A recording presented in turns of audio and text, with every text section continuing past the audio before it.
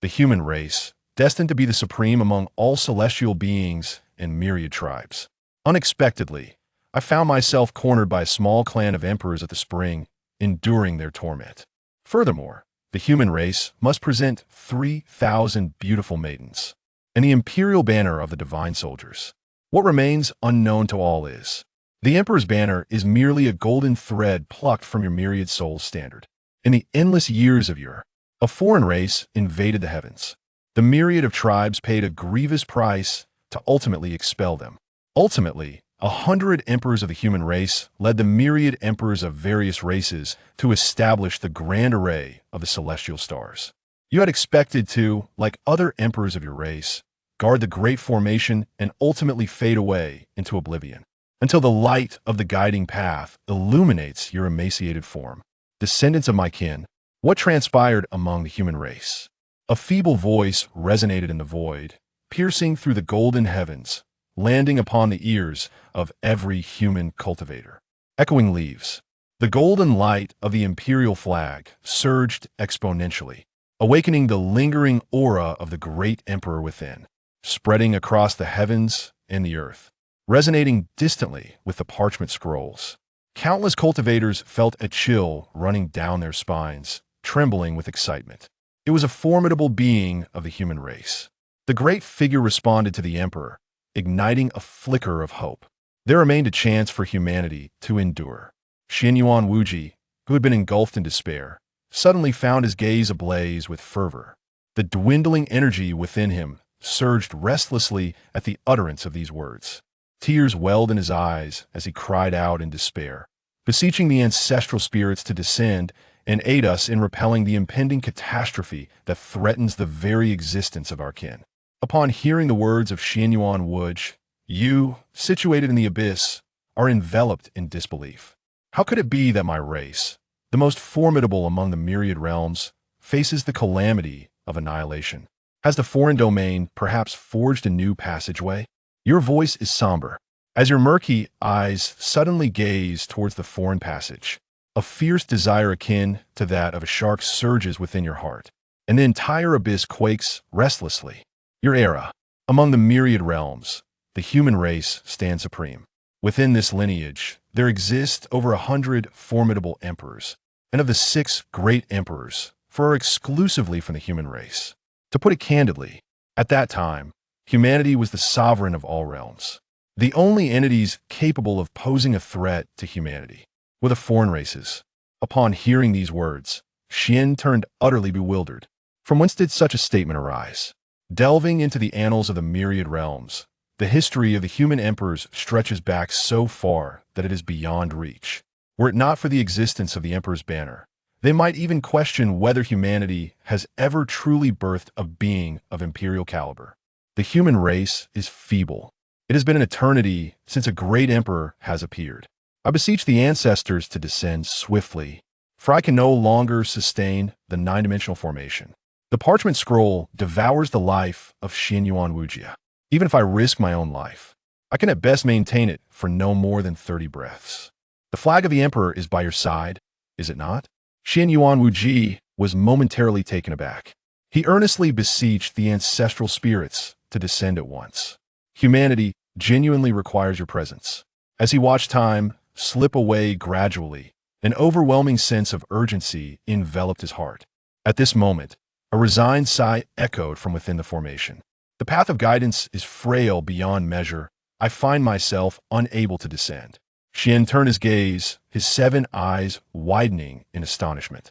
Just as he contemplated extending greetings to the esteemed elders, friends, and family, a voice emanated once more from the parchment. Since the banner of the emperor is by your side, allow me to present you with a token. As the words were spoken, the path of guidance suddenly became exceedingly arduous. Tianyuan Wuji harbored not a trace of hesitation. He promptly activated the path of guidance to return, while simultaneously, words emanated once more from the sheepskin scroll. In this moment, the emperor finds himself amidst the abyss. You must first employ the means of restraint to fend off the encroaching enemies, ensuring the preservation of our human lineage's flame. I shall promptly embark on a journey across the myriad realms. I am keen to discover which tribe possesses the audacity to conspire against our people to such an extent. The echoes of my wrath still reverberate, when suddenly, billowing black smoke emerges from the parchment. An ominous and sinister aura begins to pervade the heavens and the earth, as if an unparalleled ghostly cultivator is hastening through the teleportation array. Yet the banner of the Emperor quivers incessantly, as if it were rejoicing in jubilant celebration. Under the astonished gaze of Tianyuan Wuji, within the teleportation array, a magnificent banner of deep purple and black gradually emerged. As it appeared, the grand principles recoiled, the laws shattered, and an immense power swept across the cosmos, sending tremors through all realms and worlds alike. After the passage of over 1,000,000 years, the supreme celestial weapon, the 10,000 Souls banner, returns to the heavens. Even the mere revelation of its aura causes myriad races to tremble in fear, for it embodies the terror etched deep within the heart of the snow veins. The supreme, godless clan, the immortal clan of Ji Ku, has sensed a terrifying aura. Numerous emperors have frantically snapped their fingers to calculate, yet none can escape the instant expulsion of crimson snow from their lips, as they suffer the fierce backlash of the lean. What a wondrous treasure that even this emperor cannot fathom. Investigate thoroughly with the full strength of the entire clan. Ascertain what transpired across the myriad realms. Determine the origin of that previous aura. In the realm beyond Yin and Huang, the banner of myriad souls stands tall and imposing, exuding a terrifying aura that shakes the very heavens. A chilling wind swirls around, and shadowy figures loom in abundance. Witnessing all of this from the sidelines, the emperor of the Wangyue clan feels a surge of trepidation. A profound shock courses through him. He never could have imagined in his wildest dreams that this parchment would bring forth such a formidable artifact. The aura emanating from it surpasses that of the great emperors, leaving him with an insatiable yearning. His eyes glimmer with intense greed, for this is a celestial weapon that transcends even the imperial armaments. If I were to possess it in less than a millennium, the Wangyue clan would surely ascend to become the supreme imperial lineage. The great emperor of the Wangyue clan felt an immense sense of relief that he had refrained from obliterating Xian Zhuanwujin. Truly, the heavens favored my Wangyue lineage. Ha ha! Such a treasure shall be graciously accepted by this emperor. The great emperor of the Wangyue clan laughed heartily, and with a flicker of his figure, he appeared directly before the 10,000 Souls banner. As he extended his hand, the unparalleled might unique to the great emperor surged forth, ready to seize the 10,000 Souls banner into his grasp. However, at the very moment his palm made contact with the banner pole, an overwhelming force erupted from the myriad souls within the banner. The sheer power was so formidable that it instantly repelled him 100 miles away. The celestial weapon possessed a spirit, one that could not be grasped by mere mortals of the Snow Clan. The mysterious turn of the boundless realm left him utterly speechless. He gazed contentedly at the banner pole before him, barely a yard in height, as tumultuous waves surged within his heart. Could it truly be the legendary weapon of the Supreme Path? His knowledge was limited. The Supreme Path's imperial weapon was the most formidable armament he had ever encountered. To him, the celestial weapon was no different from myth. Salvation was at hand. Humanity was saved. Xian turned in ecstatic joy, yet soon his countenance was marred by a profound gloom. A treasure that even the emperor himself was unworthy to touch. How could he possibly wield it? Should he merely allow the officials to remain here, safeguarding the human race on their own? At the moment of his distress, the human emperor's flag suddenly soared forth, transforming into a beam of golden light that melded into the 70,000 souls. Along the edges of the purple-black flag, delicate threads of golden brilliance emerged. It turned out that the human emperor's weapon, the imperial flag, was merely a singular golden thread drawn from the banner of the myriad souls. In the realm of Tianyuan, you find yourself ensnared within the formidable barrier of the 100 emperors, your fists clenched tightly, unleashing a roar more thunderous than the very storm itself. In those days, the foreign invasion swept across myriad realms, as the 4 great emperors of humanity led the mightiest warriors of various races to engage in a fierce battle amidst the snow. They paid an exceedingly heavy price before finally driving the invaders beyond the boundary of the realms. To thwart the nefarious intentions of foreign invaders, the formidable beings from myriad races have united to establish the 100 Emperors sealing formation in this realm. In the initial moments, the foreign forces made a valiant stand against the 9, yet many great emperors fell in their desperate counterattacks. The 5 esteemed emperors, too, bore grievous wounds, their bodies weakened from the fierce confrontation. Endless years erode all who possess strength within the barrier of the 100 emperors, leaving only you, resiliently surviving by virtue of the characteristics of the sacred body of eternal life. In this realm, there are a total of 108 mighty emperors guarding it, of which 96 belong to the human race. Among them, 5 are grand emperors, and 4 of these esteemed beings are affiliated with the human lineage. Those human emperors who have fallen in this land do so with neither grievances nor regrets. In order to safeguard the myriad realms from the encroachment of foreign domains, we endure our own deprivation, obscured from the vastness of the heavens and the earth. Within this abyss, akin to a confining cage, we remain vigilant for a lifetime. Though the trials may be relentless, none have ever ventured forth from this place. Never did I imagine that I, along with others, would steadfastly stand at the forefront of the struggle in a foreign land. The human race among the myriad realms is mercilessly persecuted by countless other races, and we have reached a point where our very existence is threatened with annihilation. Those fellows, how dare they render the situation so dire? Were it not for our human race guarding the abyss, what peace and prosperity could possibly flourish across the myriad realms?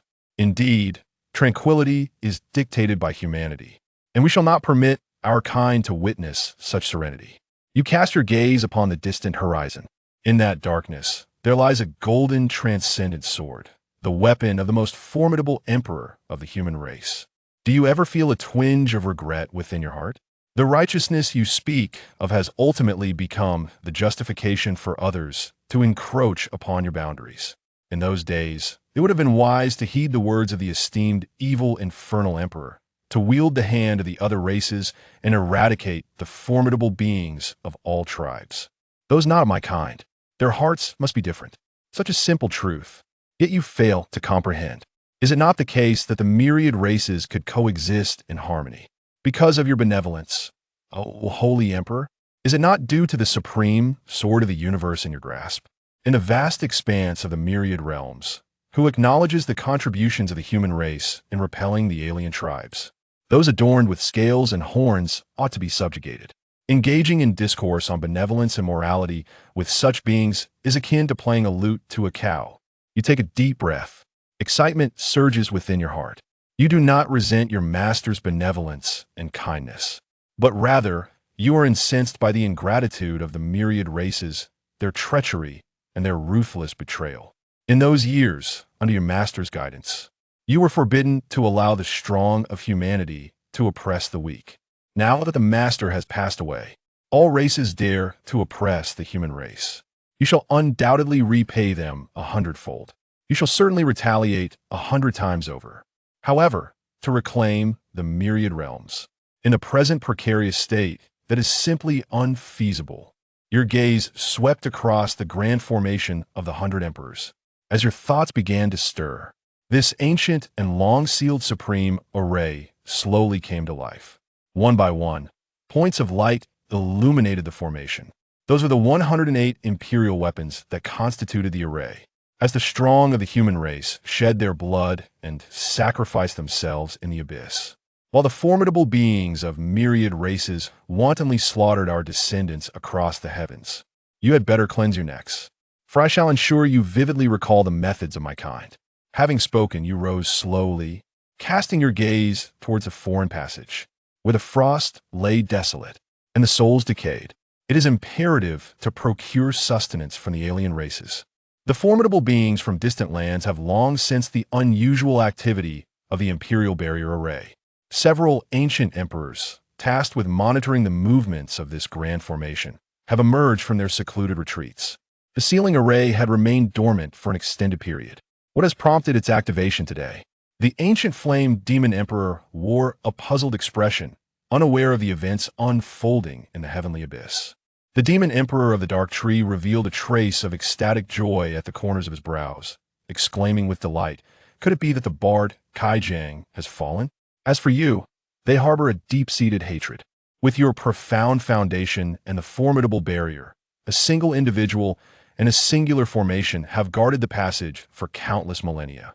Even when the emperors themselves intervene, they find themselves utterly powerless against you. It can be asserted that, were it not for your presence, they would have long since breached the myriad realms and reveled in the spoils of countless races. What is most astonishing is that, despite your mere attainment of imperial cultivation, you have, through your unique constitution, managed to endure and outlast a group of formidable foreign powerhouses. Should you cease to exist, the might of the boundary enshrouding array would significantly diminish. With the combined efforts of several esteemed emperors, it would take but a few years to dismantle it. At that time, they would march forth across the heavens, and the treasures of myriad realms would be theirs to seize. It is better not to speculate recklessly on such matters. Before 300,000 years, the pastoral song would deceive and entice. Our forebears surged into the abyss. What was the outcome? They foolishly granted him the essence of several ancient emperors to prolong his life. The Great Barrier Array is exhibiting unusual activity. This matter should be promptly communicated to several esteemed emperors. It is beyond our capacity to handle this situation. Seeing the two individuals exhibiting such fear as if confronted by a tiger, the demon emperor of the dark tree could not help but chuckle disdainfully. What is there to fear? Even if the pastoral song lacks its former glory, it remains but a vestige of a bygone era, a mere relic of the past. It is not he who is formidable, but rather the grand sealing array crafted from the profound essence of countless realms. If the pastoral song indeed possesses the power to transcend all, then why does he not dare to step into the sacred domain after all these endless years? It is not mere boasting should he, the shepherd of songs, dare to descend from the abyss to the earth. I, the dark tree demon monarch, shall ensure he comprehends the ruthless methods employed by the formidable beings of my sacred domain. With a countenance filled with pride, the dark tree demon monarch, as a newly ascended emperor-level powerhouse from a foreign realm, has traversed a millennium without tasting defeat, harboring within him an indomitable spirit. At that moment, a terrifying rift suddenly tore through the void, emanating the chilling essence unique to the abyss of dry heaven, which surged forth from the spatial fissure and spread in all directions. Ancient Flame, Demon Emperor. The golden roaring beast king was utterly astonished. What does that fellow intend to do? The passage to the abyss has unexpectedly been opened. Is it the ruse of the shepherd, or a malfunction in the sealing array? As the chilling aura of the abyss spreads, from the dark fissures of the void, you, akin to 1,000 spirits, emerge, clutching a dust-laden purple sword of ultimate power. Slowly stepping forth from the seven abysses, you find yourself beneath the foreign sky. Though you have guarded the abyss for countless ages, this marks your inaugural cut, truly entering into another realm. A breath of essence, distinctly unlike that of myriad worlds, fills your nostrils. Whispers of decay, demise, destruction, and desolation. You are but a mere obstacle to the advancement of my sacred clan, a mere pastoral song. The dark tree, demon emperor, Samlin, instills fear within you, causing your breaths to quicken. An uncontrollable aura surges around you, your robes billowing incessantly, and within your eyes burns a fierce desire for battle. You surveyed the formidable dark tree demon emperor and then turned your gaze towards the golden howling beast king and the ancient flame demon emperor, your expression tinged with disappointment. The higher-ups from this foreign realm exhibit an unsettling caution. It is rather disheartening that such a grand sealing formation is guarded by merely 3 great emperors. This scarcely suffices. Taking a deep breath, you calmly declared your intent. I must hasten my journey home. You 3 may confront me together. After all, even the smallest mosquito is still a morsel of flesh. Adhering to the principle of not arriving empty-handed, you resolve to utilize these 3 great emperors as offerings for your feast. The dark tree demon sovereign's countenance suddenly darkened. I alone am sufficient, he declared. The sacred tree's drooping branches and leaves faded into oblivion. with both hands raised to the heavens. A surge of demonic energy erupted within him, manifesting as a towering obsidian willow tree. Behind him, its branches swaying in the wind, a divine might unparalleled.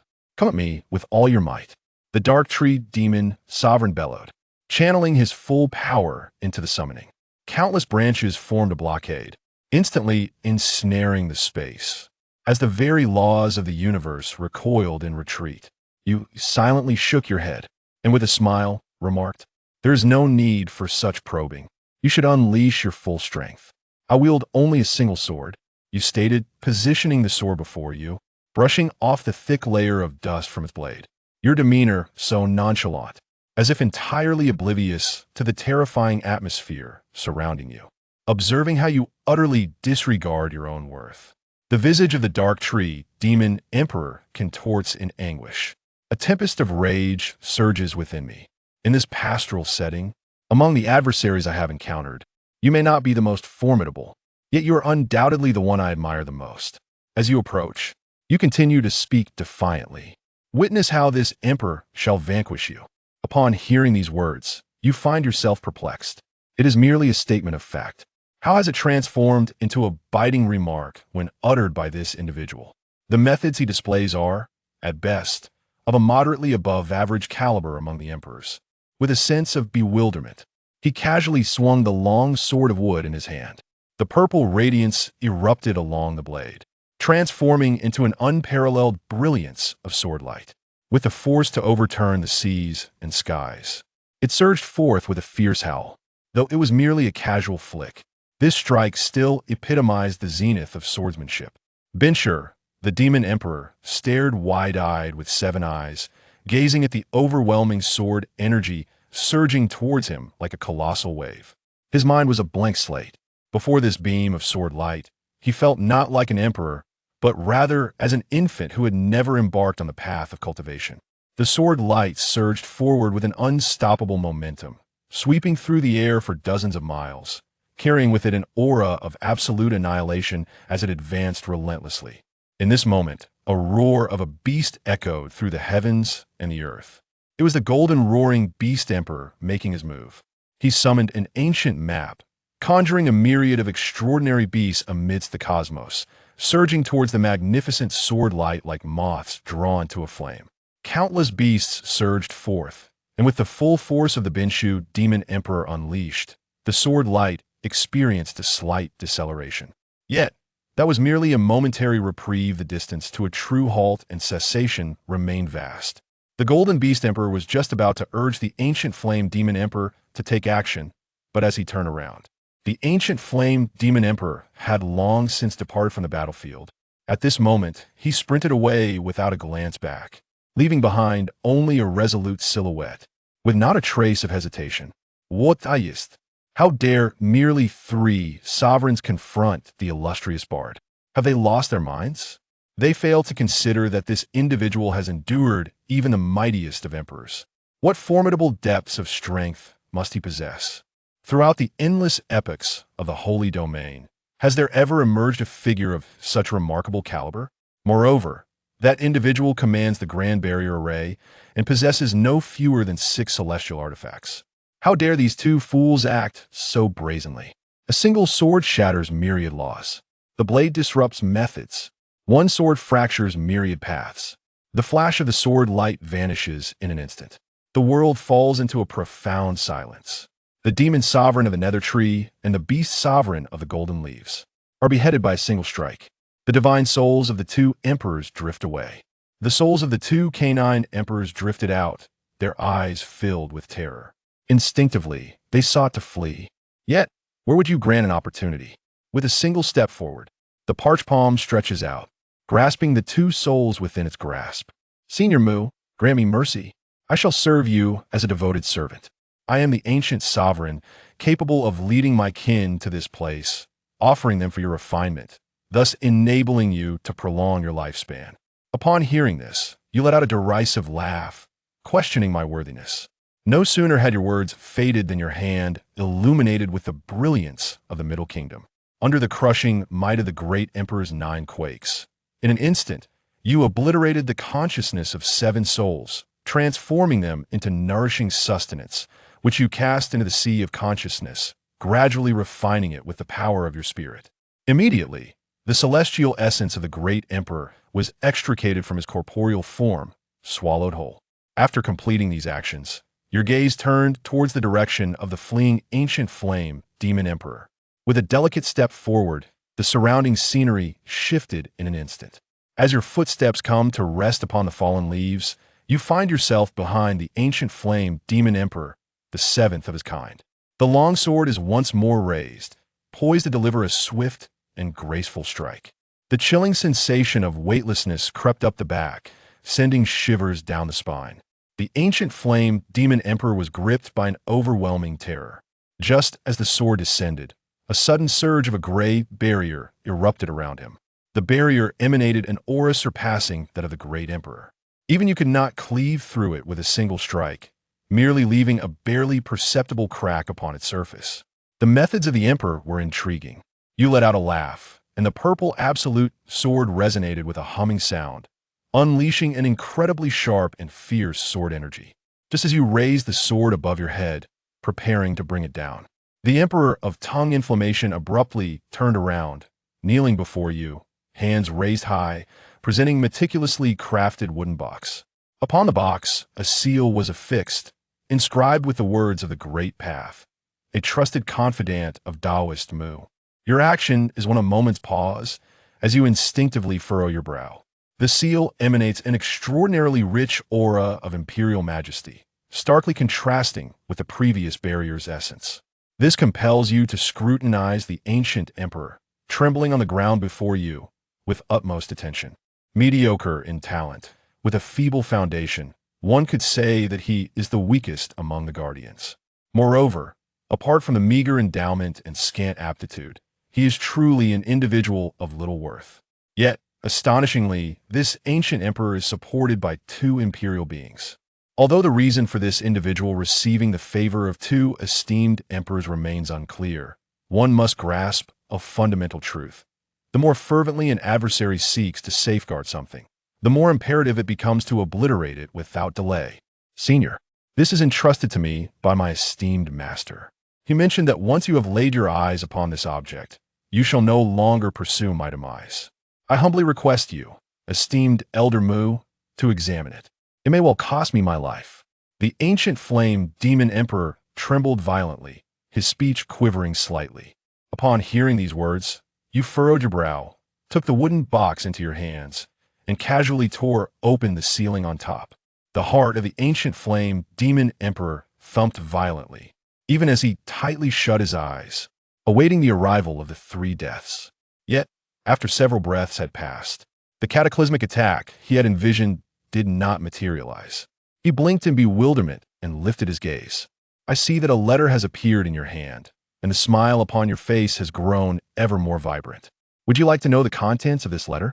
Although curiosity has reached its zenith, the ancient flame demon emperor comprehends that there are certain matters that should remain beyond his gaze.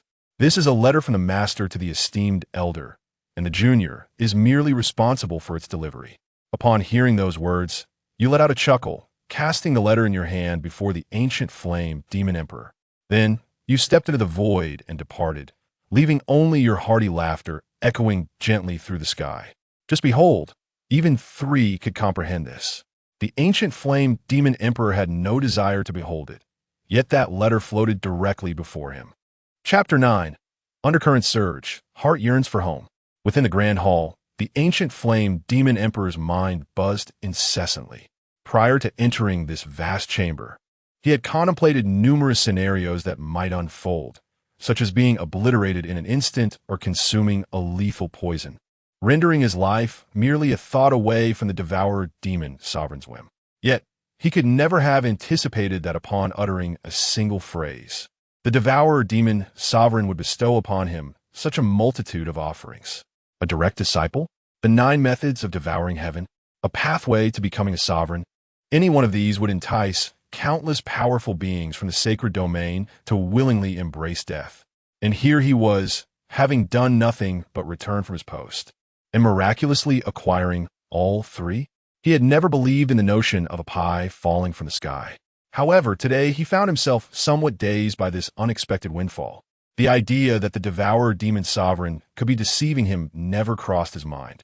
As a supreme powerhouse of the sacred domain, he was acutely aware that, regardless of his own limited background, even those with unparalleled talent and who had reached the pinnacle of the emperor's path remained insignificant in the eyes of the demon sovereign unless they had crossed that critical threshold.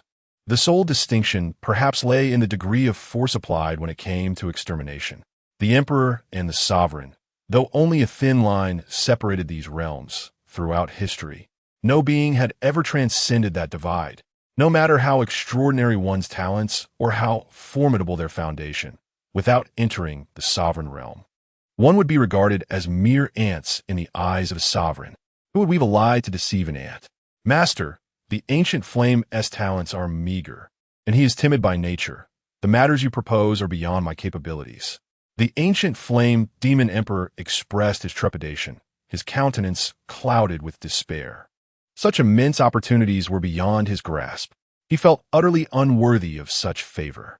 The smile on the devourer demon sovereign's face deepened as he spoke slowly. You are precisely the successor I have chosen. Your previous task of observing the seal boundary array was merely a test. Your return signifies that you have passed my trial.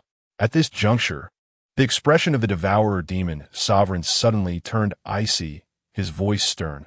Or do you believe that you possess the right to refuse my words? The ancient flame demon emperor's face stiffened.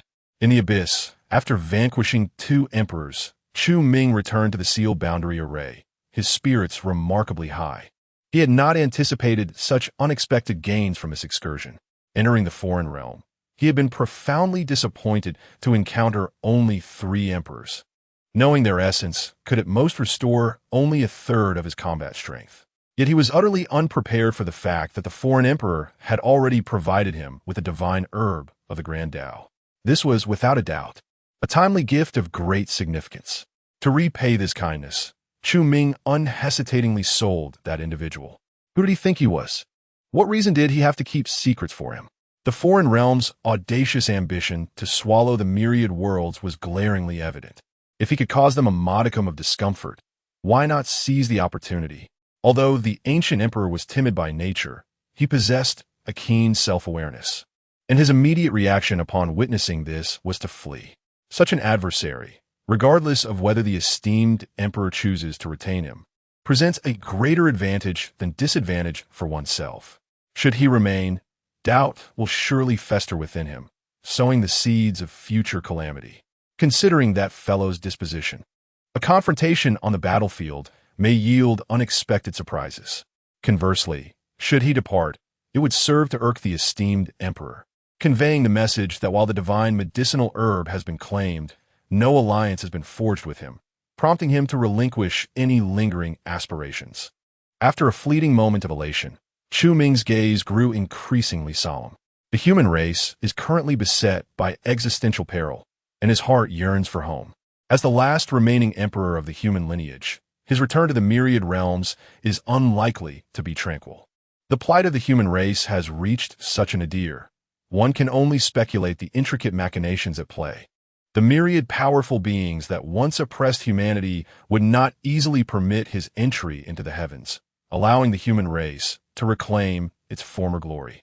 Fortunately, having dispatched the 10,000 souls banner previously, which serves to protect humanity and simultaneously attract the attention of powerful foes, the obstacles to my return should be significantly alleviated. Chu Ming furrowed his brow. Although the prowess of the celestial artifact is unparalleled, it remains merely an object. Should an emperor-level being intervene, it could be refined within a month. Time is of the essence. Chu Ming retrieved the wooden box given to him by the ancient flame demon emperor, his gaze icy.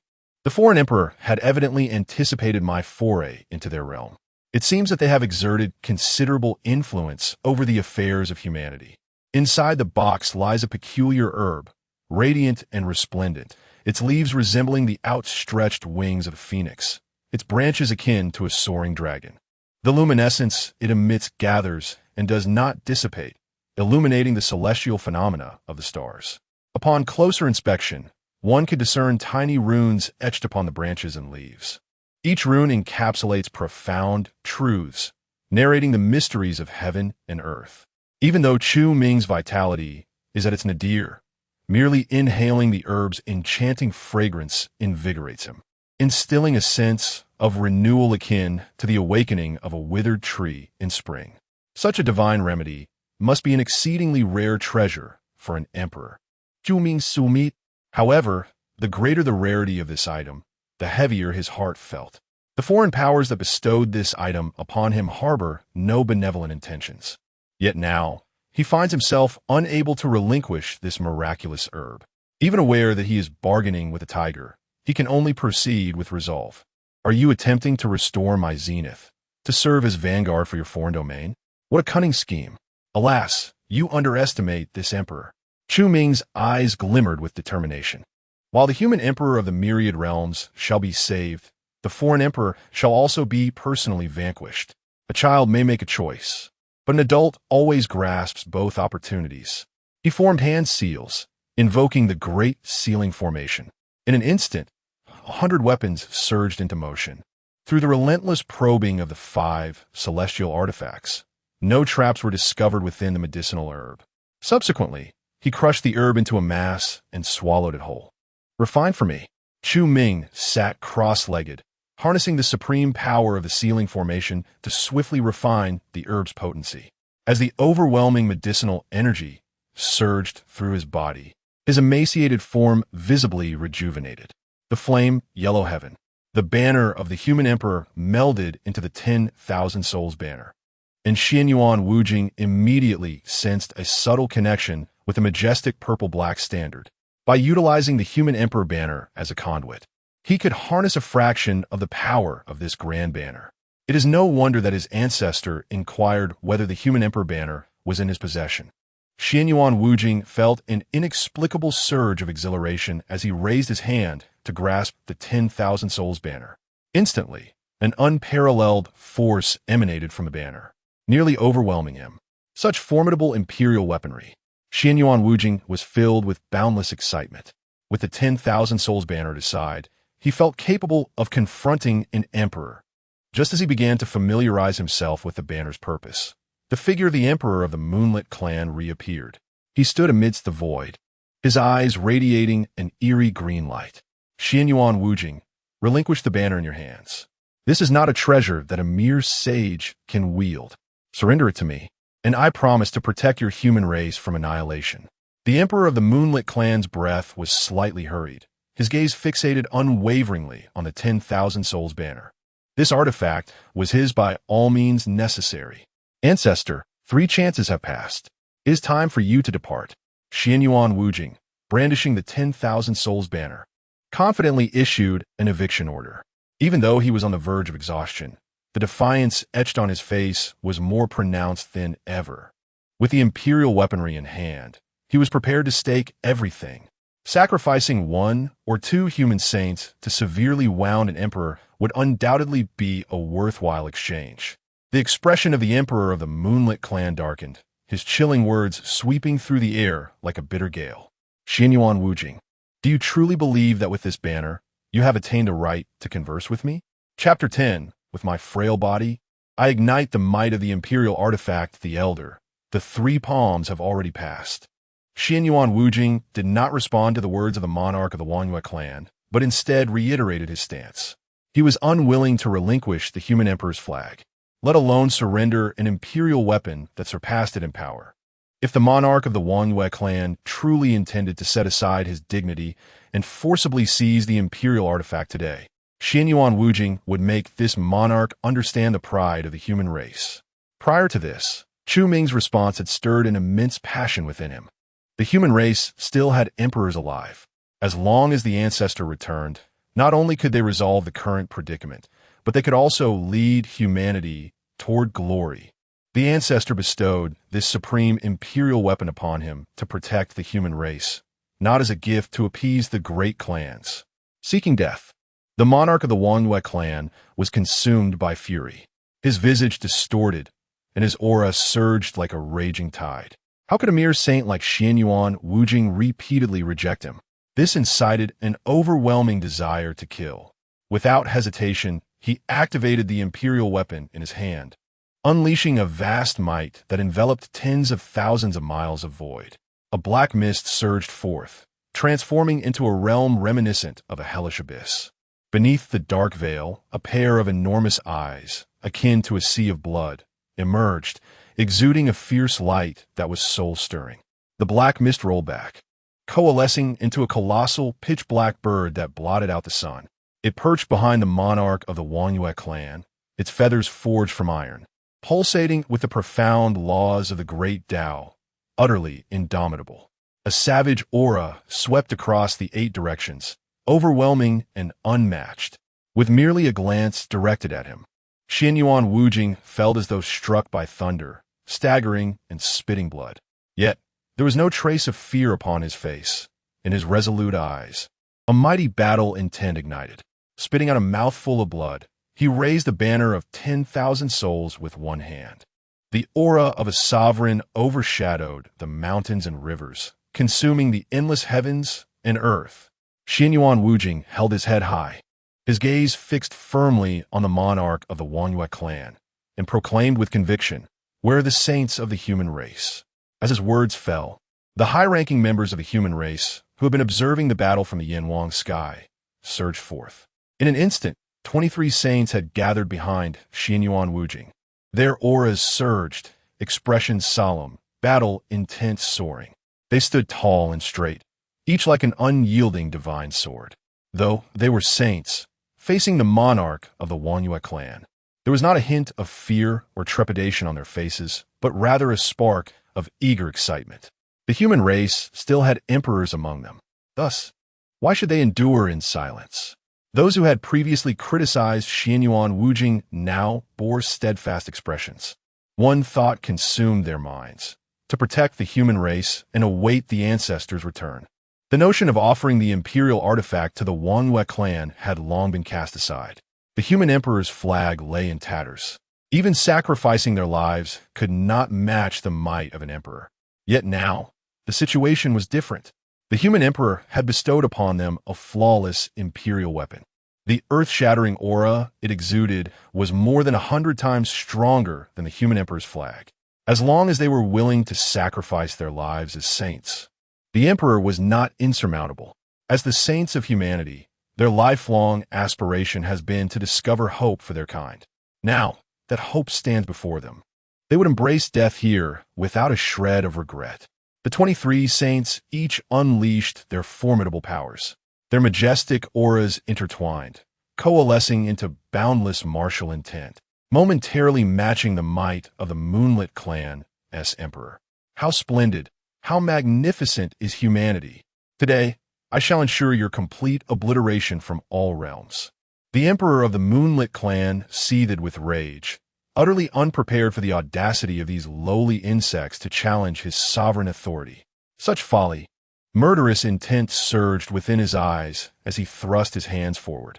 A dark, otherworldly bird let out a piercing cry, unleashing a sound sharp enough to rend souls. The saints were momentarily dazed, their senses overwhelmed by the sonic wave. Seizing this fleeting opportunity, the strange bird flapped its colossal wings, stirring an infinite tempest. Simultaneously, its massive form, exuding cataclysmic power, hurtled towards the realm of Yin and Huang. 2 assaults, one after the other. Each bore the capacity to shake the heavens and the earth, an existence far beyond the reach of mere saints. With my frail body, I ignite the Emperor's artifact's might. As peril loomed, 3 aged saints, their hair as white as snow and devoid of teeth, transformed into streaks of light, crashing into the soul banner. Offering their lives as a sacrifice, they awakened the artifact's power. The soul banner trembled violently, its myriad runes shimmering incessantly. An overwhelming force surged through the 8 directions. Dark phantoms erupted from the soul banner, their chilling presence permeating the cosmos.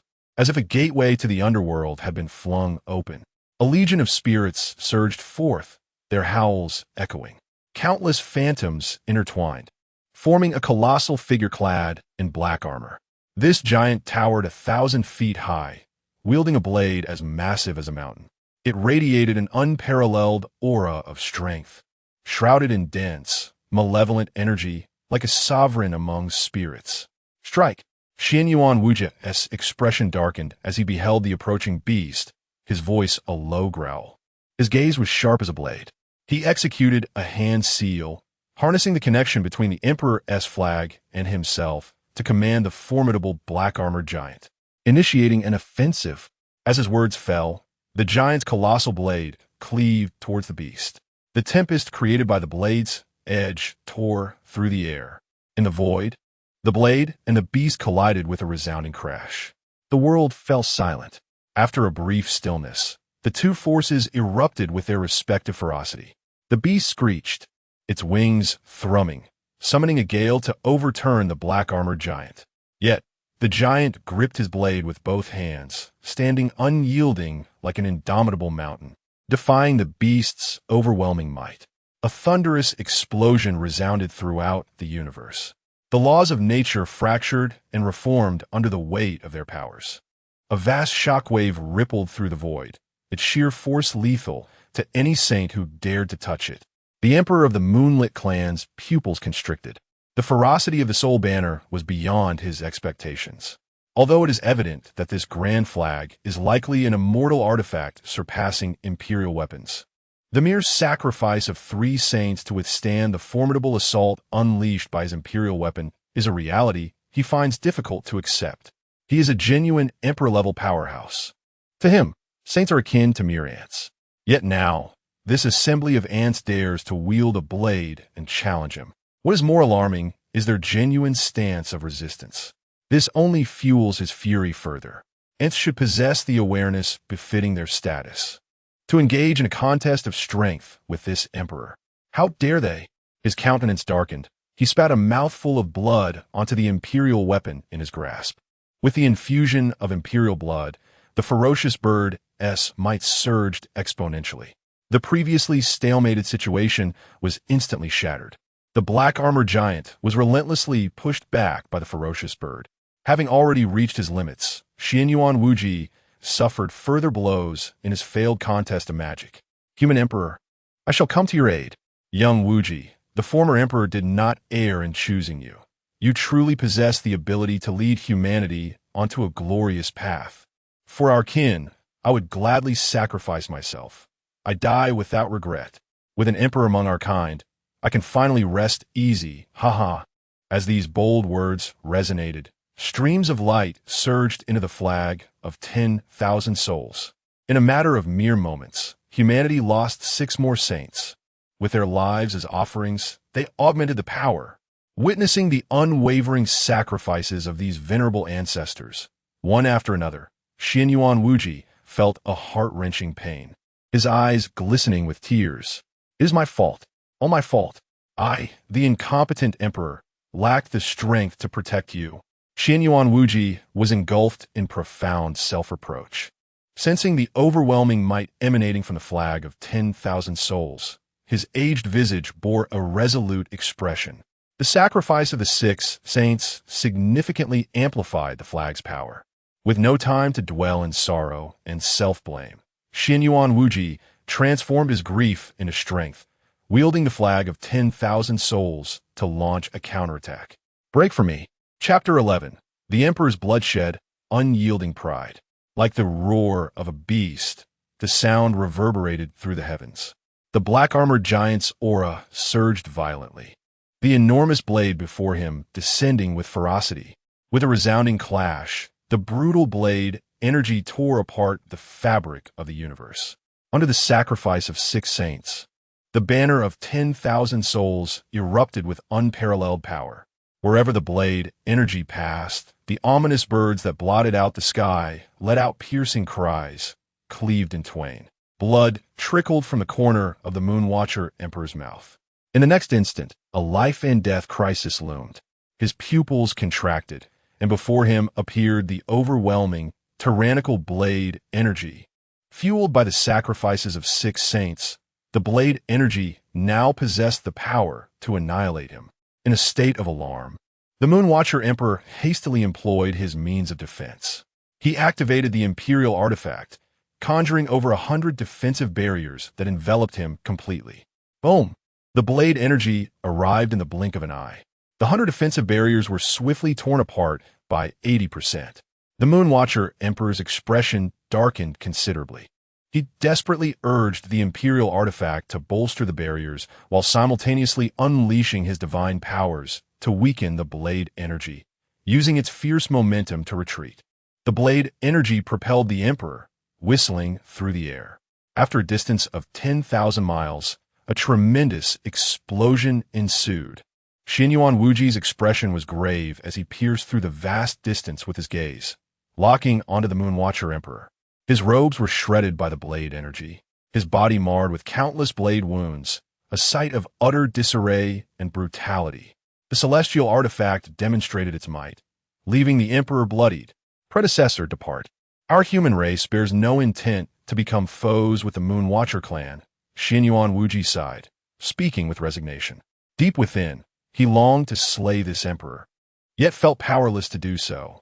Activating an imperial artifact necessitated the sacrifice of a saint's life. The power derived from the sacrifices of 6 saints had been insufficient to obliterate him. Should they continue to fight, the losses to the human race would be incalculable. With only 23 saints in total, 9 had already perished during their brief skirmish. Such a toll was far too severe. Gripping the banner of 10,000 souls tightly, Tianyuan Wuji's heart was heavy with contemplation. He had initially believed that 1 or 2 saints could gravely wound the emperor. Yet after this battle, he realized his understanding of the emperor was woefully superficial. The power unleashed by the banner of 10,000 souls far exceeded his expectations. Yet even so, it had failed to eradicate this emperor. Was this truly the might of an emperor? Tianyuan Wuji furrowed his brows deeply. Such achievements in battle were entirely reliant on the banner of 10,000 souls. Without this imperial artifact in hand, judging by the strength the emperor had previously exhibited, not only 9 saints, but even the entirety of the human race's saints would likely fall without leaving a mark on the emperor. In this moment, he finally comprehended the vast chasm between an emperor and a saint. They were not even beings of the same echelon of existence. It was akin to an ant confronting an elephant. Such power emanated from merely a single object. That ancestral figure of the human race must have been an exceptionally formidable presence among emperors. Tianyuan Wuji's thoughts raced. Opposite him stood the pinnacle of combat prowess. The emperor coupled with the imperial artifact, yet even they had been severely wounded by the banner of 10,000 souls. One can certainly envision that the artifact in one's grasp is an exceedingly formidable entity. Were I not a saint, but rather an emperor, it is likely that with this grand banner, I could effortlessly suppress the emperor of the Moonlit clan. What level of strength must one possess to forge such a terrifying object? With such a powerful being in command, the human race would be devoid of worries. Depart? That is not entirely impossible. As long as you relinquish the grand banner in your hands, I would consider sparing a path for humanity. The arrogant laughter of the Moonlit clan's emperor reverberated through the void, his words dripping with domination and arrogance. Tianyuan Wuji was momentarily taken aback. The lines of his aged face gradually darkened. He never imagined that the emperor of the Moonlit clan would utter such words. The human race had already demonstrated a strength comparable to that of an emperor. Continuing the battle would only lead to mutual devastation. Retreating now would be the wisest choice for the emperor of the Moonlit clan. Yet, this old fool seemed intent on engaging in a relentless confrontation with humanity. Predecessor, do not force my hand. The current human race is no longer the pliable fruit it once was. Tianyuan Wuji gritted his teeth, the flames of fury dancing in his eyes. If this old fool truly intended to fight to the bitter end, the human race would pay an exceedingly heavy price. The remaining saints of humanity were still relatively young, possessing the potential to ascend to the status of emperor. This was the hope for humanity's rapid rise. Should they fall, it would be an immense loss for the human race. The figure of the emperor of the Moonlit clan transformed into a streak of light, rushing forth from the void. I shall force your hand, Tianyuan Wuji. Immediately surrender the grand banner in your possession, or I shall ensure that your human race is erased from all realms today." Standing proudly in the void, the emperor of the Moonlit clan gazed down upon Tianyuan Wujia, issuing his threat. Despite having sustained grave injuries, his haughty demeanor remained entirely unaffected, as if that level of injury was of no consequence to him. Tianyuan Wujia's countenance darkened, with murderous intent surging in his eyes. Did he truly believe that humanity could not vanquish him? He was utterly convinced that the grand banner in his hands possessed the power to subdue even an imperial powerhouse. However, to unleash that power required an exorbitant cost. As the emperor of humanity, he was unwilling to sacrifice the lives of his kin to wield that force. With the ancestors on the verge of returning, humanity was destined for brilliance. At this juncture, trading a saint's life for an emperor's was not a sound bargain. A derisive smile graced the lips of the emperor of the Moonlit clan as he regarded Tianyuan Wujia with disdain, casually stating, "Do you dare?" Tianyuan Wujia was suddenly taken aback, as though a million thunders had roared through his mind. His spirit and vitality felt as though they had been siphoned away, leaving him diminished. "Do you dare?" The weight of those three seemingly light words struck Tianyuan Wujia's heart like a heavy hammer, causing his confidence to evaporate in an instant. The Moonlit clan is an imperial lineage. A race worthy of the title emperor cannot possibly consist of merely one emperor. Even if humanity exerted all its strength, they could at most keep this emperor in place. But would the Moonlit clan remain indifferent in the face of an emperor's demise? The answer is unequivocally no. The fall of any sovereign emperor inevitably incites a frenzied retribution from their kin, should they possess the strength for vengeance. Not only would the entire imperial lineage seek retribution, but even the emergence of another emperor could suffice to obliterate the realm of Yin Huang from the myriad worlds.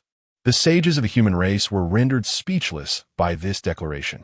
Their once fervent fighting spirit was doused like a blazing fire extinguished by a deluge of icy water, leaving them disheartened and stifled. They felt an indescribable frustration. Although they had the means to confront this individual, they lacked the audacity to do so. Should this emperor fall here, the human race would face annihilation. The Wangyue clan would undoubtedly dispatch an emperor to utterly eradicate humanity. Observing the human leaders, who appeared as if they wished to devour him alive, yet were helpless to act, the Wangyue emperor was filled with immense delight. "Ah, this expression is splendid." He laughed heartily for a considerable time, casting a disdainful gaze upon Tianyuan Wuji, proclaiming imperiously, "Present the great banner to me." Tianyuan Wuji clenched his fists, his teeth nearly grinding into dust. At last, the situation had bizarrely reverted to its origin, the persistent dilemma, to offer the imperial weapon or not. Previously, he had resolved to burn his boats, for the human emperor's banner represented humanity's last hope. Yet the circumstances had shifted. An emperor of the human race still existed. Once he returned, humanity would surely ascend to glory. To now choose a desperate battle would be an exceedingly foolish decision. Regardless of the outcome, extinction loomed near for humanity. Victory would invite the might of the Wangyue clan to descend, while defeat would spell immediate obliteration. Tianyuan Wuji wore a conflicted expression, gazing at the Wanhun banner in his hand, ensnared in an endless quandary. Suddenly, a figure appeared silently beside the Wangyue emperor, standing shoulder to shoulder with him. Clad in a flowing white robe and wielding a folding fan, he bore a countenance akin to a jade crown, with sharp brows and bright eyes, exuding the charm of a dashing young gentleman. Astonishingly, none of the human powerhouses present had sensed this individual's arrival. Even as he stood before them, their perception remained utterly blank. This revelation sent shivers through the hearts of all present. Undetectable by their senses, yet possessing the stature to stand alongside the emperor, this dashing young man was undoubtedly a formidable emperor himself. Another sovereign had descended upon the realm of Yanhuang. Chapter 12. Flesh and Blood. One burn is enough. White Phoenix, you have arrived rather late. The emperor of the Wangyue clan cast a sidelong glance at the handsome youth, his tone laced with reproach. The moment he beheld the Wanhun banner, he had employed a secret technique to summon the White Phoenix emperor for assistance. However, he could not comprehend why. Given White Phoenix's swiftness, he arrived so belatedly. This unsettled him, as it felt as though his words had not been taken to heart. The White Phoenix Emperor curled his lip in response, offering an explanation. I was delayed by matters concerning the cold moon. His gaze then fell upon the Wanhun banner held by Tianyuan Wuji, and he remarked with a smile, "Indeed, such a formidable aura undoubtedly signifies an immortal artifact." Buzz. The term immortal artifact struck like a thunderclap within the hearts of the human sages. Tianyuan Wuji's eyes widened in disbelief as he stared at the Wanhun banner in his grasp. An immortal artifact? Such legendary entities are forged solely by the emperor and possess the power to disrupt the balance of yin and yang, overturning the very heavens. Although his experience was not extensive, he understood that the number of emperors across the myriad realms did not exceed a mere handful. As for immortal weapons, they were scarcely fewer in number than those of the emperors. A shiver ran down Tianyuan Wuji's spine, and his breath quickened. An immortal weapon? This meant that the ancestors were emperors? Indeed, only an emperor could possess an immortal weapon. This banner must never be relinquished, even at the cost of his life. He vowed to safeguard this grand banner for his ancestors and for the human race. He gripped the Wanhun banner tightly, subtly retreating to stand before the assembly of sages. At that instant, the human populace was imbued with an inexplicable fervor.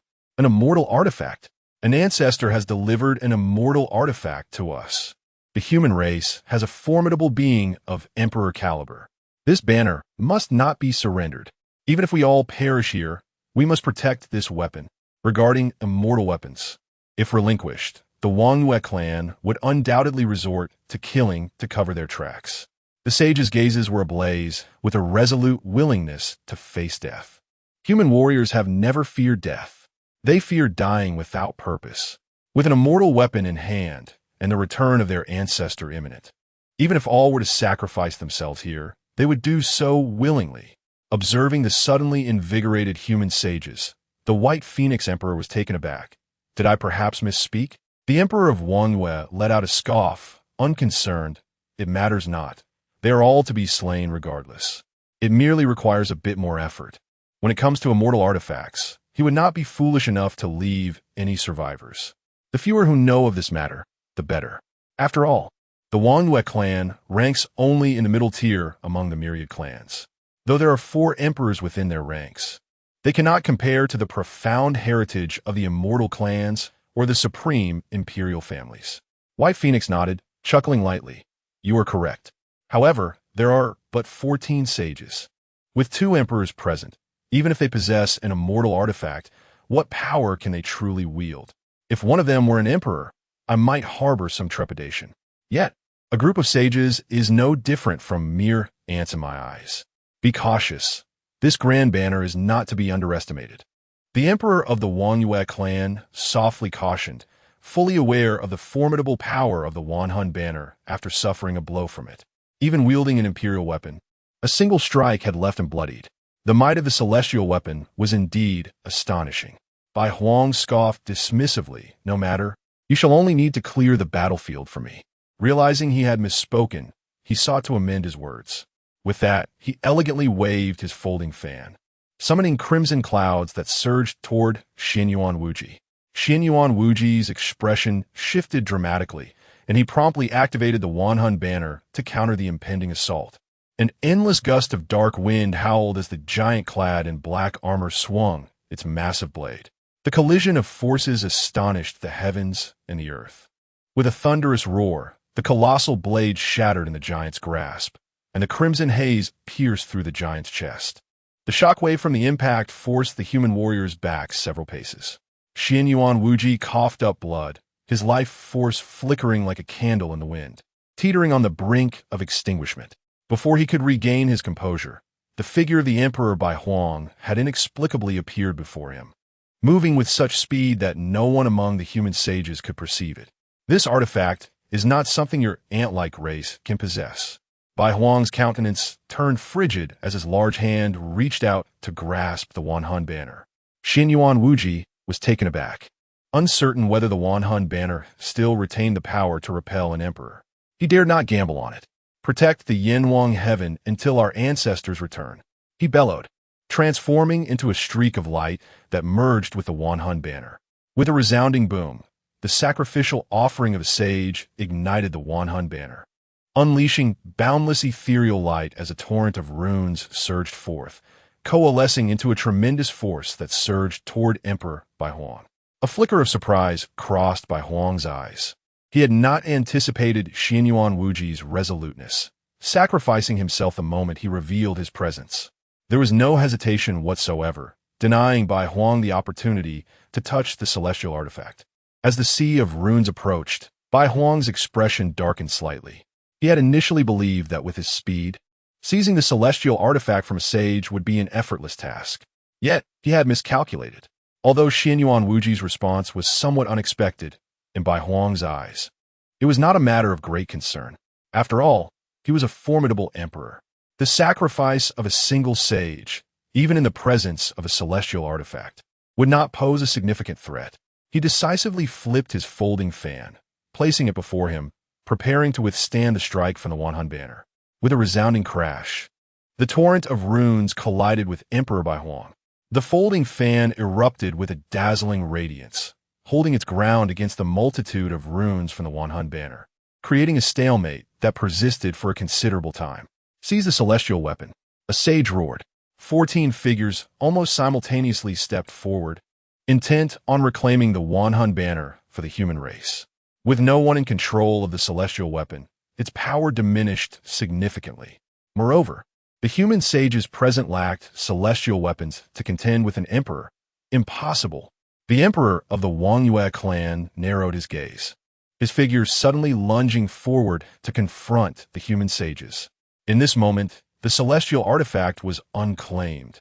With only Tianyuan Wuji's sacrificial power insufficient to inflict harm upon Bai Huang, he sought to seize the present moment and annihilate all the saints of the human race in this realm. Thus, with the celestial artifact rendered powerless, it would become a mere possession of the Wangyue clan. The great Emperor Bai Huang understood this principle and immediately exerted all his strength, unleashing unparalleled might, creating a terrifying shockwave that repelled the human saints from approaching the Wan Soul banner. Send me forth, at any cost. A remarkably young saint roared. His name was Yi Tianlan, a natural-born saint body, a direct disciple of the human emperor Tianyuan Wuji. Having practiced for merely a millennium, he had ascended to the realm of saints, making him the most promising candidate to challenge the emperor, with all saints placing their hopes upon him. In this moment, he manifested the power of his saint body, transforming into an extraordinary divine sword, charging toward the Wan Soul banner. However, the shockwave produced from the clash between the great emperor and the celestial artifact surged forth like a torrential river, making even the slightest advancement exceedingly arduous. Tianlan, I shall pave the way for you, a middle-aged saint proclaimed fiercely, stepping forward with his flesh and blood, forcing his way into the heart of the shockwave. Flames erupted from his body as he thrust his hands forward with great force. Withstanding the might of the emperor, in but an instant, his body cracked like porcelain. The saint's desperate push, even against the emperor's power, managed to carve a path toward the Wan Soul banner. Yet, the beginning of this pathway was obstructed by his mountainous frame. Pass over me, quickly. The divine sword, weeping and shrieking, pierced through the saint's body. You wish to seize the celestial weapon. This emperor has not consented. Just as the divine sword was about to make contact with the Wan Soul banner, the great emperor of the Wangyue clan suddenly descended. The emperor's overwhelming presence bore down, and Yi Tianlan, in his sword form, was struck by a bolt of divine retribution, his figure being forced back. Yet, he halted his retreat after merely a foot, not through his own resolve, but due to the combined efforts of 12 saints behind him, who dissipated that force. That is the weapon of our human ancestors. Were you to require my consent? Accompanied by a furious roar, the 12 saints advanced, positioning themselves before Yi Tianlan without a moment's hesitation. 12 figures simultaneously ignited with blazing flames. Using their flesh, cultivation, and souls as fuel, they exchanged it for a momentary surge of power. In this instant, the void trembled. The inferno illuminated the darkness of the void, Beyond the flames of Huang and Yin, the crimson clouds filled the sky. The 12 saints, consumed by their own flames, prepared to confront the emperor. Their flesh and blood, burning once, was all that was needed. Chapter 13. The Fall of the Saints. Humanity on the brink. A thunderous roar erupted, devoid of excess verbiage. The 12 saints ignited their very essence, stepping forth with resolute determination to confront the emperor of the Moonlit clan. It had long been said that the emperor dominated the realm. Today, Lu seeks enlightenment. Curse your lineage. May you read less. Even in the face of peril, such decorum. Moonlit clan, I defy your ancestors. Taste the bitterness of a millennium-old phlegm. Ha! Spit. The human realm shall endure. The flames of Yin and Huang shall never extinguish. Moonlit clan, what you have wrought upon my people this day shall be avenged 100-fold upon the return of our ancestral spirits. I shall await you on the path to the underworld. At that time, I shall offer you another taste of my bitterness. Radiance erupted across the sky. The 12 saints unleashed their full might, showcasing their profound abilities. The cosmos trembled, and the very fabric of reality was torn asunder. An overwhelming force transformed into a deluge of lethal strikes, surging toward the moonlit emperor. They understood well the vast chasm between the emperor and themselves. Even with their utmost efforts, they could at best delay the emperor for mere moments. The emperor of the Moonlit clan gazed upon the 12 fearless saints, his countenance as dark as a tempest. The glow of a firefly dares to contend with the brilliance of the full moon. He extended his palm, summoning the imperial weapon within. Instantly, a shroud of darkness, akin to a whip, lashed out toward them. For the emperor, to slay a saint was a trivial task, especially with an imperial weapon at his disposal. In just a few fleeting moments of confrontation, 2 saints fell, their blood staining the void. Their bodies were pierced by the black mist, leaving not even a fragment of bone intact. Kill! Kill! Kill! The demise of 2 saints did not instill fear in the remaining warriors. Having ignited their souls, there was no path of retreat. As the 12 saints clashed with the emperor, Tianyuan pressed onward, mere yards from the soul banner. Yet, that distance felt insurmountable. He burned his essence and flesh, pushing his sacred body to its utmost limits. Not enough. Not enough. I must break through. Break through. Tianyuan's visage contorted with ferocity, his eyes ablaze with crimson fury, resembling a frenzied beast. Boom! His soul ignited in flames. In an ultimate exertion of potential, his sacred form shattered constraints, erupting with a resounding cry of the sword. A rune of swordsmanship materialized upon his brow. The tremendous sword intent contained within suddenly erupted, exuding a terrifying edge capable of severing all, cleaving through the tidal wave of energy before him, carving a path toward the soul banner. In a moment of despair, Tianyuan surged forth like a ravenous wolf toward the soul banner. The Emperor Bai Wang sought to intervene, yet Tianyuan's piercing gaze rendered him momentarily paralyzed. It was in that fleeting instant of distraction that the spectral Tianyuan grasped the soul banner. Saints of humanity, return. With a single hand upon the soul banner, Tianyuan was enveloped in the fearsome sword intent that could rend the very heavens and earth. As his furious roar resounded, the remaining power within the banner of 10,000 souls erupted in full force. A chilling, eerie wind swept through, and countless spectral souls spiraled forth, launching a fierce assault against the great emperors of the White Phoenix and the Moonlit clan. The banner shimmered with radiant golden threads. The Emperor of Humanity, bearing the collective wishes of his people in a sacrificial offering, unleashed the might of the immortal artifact, shaking heaven and earth. Even the great emperors were compelled to evade its brilliance.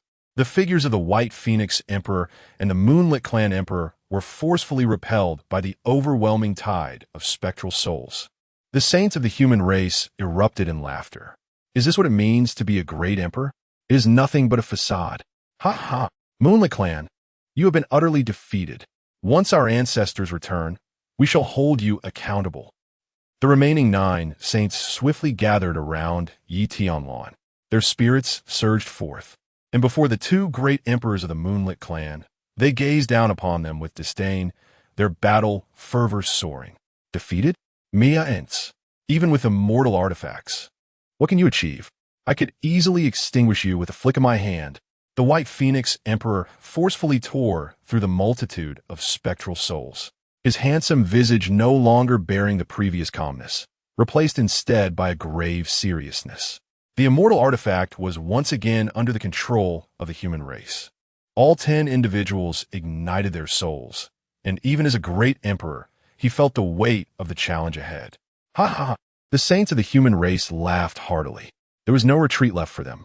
Having ignited their souls, even if they ceased now, they would only prolong their existence for a few fleeting years. The 9 saints cast a fleeting glance at Tianyuan beside them. There were sighs, regrets, and a sense of relief. Amidst the intertwining emotions, one saint slowly spoke. Tianyuan, the future of the human race now rests upon your shoulders. Forgive us, these old ones, for placing such a heavy burden upon you. We entrust this to you. Young Yi, with a sigh, the saint's lips curled into an encouraging smile, which, in the tear-blurred eyes of Yi Tianyuan, erupted into a mist of blood, merging entirely into the banner of 10,000 souls.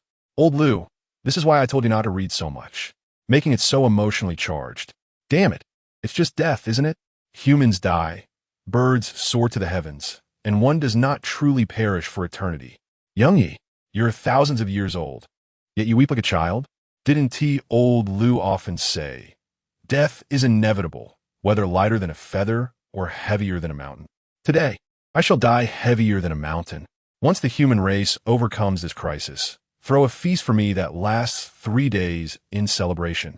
Having spoken, he suddenly shook his sleeves, casting a disdainful glance at the White Phoenix Emperor and the Moonlit Clan Emperor, scoffing. So you are great emperors, are you? If you have the ability, do not flee. Boom! His body exploded, the blood mist merging into the banner of 10,000 souls. Boom, boom, boom. 9 successive thunderous sounds reverberated through the void. Yi Tianyuan's tears had dried, and with the successive sacrifices of the 12 saints, he was plunged into madness. Ha ha! It is merely death. What is there to fear? He howled towards the heavens. In his hand, the banner of 10,000 souls erupted with a torrent of crimson light, illuminating his fearsome and contorted visage. The might of the celestial weapon swept across all directions, as the surrounding laws and pathways continued to shatter. The 24 revered sages emerged from the realm of Yanhuang, yet now, he remained, a solitary figure lost in the void. A surge of sword energy erupted from his being, harmonizing with the runes upon his brow, unleashing an overwhelming force of slaughter. This individual was determined to fight with all his might. Retreating from the onslaught, the emperor of the Wangyue clan felt a surge of dread, hastily withdrawing his presence. With the extinction of the human race's sages, Yi Tianyuan was prepared for a desperate strike, wielding the power of an immortal weapon to drag an emperor into the abyss alongside him. Once bitten by a serpent, one fears even a rope for 10 years. Having suffered a grave loss previously, he dared not linger for even a moment upon witnessing Yi Tianyuan's reckless resolve. Already wounded, another blow from an immortal artifact would surely spell his doom. Even if he were fortunate enough to survive, advancing in this life would be an arduous endeavor. He was burning his very soul and could not endure for long. Once he had expended his essence, that immortal weapon would rightfully belong to our Wangyue clan. The great Emperor Baiwang was also struck by the formidable presence of the Wanhan banner.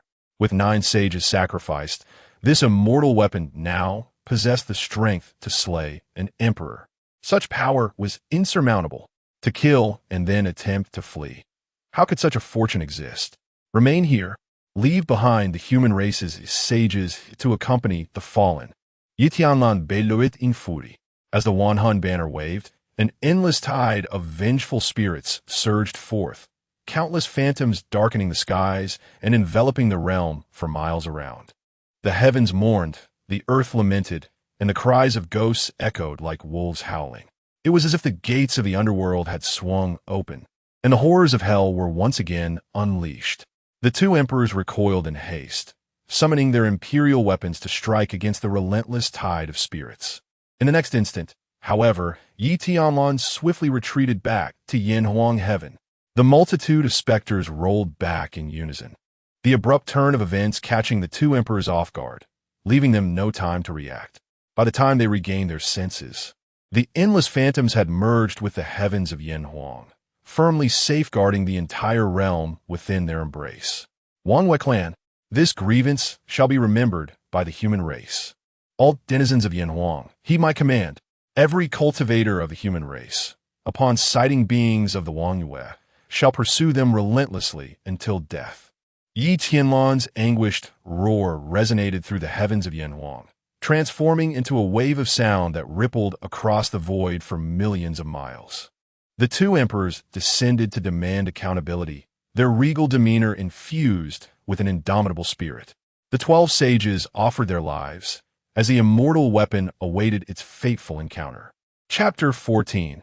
In the protection of humanity, how infuriating. That fellow was not genuinely seeking to risk his life. He aimed to harness the power of the celestial artifact to safeguard the flame, yellow realm, and protect the essence of humanity. The expression of the emperor of the moonlit clan darkened. Initially, he believed that Yi Tianlan intended to utilize the sacrificial strength of the 9 saints to activate the celestial weapon, dragging an emperor to the underworld. However, contrary to appearances, the seemingly irrational Yi Tianlan harbored a different intention altogether. He sought to employ the celestial artifact's power to shield the flame emperor. The 9 saint sacrifices had fully catalyzed the celestial weapon's strength. Now, it was interwoven with the domain and the laws of the great Tao, transforming into a formidable protective formation. The defensive capability of this realm had been elevated by more than 100-fold. Even we cannot breach it in a short span. Bai Huang's countenance was exceedingly grave. At this moment, the flame-yellow realm was shrouded by countless restless souls. The protective force emanating from the celestial canopy was formidable enough to challenge even an emperor. This left both emperors in a state of anxious urgency, with the emergence of the celestial weapon causing tremors across the heavens. Countless powerful beings were undoubtedly attempting to discern its location. Although the Moonlit clan had an emperor sealing the heavenly secrets, this would not hold for long. Once the secrets surfaced, numerous emperors would inevitably converge upon this place. The allure of the celestial artifact would attract unparalleled imperial clans and immortal lineages. At that time, the ownership of the celestial weapon would no longer pertain to the Moonlit clan. Currently, the Moonlit clan held the advantage and must act swiftly to secure the celestial weapon. Bai Huang, what shall we do? The emperor of the Moonlit clan spoke with urgency. The hope for their clan's ascension lay before them, and he was reluctant to relinquish it. I shall return to the clan immediately to assist Han Yue in sealing the heavenly secrets with all my might. You must send word to Tianxing, instructing him to bring the clan's imperial artifact. We must completely enshroud the flame-yellow realm. With his foundation, he could separate the celestial artifact in no more than 10 days. The Emperor Bai Huang furrowed his brows. He understood that Xianxin and Tianxing had always been at odds. Yet, in the face of the celestial artifact, personal grievances must be set aside.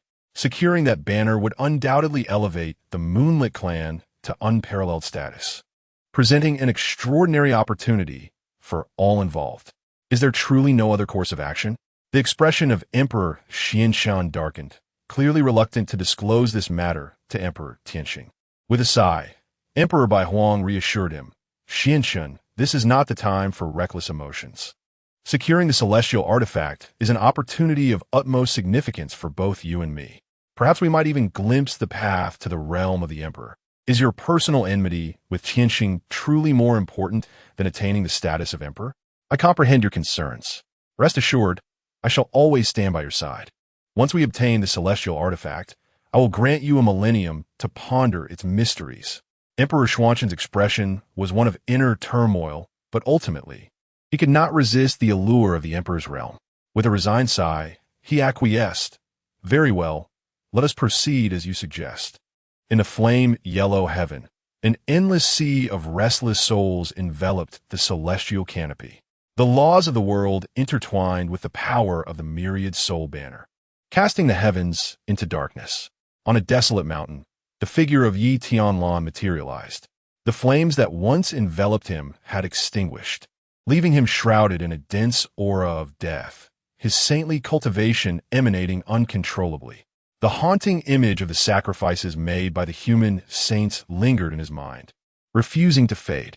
With a sorrowful smile, Yi Tianlan coughed up blood once more.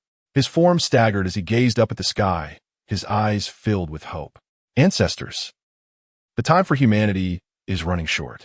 Although he had ceased to burn himself, the injuries within him were irreversible. His life was nearing its end. The celestial artifact required a master. In the entirety of the Yanhuang realm, he stood as the last remaining saint. This burden was his to bear, and only he possessed the qualification to carry it. Yet, he was uncertain if he could endure until the return of his ancestors. Without someone to wield the celestial artifact, its power would wane, and the defenses of Yanhuang would likely falter before the might of the emperor. Should the Yanhuang realm be breached, the human race would undoubtedly face annihilation. This he never doubted. Striving to do all he could, he sat cross-legged upon the desolate mountain, retrieving medicinal pills to prolong his life. Time passed. 2 days slipped by in the blink of an eye. Suddenly, the entire Yanhuang realm trembled violently, as though struck by a colossal hammer. The mountains and rivers quaked, the fabric of space twisted, evoking a sense of impending collapse. Yi Tianlan opened his eyes, sharp and grave. His figure flickered, appearing beneath the sky. Peering intently, he beheld a massive azure net looming outside the Yanhuang realm.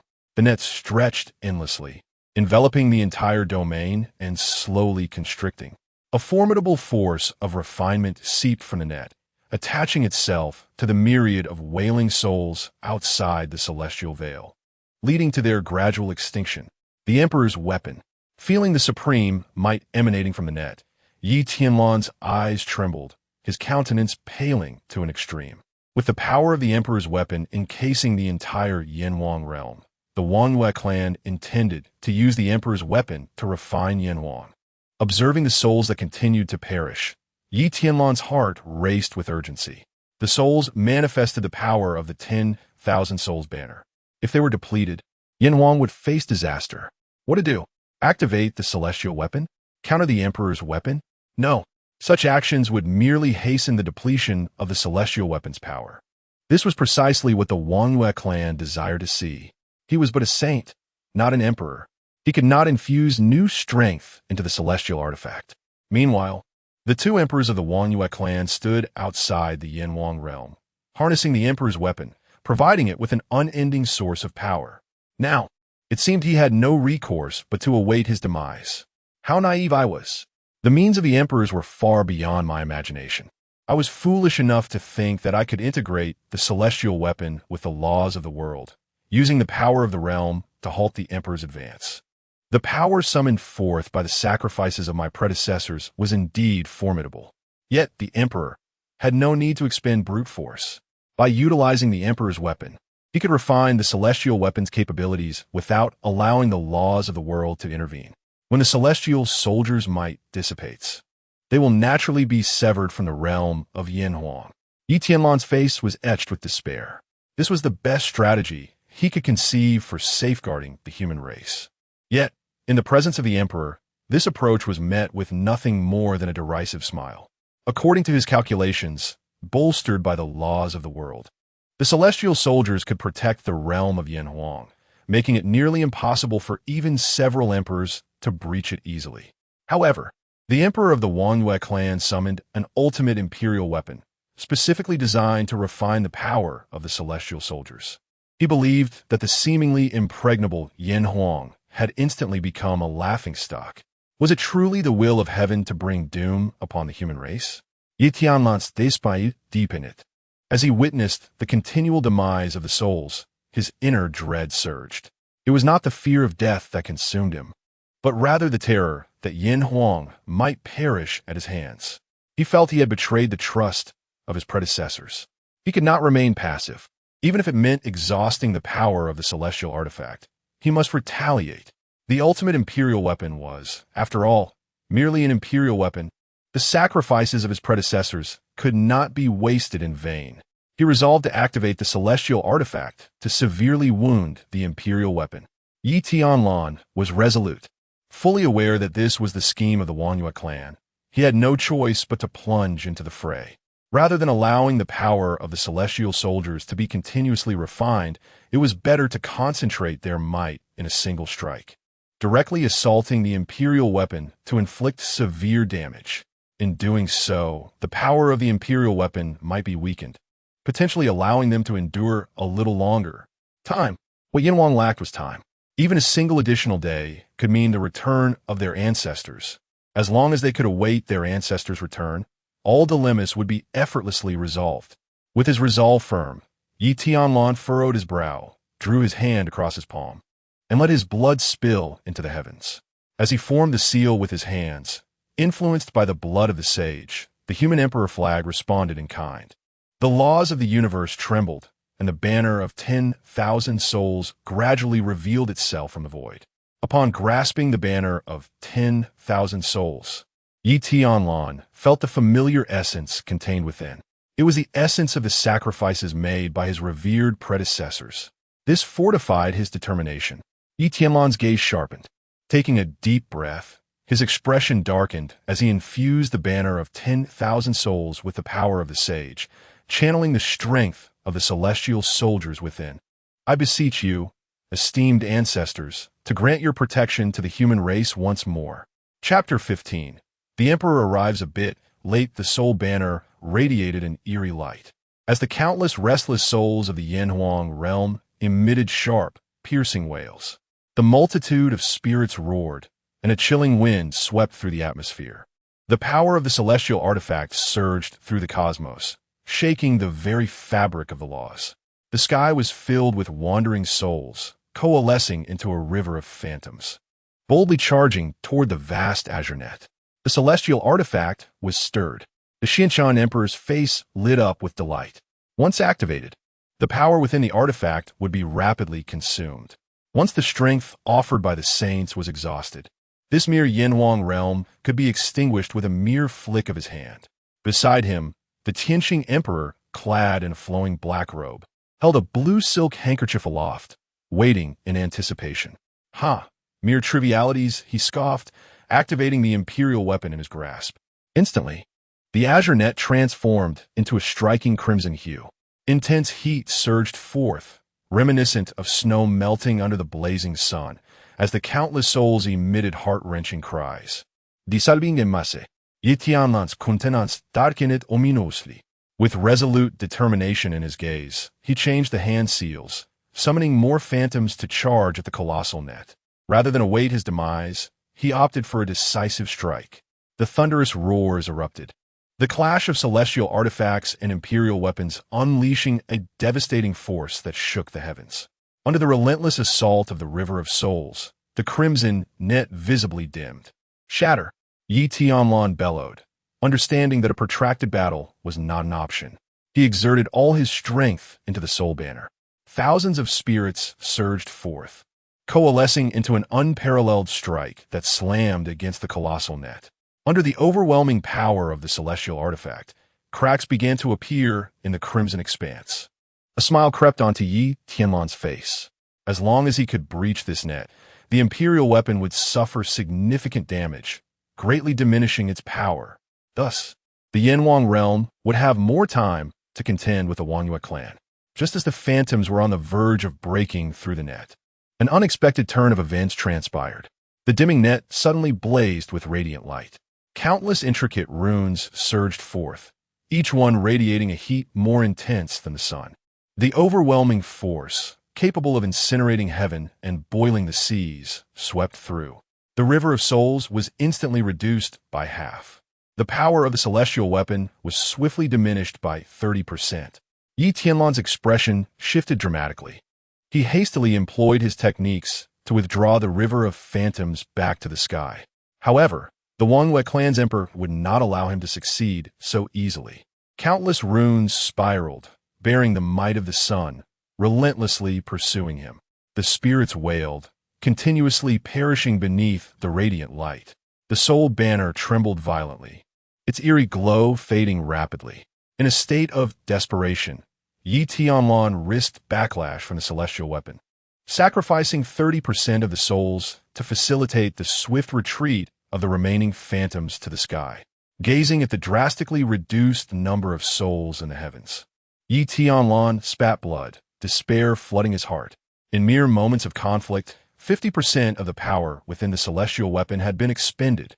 The protective force of the sky plummeted. Given the current circumstances, it would be exceedingly difficult to withstand the dual emperor's assault.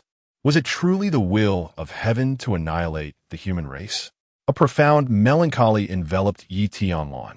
The human saints had fallen into his trap, desiring to utilize the might of the celestial weapon to inflict grave harm upon my clan's imperial weapon. They remain oblivious to the fact that we await their self-ensnarement. Presently, the power of the celestial weapon has been diminished by 50%, and the defenses of the Inferno Yellow Heaven are woefully inadequate. United, our strengths shall breach its barriers within 3 days. The Celestial Star Emperor stroked his grizzled beard, a look of triumph adorning his face. To feign weakness and lure the enemy deeper into the fray, this stratagem has proven remarkably successful. The Changsheng Emperor, equally exhilarated, chuckled softly, remarking that should they continue to hold steadfast, we might harbor some trepidation. However, at this juncture, the Inferno Yellow Heaven poses no threat whatsoever.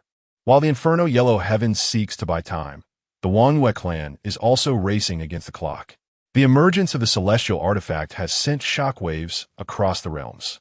In a bid to disrupt the celestial mechanisms and seize the initiative, the two esteemed emperors of the clan have exerted considerable effort.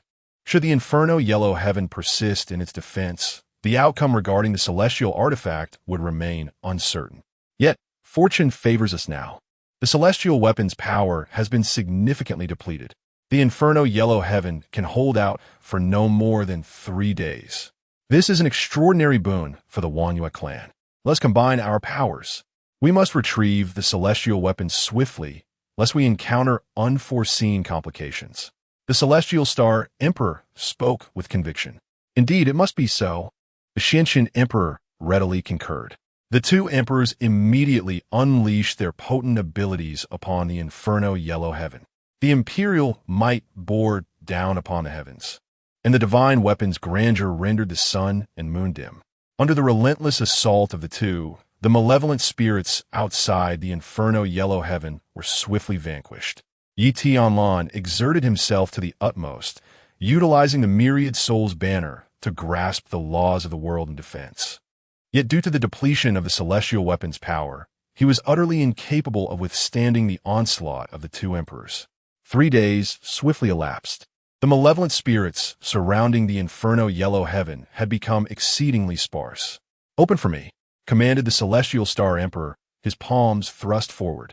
A silken handkerchief in his grasp burst forth with blinding brilliance, emanating boundless power.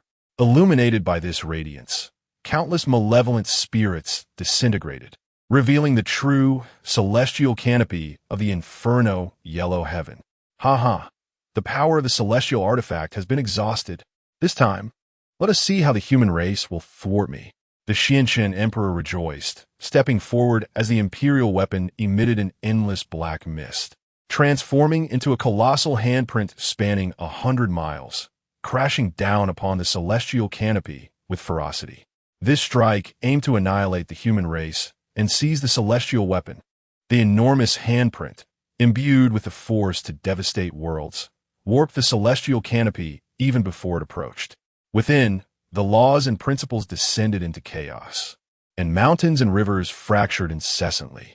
This vast expanse of existence now resembled a fragile vessel tossed about in a tempest, its capsizing imminent. Inside the Inferno Yellow Heaven, the emaciated Yi Tianyuan wore a visage of despair. Throughout these 3 days, he had employed every conceivable method. Yet, despite his efforts, he could not effectively thwart the dual emperor's assault. Now, gazing upon the immense handprint descending upon the celestial canopy, he found himself devoid of options but to offer a bitter smile. In his current state, he lacked even the qualification to sacrifice himself to the celestial weapon. His vitality waned, his cultivation unraveled, and his soul fragmented. At this moment, the only force allowing him to remain suspended in the void was a mere thread of power emanating from the myriad soul's banner. Esteemed elders, I, Tianyuan, have disappointed you.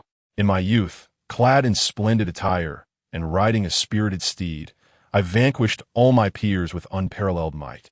Filled with lofty ambitions and a firm belief that nothing in this world was beyond my reach. Yet, as the years have drifted by, I find myself unable to progress beyond the realm of sages, my heroic spirit waning, and as the heavens tilt ominously, I am powerless to reverse the tide. It is only now that I realize human strength has its limits, and even the wisest of sages cannot withstand the overwhelming might of an emperor.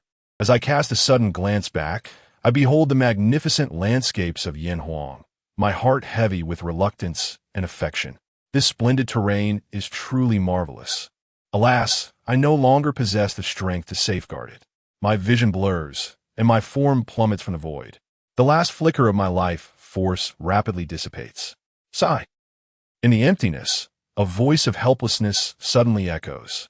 An arm reaches out from the void, supporting my falling body. A surge of vitality erupts, rekindling the nearly extinguished flame of my existence. Slowly, I open my eyes. Before me lies a youthful visage, no older than 20, strikingly handsome. With sword-like brows and starry eyes, a delicate nose, and thin lips, he is the epitome of an elegant young man, charming and dashing. Were many of the great emperors of humanity from the river of time to manifest here, they would exclaim the identity of this individual. It is none other than the foremost disciple of the benevolent Saint Emperor, the possessor of the eternal holy body, the last surviving emperor of humanity, Emperor Changsheng Chu Ming. I apologize for my tardiness, esteemed one. Chapter 16. Show me the way. With a complex expression, Chu Ming gazed at the nearly extinguished Yi Tianlan, feeling a profound sense of disquiet within. He had never anticipated that by delivering the Wanhun banner, humanity would be driven to such a dire state. Previously, he could sense the presence of over 20 saints, yet now, only this solitary figure remained. Moreover, this individual was on the brink of self-immolation, having pushed their potential to the utmost limits, their life force waning. This revelation weighed heavily on his heart. The depletion of saints. Such a devastating conflict had never occurred even during the past invasions by foreign tribes. The myriad races of the heavens would never forget this enmity. I, the Emperor, vow not to forsake humanity. Chu Ming clenched his fist hidden within his sleeve, silently swearing. Had it not been for refining the Tao elixir, which restored much of his strength, and a sudden impulse to sense the techniques left behind on the Wanhun banner, it was likely that upon returning from the abyss, he would find humanity utterly vanished from the realms. Yi Qianlan's eyes widened in disbelief as he fixed his gaze upon the somewhat ethereal figure before him, stammering, "Ancestor, are you the great emperor of humanity?" His words stumbled, and he dared not breathe, his anxious demeanor piercing Chu Ming's heart like a knife. Humanity had been bullied to such an extent. As the great emperor of humanity, he felt like a historical sinner. He nodded silently, a bitter smile gracing his lips as he gently replied, "Yes, it is I, Yi Tianlan's heart warmed." Resembling a child who had suffered immense grievances, he finally finding a protector, tears streaming uncontrollably down his face. "I beseech you, ancestor, save the Yanhuang clan of humanity." His voice trembled, and within his deadened gaze, a flicker of hope ignited as he cried out in desperation. Chu Ming was moved.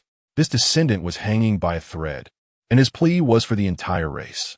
He exerted a gentle force to straighten Yi Tianlan's figure and said, "This is merely a projection of my essence stored within the Wanhun banner.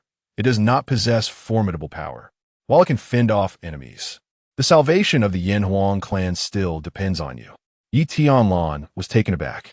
A pallor of bitterness and despair spread across his face, and the light in his eyes began to dim. He longed to protect Yanhuang, but in his current state, he could barely remain airborne. How could he safeguard this realm and protect humanity? He opened his mouth, intending to explain his condition. "I have little time left. Allow me to first address the matter at hand. Chu Ming interjected, not giving him the chance to speak. Grasping Yi Tianlan by the collar, he lifted him and soared into the heavens. At that moment, the celestial dome warped. An immense handprint, vast as the sky itself, descended with the fury of wind and thunder, threatening to obliterate the world. Yi Tianlan's spirit surged with despair. How could humanity withstand such a powerful assault? How could Yanwang resist? Although the handprint had not yet descended, the overwhelming terror it exuded made Yi Tianlan feel utterly miserable, the essence of the saint's seeping blood, nearly shattering under the strain. You're gravely injured. The individual who has made his move can only be considered a mere faade among the emperors. Should you rise in rank, defeating 3 adversaries would pose no challenge. Chu Ming spoke with a smile, expressing his satisfaction with this junior. Although his foundational strength may not match that of Chu Ming's earlier years, it is still formidable, surpassing that of the average saint. Even through Chu Ming's discerning eyes, this individual could indeed be deemed a genius.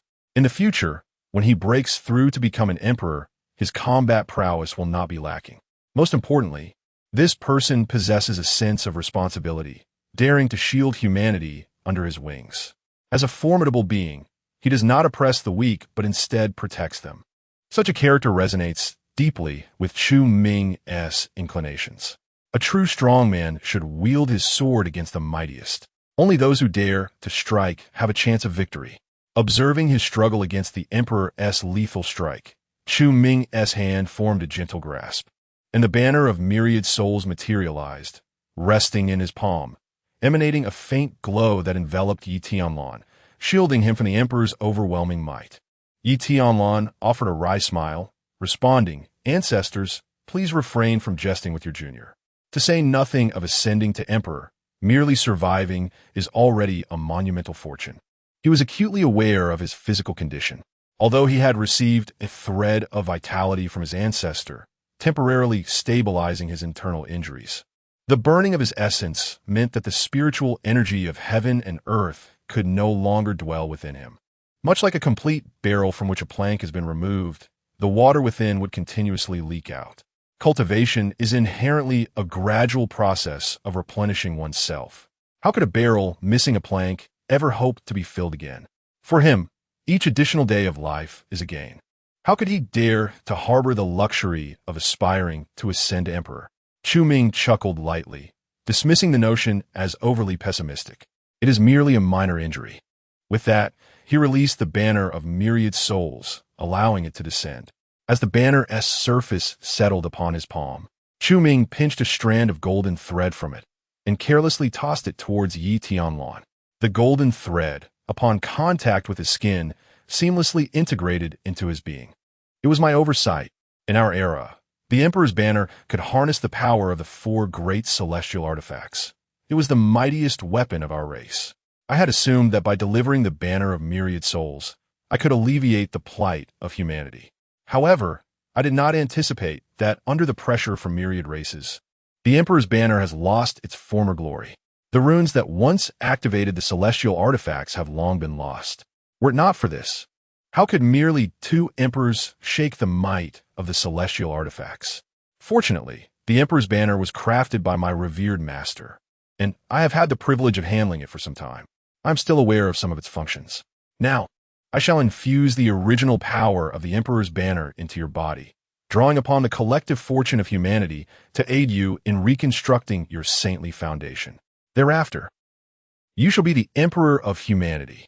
Chu Ming spoke with calm finality, directly establishing Yi Tianlan's identity as the Emperor. As the golden thread merged with Yi Tianlan's battered form, a radiant golden glow enveloped him, and countless runes began to flourish within his body, revealing boundless transformative power.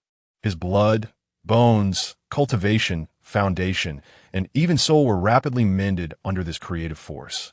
The irreversible self-immolation injuries were visibly healing. Feeling the surging vitality burgeoning within him, Yi Tianlan was left utterly astonished. Is this the method of my ancestors? Self-immolation is an irreversible wound, one that even the mightiest emperor cannot remedy. Yet, he managed to shatter this ironclad rule with a mere wave of his hand. This technique is nothing short of celestial. It transcended Yi Tianlan's understanding, upending his worldview entirely. Ancestor, could it be that you are an emperor? Yi Tianlan gasped in disbelief, speaking with trepidation. First, the celestial weapon was bestowed upon him, and now his injuries were mended. The only explanation for this ancestral power is that he must be a being of emperor-level prowess. Chu Ming shook his head, dismissing the notion with a smile. Had it not been for that great battle back then, perhaps it would be so. However, as it stands now, I am merely an emperor. He possessed the foundation to challenge the realm of emperors. Yet sadly, during the invasion from the alien realm, he rushed to the battlefield, accumulating wounds both old and new. The pursuit of emperorhood was indefinitely postponed.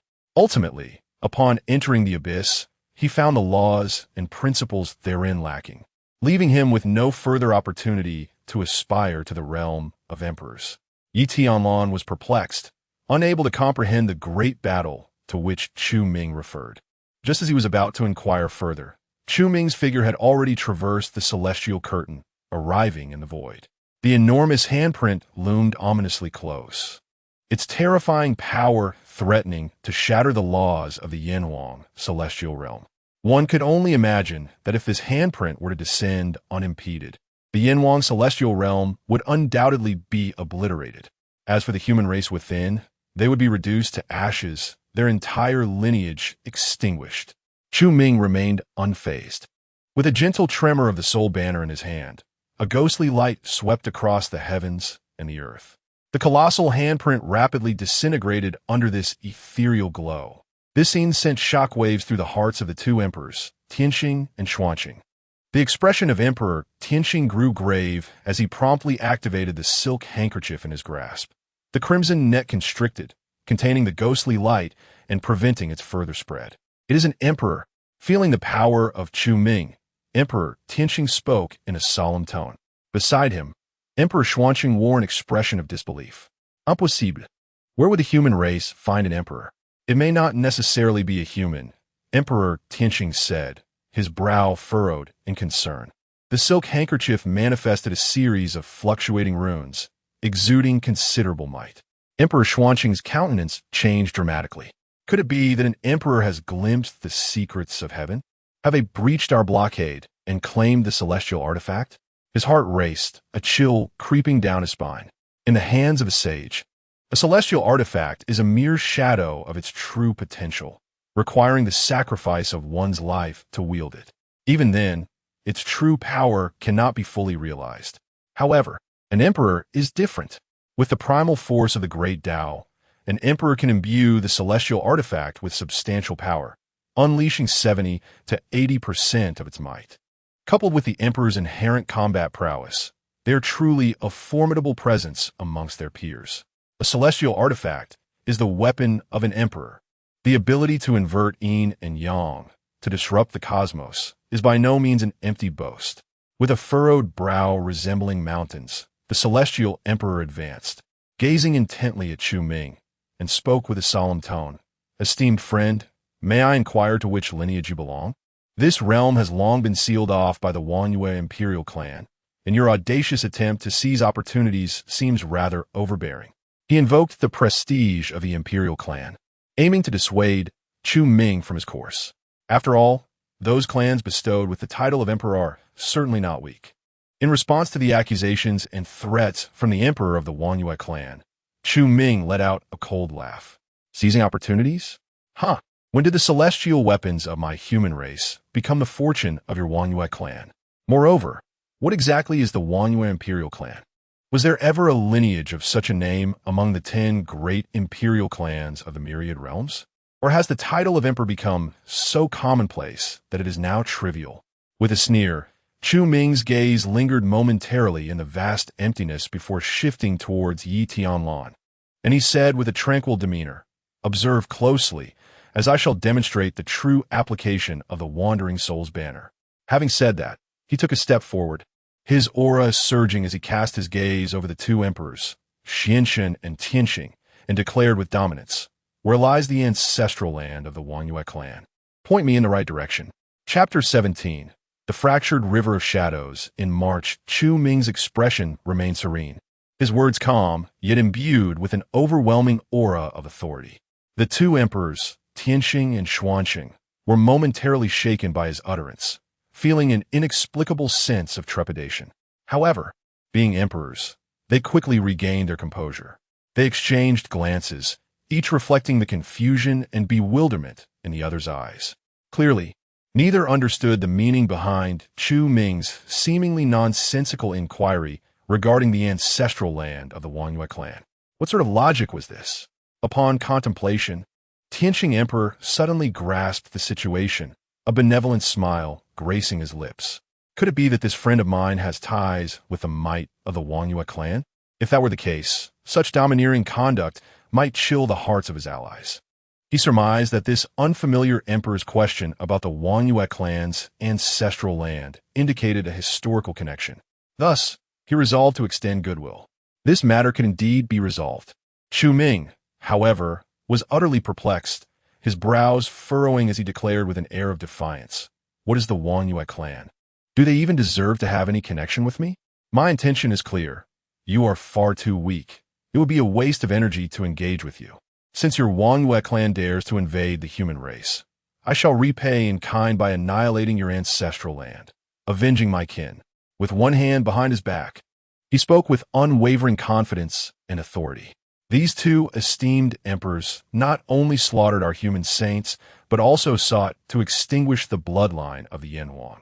What do I have to concern myself with? To repay virtue with virtue. How does one repay virtue? Such shamelessness deserves to be punished and humbled. Were it not for my presence still lingering in the heavenly abyss, with my powers divided, I would have eradicated this so-called Wangyue clan without hesitation.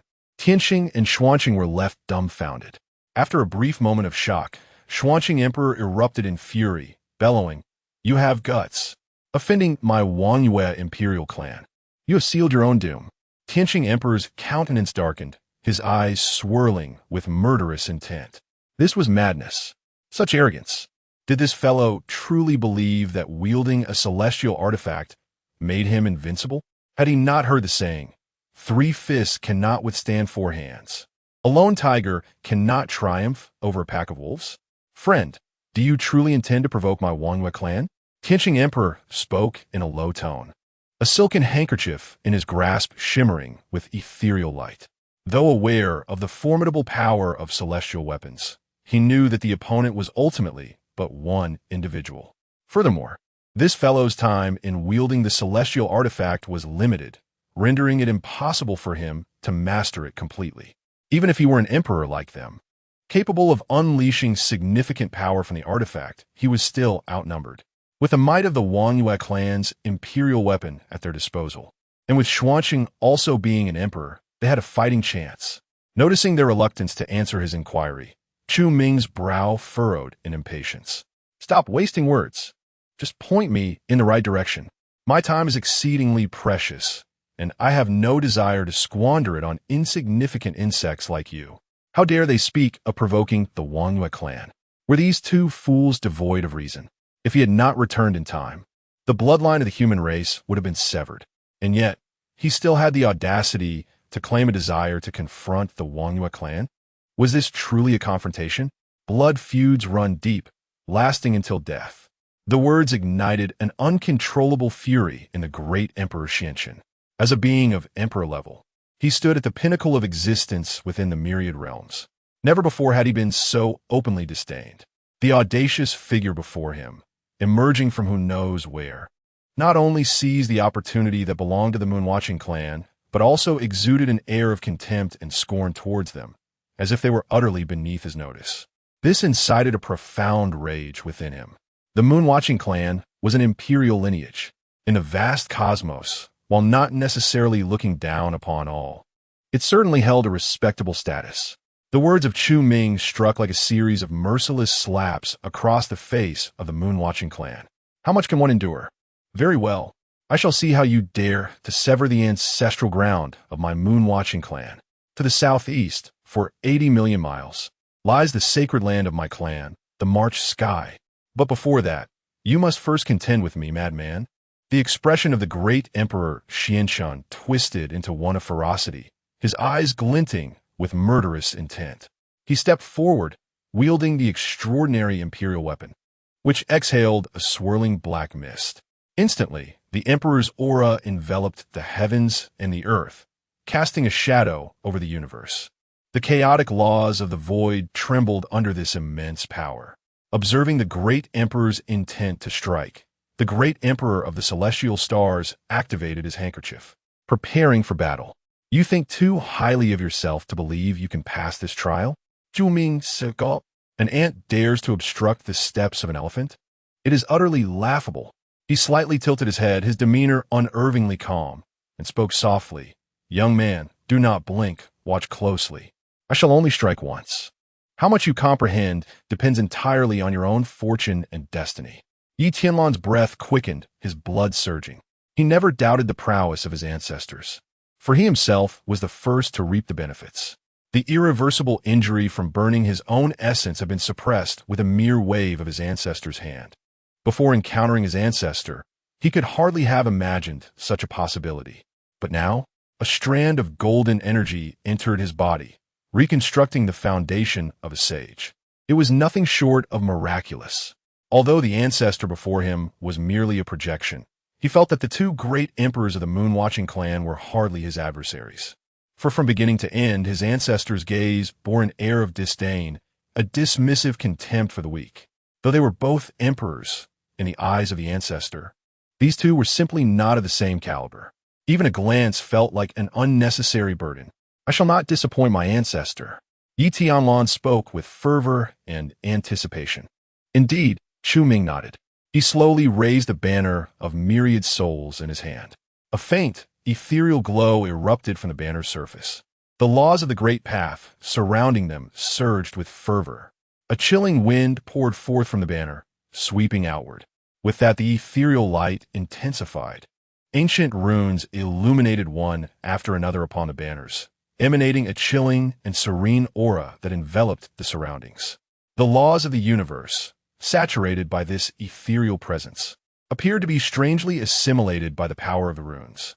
The violet banner billowed, releasing tendrils of black mist. Intricate pathways shimmered along the banner pole, augmenting the ominous fog.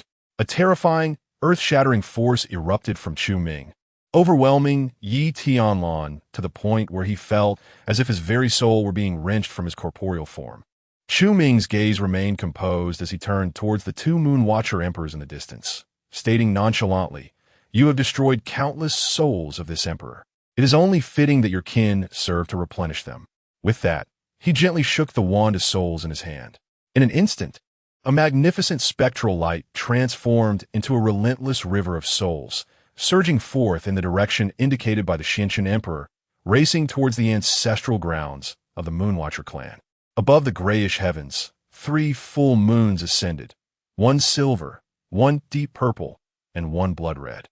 The triad of moons cast an eerie glow, saturating the realm with a sense of foreboding. The intertwining beams of moonlight created various wonders, giving birth to numerous extraordinary beings. This was the month of the 3 moons, the ancestral land of the Moonwatcher clan. At this moment, the cold moon and white phoenix emperors sat facing each other, employing secret arts to obscure the heavenly secrets. "There are far too many emperors probing the celestial mysteries," exclaimed White Phoenix. "What exactly are you plotting? In just a few days, hundreds of emperors have attempted to decipher the heavenly secrets. Even over a dozen possess abilities that surpass mine. Despite my initial advantage, I cannot suppress them indefinitely. What is it you wish to conceal? I have no desire to be embroiled in such monumental affairs."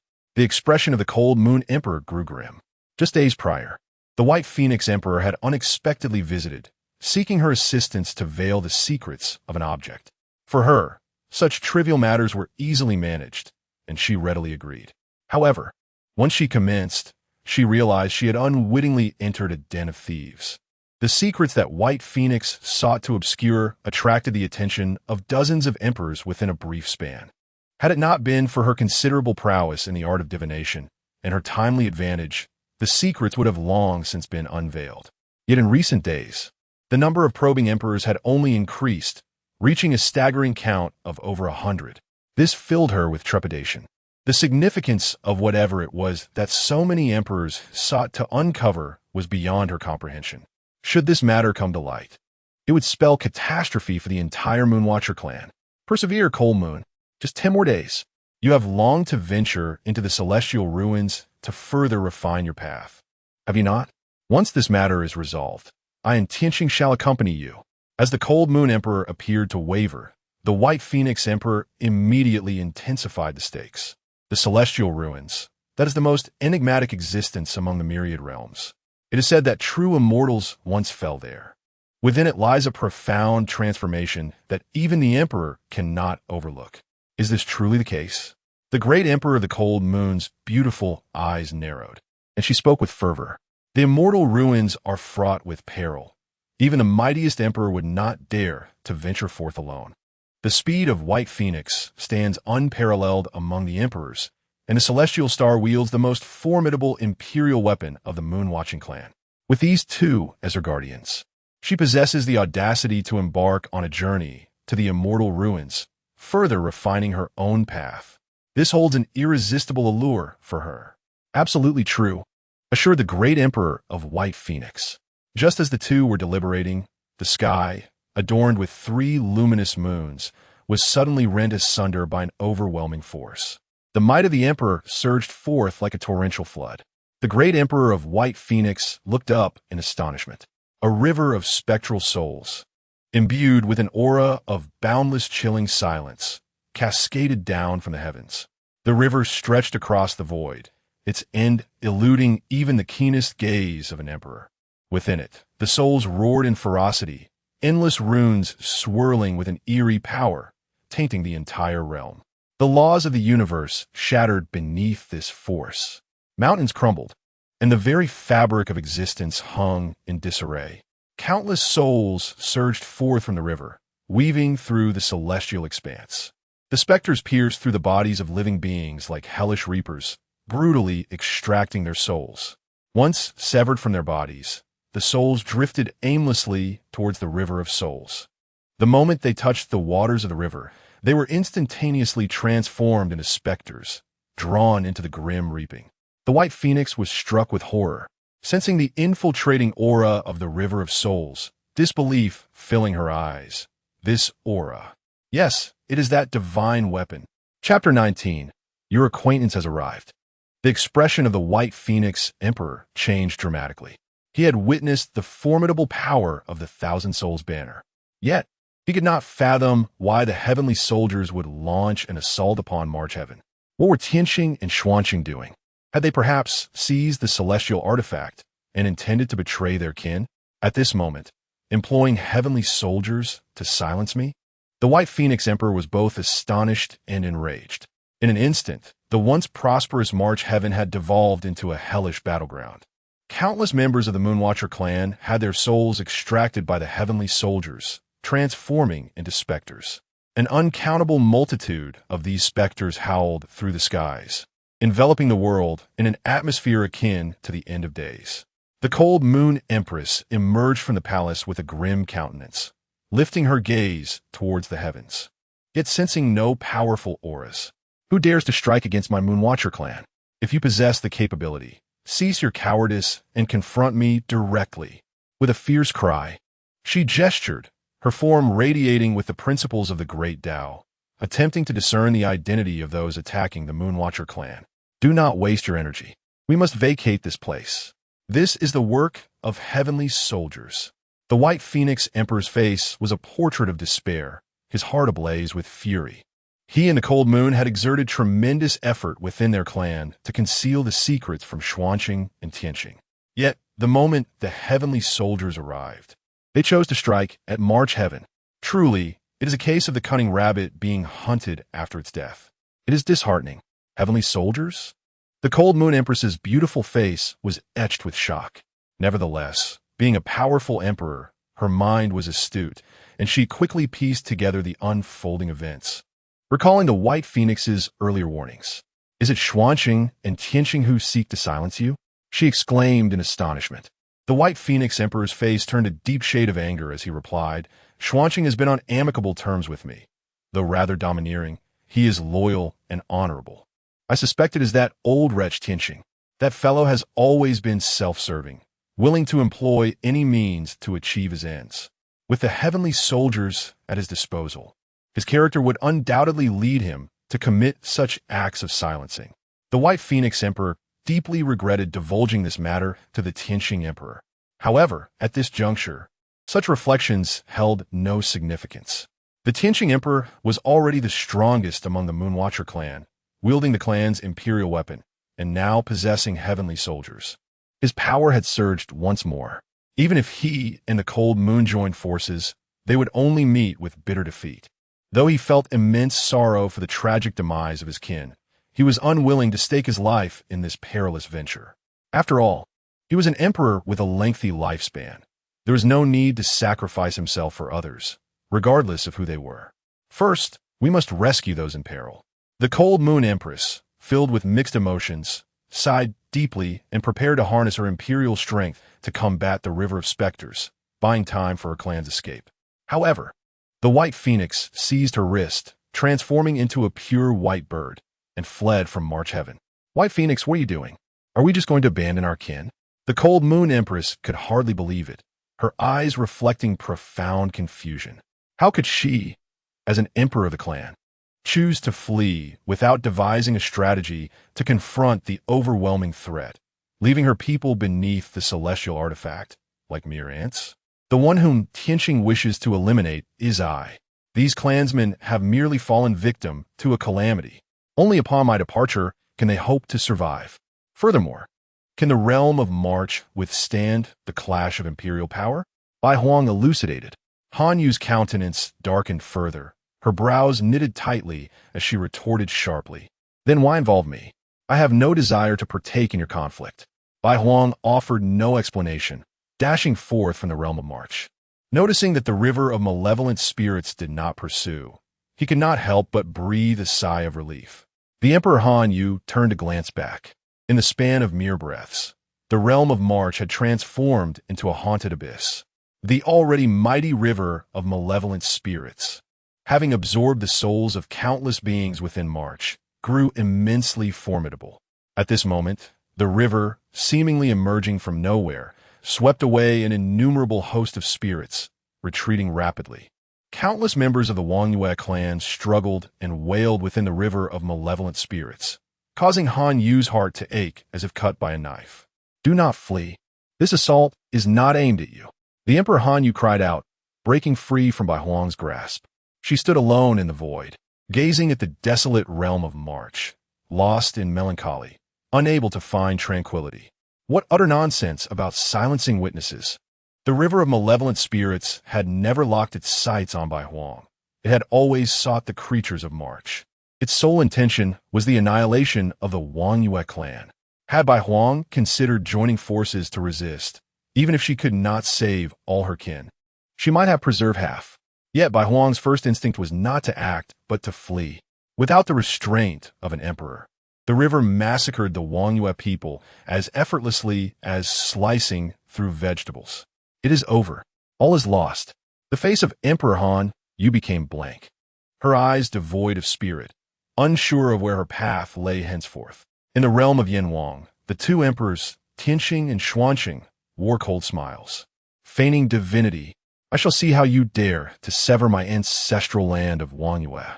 Changsheng Emperor scoffed derisively. This place was exceedingly distant from the ancestral land of Wangyue.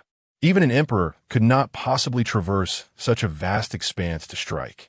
Tianyuan Emperor felt a surge of joy. At last, some clarity emerged. It was merely a projection after all. That earlier strike had likely exhausted your strength, had not? Such a grand display of force was indeed sufficient to intimidate us and buy time for your true self to descend. However, regrettably, you have overexerted yourself. The powerful explosion of energy had rendered your projection unstable, causing its radiance to dim. The gaze of Tianyuan Emperor was piercingly sharp. Earlier, when Chu Ming activated the Wandering Soul's banner, he experienced a fleeting moment of dimness and illusion. Yet, cloaked in ethereal light, it was difficult to detect. Nevertheless, Tianyuan Emperor saw through it with acute perception. Oh, it is merely a projection. Changsheng Emperor's face revealed a cruel smile.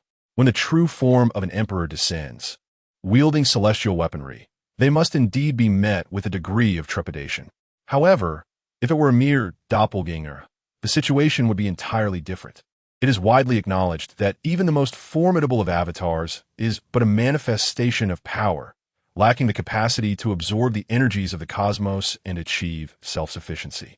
Thus, even if one wields celestial weaponry, it poses little threat.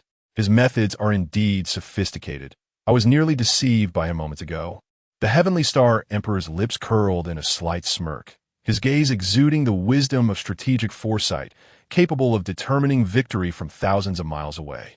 He summoned his cultivation, channeling it into the silk handkerchief in his grasp. Instantly, countless runes erupted from the cloth, unleashing a terrifying aura of overwhelming force. In the void, myriad lights illuminated the surroundings, with massive illusory stars arrayed around the Heavenly Star Emperor, elevating him to the stature of a deity. His supreme presence reverberated through the universe, causing tremors across the realms. The Heavenly Star Emperor cast a disdainful glance downward at Chu Ming, his brow arching suddenly as he solemnly declared, "Alas, intelligence can often lead to one's own downfall. Your clumsy performance has come to an end." As the Heavenly Star Emperor prepared to strike, Chu Ming remained unfazed, calmly replying, "Why the haste? Your acquaintance has just arrived, has he not?" Chapter 20. The mightiest among all realms. As Chu Ming's light words resonated, the river of spectral souls, suspended in the void, began to contract rapidly. In an instant, countless souls drifted forth from the depths of that river, their numbers beyond estimation.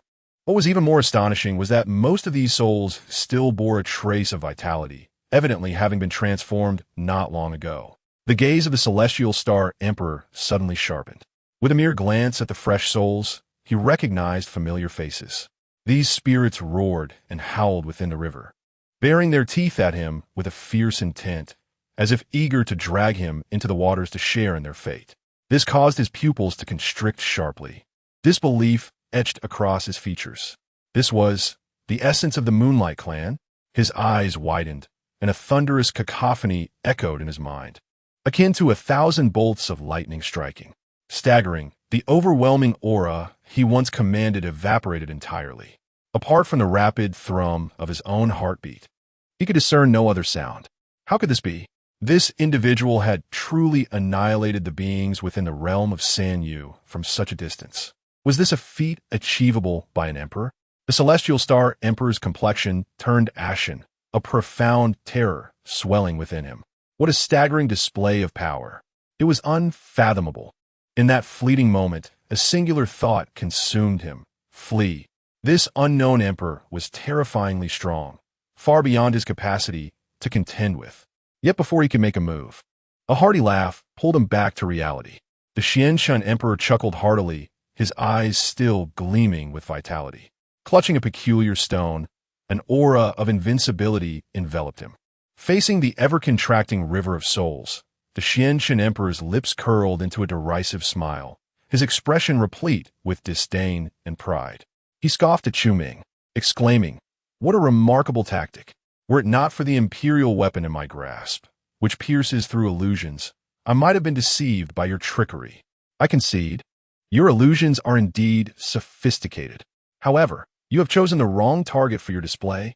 A mere illusion seeks to disrupt my Tao heart. Absurd." The Changsheng Emperor exuded unwavering confidence, treating the familiar faces within the river of souls with indifference. Chu Ming couldn't help but chuckle. He had witnessed many deceive others. Yet witnessing someone deceive themselves was a novel experience. If you insist it is mere illusion, then so be it. Those who feign slumber can never be awakened. Since the Changsheng Emperor wished to believe this was an illusion, he saw no reason to engage in futile debate. As the river of souls continued to contract, the innumerable spirits were drawn into the soul banner. Chu Ming cast a glance back at Tianyuan and remarked casually, "Do you comprehend the purpose of this soul banner now?" Tianyuan, shaken, found it hard to believe. Stammering, ancestral lord, you truly annihilated the ancestral land of the Moonlight Clan? Chu Ming raised an eyebrow, his voice steady. Are you questioning me as well? What is this? It would be one thing for our enemies to disbelieve, but why are those on our side also incredulous? As a grand emperor, wielding the mightiest celestial weapon amidst the myriad realms, is it truly that difficult to attain such a level? In response to Chu Ming's inquiry, Tianyuan felt a tremor within, cold sweat cascading down his brow as he hastily replied, I dare not, esteemed ancestor. That was not my intention.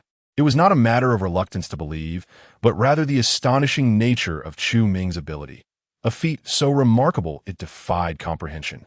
From a distance of 80 million miles, in the presence of the emperor, he had drawn forth the souls of countless beings from the Wangyue tribe. Such an act was beyond Yi Tianlan's imagination, let alone execution.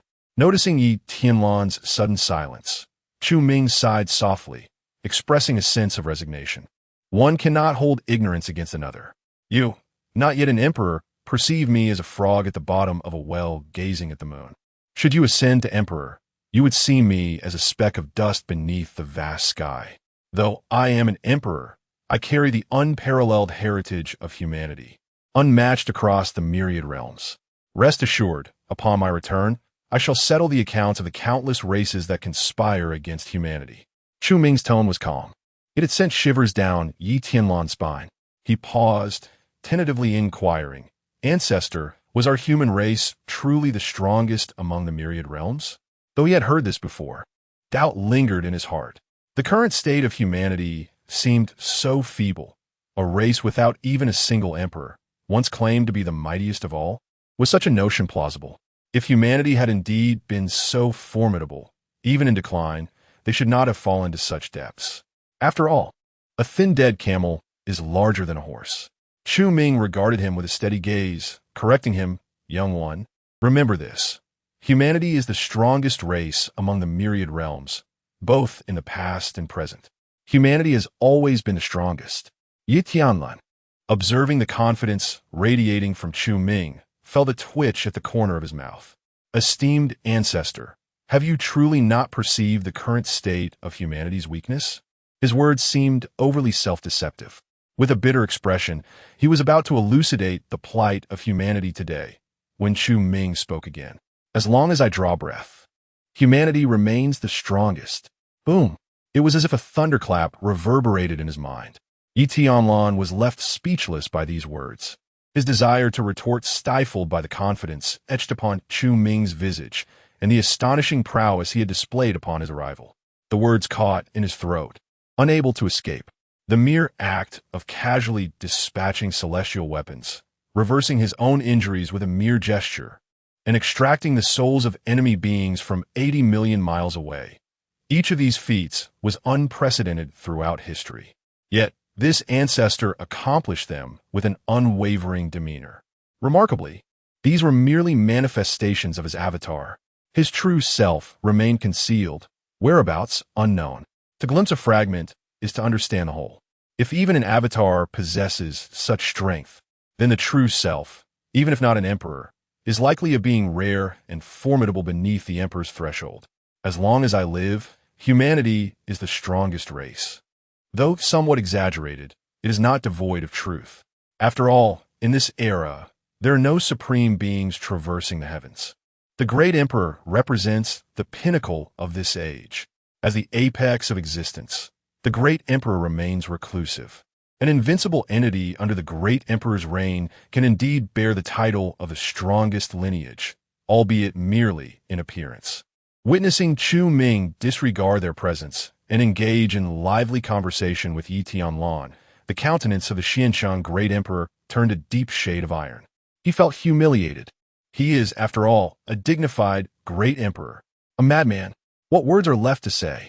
Let us descend to the underworld to converse. I shall send you on your way. With a thunderous roar, the Changsheng great emperor summoned the imperial weapon in his grasp. An endless black mist morphed into an exotic bird, revealing its crimson eyes in the void. At the same time, the Tianyuan great emperor also activated the handkerchief he held. Stars reappeared, exuding an overwhelming might. The power of the supreme imperial weapon pressed down upon the world, causing the laws of the universe to retreat in submission. The two great emperors displayed their formidable presence. In an instant, the entire void rippled. A terrifying force swept across the cosmos.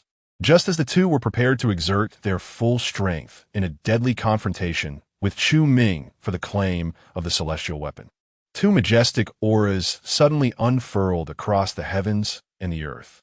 The Tianyuan and Changsheng great emperors were taken aback. Following the source of the aura, they beheld two great emperors striding forth from the void. With each step they took, the void beneath their feet contracted. Mere moments later, the two arrived at the battlefield. One was clad in a green robe. 3 pairs of snow-white wings unfurled from his back, bathed in a holy light that made him appear exceedingly divine, evoking an impulse to worship. The other was dressed in white, surrounded by a faint mist, obscuring his visage and imparting an ethereal, dreamlike quality. These were the great emperors of the feathered and celestial races. Yi Tianlan's expression turned frosty, his heart filled with vigilance. He had not anticipated the appearance of the great emperors of the feathered and celestial races at this moment. Previously, when the human race had sought assistance from the two clans, they had remained indifferent, even mocking. What was their purpose in coming now? The Shiyu great emperor scanned the battlefield, smiling as he nodded in acknowledgement to the dual emperors of the Wangyue clan. Subsequently, his gaze fell upon Chu Ming, his expression growing grave. At this moment, Chu Ming did not emanate any aura. In the eyes of the Shiyu great emperor, he appeared akin to an ordinary mortal. This realization sent a chill down his spine. When did the human race produce such a formidable being? I cannot even detect the faintest trace of his aura. Such profound concealment techniques. With a slight tremor in his heart, the Shiyu great emperor's attention was finally captivated by the myriad souls banner held by Chu Ming. Upon sensing the powerful aura emanating from the banner, his pupils constricted sharply, his heartbeat momentarily halting. Indeed, it is a celestial weapon.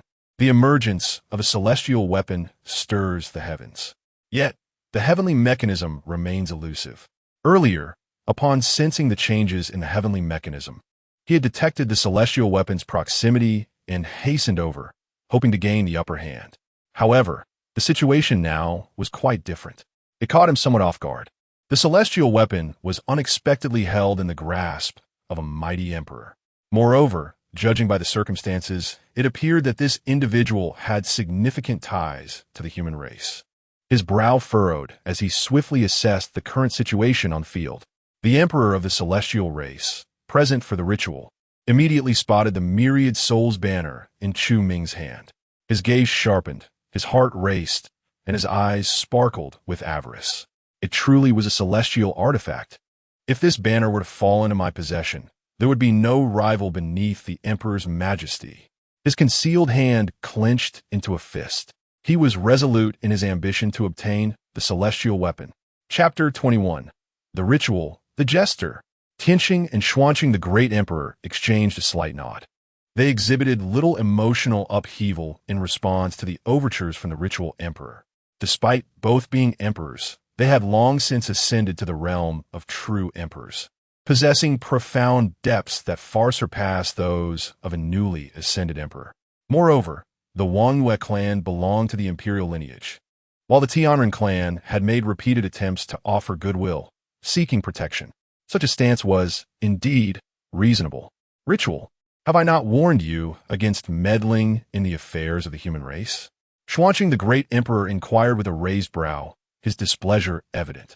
Although he did not believe that the ritual emperor had the audacity to vie with him for divine weaponry, the mere presence of this individual here revealed a sinister intent. Disregarding his admonitions, this incited a surge of anger within him. The ritual emperor, visibly alarmed, hurriedly clarified, "Esteemed Changsheng, you have misunderstood. I have no intention of intervening in human matters. I have come merely to ascertain if there exists a way in which I might be of use to you." Suddenly, Tianyuan the great emperor's gaze turned icy, his aura surging as he coldly retorted, "Do you presume that the Wangyue clan would suffer at the hands of the human race? Do we require assistance when both emperors of the Wangyue clan take action? Are you questioning our capabilities or the dignity of our imperial lineage. Upon witnessing the glacial expression on Tianyuan the Great Emperor's face, the ritual emperor began to perspire profusely, feeling a deep sense of trepidation. Internally, he cursed his misfortune. Despite his humble demeanor, these two elders showed him no kindness. It was one thing to face reproach. It was another for one of them to escalate the situation. Was that truly his intent? How infuriating! Once he acquires the divine weapon, his first act will be to deal with these two venerable figures. His heart was filled with resentment, and a flicker of murderous intent towards the two emperors of the Wanyue clan ignited within him. Nevertheless, the ritual emperor understood that his own strength was lacking. With the divine weapon now manifest, he must conceal his true capabilities and deliver a decisive blow at the most opportune moment to reverse the tides. Disregarding Tianyuan the Great Emperor's reprimand, he plastered a smile on his face and immediately ingratiated himself. Esteemed elders, how could you suggest such a thing? With both of you here, a mere human clan is but a trifling matter. I have come out of concern that the blood of the humans might tarnish your esteemed hands. The ritual emperor felt a surge of satisfaction within. With such flattery, which emperor would not be charmed? With just a few simple words, he transformed a precarious situation into one of safety, turning decay into brilliance. He did not underestimate the Wanyue clan.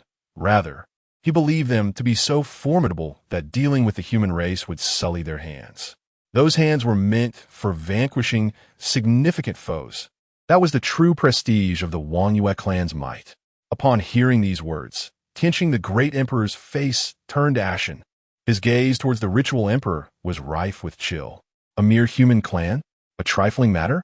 Was the ritual emperor mocking their incompetence? Were they incapable of handling a clan without an emperor to guard it? And now, he dared to involve himself in the affairs of the Wanyue clan? If you wish to avoid death, then I suggest you distance yourself from this emperor. Otherwise, do not blame me for unleashing my imperial weapon upon you. The Celestial Star Emperor thrusts his silk handkerchief forward, his aged visage as cold as frost, his eyes radiating a chilling intent to kill. It is evident that should the ritual emperor fail to retreat, he would promptly activate his imperial weapon to obliterate him. The ritual emperor, who was momentarily reveling in his own thoughts, turned pale with fear. This time, there was no pretense. His trepidation was entirely sincere. The pressure of the ultimate imperial weapon was indeed formidable. Although he could not fathom the reason behind the Celestial Star Emperor's wrath, he understood that he had inadvertently placed himself in a precarious position. His mind raced as he assessed the situation before him. In a flash, everything became clear. Damn those human beings. They must have employed some nefarious trickery that caused the two emperors of the Moonlit clan to suffer. His gaze turned venomous as he glared at Chu Ming, his murderous intent surging within him. Cursed wretch, it is you who has brought disgrace upon me. The ritual emperor realized that he must rectify his earlier flattery, which had backfired. Otherwise, he would find himself utterly unwelcome in this place. Bolumans, how dare you attempt to seize the treasures of the Moonlit Imperial clan? You shall return what you have taken and offer your apologies, or else the two esteemed elders will reveal their true power. Your kind will surely be erased from the annals of history. With furrowed brows, he admonished Chu Ming. The emperor's imposing presence reverberated, shaking the very fabric of the surrounding laws. This fellow is audacious indeed. Chu Ming paid him no heed, turning instead to Yi Tianlan with a smirk. He regarded even the illustrious Celestial Star and Xian Shun with indifference, let alone the newly ascended ritual emperor who had merely crossed into the realm of the emperors for a mere millennium. Yi Tianlan's expression darkened as he glared at the excessively arrogant ritual emperor, fury blazing in his eyes. What the ancestor does not know, he ground out through clenched teeth, is that this is a powerful emperor of the Celestial clan. In days gone by, this clan maintained a cordial relationship with our human lineage, having appropriated countless resources from us. Earlier, when the Moonlit clan invaded, this clan not only failed to extend a hand of assistance, but also twisted the truth. Seeking to undermine us, they invoked the imperial decree, claiming we humans are not but mud-dwelling loaches, foolishly aspiring to transform into dragons. asserting that our younger generation committed heinous crimes against the Moonlit clan, and demanded that we offer the human emperor's banner, as well as submit our entire clan into servitude to express gratitude for the Moonlit clan's supposed benevolence. They sought to capture the attention of the Moonlit clan, hoping for their protection. However, judging by the current circumstances, it was evident that the Moonlit clan held them in contempt. How laughable it was! At this point, Tianyuan could not help but chuckle. The Celestial clan, ungrateful and treacherous, believed that by trampling upon the humans, they would garner the Moonlit clan's favor. Little did they know that their antics were nothing more than a farce in the eyes of the Moonlit clan. From the very beginning, the Moonlit clan regarded the Celestial clan as mere jesters. Even though the ritual emperor had already tucked away his pride, others continued to disregard him entirely. This absurdity was truly a source of great amusement. Oh, is there truly such a matter? Chu Ming narrowed his eyes slightly, for the first time directing his gaze toward the emperor of the Celestial clan, scrutinizing this formidable figure. Clad in garments as white as snow, he possessed a tall and slender frame, with a gaunt visage and pronounced cheekbones, his sharp nose resembling that of a hawk. His eyes, deep and enigmatic as the night sky, concealed incomprehensible complexities of thought. It was evident that he was not someone to be trifled with. A faint curve appeared at the corner of Chu Ming's mouth. There was no mockery in his gaze, only the calmness that he was known for. Should someone familiar with Chu Ming be present, they would instantly perceive. The Emperor of Eternal Life was irate. Betrayal was the one thing that Chu Ming abhorred the most in this lifetime. It had been so in the past, and it remained so in the present. The Celestial clan, having received the grace of the human clan, had defected to the enemy's side. This transgression had touched upon his most vulnerable spot. Alas, let him live for another month. Chu Ming Sayin Wali, his previous summoning of the 10,000 Souls banner to slaughter the ancestors of the Moon-Watching clan had already drained much of his doppelganger's power. The remaining strength was insufficient to eliminate an emperor and still safeguard the human clan. Thus, he would permit this emperor of the Celestial clan to linger a while longer. Once his true self returned, a reckoning would ensue. Smile? You dare to smile at your father. If the treasures of the Moon-Watching clan are not returned to the two esteemed elders, this emperor shall obliterate the Yanwang heaven. The emperor of the Celestial clan, upon seeing Chu Ming smile at him, erupted in fury, akin to a cat whose tail had been stepped on.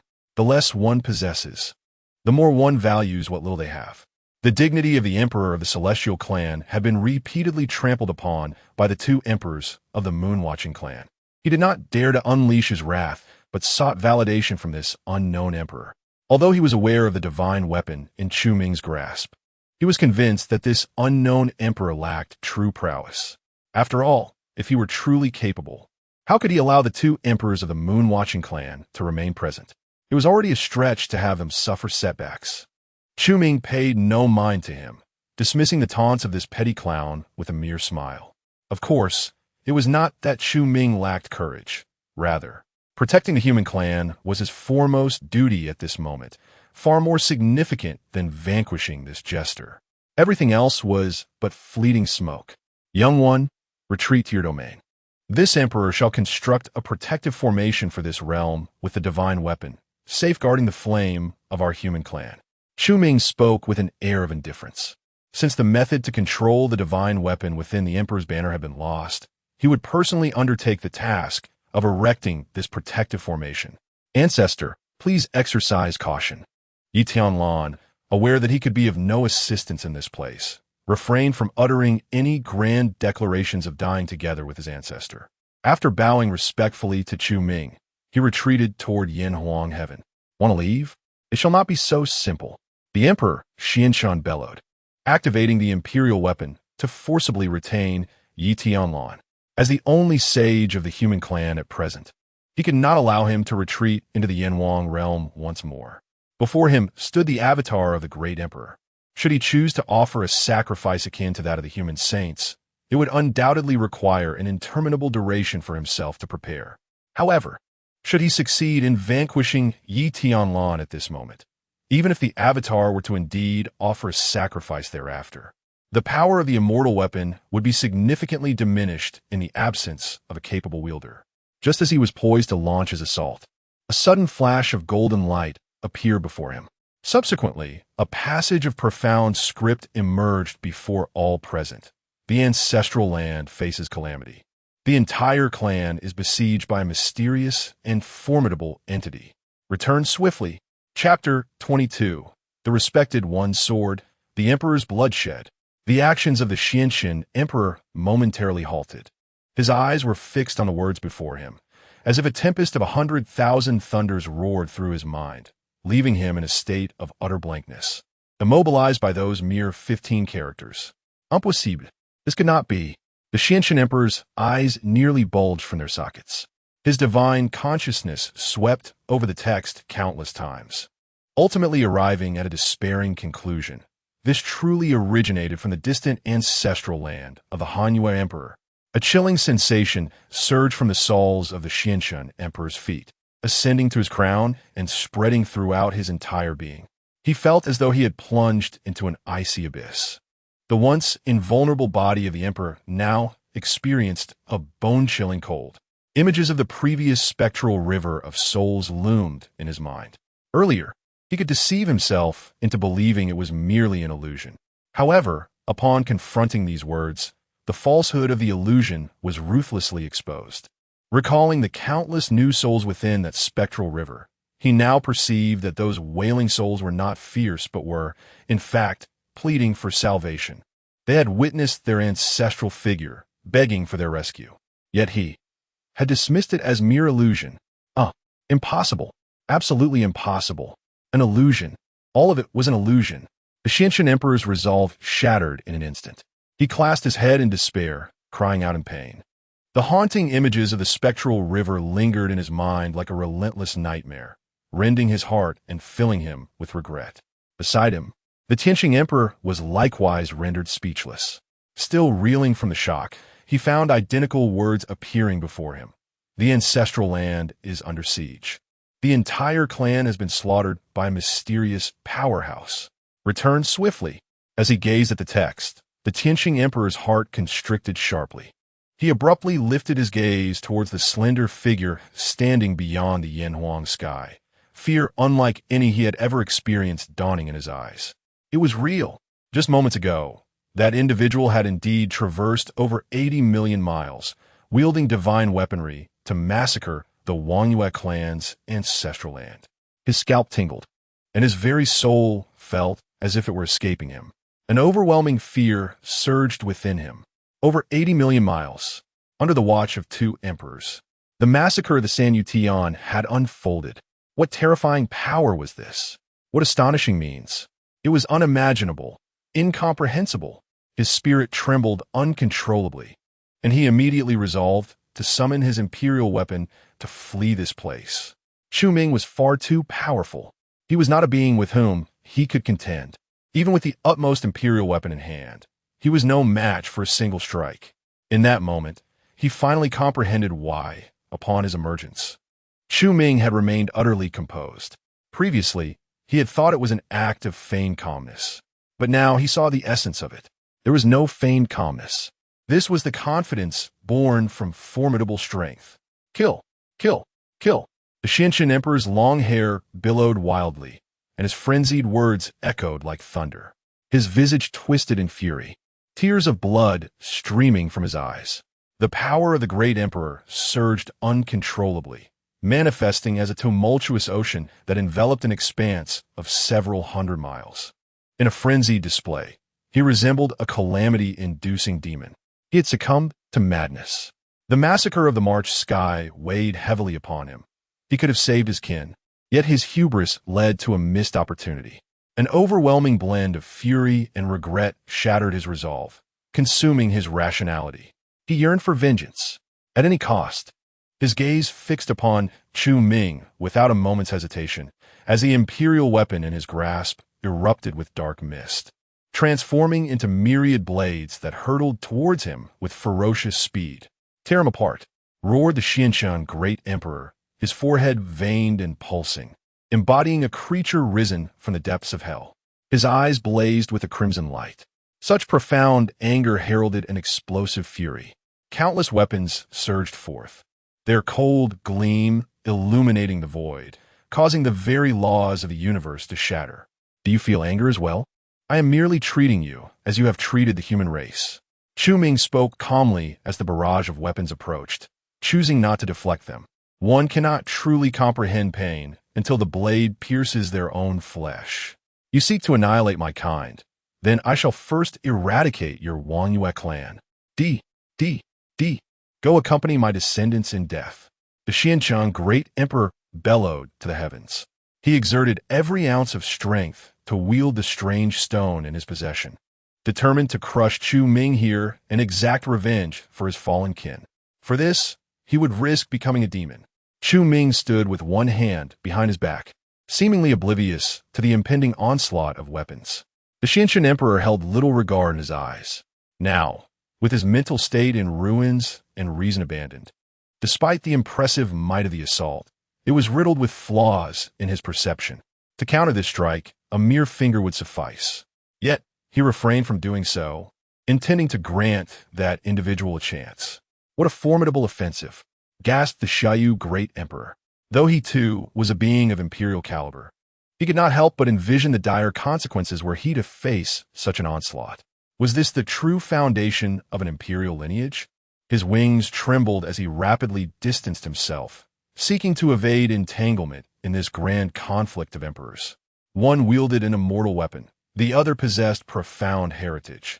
As a newly ascended great emperor, being drawn into this fray would undoubtedly spell disaster.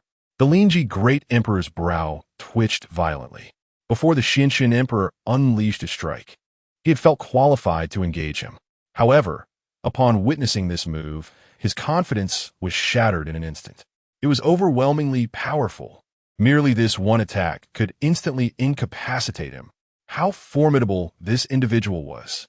What grandeur must the star of the Huangyue clan, revered as their great emperor, possess? He swallowed hard, realizing that even if he obtained an immortal weapon, he could never hope to confront the great emperor of the Huangyue clan immediately. These two individuals possess strength that exceeds his estimations. Countless weapons hover in the air, forming a celestial canopy of blades that relentlessly press down upon Chu Ming. Each weapon emanates a chilling radiance that instills dread, each one capable of obliterating even the mightiest of saint-level warriors with ease.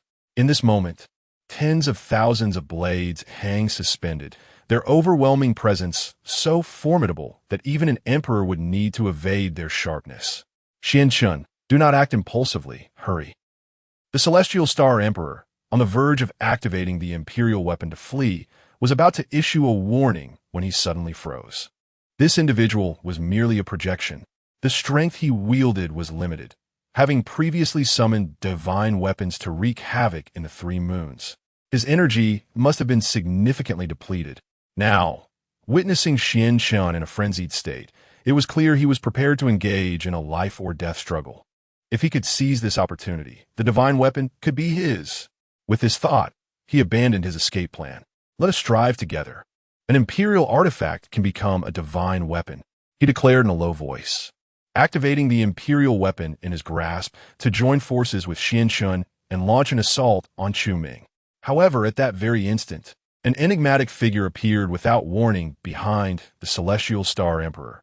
It was a woman, dressed in garments as dark as ink that perfectly accentuated her graceful figure. She possessed a striking beauty and eyes as profound as the night sky. As soon as she materialized, she thrust her long sword, which had long been poised for action, directly at the Celestial Star Emperor's throat. The strike was steady, without a hint of tremor. The Celestial Star Emperor, entirely focused on Chu Ming, remained oblivious to her presence, despite her cultivation not even reaching the saint level. In an instant, the sword flashed. With a piercing sound, the impervious body of the Emperor was unexpectedly pierced by the blade.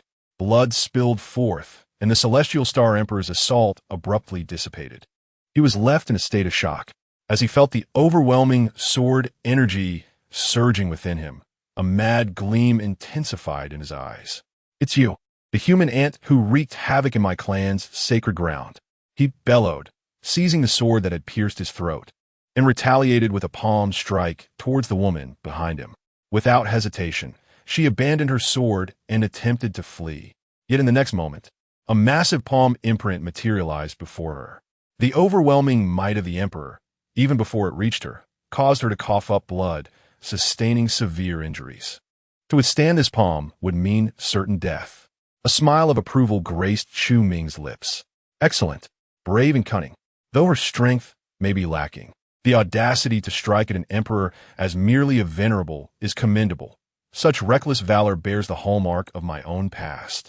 Undoubtedly, she shared the same bloodline as him. This indomitable spirit ingrained in her essence had not waned even after countless years. A broad grin spread across Chu Ming's face. Come here, he beckoned, waving the 10,000 souls banner in the air. An ethereal shield enveloped the woman, protecting her as she moved toward Chu Ming. While safeguarding the woman, Chu Ming's gaze remained fixed upon the celestial emperor, whose aura completely ensnared him. Should he dare to make even the slightest move, the myriad souls banner would swiftly impart to him the true essence of celestial weaponry and divine might. Swiftly, the woman was enveloped by a luminous barrier, arriving before Chu Ming in an instant. He raised his hand, his broad palm gently cupping the delicate contours of her exquisite face. This battlefield is not a realm where a mere dignitary may intervene. Return and devote yourself to your training. The skies of humanity have yet to falter. Several runes flowed from Chu Ming's palm into the depths of the woman's mind. Following this, he casually tossed her enchanting visage towards the distant Yanhuang heaven. Having completed these actions, Chu Ming felt an immense sense of satisfaction. His gaze swept over the four emperors present, revealing a hint of a mocking smile. His figure gradually retreated back to Yanhuang heaven. Esteemed ones, do not let this emperor down. You must endure for a month. At that time, this emperor shall personally come to eradicate you. Chapter 23. The Eternal Life Sutra. As Chu Ming's voice resonated, he merged into the celestial canopy of the Yanhuang heaven under the protection of the 10,000 souls banner. In the next moment, his figure exploded with a thunderous roar, unleashing an infinite surge of imperial power that adorned the heavens with a dazzling radiance. The 10,000 souls banner trembled incessantly, erupting with overwhelming ethereal light. This spectral glow unfurled across the entirety of Yanhuang heaven, absorbing all the power generated by Chu Ming's self-detonation. Countless intricate runes emanated from the banner, intertwining and converging into a breathtaking imperial formation in the blink of an eye.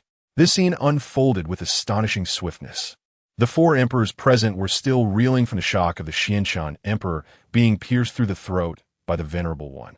Upon regaining their senses, they found that Chu Ming had vanished, replaced by a grand formation that rapidly enveloped Yanhuang heaven at an incredible pace. They yearned to intervene, but it was far too late.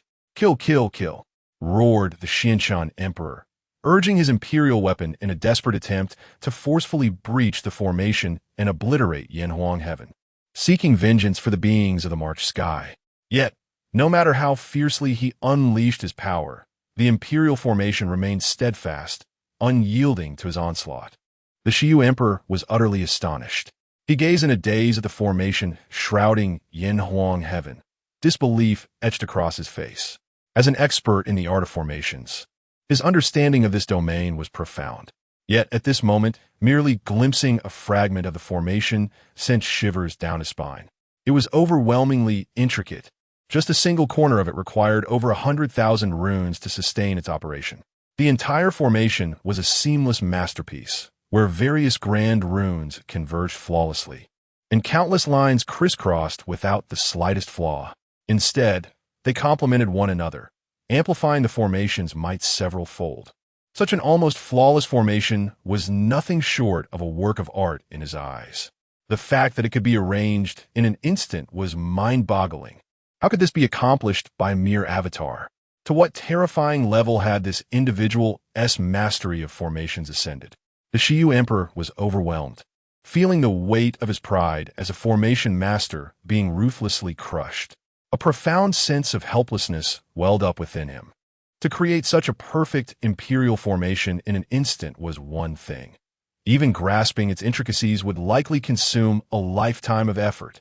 This formation had already touched the pinnacle of formation mastery.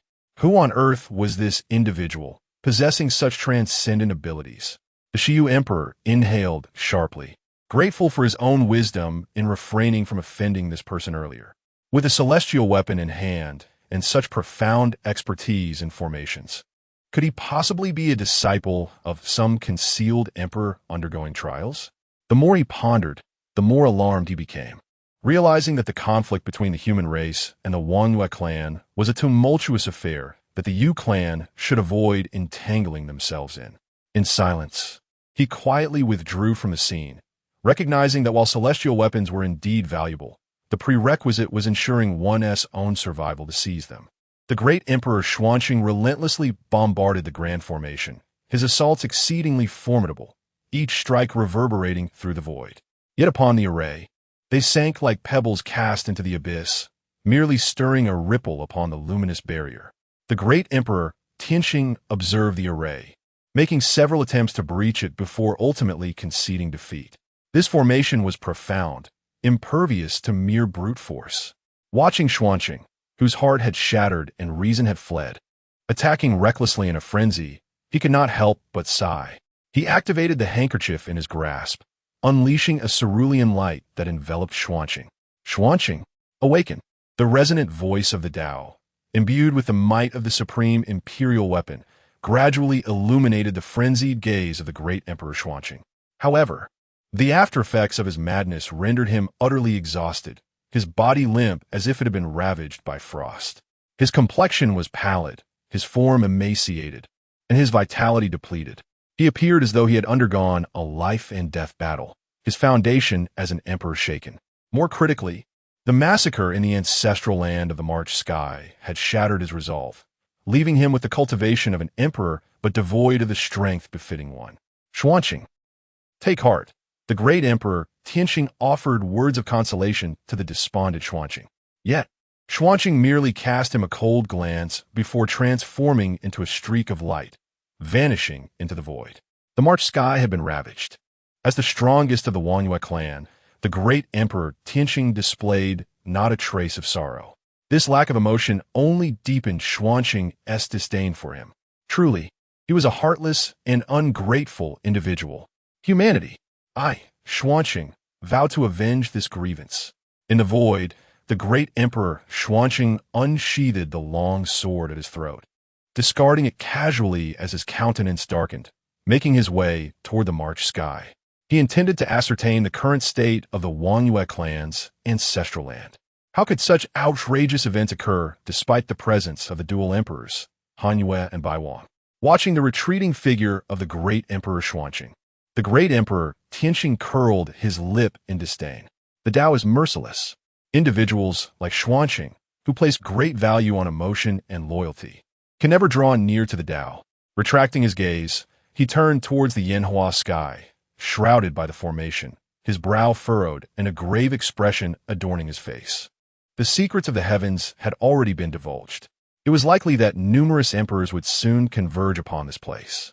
The allure of the celestial weapons was such that even the most exalted imperial clans and the undying races could not resist. To partake in this bounty, one could not fight alone. With Changsheng's shattered heart, he was scarcely superior to a sage. He could not rely on him in the contest for the celestial artifacts. After pondering for a moment, the great Emperor Tianyuan produced a jade slip. Although the secrets had been leaked, celestial artifacts possessed an inherent ability to conceal. Now that he held knowledge of the true location of the celestial artifact, it remained invaluable intelligence. He intended to use this information to negotiate with the Yinsi clan for a brighter future. As an undying clan, the Yinsi boasted 9 great emperors. Within their ranks were over 10 formidable imperial weapons, their strength far surpassing that of the Wangyue clan. More importantly, he shared a close bond with several of the great emperors of the Yinsi clan. If the precise location of the celestial weapon were to be disclosed to the Yin Death clan, he might still harbor hopes of encountering the imperial weapon. In the realm of Yanhuang, as Yi Tianlan retreated within the celestial canopy, he He beheld a human female cultivator, merely at the level of a respected elder, piercing the neck of the Changsheng Emperor with a long sword. This spectacle astounded him. When had humanity produced such a formidable individual? The saint's defiance against an emperor was already shocking enough. Yet this woman, at the realm of a respected elder, had managed to draw blood from an emperor. Such absurdity once again shattered his understanding of reality. However, in the next moment, the girl was seized by Chu Ming, her delicate face turned towards him. His gaze sharpened, and with a swift step, he unleashed a gentle force that caught her in his embrace. The young girl. He intended to inquire about her injuries, but to his surprise, she struck her palm against his heart, leaping away with the agility of a leopard, her eyes filled with vigilance, assuming an offensive stance. Tianyuan, unfazed, brushed off the imprint left on his robe, observing the girl clad in fitted attire, her exquisite features evoking admiration within him. The courage displayed by a respected elder wielding a sword against an emperor was undeniably extraordinary. With a benevolent smile characteristic of an elder, he produced several porcelain vials and tossed them to her, saying, "Take a moment to recover your strength. Although your ancestor shielded you from that blow, the emperor's palm wind is not something a mere respected elder can disregard. If not resolved promptly, it may jeopardize your foundation." Yi Linglong's face turned as pale as snow, her demeanor radiating a distant coldness. Despite accepting Yi Tianyuan's elixirs, she refrained from consuming them, instead retrieving a pill resembling a lump of coal from her storage ring, swallowing it whole. "Master, why did you not intervene earlier?"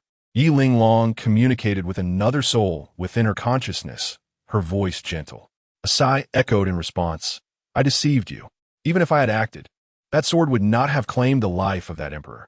Yi Linglong was taken aback, incredulous as she questioned, "Then why did you urge me to act? That is an emperor." At that moment, she too felt she had lost her senses, having drawn her sword against an emperor, were it not for that esteemed figure. For the moment they emerged from the celestial canopy, they had already detected your presence. The voice was tinged with sorrow. Yi Linglong inhaled sharply, exclaiming, "Master, you are a half-step emperor-level powerhouse, with unparalleled concealment techniques. How could he possibly discover you?" She found it hard to accept her master's words. Since her cultivation began, shielded by her master, even the mightiest emperor could not perceive her existence.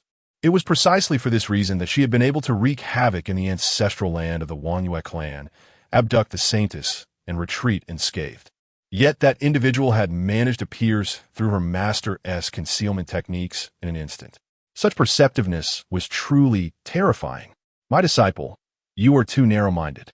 Beyond this world, there are countless realms. Beyond humanity, there exist formidable beings.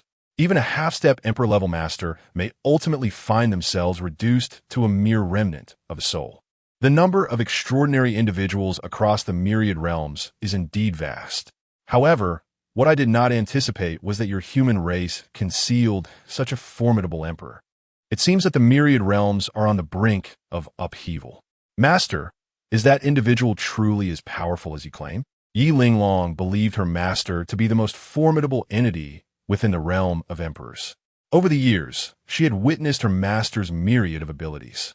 Even a remnant soul could lead her to escape effortlessly from the clutches of an emperor. What other emperor could possess such prowess?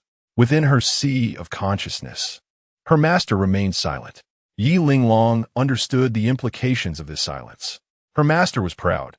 He had always dismissed lesser emperors with a mere scoff, referring to them as mere clay chickens and tile dogs. The only presence capable of rendering her master speechless, in her memory, seemed to be the legendary Emperor Zun. And today, her master had fallen silent once more. "By the way, Master, it appears that the esteemed elder previously transmitted to me a tome of imperial scripture. Please scrutinize it for me." Yi Linglong set aside trivial matters, shifting the conversation with excitement. Before her master could respond, she summoned her divine soul, revealing the emperor's scripture within her consciousness. In an instant, ancient runes radiated brilliant light, illuminating countless auspicious omens. This is the complete version of the eternal life scripture. How is this possible? Chapter 24. One more act of defiance indeed. Master is well aware of this scripture. Yl felt no surprise when Master casually mentioned the name of this text. With a spark of excitement, she inquired, "Is this scripture suitable for my cultivation?" Her extraordinary talent rendered most imperial scriptures incapable of fully harnessing her potential. In her pursuit of a formidable imperial scripture to establish an unparalleled foundation, she had faced countless trials and tribulations, escaping death on numerous occasions, yet had only grasped fragments of wisdom. Now, with the prospect of a complete imperial scripture, her exhilaration was palpable. If she could cultivate this celestial text, she was confident that in a few years she would ascend to the realm of the saints. Lang Noze, do you recall that I once mentioned possessing a fragment of an imperial scripture? Master did not directly respond to her question, but gently inquired. Yl chuckled lightly. Of course I remember. Master said that scripture is terrifyingly powerful. Even in its incomplete form, it could unlock 60% of my potential, far surpassing ordinary imperial scriptures. At this point, Yl paused, a hint of bitterness crossing her features as she asked, "Does Master still believe that this complete imperial scripture cannot compare to that fragment?" Master held the fragment in high regard, having once remarked that it could allow him to forge an unparalleled foundation in the realm of saints. If she cultivated that fragment to achieve the saintly realm, the number of beings capable of defeating her beneath the great emperor would not exceed a mere 10 across all heavens and worlds. In other words, once she entered the saintly realm, she would rank among the top 100 in all of existence. What an astonishing foundation that would be, truly unimaginable. Were it not for the fact that it was merely a fragment, Master feared that the missing verses might hinder her progress in the saintly realm, and she would have long since cultivated that incomplete imperial scripture. Have you not always wished to see that fragment? Focusing intently, Master declared, "I shall transmit it to you now." Immediately sentait herself. Before long, a passage of scripture materialized in her mind. However, upon perceiving this text, she was utterly stunned. "And Master, this is not." She was astounded, her mind buzzing, struggling to comprehend the revelation. For the scripture Master had imparted was none other than the saintly chapter from the eternal life of 1,000 autumns. Moreover, the text was missing several characters. While this would not lead to severe issues during cultivation, the practitioner would need an extraordinary understanding to glean insights from the fragmented verses. Should one misinterpret the meanings, the scripture's potency would diminish significantly. If even this eternal life of 1,000 autumns cannot unlock your potential, then surely no imperial scripture in all the heavens and worlds could facilitate your cultivation. Master's words carried a tone of lamentation. Yl was overwhelmed, to the point of forgetting to breathe. She swallowed hard, her voice trembling as she asked, "Master, who exactly was that predecessor?" The very thought sent shivers down her spine. Master's fragment had been acquired from the ghostly deity Graveyard, a realm of profound mystery within the heavens and worlds. Steeped in legend, beneath lies the ancient truth of obliteration, possessing the power of celestial creation. Countless emperors, nearing the end of their lifespans, choose to enter this realm in search of the means to prolong their existence. Yet, those who return from the graveyard of spirits are few and far between, and even fewer bring forth opportunities from within. Years ago, my master, for reasons unknown, ventured into this ghostly graveyard, acquiring this fragment, which he cherished throughout his life, regarding it as a treasure. It is worth noting that my master was a formidable being, standing at the threshold of the emperor's realm. His vision and understanding were unparalleled. Yet, he still spoke highly of this fragment, revealing its terrifying potential. However, Yi Linglong could never have imagined that what her master held dear would be casually bestowed upon her by another. Furthermore, it was not merely a fragment, but complete. The elder who transmitted the imperial scripture to her did not even inquire about her name. Such a nonchalant demeanor resembled a passerby tossing a couple of coins to a beggar on the street. As for my master, I cannot say. However, it is certain that among the reigning emperors, none have cultivated the eternal longevity scripture to ascend to the throne. Yi Linglong exclaimed, "Master, could that elder possibly be?" My master, understanding her implication, immediately refuted. Absolutely impossible. Not to mention an emperor, even an exalted one cannot withstand the erosion of the passage of time. These matters shall be disclosed to you once you reach the sage realm. Speaking of them now would disrupt your mindset. Though that person's identity remains a mystery, it is undoubtedly true that he is an emperor of our human race. In this time of tribulation for humanity, he must return to safeguard this realm with his celestial weapon. Focus on your cultivation. Even if that individual does not return in time, should this realm ultimately face destruction, I will ensure your safety. Yi Linglong felt warmth in her heart, nodding firmly. Master, once I ascend to the sage realm, I shall first seek out your adversary to collect some interest. In the abyss, Chu Ming slowly rose to his feet. Having refined the divine herb of the great Tao, he was no longer frail. His vitality surged, and his appearance returned to that of his former handsomeness. Yet, at this moment his expression was terrifyingly grim, his eyes filled with murderous intent. During this occasion of descending upon the heavens with his avatar, he uncovered a most dreadful truth. The path of the human race as emperors had been severed. This ignited a furious blaze within Chu Ming, compelling him to immediately initiate the great barrier to cleanse the myriad realms. However, he understood that such actions would likely provoke the foreign domains to descend upon the heavens, resulting in the annihilation of all realms into desolation, with all races extinguished.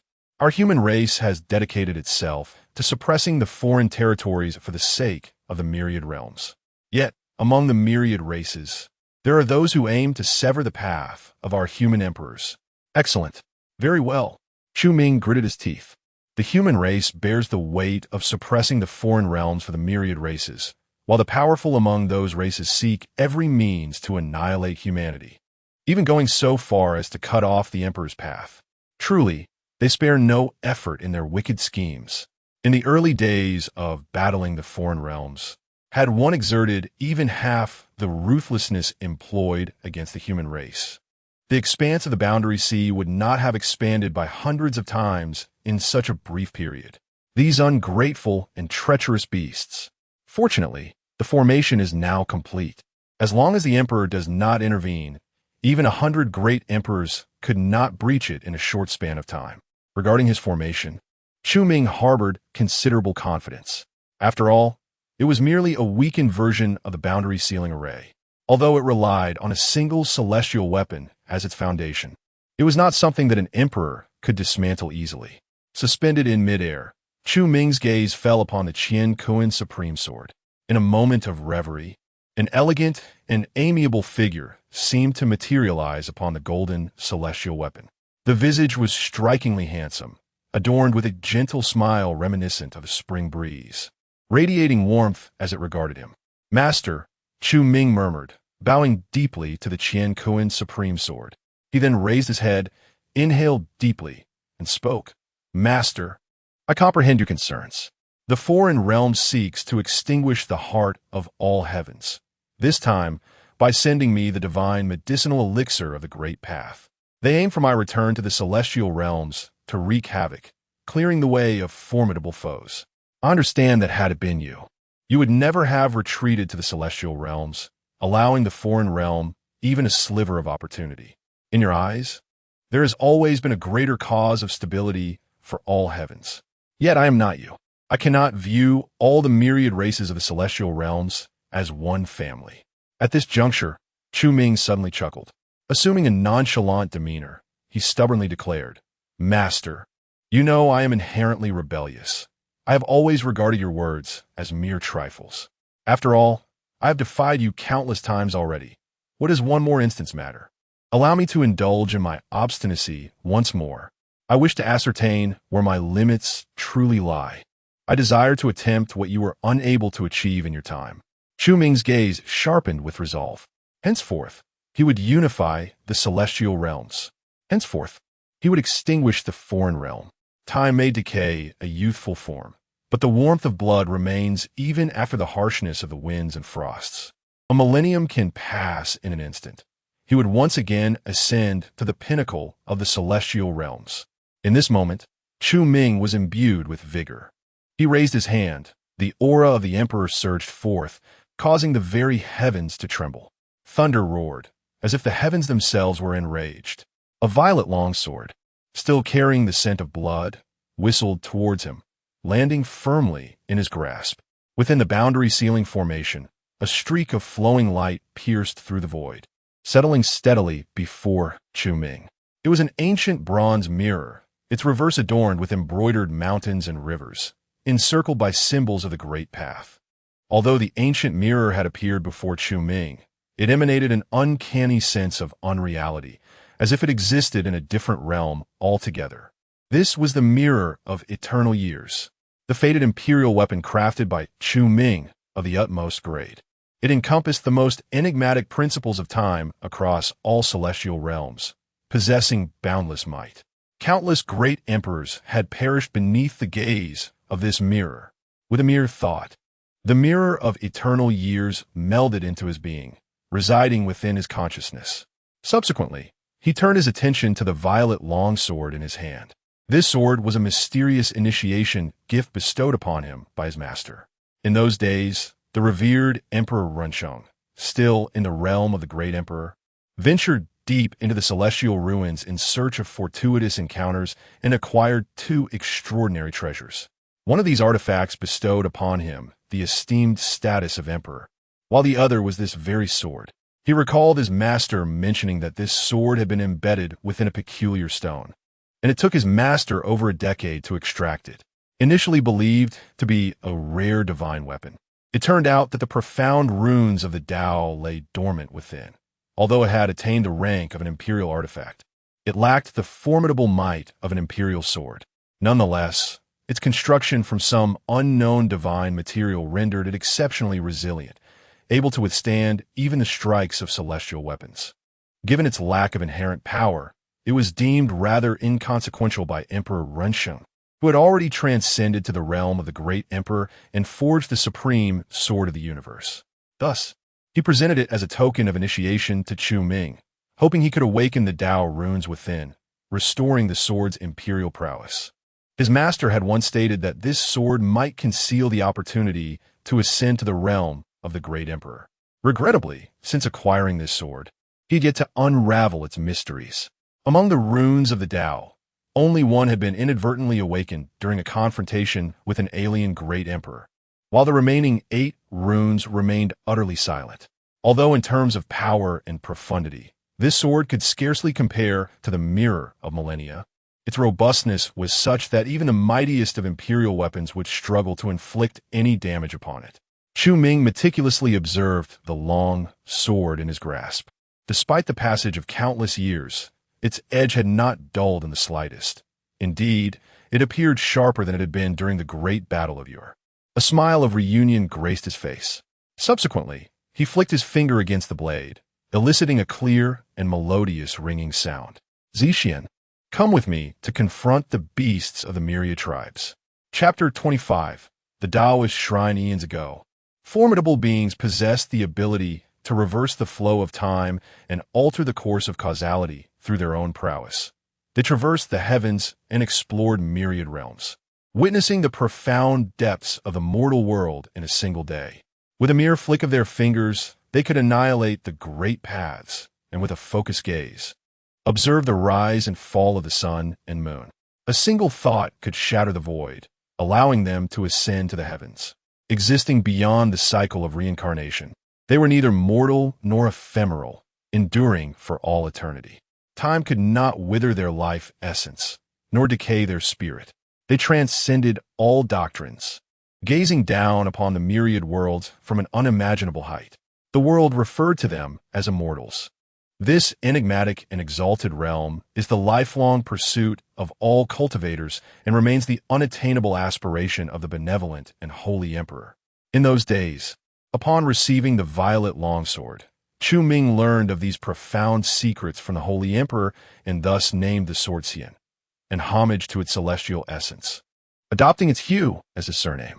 Hence, it was called Purple Immortal. As he felt the resounding sword chant emanating from the blade in his grasp, Chu Ming's smile deepened.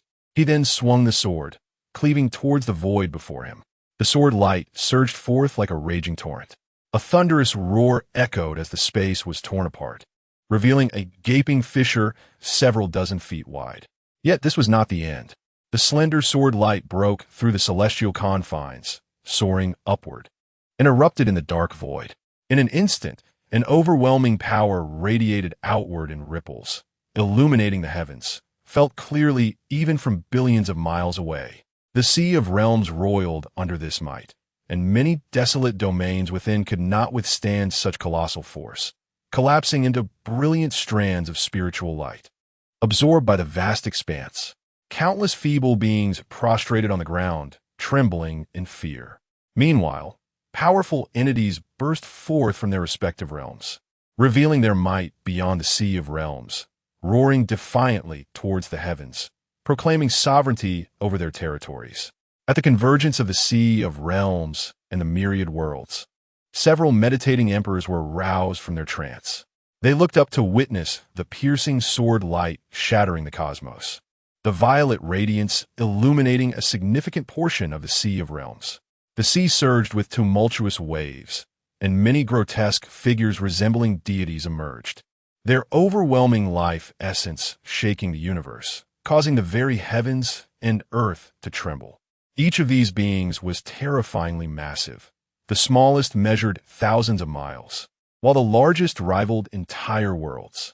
The emperors tasked with guarding the Sea of Realms found themselves speechless, awestruck by the terrifying spectacle. Though they had long been aware of the formidable beings hidden within the sea, they had never imagined such an overwhelming quantity.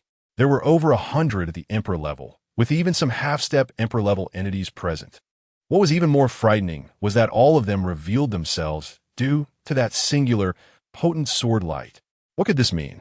Could it be that the powerful beings within the Sea of Realms intended to invade the myriad worlds? One emperor exclaimed in shock. He had guarded this sea for tens of thousands of years and had never witnessed such a horrifying scene before. The Sea of Realms quaked, and chaos ensued. The sensation was akin to the impending arrival of an apocalyptic event. One emperor, with a grave expression, incredulously remarked, "How could the beings of the Sea of Realms practice the sword path? What a ludicrous notion! The radiance of the sword exudes an overwhelming aggression, inciting a rebellion among the formidable beings of the Sea of Realms. The master of this sword light, displaying such a potent demeanor, seeks to unify the Sea of Realms. Does he not? This matter must be reported to the celestial realms immediately, so they can prepare for the impending threat." An emperor spoke in a state of disarray, his heart racing with anxiety. Their duty in guarding the Sea of Realms was to instill fear in its powerful denizens. Over the years, while beings from the Sea of Realms occasionally trespassed, their incursions were trivial skirmishes. The Sea of Realms possesses profound powers. It absorbs the extinguished domains, assimilating them into itself, filling the void with chaotic and disorderly principles, allowing the extinguished realms to achieve a peculiar rebirth. The resulting chaos renders the beings within primarily driven by survival instincts, lacking in higher intelligence. Thus, the inhabitants of the Sea of Realms cultivate their strength through instinct alone, continuously fortifying their physical forms. As for comprehending the great principles, being ensnared by disorder and possessing limited wisdom, it is impossible for them to progress far. Yet today, what have they witnessed? Among the beings who should have focused solely on physical cultivation, an extraordinary sword cultivator has emerged. What a terrifying revelation. It is enough to send shivers down one's spine. A sword cultivator requires profound intelligence and exceptional comprehension to pursue such a path. Moreover, the principles within the Sea of Realms are chaotic. Achieving the status of a sword emperor within the Sea of Realms is undoubtedly hundreds of times more challenging than breaking through to emperor status in the myriad realms. For this existence entirely contravenes the laws of the great principles. This is an act of defiance against heaven. Furthermore, the most crucial point is that not only has he succeeded, but his swordsmanship also reverberates throughout the entire Sea of Realms. This is beyond mere terror. An emperor slowly rose, gazing intently at the dazzling sword light, his expression gravely serious. Why report to the celestial realms? Such magnificent sword energy is visible even to the blind. At the same time, many emperors across the myriad realms sensed the resplendent sword light emanating from the Sea of Realms. Instinctively, their gazes turned towards that direction. Which senior has achieved a breakthrough in swordsmanship? Such a fierce aura of swordsmanship. Another pinnacle of sword cultivation has emerged in the celestial realms. It seems yet another faction is on the brink of rising. Many emperors expressed their admiration, believing this sword light to have erupted from the venerable guardians of the Sea of Realms, feeling elated for them. In a frigid expanse, an elder bearing a divine sword trudged through the harsh terrain. Clad in a gray robe, he emanated a sharp sword energy capable of cleaving the heavens. Suddenly, the elder lifted his gaze towards the Sea of Realms, fervor igniting in his eyes. What a formidable aura of swordsmanship! I must seek to experience it firsthand. He is the elder of the divine sword, unrivaled in the realm of swordsmanship. Gazing at the spatial rift before him, Chu Ming hesitated not for a moment. With a step forward, he found himself at the edge of the Sea of Realms. The boundless Sea of Realms now surged with tumultuous waves. The great principles trembled, and the laws quaked. Countless domains bobbed uncertainly amidst the crashing waves. A chaotic and disordered aura permeated the void, as if heralding the end of all things. Numerous formidable beings emerged upon the surface of the sea, emanating a terror so profound it could shake the heavens, conjuring various celestial phenomena, their might overwhelming. With a furrowed brow, Chu Ming spoke softly. This sovereign intends to traverse the boundary sea. Those who dare obstruct shall be met with ruthless annihilation.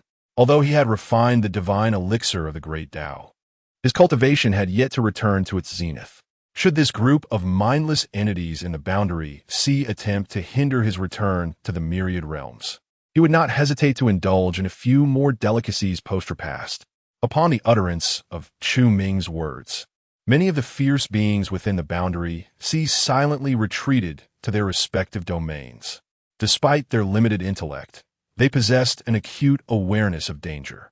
The sword intent unleashed by Chu Ming was beyond the reach of ordinary emperor-level beings, who would find themselves unqualified to engage him in combat.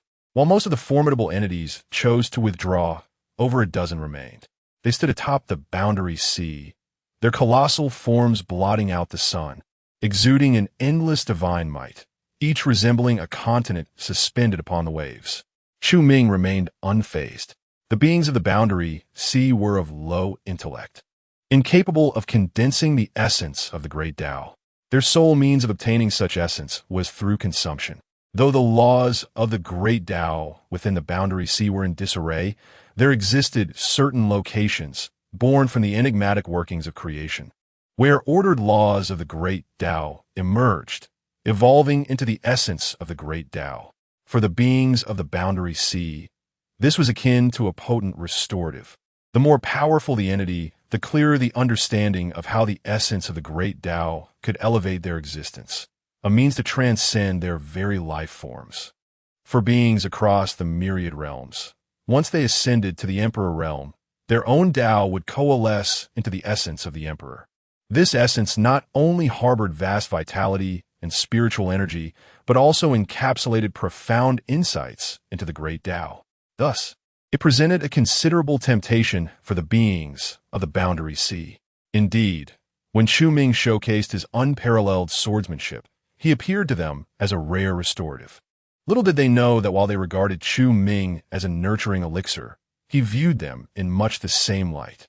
Ignoring the fervent and avaricious gazes directed towards him, Chu Ming sheathed the purple immortal sword behind him and stepped forth. Traversing the towering waves formed by the convergence of numerous realms, journeying toward the myriad worlds. His long hair billowed, his countenance exuding an indescribable serenity, his aura ethereal, resembling a celestial being descended to the mortal realm.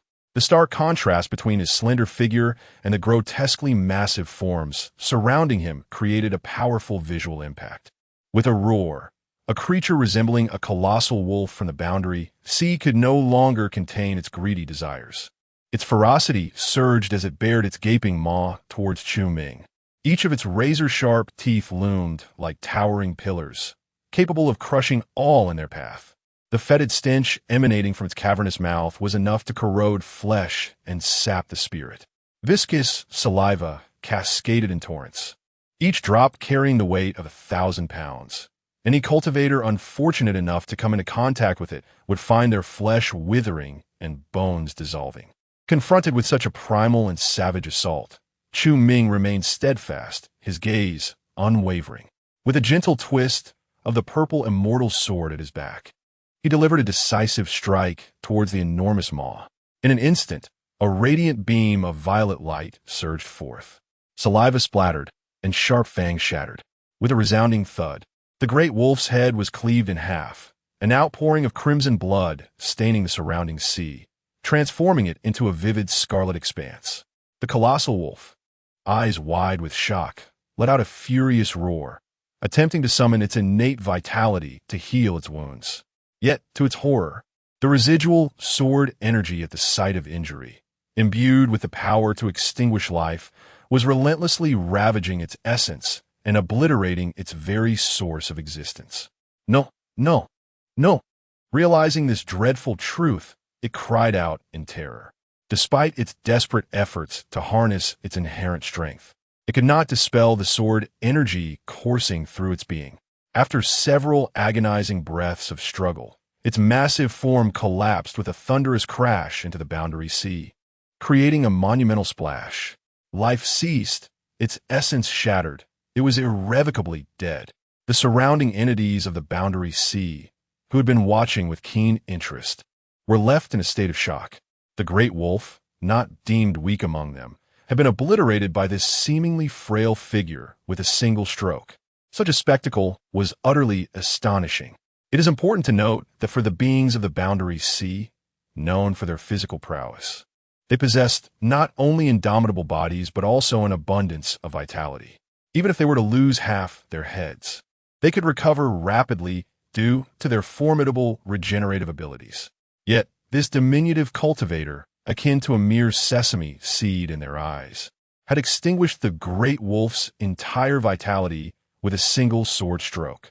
This terrifying swordsmanship sent shivers down their spines and struck fear into their hearts. In response to the astonishment of those surrounding him, Chu Ming paid them no heed. He continued his stride, advancing towards the lifeless form of the great wolf. Extending his hand, he unleashed a torrent of profound laws from his palm. With the naked eye, one could observe the wolf's carcass rapidly shriveling under the influence of these laws.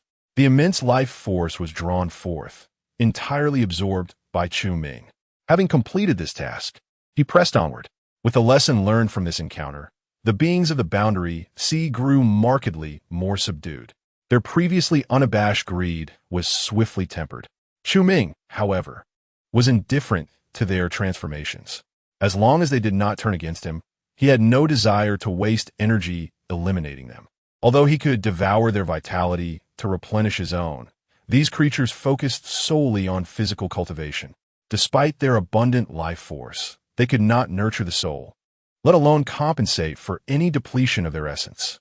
Gazing out at the boundless boundary sea, Chu Ming couldn't suppress a derisive laugh. In his era, the boundary sea had not yet attained its current magnitude. In those days, entities from other realms crossed the abyss, traversing the boundary sea to descend upon the myriad heavens. Powerful beings from countless races not only kept their intentions concealed, but also retreated without a fight. By the time his master sensed the threat, the foreign powers had already established a foothold across the myriad worlds. There was no time to organize a response from the myriad races. His master, accompanied by over 30 human emperors, engaged in a fierce battle against these foreign entities. The ultimate outcome was that the esteemed master suffered severe injuries.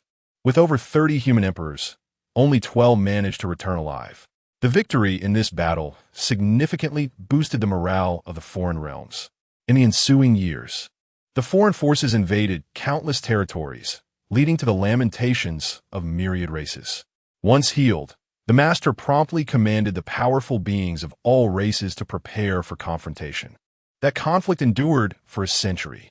The ancestral patriarch of the true dragon clan, a being of imperial reverence, fell on the battlefield, eliciting a mournful wail from the heavens.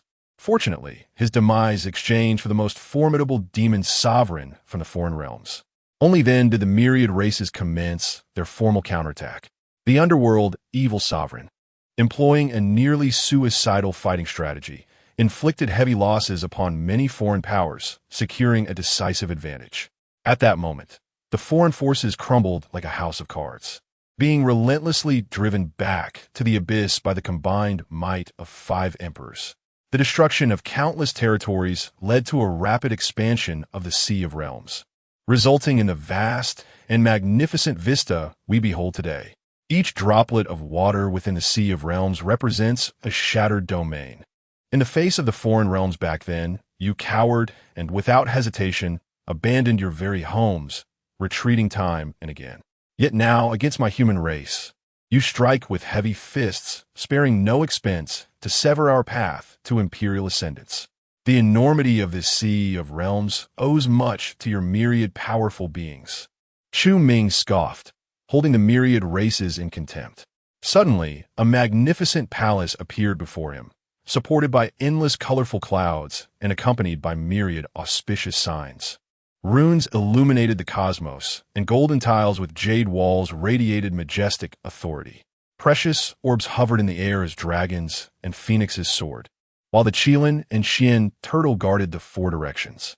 The crashing white waves dared not approach, and the shimmering spiritual light could not be concealed by the heavens. Chu Ming halted, his calm demeanor shifting for the first time as he furrowed his brow, his expression grave. The Tao Dissolution Divine Palace. Arriving neither too early nor too late, but precisely when this emperor traverses the Sea of Realms. What? Do mere lifeless entities think to thwart this emperor's return to the myriad heavens? Chapter 26. The Battle of the Sea of Realms. Invitation from the Dao Xia Divine Palace. The Dao Xia Divine Palace is an exceedingly bizarre forbidden zone within the Sea of Realms. Its appearances are utterly unpredictable, manifesting upon the sea's surface, in the void, and even in lifeless realms of utter annihilation. This palace possesses the ability to confuse souls and dissolve the powers of the great Tao. Each time it emerges into the world, it incites a tempest of blood and chaos within the Sea of Realms. Chu Ming's countenance darkened, and an inexplicable fury surged within him. He merely sought to return to the myriad heavens. Though the beings of the Sea of Realms desired to consume him, it was intolerable that the Dao Xia Divine Palace, as a forbidden domain, would join in the tumult. One day, I shall dismantle this palace. Chu Ming spoke in a deep voice, his eyes glinting with murderous intent. Having previously instilled fear in these beings of the Sea of Realms, the emergence of the Dao Xia Divine Palace rendered his earlier intimidation utterly ineffective. However, as soon as the words left his mouth, he instantly became alert. Gazing upon the grandiose palace, Chu Ming's eyes were filled with trepidation. His clear gaze revealed a flicker of ferocity, and his heart was tumultuous, teetering on the brink of violent impulse. I am being influenced by the Dao Xia Divine Palace. Chu Ming was somewhat astonished. Having endured the trials of foreign wars, baptized in blood and fire, and having guarded the abyss for countless years, he had long since transcended the cycles of life and death. His mental fortitude had been tempered to perfection. Ordinary matters should not affect him in the slightest. Yet, the Dao Xia Divine Palace had nearly caused him to lose control of his mind without his awareness. This peculiar force is truly extraordinary. Mirror of eternal years, suppress. Chu Ming hastily activated his imperial artifact, seeking to ground himself. The mirror of eternal years radiated brilliant white light within his consciousness, and countless runes spiraled forth, safeguarding his mental clarity. Unlike Chu Ming, who wielded his imperial artifact to stabilize his mind, the surrounding beings of the Sea of Realms, lacking any means to cultivate the great Tao, were utterly defenseless against the power of the Dao Xia Divine Palace. Under its influence, They merely persevered for a fleeting moment before being overwhelmed by thoughts of slaughter. They howled skyward, each unleashing their own formidable might. In an instant, the entire sea of realms was filled with a myriad of phenomena, vibrant lights illuminating the universe. A tempestuous tide of blood surged, shaking the very heavens and earth. An overwhelming intent to kill intertwined and ensnared, causing the world to change color. The terrifying forces clashed, erupting in a deafening roar. The Sea of Realms was set ablaze with towering waves, and countless weak domains were obliterated. This is dire.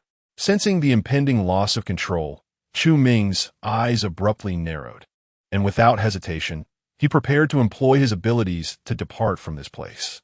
Without the Dao Xia Divine Palace, he would have no fear of these formidable beings. But the circumstances were now different. To maintain his rationality, he must exert a portion of his power to suppress the Dao Xia Divine Palace's encroachment upon his mental state. Yet, these beings would not share such concerns.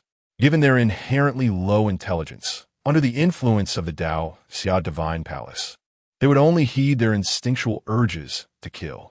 Moreover, as a supreme emperor among the myriad realms, he would undoubtedly be perceived as an unparalleled treasure by these beings. They would converge to attack him. Boom! The imprint of Chu Ming had yet to solidify when an enormous, plush hand descended upon him with great force. This hand was as vast as a small island, stretching for 100 miles. The air trembled in its wake, as it was enveloped by an awe-inspiring surge of vitality, exuding an invincible momentum capable of sweeping across 3,000 realms and obliterating myriad mountains. The strike came with astonishing speed, leaving Chu Ming no time to invoke his secret arts to escape. Seeking death, he scoffed, relinquishing his attempts to form seals, and instead, he unleashed the purple immortal sword in a direct slash. A brilliant beam of sword light surged into the heavens, imbued with an unparalleled sharpness that cleaved through the firmament. Colliding fiercely with the colossal hand, a tremendous boom resonated as the two forces met, unleashing a terrifying might that shook the very foundations of existence. The sword light severed the entangling vitality surrounding the hand, embedding itself fiercely into the palm. Yet, the hand proved to be remarkably resilient. The sword light penetrated only a short distance before it could advance no further. A glint of cold light flickered in Chu Ming's eyes. With a sudden shift, he appeared beneath the hand, spinning 720 degrees before delivering a powerful kick. The sheer force sent the hand's owner tumbling away, its massive form skipping across the ocean of realms like a stone cast into water. Just as Chu Ming prepared to press his advantage, a new threat emerged. A gigantic tentacle swept toward him with ferocity. In a moment of urgency, he raised the purple immortal sword to defend himself. The impact sent him hurtling backward. Before he could shake off the overwhelming force, several colossal figures materialized directly above him, casting a vast shadow over him. These fearsome beings gazed down with ravenous intensity, their eyes glinting with hunger. Do they wish to devour me? How audacious! Chu Ming's expression darkened, disdain evident in his voice. He gripped the purple immortal sword tightly as it vibrated, emanating a tremendous aura of sword energy. In an instant, a profound and mysterious force of the great Tao radiated from Chu Ming, causing time itself to seem to come to a standstill. Everything around him appeared to move in slow motion, while his own figure remained unaffected. Thus, he resolutely halted his retreat, unleashing a flurry of strikes with the purple immortal sword. Divine art, sword sweeps through the ages. Swish, swish, swish, countless streams of sword energy surged forth, weaving into an impenetrable net of blade light. The creatures of the realm, influenced by the might of the great Tao, became sluggish in their movements. They desperately attempted to summon their own abilities, only to be horrified to discover they were utterly ineffective. Helplessly, they watched as the sword energy net drew closer. Only when it was mere yards away did the mysterious power of the great Tao dissipate from their forms. However, by then, the sword energy was far too close. There was no time left for evasion or to muster a counterattack. Their only option was to meet it head-on. Swish, swish. Swish, the sword energy net swept through in the blink of an eye. Several frail creatures were instantly reduced to mere fragments of flesh. The power of the great Tao carried within the sword energy extinguished their vitality and life essence within mere breaths. The massive chunks of meat plummeted into the ocean of realms, absorbed by the overwhelming domain. The blood, brimming with immense vitality, revitalizes numerous desolate realms, subtly hinting at the emergence of a chaotic path. Indeed, it can be said, when one emperor falls, myriad beings are born. Yet, those creatures that withstood Chu Ming's blade do not fare well either. Although they were not obliterated by the sword's aura, they still bear grievous wounds, some losing limbs, others marred by deep gashes. Under ordinary circumstances, they would have been paralyzed by fear, fleeing in panic. However, influenced by the Tao Dissipation Divine Palace, a singular thought occupies their minds. Kill, kill, kill. Annihilate all beings save themselves. The bloody spectacle, far from deterring them, ignites their ferocity. With a thunderous roar, several powerful beings unleash their rage towards the heavens. Ignoring their own injuries, they launch a renewed assault on Chu Ming. At this moment, those formidable beings concealed nearby, after venting their frustrations within their own domains, shift their gaze to the battlefield upon the sea. In the span of a single tea ceremony, over 10 additional powerful beings join the fray. Relying on his formidable swordsmanship, Chu Ming engages in relentless combat with these mighty entities. Their overwhelming might reverberates throughout the universe, with sword light devouring the heavens and earth, weaving intricate patterns of offense and defense. The beings from the realm's ocean unleash torrents of blood, their robust physiques shaking the cosmos, each strike emanating unparalleled divine might. Under the influence of the Tao Dissipation Divine Palace, they remain oblivious to the concept of fear, embodying a reckless determination as they heedlessly assault Chu Ming, intent on devouring him, refining his imperial essence, and elevating their own life forms to higher tiers. The suppression exerted by the Tao Dissipation Divine Palace weighs heavily upon me. The oppressive force of the Thousand Autumns Mirror, too, diminishes with the passage of time. Anxiousness begins to brew within Chu Ming's heart as he realizes that the restraint on his mind grows ever weaker. If he does not swiftly escape the confines of the Tao Dissipation Divine Palace's power, he will inevitably lose his sanity and become a mindless harbinger of slaughter. Should such an event unfold, he fears he may never traverse this realm's ocean. Lost in thought, several powerful beings approach once more. Without hesitation, Chu Ming unleashes a wave of sword energy to thwart their assault. He cannot afford to conserve his essence. He must forcefully repel every last one of these entities. His gaze sweeps across the battlefield, his mind growing increasingly grave. The beings of the realm's ocean are inherently formidable, and with his strength not at its pinnacle, compounded by the influence of the Tao Dissipation Divine Palace, even his substantial reserves begin to falter. In the fleeting moment when Chu Ming repels several powerful beings, one particularly formidable creature erupts from the ocean. It is a colossal, blood-soaked elephant. Upon its emergence, its trunk, towering at 10,000 feet, sweeps directly towards Chu Ming. Having sensed its presence, Chu Ming remains unfazed. He swiftly strikes with his sword, intending to send the giant elephant back to the realm. However, to his astonishment, as the elephant collapses, its body suddenly explodes, revealing a massive, pitch-black tentacle that pierces through the elephant's carcass and, with lightning speed, crashes violently into his chest. Chu Ming was sent flying, his expression dark as he gazed at the 8-armed octopus lurking in the void behind the colossal elephant. This creature has not completely lost its sanity. A flicker of surprise twinkled in Chu Ming's heart. He had not anticipated that the beings within the Sea of Realms could retain a semblance of rationality under the influence of the Tao Dissolution Divine Palace. Caught off guard, he had fallen victim to a sudden ambush. Carelessness. A sigh escaped his lips as he acknowledged that such a fundamental mistake was unbecoming of him. There could only be one explanation. The Thousand Autumns Mirror suppression of his state of mind had revealed a flaw. Under the influence of the Tao Dissolution Divine Palace, he had begun to underestimate his opponents. From the depths of the Sea of Realms, one formidable being after another emerged upon the surface. Upon their arrival, their gazes converged upon Chu Ming, as if he were a precious elixir igniting their most primal desires. This insatiable hunger drove these beings to forego their mutual slaughter, redirecting their collective hostility solely towards him. Faced with a myriad of greedy stares, Chu Ming's complexion darkened. "I merely wish to traverse the Sea of Realms. Is that such a difficult endeavor?" Fury surged within him as he directed his gaze towards the Tao Dissolution Divine Palace, his eyes ablaze with indignation.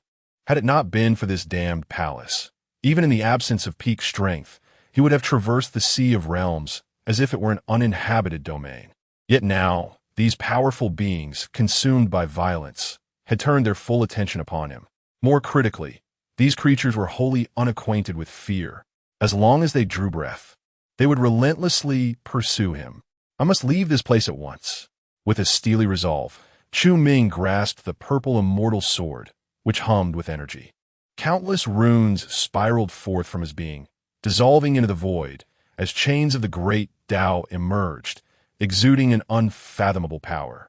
The essence of the great emperor surged within him, roaring to life as he prepared to unleash a formidable strike to repel these beings and escape the confines of the Tao Dissolution Divine Palace. His momentum visibly intensified, the purple immortal sword emanating a potent sword aura capable of cleaving the heavens and the earth. An innumerable array of great Tao chains encircled him, elevating Chu Ming to the stature of a deity. An invisible force began to ripple through the air, transforming the winds and clouds, instilling awe throughout the cosmos. However, just as Chu Ming intended to unleash this cataclysmic strike, an unexpected turn of events unfolded. In the distance, the Tao Dissolution Divine Palace trembled, an explosion of myriad runes erupting in blinding light. The roars of dragons and phoenixes filled the air, as Qilins raised their heads and the black tortoise soared through the void. Above the palace, a resplendent jewel radiated thousands of auspicious rays. On the golden tiles, ethereal mists began to rise. Surrounding the walls forged from white jade, a multitude of golden lotuses blossomed. With a thunderous crash, the divine palace quaked. A ripple surged forth with astonishing force, sweeping everything in its path backward. The great Tao chains that Chu Ming had meticulously gathered were effortlessly shattered by the mere touch of this ripple. Numerous powerful beings emitted earth-shattering roars, yet beneath the ripples, they exhibited no resistance, akin to floating debris in water, merely drifting with the currents. How could Chu Ming afford to be careless? He promptly employed his techniques to shield himself. However, to his astonishment, the ripples swept over him, passing through his body as if he were naught but a specter. Aside from a fleeting sensation of coolness, there was no other manifestation. This left Chu Ming utterly bewildered. Was this an acknowledgement of the resentment of the emperor? Were they attempting to curry favor with him? Chu Ming found it hard to believe. As the ripples spread across a vast expanse, he stood alone before the Tao Xia Divine Palace. In the next instant, a stream of light unfurled before the grand entrance of the palace, extending toward Chu Ming's feet as if in a gesture of welcome. Chu Ming gazed at this spectacle, rendered speechless. What did the Tao Xia Divine Palace imply? Could it be that sentient beings resided within? His mind was awash with countless questions. The origins of the Tao Xia Divine Palace, who constructed it, had long since faded into obscurity. Chu Ming only knew that this structure was remarkably resilient, impervious even to the most formidable imperial weapons, which left no mark upon it. Moreover, to his knowledge, no powerful entity had ever ventured inside. The grand doors remained eternally sealed, inaccessible even to those of the imperial rank. In the past, his master had traversed the forbidden realms of countless worlds in search of materials to forge the supreme sword of heaven and earth. Yet even he had returned empty-handed before this very palace. But what was this situation now? The ripples had repelled many beings, yet he alone remained. Furthermore, the stream of light extended right to his feet. Was this an invitation to enter? Swallowing hard, Chu Ming felt his heart race with anticipation. His master had never set foot within, What secrets lay inside this palace, known only to the void? Since such hospitality had been extended, it would be illogical for the emperor to decline. With a graceful flick of the purple celestial sword held firmly behind him, he stepped onto the radiant path leading into the divine abode. Chapter 27. The terrifying Dao Shao Divine Palace in the boundless expanse of the Sea of Realms. The grand and enigmatic Dao Shao Divine Palace stands majestically. Thousands of miles away, countless beings of the Sea of Realms howl towards the sky. Before them lies an exceedingly faint ripple. Yet, this ripple becomes an insurmountable chasm that they can never cross, remaining utterly unmoved despite their relentless attempts to break through. Before the Dao Shao Divine Palace, a stream of flowing light unfurls like a crimson carpet, leading directly to the grand entrance of the palace. Chu Ming, with one hand resting behind him, steps onto the radiant red carpet, advancing towards the palace with measured grace. The sea breeze lifts his robes, tousling his long hair into a wild dance. Soon, he arrives at the imposing gates of the palace. The gates, crafted from jade and stone, loom heavy and tall. Standing over 10 zhang high, he feels diminutive beneath their grandeur, a majestic aura pressing upon him. Even as a formidable emperor, Chu Ming cannot help but feel a twinge of inferiority in their presence. The stone door is adorned with exquisitely carved flowers and exotic plants. Upon closer inspection, Chu Ming realizes these floral designs serve merely decorative purposes. Taking a deep breath, he places one hand upon the stone door, attempting to push it open. To his astonishment, despite exerting all his strength, the massive gates do not budge. Am I being toyed with? Chu Ming furrows his brow. What is the meaning of this Dao Shao Divine Palace? It seems to welcome him, yet firmly denies him entry. Is it merely to allow me to gaze upon the artistry of the stone door? Retracting his hand, he again scrutinizes the intricate carvings of flowers and plants on the door. He does not believe that the Dao Shao Divine Palace would invite him without reason. The inability to open the gates must signify some form of trial. After all, the Dao Shao Divine Palace is notorious as a forbidden ground in the Sea of Realms. Even his master had returned in defeat when attempting to enter. How could it be so easily accessible? Chu Ming embarks on various attempts. His explorations encompass the Dao, vital energy, spiritual essence, origins, divine soul, and imperial weaponry. Everything he can conceive of. Yet, the gates remain unresponsive. In utter exasperation, Chu Ming resumes his examination of the door's carvings. If there truly exists a trial, then the method to open the gates must be hidden within these engravings. As time passes, days slip by, yet Chu Ming makes no discoveries. The more he studies, the more he perceives the carvings as mere decoration. No. Surely my approach is flawed. This is the Dao Shao Divine Palace. How could it possess ordinary carvings? Unwilling to concede defeat, he dedicates several more days to his research. Finally, he arrives at a conclusion that feels absurd. These carvings are genuinely just for decoration. This revelation nearly drives him to madness. Over these past few days, his spirit has dwindled rapidly, leaving him in a state of disheartenment. Let open or not, I have no time to squander here. Chu Ming grits his teeth in frustration. The human race awaited his return. He could not squander time on endeavors devoid of hope. Although his heart brimmed with reluctance, Chu Ming understood that he had to depart. The longer he lingered here, the greater the peril for his kin. While the soul-devouring banner could stave off the emperor, it could not withstand the sovereign. The time had not yet come. One cannot force destiny. With a tranquil heart, Chu Ming turned away without a tinge of nostalgia. After traversing a distance of over 10 paces, he slowly turned back, his face suffused with indignation. Having come this far, to leave empty-handed would be akin to being trifled with by this palace. The more he pondered, the more infuriated he became. Taking a step back felt like an insufferable loss.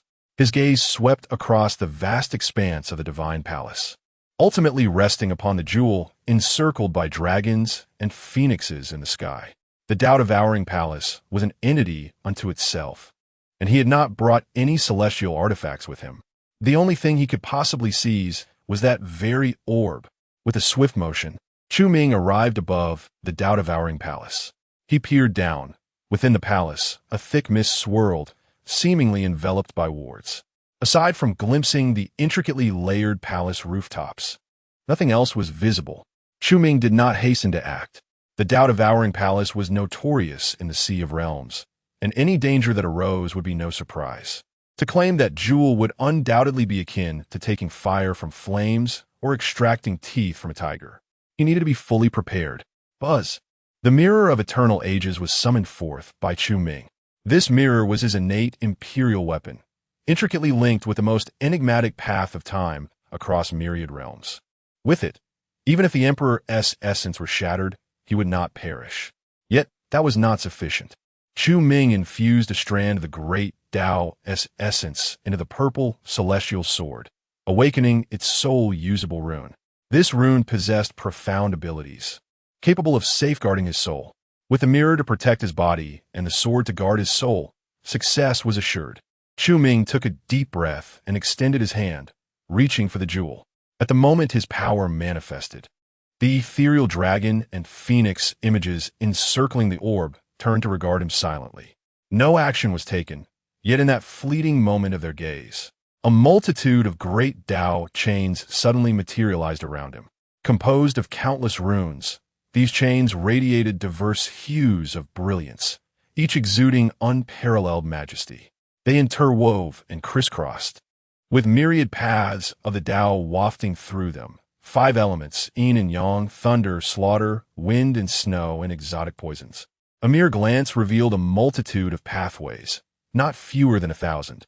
Moreover, each of these pathways emanated a terrifying aura, reminiscent of the sovereign. Although he had anticipated the palace's exceptional nature, Chu Ming was utterly unprepared for its sheer magnitude, with over 1,000 pathways guarding it, each nearly reaching the pinnacle of emperorhood. What did this signify? At least several hundred half-step sovereigns must have participated in the construction of this divine palace. Chu Ming's mind reverberated with certainty. This palace was undoubtedly an artifact from the celestial ancient era. To have hundreds of half-step sovereigns erect a singular palace, such an unfathomable feat could only have been achieved in the ancient celestial age. What struck terror deeper still was the fact that the powers of these hundreds of half-step sovereigns had not even qualified them to enter the divine palace. If one were to consider the Tao-devouring palace as a residence, at this moment, the manifestation of the half-step emperor's power was akin to that of a mere housekeeper. In the blink of an eye, Chu Ming's figure was ensnared by the chains of the great Tao, binding him tightly. Without a moment's hesitation, he immediately activated the mirror of eternal years. Under the influence of the intangible great Tao, time began to reverse. Over 1,000 chains of the great Tao swiftly retraced their path. The instant the chains detached from his body, Chu Ming promptly extricated himself from his original position, just as his figure vanished from sight. The chains of the great Tao broke free from the confines of his imperial law. Yet this time, those chains grasped at nothing but air. Chu Ming revealed himself 10 zhang away, and as he appeared, he coughed forth several mouthfuls of fresh blood, his complexion devoid of color. A mere half-breath, merely allowing time to regress over a span of 10 feet, left him in such a grievous state. Wiping the blood from the corner of his mouth, he was filled with trepidation. In that fleeting moment, he had truly sensed the breath of death.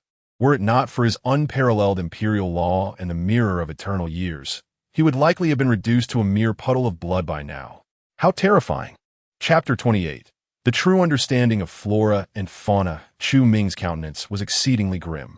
Without daring to linger for even a moment, he turned and fled. The Daoshao Divine Palace was far too formidable. The precious orb within was not something he could covet. He felt utterly humiliated, as if he had been toyed with. It was evident that the Daoshao Divine Palace had lured him in with its flowing light, only to close its gates, denying him any chance of entry. The orb was fiercely protected by the strength of over 100 semi-imperial beings, and a single strike had nearly shattered his very soul. Had it not been for his unparalleled imperial techniques, his corporeal form might have been left in tatters. What left Chu Ming utterly astounded was that as he dashed forth, he was struck by the shocking realization that he could not escape. The ripples emanating from the Daoshao Divine Palace had formed an imperceptible spherical barrier.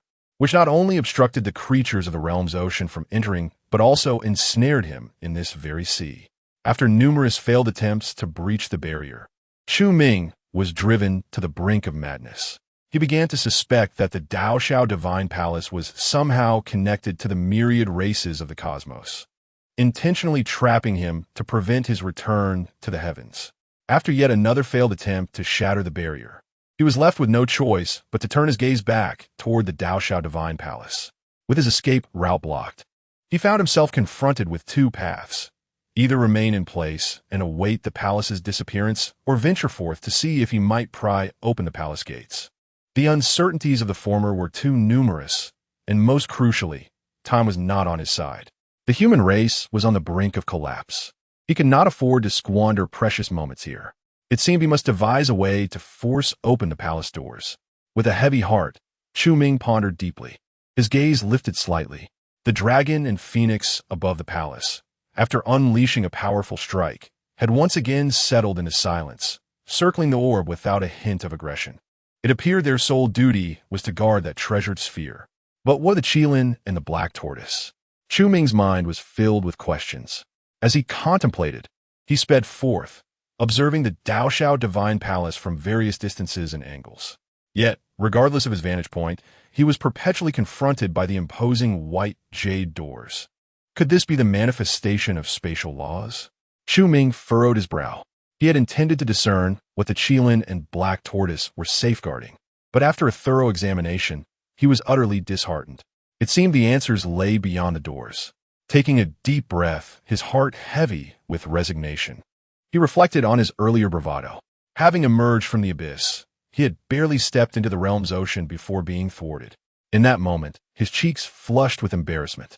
His earlier proclamations felt like a resounding slap across his face. A mere palace had halted his advance, and yet he had dared to entertain thoughts of unifying the heavens and annihilating the foreign realms? Truly laughable. However, just as this despondent mindset began to take root, Chu Ming forcefully extinguished it. With resolute determination, he fixed his gaze upon the Daoshao Divine Palace and declared, "Nothing shall obstruct my return to the myriad realms. The human race, I shall save it. The foreign realms, I shall trample them underfoot." His heart was clear and resolute, steadfast in his convictions. If he began to doubt his own goals, failure would be inevitable. The human race awaited his return. From the moment he departed from Tianyuan, he understood that the path ahead would not be smooth. Now, merely facing a few adversities, he contemplated retreat. The war in foreign lands had not vanquished him, and time had forgotten his existence.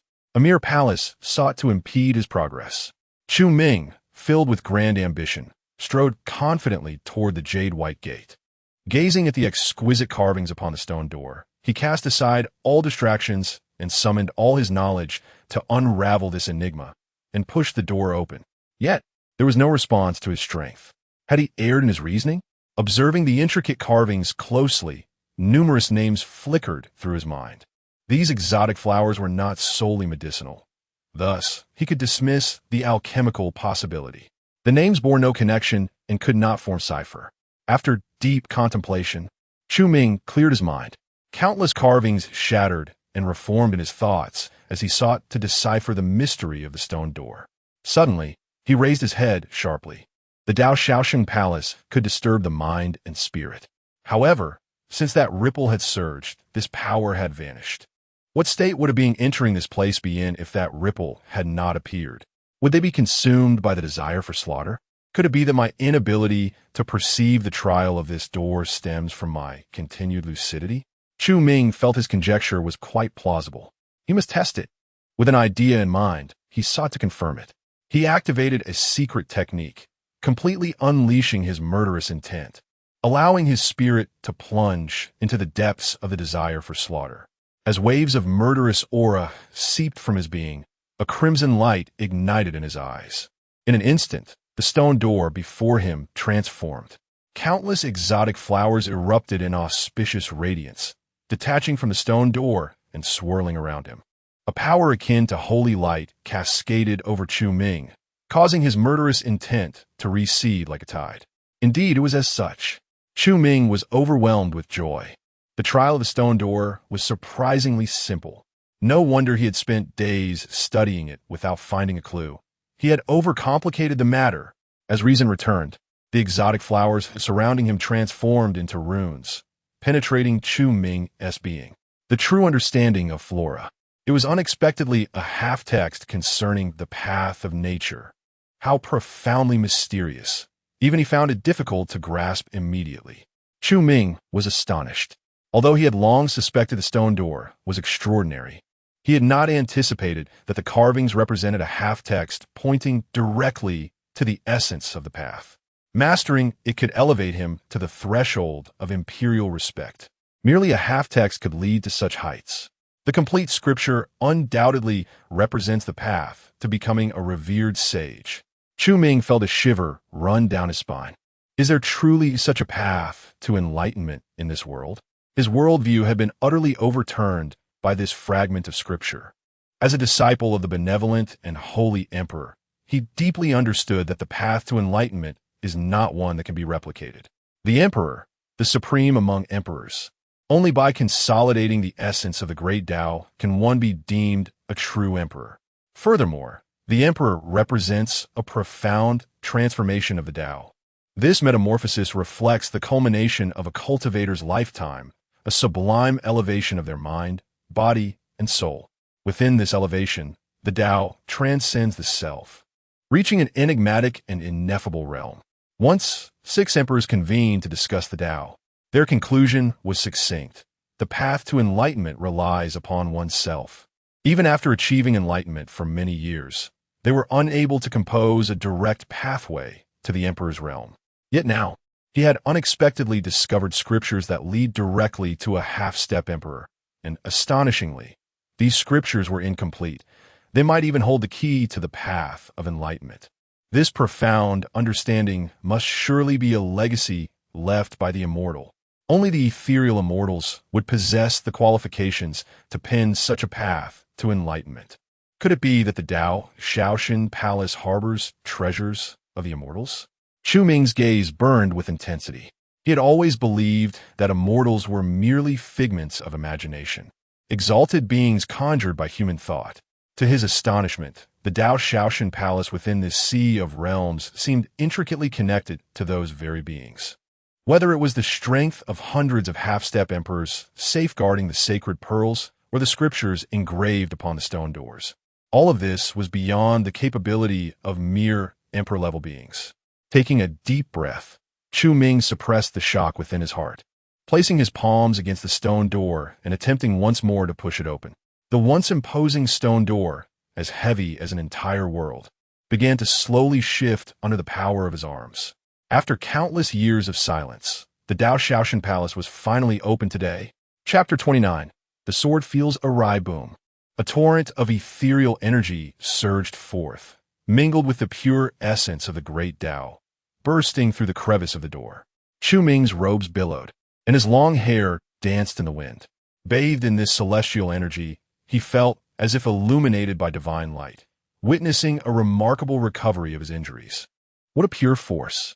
He was astounded, and with renewed vigor, he exerted his strength once more, pushing the stone door open just wide enough for passage. The overwhelming spiritual energy lasted only a few breaths, yet within this fleeting moment, Chu Ming's previous injuries, incurred while activating the mirror of temporal ages, had healed by 80%. Although the stone door lay ajar, a divine light enveloped the interior, rendering even the gaze of an emperor incapable of penetrating the veil to glimpse the wonders within the sacred palace. Taking a deep breath to quell his anxious heart, Chu Ming stepped forward. This single stride across the threshold ushered him into the inner sanctum of the divine palace. Contrary to his grand expectations, he was greeted by an endless expanse of majestic mountains. Exotic flowers and rare plants flourished, vying for attention, their fragrances saturating the air. Countless sacred trees stood tall, their branches lush and laden with bountiful fruits. Auspicious rays of light shimmered everywhere, shrouded in a gentle mist that enveloped the mountains. Colorful butterflies danced through the air, while ethereal bees buzzed joyfully. A crystal-clear stream meandered between the verdant hills, where schools of fish frolicked in the water. The atmosphere was serene and harmonious. A balm for the soul. What a paradise of immortals. What a secluded utopia. Chu Ming murmured the names of the divine flora he beheld. Frost-ice spirit flower, celestial lotus, dragon blood sacred tree, pure soul peach, enlightenment vine, and ancient frost bamboo. Each of these specimens, even a single one, could incite fierce competition among sages in the outside world. Yet, here, they seemed no more remarkable than common weeds. Not far off, he spotted an extraordinary tree, exuding an essence of swordsmanship so pure and pristine. The fruits it bore, though no larger than a thumb, contained unfathomable mysteries of the sword path. This was the treasured sword heart fruit. Consuming one would illuminate the mind with the clarity of sword intent. A paradise of immortals. It truly was a sanctuary of the divine. Chu Ming trembled with awe at the sight before him. Such a grand spectacle left him utterly bewildered, pondering the extraordinary capabilities of the palace's master. The treasures of his own mentor were astonishing, yet when compared to this place, they paled in insignificance. If he could transport these wonders back home, the human race could rise swiftly and triumphantly. Excitement surged within him as he glimpsed the hope of humanity's resurgence. However, Chu Ming remained grounded, not allowing joy to cloud his judgment. This realm was far too extraordinary. Although he sensed no immediate danger, caution remained paramount. Gliding through the air, he observed the extraordinary world within the divine palace.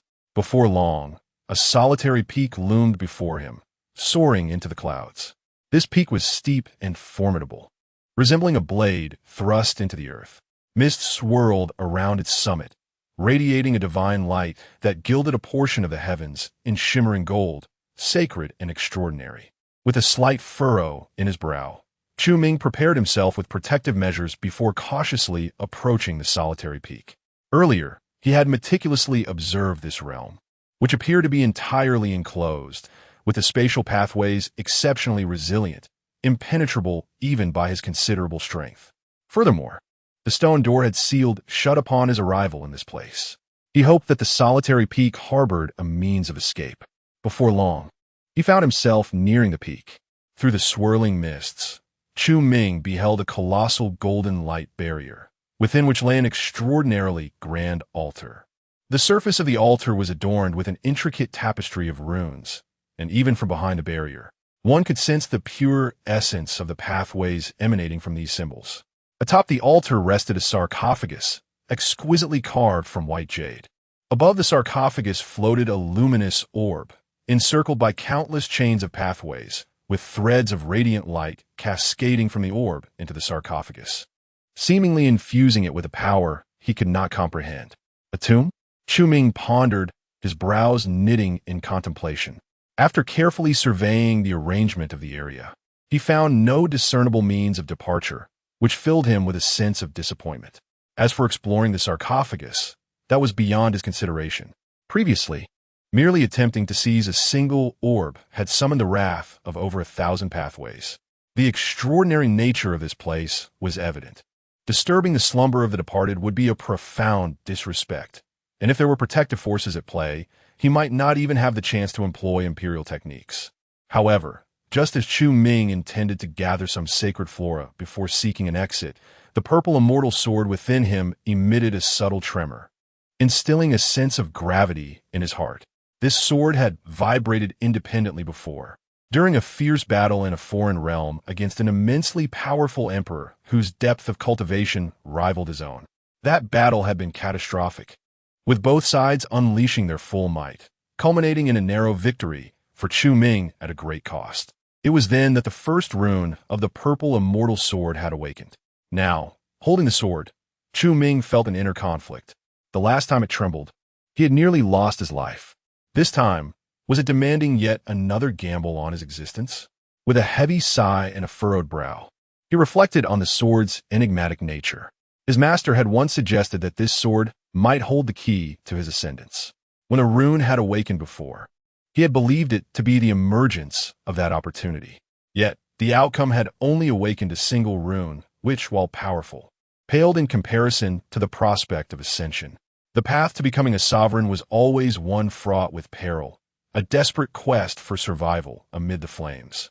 Now, with an opportunity presenting itself, even if there existed merely a sliver of potential, he had no reason to retreat. With resolute determination in his gaze, Chu Ming gripped the purple immortal sword, the mirror of ages protecting him at his side. He approached the golden light barrier with utmost caution. As he drew near, the tremors of the purple immortal sword intensified, signaling its eager anticipation. Even when faced with that foreign emperor, there was no such commotion. A chill coursed through Chu Ming's heart. The urgent call of the purple immortal sword did not excite him. Instead, it felt like a bucket of cold water poured over his head, as if he were confronting a formidable foe. 10 zhong, 7 zhong, 5 zhong, 1 zhong. As Chu Ming stood merely 1 zhong away from the radiant barrier, the purple immortal sword trembled uncontrollably in his grasp. Were it not for his utmost effort to suppress it, it might have cleaved through the barrier and surged forth within. Cold sweat trickled down his brow. Chu Ming tightened his grip on the purple immortal sword, entrusting a fragment of his consciousness to the mirror of endless years. At the slightest hint of anomaly, he would immediately invoke the imperial law to reverse time. Step by step, he approached the golden barrier, and at that moment he could reach out and touch it. The sound of his heartbeat echoed in his ears, and his breath had grown significantly longer. The incessant tremor of the purple immortal sword made his wrist feel numb. Moreover, the soul awakened rune within it manifested without prompting, emanating threads of power that gravitated towards the golden barrier. Chu Ming did not intervene. He remained vigilant, attuned to any potential danger that might arise in this place. Under the influence of the rune's power from the purple immortal sword, a faintly luminous essence within the barrier was surprisingly drawn closer. This heightened Chu Ming's tension to the utmost. The luminescence resembled a playful child cautiously exploring within the barrier, imbued with a spirited intelligence. After a quarter of an hour, seemingly assured that the outside posed no threat, it cautiously seeped through, emerging beyond the golden barrier. It resembled a child lured outside by a piece of candy. The tremors of the purple immortal sword reached their zenith, pulling Chu Ming's hand towards the radiant essence. The rune's power expanded, and the lurid luminescence was directly absorbed into the sword's body. Chu Ming felt a mix of embarrassment and bewilderment, gazing at the purple immortal sword with an expression akin to that of a befuddled uncle enticing a little girl. Thankfully, the luminescence did not resist. Otherwise, the resemblance would have been even more pronounced. Could the sword truly comprehend strategy? Chu Ming was astonished. It was his first time witnessing the purple immortal sword exhibiting such sentience. Was this truly the behavior befitting a sword? As the luminescence melded into the sword's body, the previously dormant 8 runes began to exhibit signs of awakening. This caused Chu Ming's eyes to widen. What on earth was this luminescence that could incite such a transformation in the purple immortal sword? He was filled with disbelief. Just a wisp of it had stirred all 8 runes simultaneously. Could it be that this place was indeed the opportunity for his ascendance to supremacy? Chu Ming's heart raced. If all 8 runes of the purple immortal sword were truly awakened, he could scarcely fathom the might it would possess. After all, its material was already comparable to that of celestial weapons. Having merely awakened 1 rune had already granted him immense benefits. How could it be that with only the cultivation of an emperor, he could endure against the might of the imperial sovereign? Though the longevity of the eternal saint body is indeed profound, it ultimately only rivals that of the emperor-level strong, if not falling short. What has truly allowed him to endure until now is his imperial technique, the mirror of eternal years, and most significantly, the rune within the purple immortal sword. This rune safeguards the soul, and in conjunction with the path of time, it can significantly mitigate the erosion of time upon the spirit. Coupled with the suppression of his corporeal form by the 6 divine soldiers within the boundary sealing array, Chu Ming has managed to survive until this day. The intricacies of a single rune are remarkable. One can only imagine the spectacle and potential should all be awakened. Such matters are beyond Chu Ming's comprehension. However, the excitement within him did not linger for long. The power contained within that sliver of radiant light was too feeble. The 8 runes trembled momentarily before sinking back into silence. Yet, even that brief tremor stirred Chu Ming's emotions profoundly. The purple immortal sword did not disappoint his expectations. After absorbing that sliver of light, it continued to emanate its rune power, seeking to attract more luminous energy. Layer upon layer, it persisted. Through the unwavering efforts of the purple immortal sword, a substantial amount of radiant light was lured forth, which it eagerly consumed. After devouring a multitude of these luminous strands, the once dim 8 runes became subtly illuminated, with one rune shining vibrantly, exuding a vigorous vitality that even lent a faint green hue to the purple blade. Keep going, my dear. Continue to draw in the light. Do not disturb that luminescent barrier. I shall explore elsewhere, Chu Ming coaxed playfully, encouraging the purple immortal sword to persist in its endeavor while he seized the opportunity to gather sacred treasures. With the absorption of the radiant light from the barrier, the sentience of the purple immortal sword significantly increased. He cast a binding array to ensure the sword could not depart, then left the solitary peak to harvest the countless sacred herbs of this world. Many of these sacred entities were invaluable to the emperor. Such an opportunity was not one to be squandered. After several explorations, Chu Ming discovered that these sacred entities were devoid of any protective restraints. Nevertheless, he remained vigilant, keeping a significant portion of his awareness attuned to his surroundings. One by one, the sacred plants were collected into his storage ring. In half a day's time, Chu Ming had thoroughly scoured this realm. Just as he intended to return to the solitary peak to observe how the purple immortal sword was drawing in the radiant light, a thunderous roar suddenly erupted from the peak. Shameless thief, you have gone too far. Chapter 30. Truly exemplary of your master-disciple, Bond. The sound lingered in the air as a brilliant golden light suddenly erupted from the solitary peak. Chu Ming was taken aback, his heart racing violently while his complexion paled to a ghostly white, drenched in cold sweat, terror gripping him. The being within the stone coffin was alive. After a brief mental tumult, a singular thought consumed him: escape. Even though he was an emperor, invincible beneath the dominion of his peers, he dared not linger in this enigmatic Taoist shrine, wholly ignorant of the opponent's capabilities. He immediately unleashed his divine powers, propelling himself at the utmost velocity in the direction opposite the peak. As for the purple immortal sword, preserving his life took precedence. Had I collected too many sacred artifacts? Cold sweat beaded on Chu Ming's forehead, his heart lodged in his throat. The peril he had just narrowly avoided outside was a clear indication of the dangers lurking within.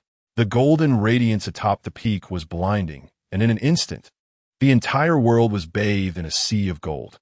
This brilliance harbored a terrifying might, and as it enveloped Chu Ming, he felt his very flesh begin to dissolve. Even his robust physique, capable of withstanding emperor-level weapons, felt feeble in the face of such overwhelming force. A tremendous life-and-death crisis descended upon him, causing his hairs to stand on end. Chu Ming formed seals with his hands, transforming the mirror of eternal years into a sizable shield that stood protectively behind him, blocking the deluge of golden light. The runes flickered as the Tao flowed. The mirror of eternal years acted as a colossal barrier, shielding Chu Ming as he fled. Yet, the golden light was too potent. Within mere moments, the radiance of the mirror dimmed significantly. Its Tao resonance waned rapidly, its power plummeting. Reversing, Chu Ming promptly employed his imperial techniques in tandem with the inherent might of the mirror of eternal years, manipulating time to revert it to its peak state from mere moments prior. He surged forward, traversing dozens of miles before the force of the light began to diminish. Without pausing, Chu Ming continued to create distance. The aura of the purple immortal sword still lingered. He wiped the blood trickling from the corner of his mouth, all the while maneuvering the mirror of eternal years to fend off the greatly weakened golden light, while attempting to communicate with the purple immortal sword, beckoning it to return. However, to his dismay, although the aura of the purple immortal sword persisted, it remained unresponsive. This plunged his heart into despair. It seemed he would have to wait for the golden light to dissipate before returning to investigate. Chu Ming sighed inwardly. Though the purple immortal sword was not his innate imperial weapon, it remained of utmost significance to him. Losing it would drastically diminish his combat capabilities. With the solitary peak unleashing such formidable offensive power and the purple immortal sword unresponsive, concern gnawed at him. Thankfully, no formidable beings pursued him. This was undoubtedly fortuitous news for Chu Ming, indicating that the powerful entity was likely restrained by some force. Thus, he reconsidered his earlier thoughts. After traversing another 10 miles, he finally felt free from the influence of the golden light. Fortunately, his imperial techniques, intertwined with the pathways of time and space, were extraordinarily formidable. Otherwise, today, he might not have escaped his doom. As he gazed upon the dimming brilliance of the eternal year's mirror, Chu Ming was filled with profound sorrow. In but a fleeting moment, the mirror's surface had been ravaged by golden light, leaving it riddled with countless wounds, with its Tao essence depleted by an astonishing 70%. Such a dire situation was a consequence of his repeated invocation of imperial techniques to reverse the flow of time. Had it not been for the forceful intervention of these imperial methods to prolong its existence, the eternal year's mirror would undoubtedly have been shattered by the golden radiance. Without the protection of an unparalleled imperial weapon, remaining in such a perilous locale would truly spell imminent doom. This place is no longer safe. Chu Ming ponde. The world was fraught with danger, and he resolved to summon the purple immortal sword before making his swift departure. The golden light continued to surge forth. Chu Ming had never ceased his attempts to communicate with the purple immortal sword, yearning to summon it back, yet there was no response. Just as his patience was on the verge of depletion, a furious roar erupted from within the golden light. "Ah, despicable thief! You dare seize my celestial essence. I shall suppress you for eternity." The frenzied outcry reverberated through the cosmos, causing the very heavens and earth to tremble. An overwhelming aura of murderous intent crushed the universe. As the world turned upside down and the sun and moon dimmed, even the laws of the great Tao surged in response to this voice. As dark clouds enveloped the sky, and countless bolts of lightning tore through the firmament, revealing a terrifying visage. Upon the solitary peak, torrents of golden light cascaded backward. Suddenly, a colossal figure, towering over 1,000 feet, materialized. It was an elderly man clad in a dark robe, exuding an ethereal presence. His form was forged from golden light, as if cast from solid gold. With the heavens above him and the earth beneath his feet, he radiated an unparalleled might. This aura, Chu Ming's heart contracted sharply. He stared in astonishment at the immense figure manifesting in the world, overwhelmed by a sense of dread. The terrifying energy emanating from the elder was alarmingly reminiscent of his own master, the revered Changsheng Emperor. This was an emperor. Chu Ming's body went rigid. Under the oppressive might of the emperor, he felt as insignificant as an ant. A profound sense of helplessness washed over him, as if life and death were no longer within his grasp. The elder's sword-like brows furrowed, and his eyes blazed with fury. A cataclysmic aura surged forth from his being like a deluge, transforming into a tidal wave of energy. The once vibrant land, adorned with sacred vegetation, was ruthlessly plowed through. Those formidable sacred plants, possessing immense power, offered no resistance against the onslaught, disintegrating into dust. The wave of energy swept across the terrain, leaving desolation in its wake. While Chu Ming's heart raced with trepidation, he felt a pang of regret. Had he known they would meet such a fate, he should have uprooted them entirely. He lamented his own kindness in merely harvesting the mature sacred flora. Now, these once vibrant plants had been reduced to mere powder, a tragic waste of nature's bounty. Yet, in that moment, he could spare no time for mourning. The wave of energy surged toward him with great speed. Chu Ming dared not hesitate for an instant. He immediately employed his abilities to retreat once more. However, compared to the previous golden light, the speed of this energy wave was not particularly swift. As he retreated, he uprooted every sacred plant within his reach, leaving not a single blade of grass in his wake. Surprisingly, the elder emperor never cast a glance in his direction. His furious gaze remained fixed on the ground below. "It cannot be as I fear." A sense of foreboding washed over Chu Ming. In the next moment, the elder raised his hand, reminiscent of a towering mountain, and struck the earth with tremendous force. The sheer power distorted the very fabric of the air. Under Chu Ming's anxious gaze, a beam of purple sword light suddenly soared into the heavens. The brilliance of the sword was extraordinarily sharp, as though it possessed the unparalleled might to cleave through the cosmos. With a resounding boom, the sword light coalesced into a 100-foot-long sword shadow, fiercely lunging toward the elder's hand. Chu Ming Yinan Sapi. That massive sword shadow was unmistakably an enlarged version of the purple celestial sword. Even the scars on the hilt were identical. It truly is the purple celestial sword. Chu Ming's mind buzzed with realization. He began to suspect that the events were not unfolding as he had anticipated. Was it the purple celestial sword that had absorbed too much of the brilliance within the barrier, provoking this formidable being's retaliation? As he pondered, he recalled the elder's furious roar prior to his appearance. The celestial source. Could it be that this elder is indeed the legendary being who transcends the emperors, existing eternally, undying and unyielding? A chill ran down Chu Ming's spine. Although he had surmised that the Daoxian Divine Palace was connected to the immortals, the distinction between mere connection and the presence of a living immortal was colossal. In the midst of his astonishment, the hand and sword shadow collided. The thunderous roar reverberated as if it would upheave the very world. The majestic purple celestial sword, upon mere confrontation, was relentlessly crushed by the elder's hand. The sword's shadow shattered inch by inch, revealing its true form encased within. Buzz! The purple celestial sword emitted a mournful wail, sent flying from the overwhelming force of the hand. It spun in the air before transforming into a stream of light, racing toward Chu Ming.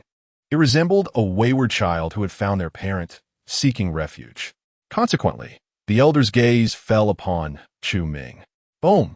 With nothing more than a glance, Chu Ming's form was forcefully pressed down several feet into the ground. The immense pressure felt like the weight of 1,000 mountains bearing down upon him, causing his bones to creak ominously. Powerful, unbearably powerful. Chu Ming summoned every ounce of his strength, barely managing to stand in the void beneath the elder's gaze. As he beheld the swiftly approaching purple celestial sword, he could not help but curse inwardly. Now that trouble has arisen, you think of me? Whoosh! The purple celestial sword transformed into a streak of light, piercing through Chu Ming's chest with blinding speed, vanishing from sight. So you are the rogue. Dare to steal my celestial source, and you shall perish. The elder bellowed, raising his hand to strike at Chu Ming. The heavens and earth shifted, the universe trembled. The vast palm force morphed into a golden mountain, descending upon Chu Ming for the kill. This power bore the majesty of an emperor, capable of obliterating the essence of emperors and crushing all laws. In his current state, even if Chu Ming invoked the emperor's techniques, he would find no chance of survival beneath this palm. Facing the imminent threat of death, Chu Ming could think of nothing else. Faced with a being of imperial stature, he possessed but a singular chance for survival. With hands deftly weaving intricate gestures, he invoked the Great Sealing Array, drawing upon the essence of his own soul as a foundation. In the next moment, the heavens above roiled with swirling clouds, coalescing into a colossal vortex. A Tianyuan, uniquely belonging to the imperial sovereign, emanated from within this whirlpool, causing the very fabric of the world to tremble. The elder lifted his gaze, a flicker of astonishment crossing his features. Yet it was fleeting, quickly replaced by a derisive sneer. A mere imperial sovereign dares to shatter the confines of this realm? Such folly! No sooner had his words escaped his lips than a golden sword abruptly emerged from the vortex. Its presence was suffused with a transcendent purity, as if it sought to cleanse the world entirely. How is this possible? The elder was taken aback, his eyes wide with disbelief as he beheld the golden longsword within the swirling tempest. Boom! The golden sword quivered, unleashing a brilliant beam that cleaved directly towards the elder's palm strike. With a single stroke, the void itself fractured, and the formidable mountain of palm energy dissipated into ethereal light under its might. This spectacle caused even the elder's eyelids to flutter involuntarily. The imperial weapon had effortlessly obliterated his offensive maneuver. Such prowess, such force. Rooted in place, he stood transfixed, his gaze locked onto the sword in the sky, filled with trepidation, too wary to make the slightest movement. Observing this, Chu Ming experienced no hesitation, leaping towards the golden sword. The sword, imbued with spirit, radiated a gentle luminescence that enveloped him. As he approached, the vortex above began to contract, rendering both the sword and Chu Ming increasingly ephemeral. When the whirlpool ultimately vanished, so too did the sword and Chu Ming from the celestial expanse. The elder remained fixated on the vacant space for a prolonged moment. After a while, his figure faded away. On the solitary peak, the golden light veil persisted, and the stone coffin remained unchanged. Only the ravaged earth bore witness to the tumult that had transpired. Ah! Truly remarkable are you two, master and disciple. One reigns among the imperial sovereigns, the other among the great emperors. Chu Ming, who would have thought you, like myself, have endured to this age? The celestial chessboard is now laid. I wonder if you possess the merit to engage in a match with me. Chapter 31. The transformation of the purple immortal sword on the boundless sea of realms. The void suddenly twisted, revealing a vortex of considerable size. The whirlpool emanated a faint golden light, and a disheveled figure staggered forth from its depths. It was none other than Chu Ming. The moment he stepped out of the vortex, he expelled several mouthfuls of blood. With no time to suppress his internal injuries, he surveyed his surroundings. The serene sea of realms exhibited no signs of disturbance, let alone the presence of the Tianyuan divine palace. Observing this, the apprehension on Chu Ming's face eased somewhat. It was no wonder that even his master had returned in defeat. It turned out there were still living immortals within. Had it not been for the forceful breach of the boundary array that brought me out, I would likely have perished within the Tianyuan. His complexion appeared somewhat grim. The towering figure within the Tianyuan divine palace, although possessing only the combat prowess of an emperor, had not revealed its true form. It was merely a projection. Yet, even so, its inherent strength was already on par with his master, the benevolent emperor. One must remember that the benevolent emperor was once the mightiest being across the myriad realms, the closest to immortality. And that elder, merely a projection, had already reached such a level. One could only imagine the strength of its true form. Lost in thought, Chu Ming did not linger for long. He swiftly headed in the direction of the human bloodline. He retrieved some sacred vegetation, gripping it in his palm. The laws of the great Tao transformed into a cauldron. And then the essence of the emperor surged within, igniting the flames of the great Tao and refining the numerous herbs into elixirs. After suppressing the fear in his heart, Chu Ming felt a sense of anticipation arise.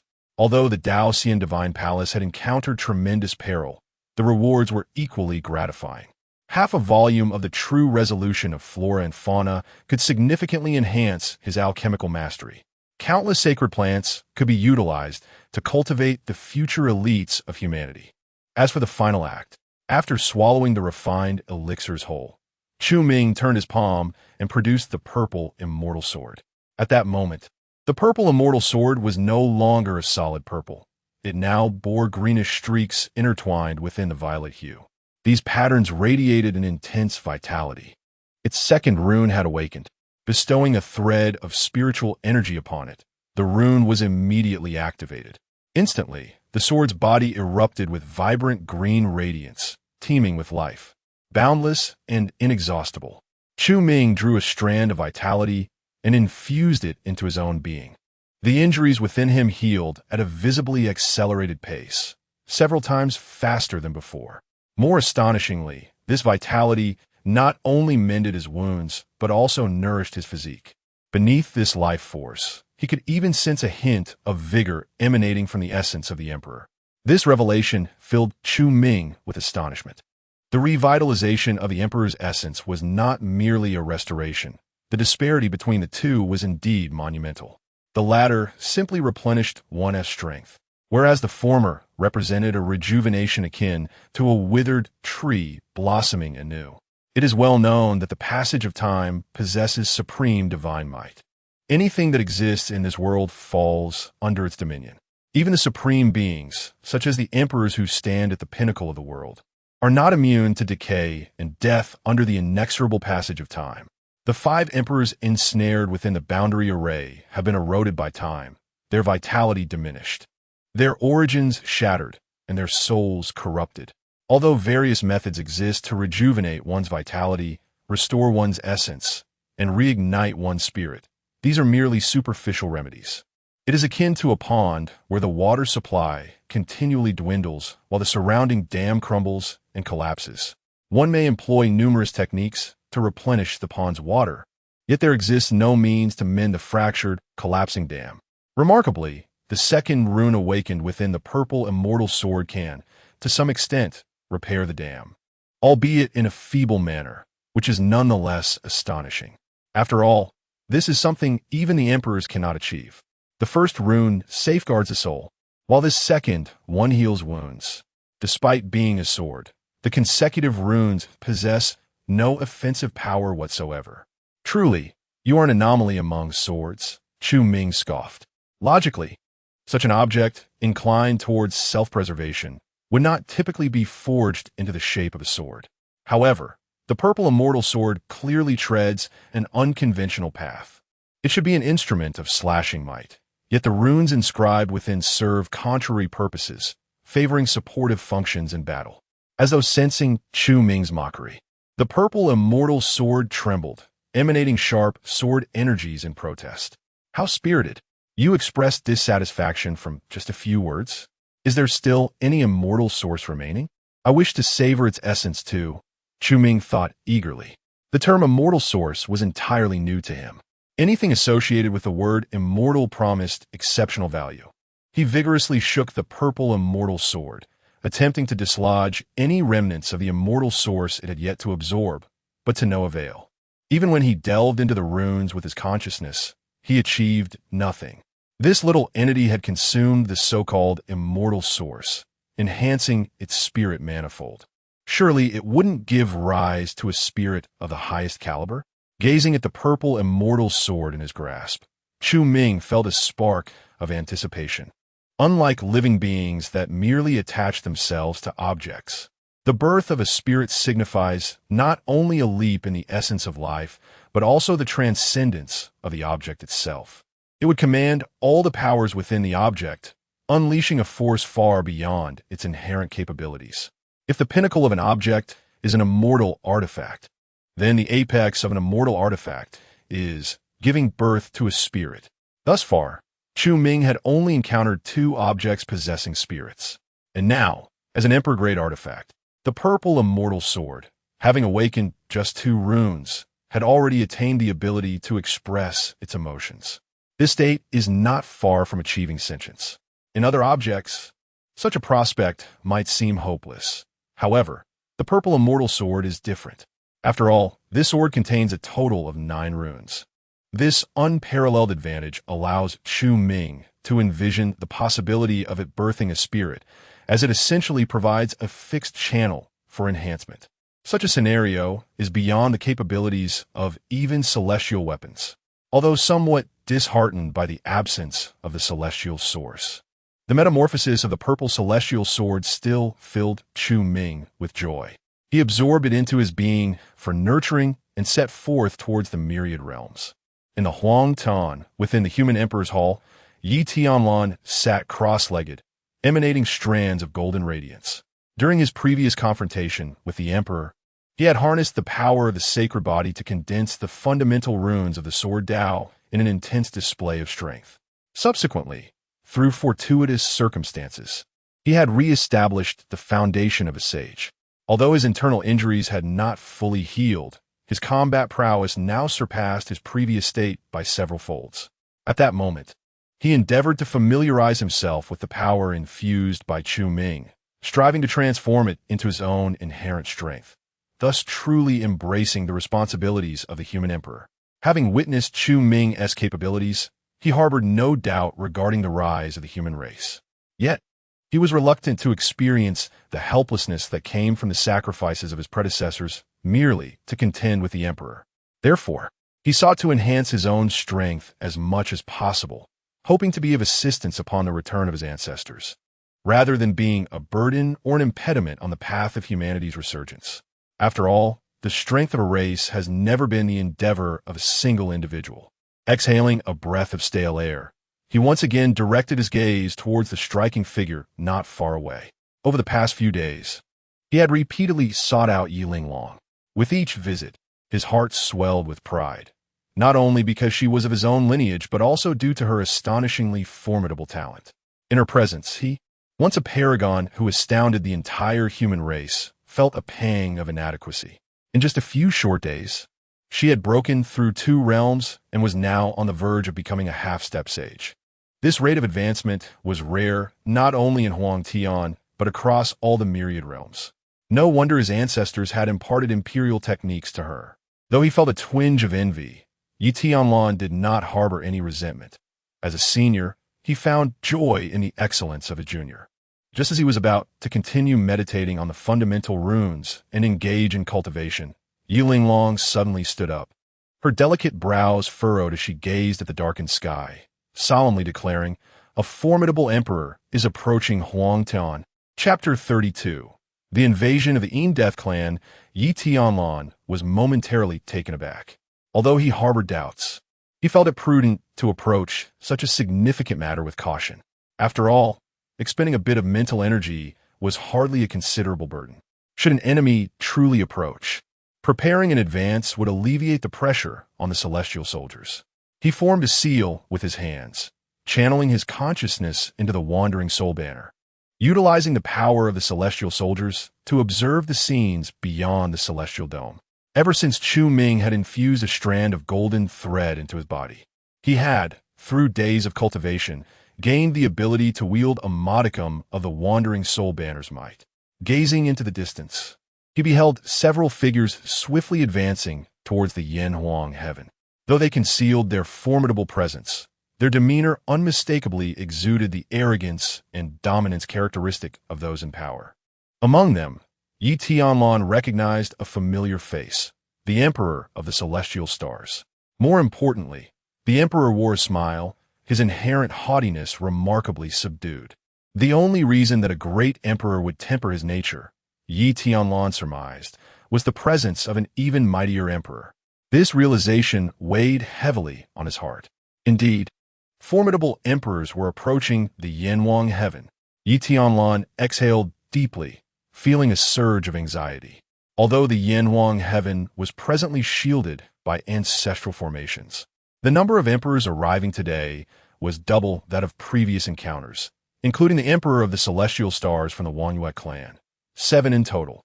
Alas, he wondered whether the ancestral formations could withstand such a formidable assembly of 7 emperors.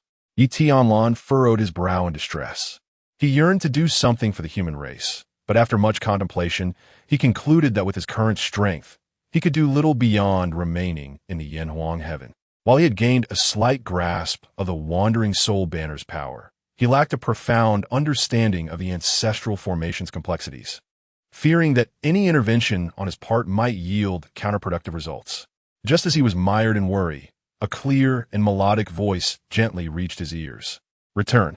This is not a matter for you to meddle in. The current Yanhuang heaven can only leave its fate to chance." The voice was familiar to Yi Tianlan. It belonged to Yiling Long. Although he recognized the truth in her words, her unfiltered manner of expressing it ignited a sense of rebellion within him. "I shall observe further," he retorted, contemplating whether he might subtly adjust the formations at a moment of oversight, thereby asserting his authority as a predecessor. In the void, the Emperor of the Celestial Stars was leading 6 other emperors of the Death clan, hastening towards the Yanhuang heaven. "Celestial Star? Are you certain that is indeed a celestial soldier?" One of the emperors voiced his skepticism, despite the Emperor of the Celestial Stars having assured them repeatedly. Doubt lingered in his heart. After all, how could a clan devoid of even a single emperor possess a celestial soldier, an artifact associated with the emperor's realm? It was utterly inconceivable. Furthermore, the claims made by this individual previously were exceedingly outrageous. Am I, the Enwu Emperor, one to exaggerate or fabricate tales? If any part of my words were false, it would result in the collapse of my great path and the destruction of my imperial body. The celestial emperor's countenance was grave as he swore an oath. At his side, the ancient emperor, who shared a close rapport with the celestial emperor, quickly interjected, "Surely not. Brother Celestial has always been a man of pragmatism. I am well aware of this matter. If it were mere bluster, could such a person ever be on familiar terms with me?" The celestial emperor, with a smile upon his face, readily acquiesced. "You understand me well, brother Yin. The resolute Nihuai emperor, arms crossed and visage stern, cast a glance at the trio before intently stating, "Should the claims prove true, the celestial weapon manifesting in this realm possesses unparalleled might, perhaps unmatched in existence. We must strive to seize it with utmost urgency. If the supreme imperial clans were to learn of the celestial weapon's location, with our lineage's foundation, we would find it exceedingly difficult to contend with them. A strike from over 100,000 miles away could obliterate an entire world. Such a formidable offensive is something only a supreme emperor could enact. Yet that formidable being, aligned with humanity, managed to accomplish this with merely a fragment of their essence and a celestial artifact. One can only imagine the sheer potency of the celestial artifact. We cannot afford to leave humanity behind." Another emperor interjected. The emergence of the celestial weapon had already stirred ripples across the myriad realms. Presently, there were still few who knew of its whereabouts, and the Yinsi clan sought to exploit this temporal advantage to claim it for themselves. Any leaks regarding this matter must be meticulously controlled. The fewer who are aware of the celestial weapon, the better. The celestial and feathered tribes have also become embroiled in this affair, emphasized yet another emperor. Silence enveloped the group.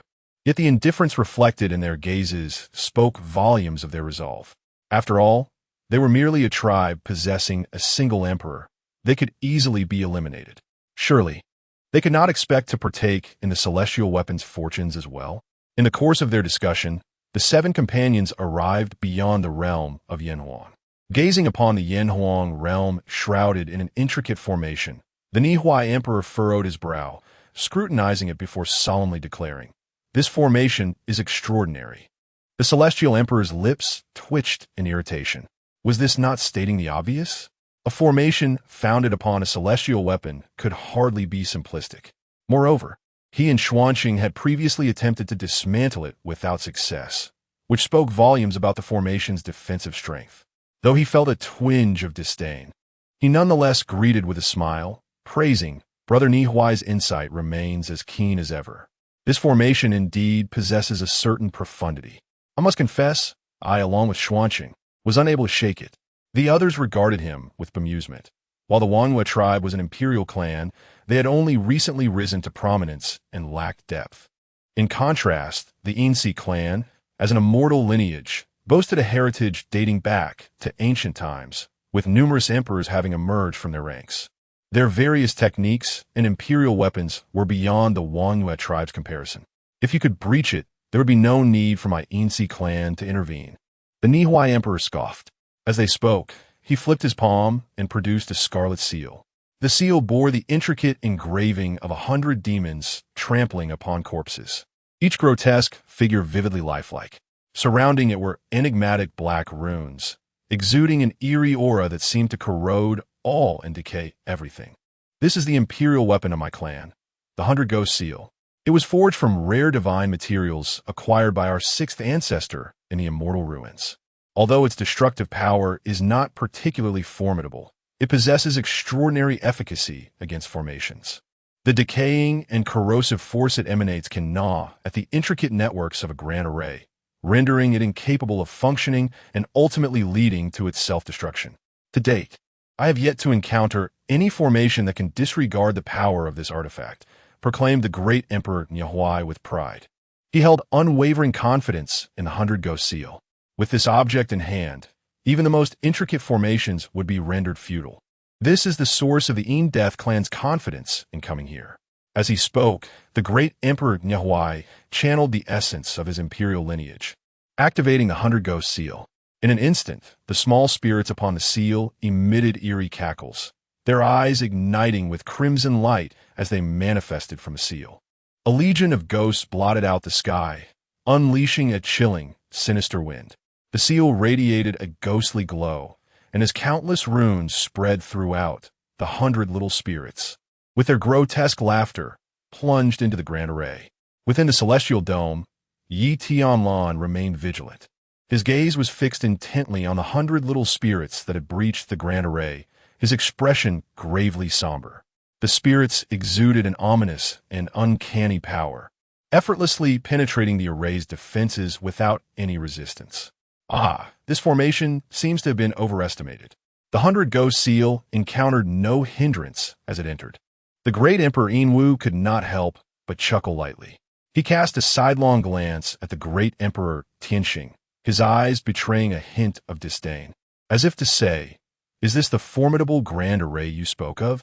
Once the 100 Ghost Seal infiltrates the formation, it essentially heralds the collapse of the array. In his experience, no formation had ever remained stable after the 100 ghosts had entered. The corners of the great Emperor Niehuai's mouth curled slightly upward.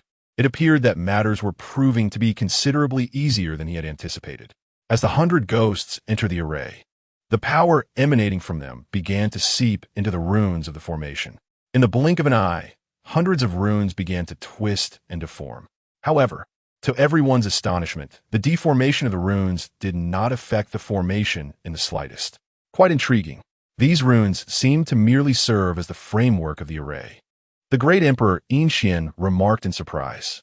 The runes should have been the central link of the formation, yet in this case, they merely served as embellishments. Even when corroded by the power of the 100 Ghost Seal, the formation continued to operate normally. Within the celestial dome, Tianyuan was consumed by anxiety. Watching the runes twist and contort one after another, his heart raced. Just then, the 1,000 Souls banner, hidden within the formation, suddenly trembled slightly. A flicker of ghostly light appeared within the grand array. In the next moment, the 100 little spirits let out wretched howls. This is not good. Chapter 33. The celestial weapon unleashes its might, returning their tactics against them. The countenance of the great Emperor Niehuai shifted dramatically. The 100 invading specters, illuminated by the ghostly light, rapidly disintegrated, their eerie essence collapsing. This elicited mournful wails from the specters, as they appeared to endure unimaginable torment. The 5 great emperors of the Death clan, witnessing this sudden transformation, were also taken aback. They had anticipated that the silent erosion by the specters would elude the array's detection, leading it to crumble on its own. However, they were caught off guard as the celestial weapon discerned their actions.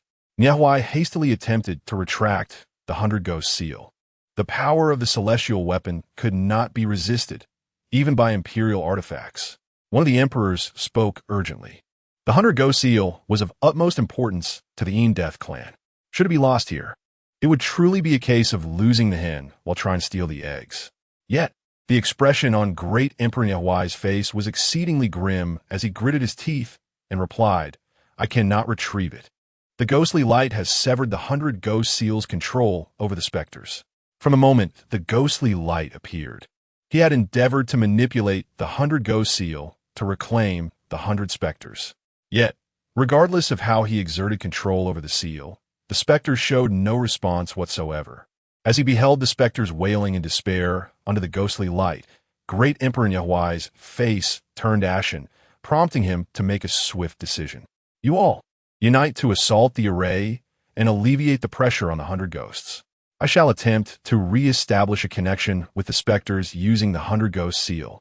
Each specter within the 100 Ghost Seal was a conglomeration of countless souls, nurtured by the profound laws contained within the seal for an extended period, thus possessing the ability to erode the array.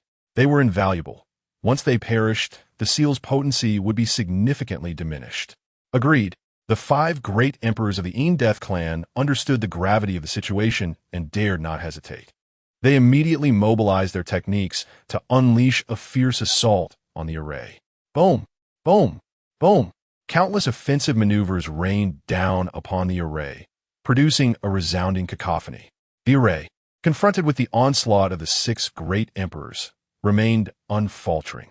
The vast luminous barrier absorbed the blows, and although its form was severely deformed by the emperor's power, there was no indication of imminent collapse. Furthermore, the The ghostly light within showed no signs of waning. The 100 specters struggled violently beneath it, rising in billows of white smoke. As the array's runes, previously eroded by the specters, began to re-emerge like mushrooms after the rain, one of the emperors discerned the underlying truth and bellowed, "Stop! The array is absorbing our power to restore itself. Cease your attacks at once." Seeing the spectral forms becoming increasingly insubstantial, great Emperor Tianyuan was consumed with urgency. He struck his palm against his chest, expelling a mouthful of imperial blood onto the 100 Ghost Seal. Empowered by the imperial blood, the 100 Ghost Seal unleashed an overwhelming force. Countless runes spiraled forth, coalescing in the void to manifest a fearsome Ghost King. The Ghost King, standing outside the luminous barrier, emitted a deafening roar, striving to summon back the 100 specters from within the array. Yet, despite the Ghost King's desperate cries, the specters enveloped in the ghostly light remained utterly unresponsive. Under the anxious gazes of the crowd, the ethereal light within the formation suddenly swirled, manifesting into a river of spectral souls. The waters glimmered a vibrant green, teeming with countless phantoms.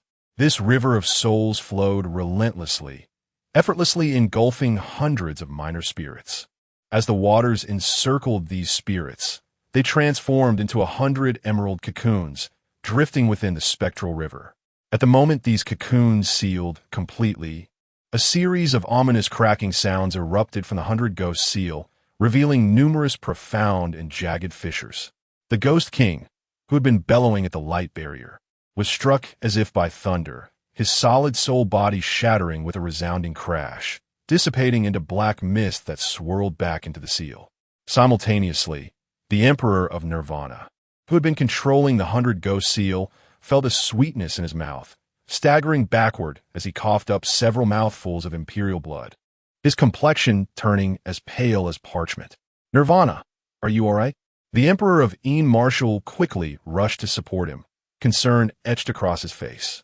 The Emperor of Nirvana fixed his gaze upon the river of souls within the formation, his once stern visage now contorted into a terrifying grimace, a chilling murderous intent emanating from his eyes. "Damn it, we have been deceived." Looking at the cracked 100 Ghost Seal, his heart bled. He understood that this artifact, which was so close to an ultimate imperial weapon, was ruined. Not only had they lost the invaluable 100 minor spirits, but they had also forfeited the ability to counter the formation, and its essence had suffered severe damage. The Emperor of Heavenly Stars furrowed his brow, a sigh of resignation escaping his lips. He had not anticipated that the formation would possess such formidable power. The 100 Ghost Seal, renowned for its prowess against formations, had merely revealed a hint of ferocity before being utterly subdued by the celestial weapon. Throughout the ordeal, the presence of the celestial weapon had not even been glimpsed. Merely a flicker of ethereal light had been sufficient to completely restrain the 100 Ghost Seal. The might of the celestial weapon was indeed extraordinary. As he pondered, a look of guilt surfaced on his face, and he reproached himself. "Brother Nirvana, this is my fault. Had I possessed greater ability and uncovered the secrets of this formation earlier." At this point, his gaze fell, and he retrieved a palm-sized piece of withered wood, offering it to the Emperor of Nirvana. "This piece of wood, which I acquired by chance, contains a significant amount of soul energy, seemingly of the same origin as the 100 Ghost Seal." Upon the emergence of this wood, all 6 members of the Death clan present were taken aback. Withered wood. This is no mere withered wood. It is evidently a piece of divine material, not to mention the profound patterns of the great Tao imprinted upon it. The powerful soul energy it exuded was astonishing in itself.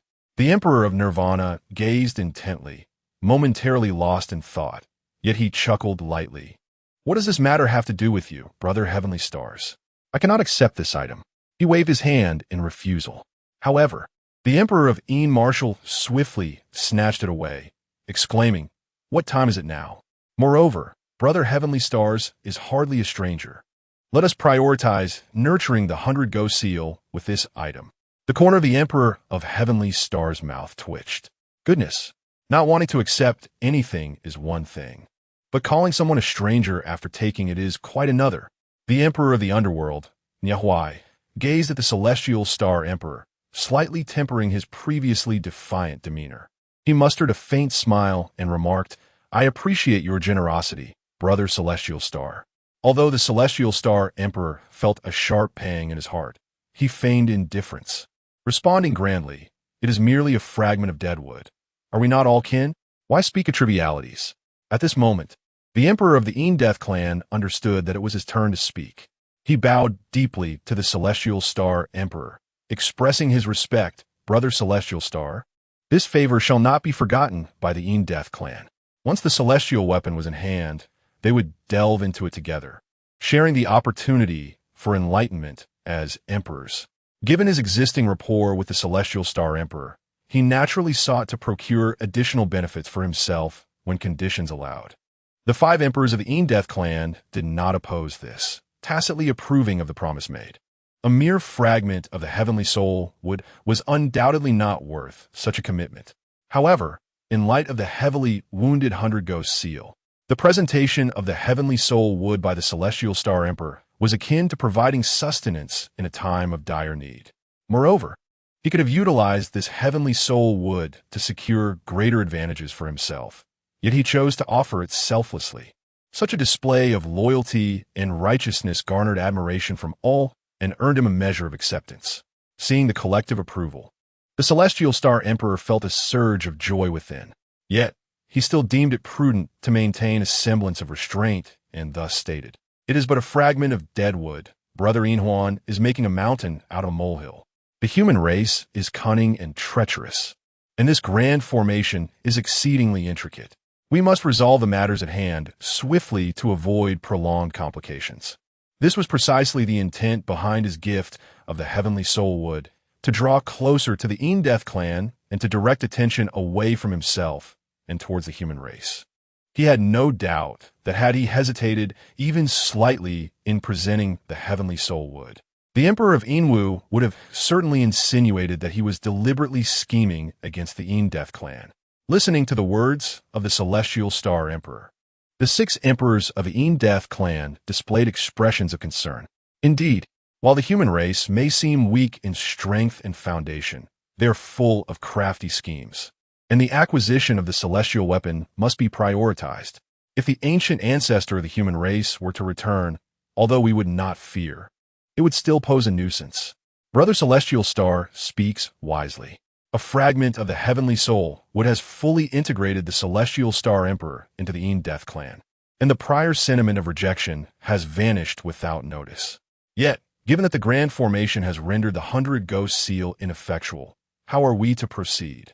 The Emperor of Chu Ming, with his long gray-white hair, furrowed his brow in contemplation. Upon hearing this, the others also wore troubled expressions. If even the 100 Ghost seal had suffered greatly within this formation, its intricacies were indeed extraordinary. Furthermore, during their previous combined assaults, they discovered that the formation could convert offensive strikes and repair itself, leaving them utterly at a loss. Just as they were engaged in deep contemplation for a strategy, Niahuai, the Emperor of the Underworld, coldly interjected, "The spirits of the 100 Ghost seal are not so easily extinguished." Reluctant to resort to this method, he added, "However, now that the 100 Ghost seal is gravely wounded and lacks spiritual essence, even if those spirits survive, they will struggle to be contained before the 100 Ghost seal regains its strength. Why not make use of waste and extract their final value?" The face of the Emperor Niahuai was filled with resolute determination. Under ordinary circumstances, he would never resort to such a tactic, for the cost was indeed exorbitant. His fingers danced, weaving intricate seals, his eyes fixated intensely on the river of souls within the grand formation, his brows furrowed in fierce intensity. With a low voice, he intoned, "Explode." At the sound of his command, the silkworms within the river of souls trembled violently. A terrifying force erupted from the silkworms, obliterating countless souls in an instant. The river of souls surged violently, nearly fracturing under the assault. The grand formation was affected at this moment, as countless runes flickered out of existence. Unexpectedly résidé. Yet, alas, this is merely the beginning. Observing the cicada pupae formed from the condensed river water, Cracking under this force, the Emperor Nianhui spoke ominously. The 100 demons were forged from innumerable souls, and what he had just unleashed was but a mere 30% of their true power. And this, the cicada pupae could no longer withstand. With increased force, he could completely detonate the 100 demons, leading to the collapse of the River of Souls and a devastating blow to the Grand Formation. Within the celestial canopy, Tianyuan was struck with terror by the sudden onslaught, his heart racing in fear. 100 cicada pupae unleashed a terrifying power simultaneously, their combined might showing signs of shaking the Grand Formation. He was in a state of frantic anxiety, racking his brain for a strategy to counter the enemy. However, as a sage, he found himself lacking an understanding of the Grand Formation, utterly unqualified to intervene. Boom, boom, boom. The cicada pupae emitted terrifying power once more, and the River of Souls refused to remain passive. Countless souls roared within, while the surging waters of the river violently crashed against the 100 cicada pupae. Yet, this was not destruction but protection. The river water enveloped the cicada pupae, rendering them immensely fortified. Nevertheless, even so, several cicada pupae, seizing the moment before the river water arrived, unleashed unparalleled power, breaking free from their confinement. In the next instant, innumerable souls surged forth from the cicada pupae like a swarm of locusts. Each of these souls was fierce and malevolent, filled with overwhelming resentment, launching directly at the souls within the River of Souls, initiating a devouring battle. In an instant, the River of Souls transformed into a battlefield, where souls clashed against one another. How powerful! These souls were no match for the divine spirits in a single encounter. Brother Nianhui, what a brilliant strategy! The Emperor of the Heavenly Stars beheld with astonishment. The divine spirits bursting forth from the cicada pupae were exceedingly solid. Although fewer in number than the souls of the river, each possessed the valor of 1,000 men. In a brief moment, the souls suffered substantial casualties. Most importantly, the divine spirits could consume the energy of the souls, growing increasingly formidable, gaining momentum, and showing the potential to break free from the River of Souls. As more cicada pupae shattered, the River of Souls descended into chaos, resembling a grinding ground for souls. Yet, within a mere quarter of an hour, the souls within the River of Souls were entirely eradicated. Hiss! Nianhui, with such a technique, why did you not employ it sooner? You truly startled me. I genuinely believed there was no remedy for this grand formation. The great Emperor Enwu beamed with delight. The move that Nianhui executed was astonishingly brilliant. By self-destructing the little spirits, he allowed them to revert to their primordial forms. Nourished by the 100 Ghost Seal, their soul power became solidified, rendering them formidable weapons against the Een spirits. Now, as long as the River of Een spirits is shattered, and endless divine souls are unleashed from within the great formation to wreak havoc, no matter how intricate the formation may be, it would inevitably collapse. This was the final gambit of the 100 Ghost Seal. Once this technique is employed, these divine souls can never be reassembled. It is a tactic that inflicts 1,000 points of damage to the enemy, while costing 800 to oneself. Nianhui elucidated. However, the members of the Een Death clan were unfazed. Now, with the 100 Ghost Seal severely weakened, even if it could be reconstituted and returned, it would only burden the imperial weapon further. Utilizing these divine souls in this manner would ensure the maximization of their potential. With 10 more chrysalis, Nianhui quickly shattered them, completely releasing the divine souls. Unite the forces and dismantle this grand formation. The great Emperor Enshin chuckled. I share that sentiment, Nianhui replied. He formed a seal with his hands, preparing to trigger the little spirits to differentiate into divine souls. Yet in the next moment, the River of Een spirits began to tremble. Within the verdant waters, a faint ethereal glow emerged. The 10 chrysalises were swept by the ghostly light, revealing intricate purple patterns on their luminous surfaces. A powerful soul energy surged within the chrysalises. The waters rippled, creating massive whirlpools beneath them. Crack, crack, crack. The sound of shattering porcelain echoed. Cracks appeared on the chrysalises, and vibrant purple energy emanated from within. The expression on Yahuai's face grew grave, and his hand movements quickened significantly. An inexplicable sense of dread rose within him. In the next instant, he froze, his hand movements abruptly halting, confusion filling his eyes. The imprint of the 100 Ghost seal upon the little spirits had completely vanished. His heart raced wildly, and a chill crept up his back. With the mark erased, he could no longer control the little spirits to self-destruct. Meanwhile, the cracks in the chrysalises continued to spread. The purple energy within intensified. It seemed as though some terrifying entity was about to break free from within. In the river of spirits, countless soulless entities, driven solely by the urge to kill, now stared blankly at the 10 chrysalises. The whirlpool at the base of the chrysalises expanded further. Boom, boom, boom. 10 thunderous roars erupted almost simultaneously. The chrysalises shattered, revealing the silhouettes of 10 little spirits. Compared to their previous shadowy forms, these little spirits now bore intricate purple patterns. The designs were profoundly mysterious, adorning their soul bodies, with each little spirit being distinct. Below their feet, the whirlpool of the river persisted. However, upon their emergence, the waters began to rapidly converge towards them. Clang, clang, clang. The sound of metal clashing resonated. The river water coalesced around the little spirits, forming a set of menacing emerald armor. The armor, based on the purple patterns, varied in design.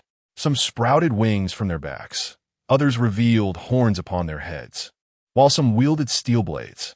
What was consistent among them was, each set of armor exudes a chilling and eerie aura that sends shivers down one's spine.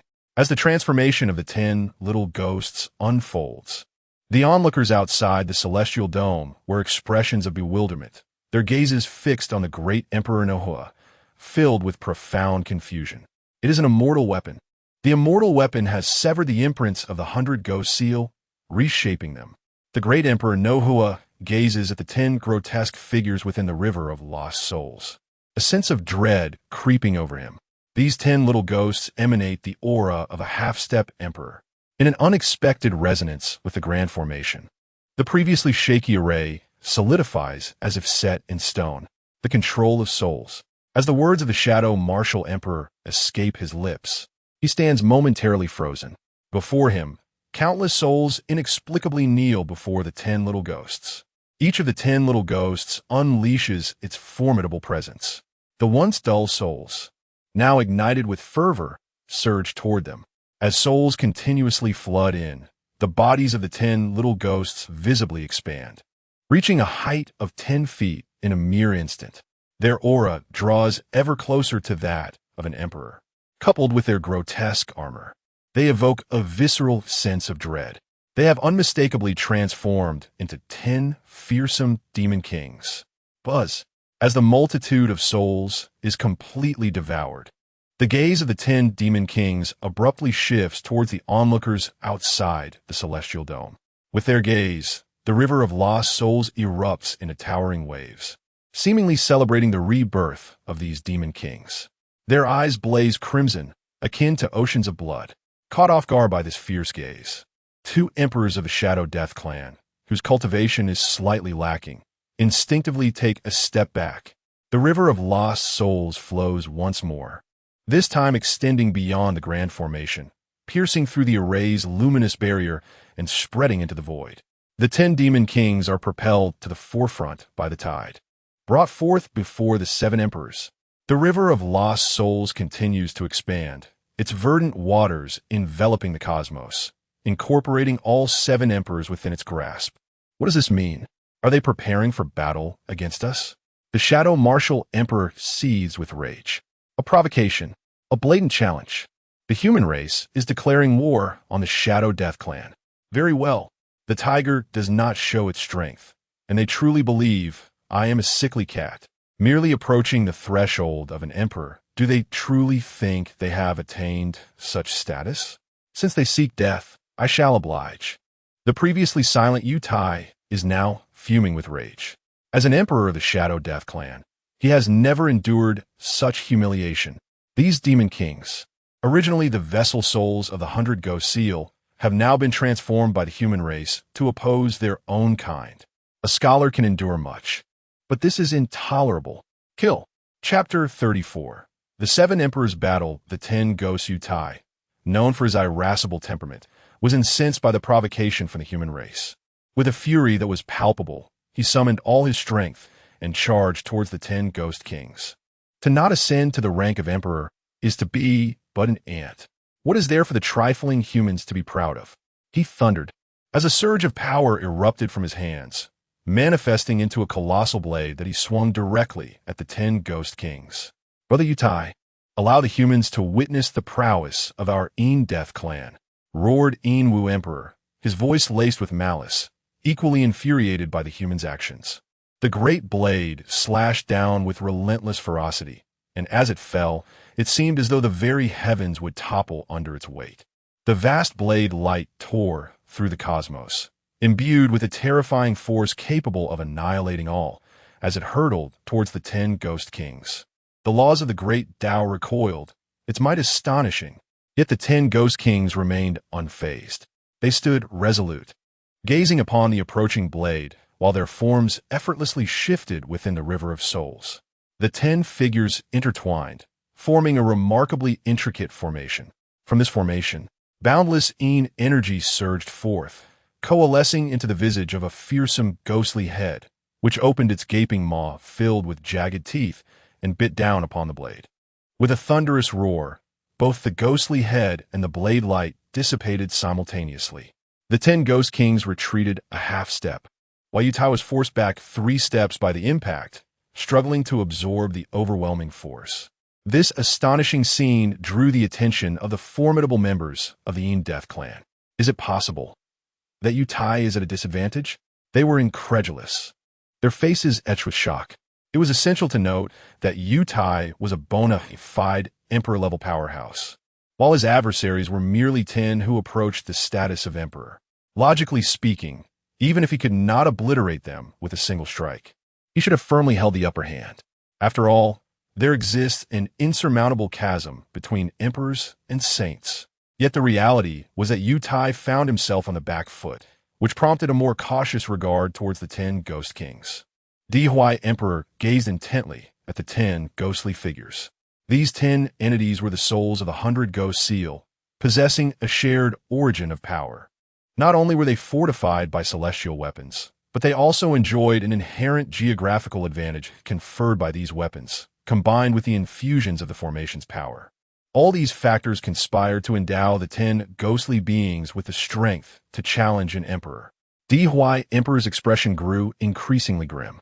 The weapon souls painstakingly crafted by his Death clan had now become the greatest adversaries of the celestial weapons, igniting a fire of frustration within him.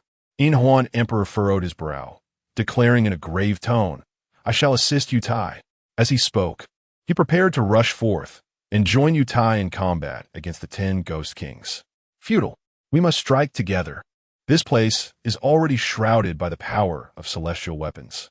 The 10 ghostly beings, bolstered by the formation, have established their own lethal array. Alone or 2 in action will not suffice to contend with them. Huai Emperor urged, his voice heavy with urgency. The pursuit of celestial weapons is fraught with the peril of delay. In the present cosmos, countless emperors were scouring for the whereabouts of these weapons. If we do not conclude swiftly, when the Supreme Deity Clan and the Immortal Clan's most formidable warriors arrive, the fate of the celestial weapon remains uncertain. Such unpredictable variables, which lie beyond one's control, must be quashed at their inception. As the cornerstone of this endeavor to seize the celestial weapon, the Emperor Huai is resolute in his determination. Very well, let us strike together. Do these mere specters truly believe they can impede the progress of my Death clan? The arrogance of these humans is truly astounding. The 6 emperors unleashed their full might, employing their skills as they charged towards the 10 ghost kings. Seeing his kin come to aid, Emperor Yu Tai's expression darkened. With a sweeping motion of his great blade, he gritted his teeth and declared, "There is no need for your intervention. I can handle these 10 specters on my own. Conserve your strength and find a way to break the formation." Yu Tai was proud. As an emperor, Enduring setbacks at the hands of 10 specters wounded his pride, compelling him to seek redemption through personal valor. However, Emperor Nilai disregarded his words, firmly stating, "This is not the time for impulsive actions. This matter concerns the future of the Death clan and is not solely your affair. If you feel wronged, you are welcome to report to the elders of our clan. But for now, suppress your arrogance." Upon hearing these words, although Emperor Yutai felt resentment, he was constrained to endure. As the principal architect of this operation, Emperor Nilai possessed the ultimate authority. Should the others dare to defy his command, the clan regulations would dictate their fate. Although they were powerful emperors capable of shaking the heavens, failure to adhere to clan rules could still lead to dire consequences. The six figures plunged boldly into the fray. The 10 ghost kings, unfaltering, roared as they traversed the emerald waters of the River of Souls, executing an exquisite formation with precision and order in their assault. The sound of rumbling filled the air. The River of Souls surged restlessly. The power of the emperors enveloped the realm, their fierce onslaught shattering the cosmos. The imperial weapons displayed their might, radiating brilliance throughout the universe. In that moment, even the 10 ghost kings, clad in verdant armor and shielded by formations, found themselves steadily retreating under the relentless pressure of the 7 emperors. In the celestial expanse, Tianyuan felt a surge of trepidation. He never imagined that the 10 specters could engage so fiercely with 7 true emperors. While the 7 maintained the advantage, the 10 ghost kings managed to persist against them for a quarter of an hour, leveraging their inherent strengths. His gaze flickered towards a corner of the formation, his heart overwhelmed with astonishment. Is this the celestial weapon? Such terrifying power exceeds all imagination. A deep breath escaped him, and goosebumps prickled across his skin. It must be noted that, at this moment, the celestial weapon was unchained from any control. Yet under these circumstances, the 7 emperors could not swiftly subdue the specters it had conjured. A gentle breeze stirred. Yi Tianlan turned to see Yi Linglong, who should have been cultivating in the imperial palace, appearing beside him. Her expression was placid, her pure gaze fixed beyond the celestial canopy. Truly impressive. My disciple, have you discerned the truth? The voice of my master suddenly echoed in my mind. Ye Linglong furuit herburai sidaitli.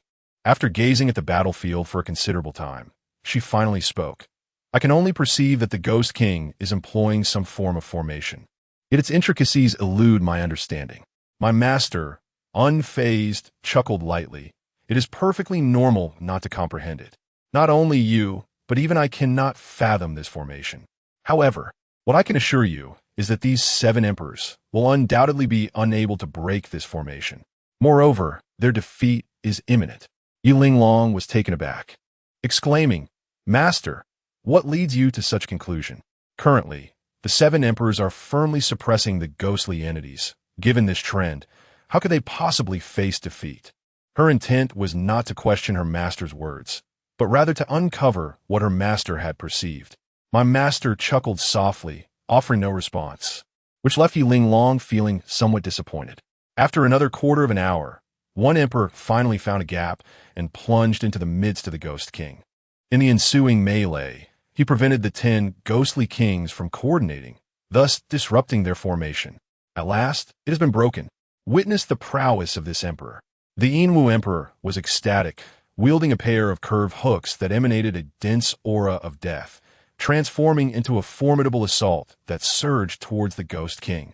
Just at that moment, Yi Linglong's body jolted violently as an overwhelming surge of soul power enveloped her entirely. Alongside this, her master's grave words resonated in her mind like a thunderclap. Do not blink. The celestial weapon is about to unleash its power. I shall lend you a fragment of my soul energy to aid your comprehension of the path of the Emperor. Even if you grasp but a sliver, it shall be a tremendous boon for you. Chapter 35. Those who offend humanity shall be punished, no matter how distant, empowered by the soul force of the great Emperor.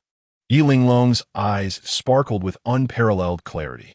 The profound laws of the universe, which she could only faintly sense before, suddenly crystallized before her gaze. Countless radiant lines flickered into her sight, while the dark void abruptly erupted with myriad mottled gas clusters. Before she could adapt to the rapid transformation of her vision, a tremendous force surged through the River of Souls. The emerald waters rose, adorned with ancient runes, intricate and profound, each encapsulating the essence of universal truths and the mysteries of the laws. Merely catching a glimpse caused Yi Linglong's mind to throb, tears streaming uncontrollably from her eyes. Instinctively, she wished to shut her eyes, but recalling her master's admonition, she gritted her teeth and persevered, channeling all her restorative energy into her gaze, allowing her tears to flow freely as she fixated intently on the battlefield. Countless runes spiraled forth, transforming into fearsome specters. In an instant, millions of souls emerged from the river, each resonating with the power of the universe, their essences intertwining to create a terrifying aura that could shake the heavens.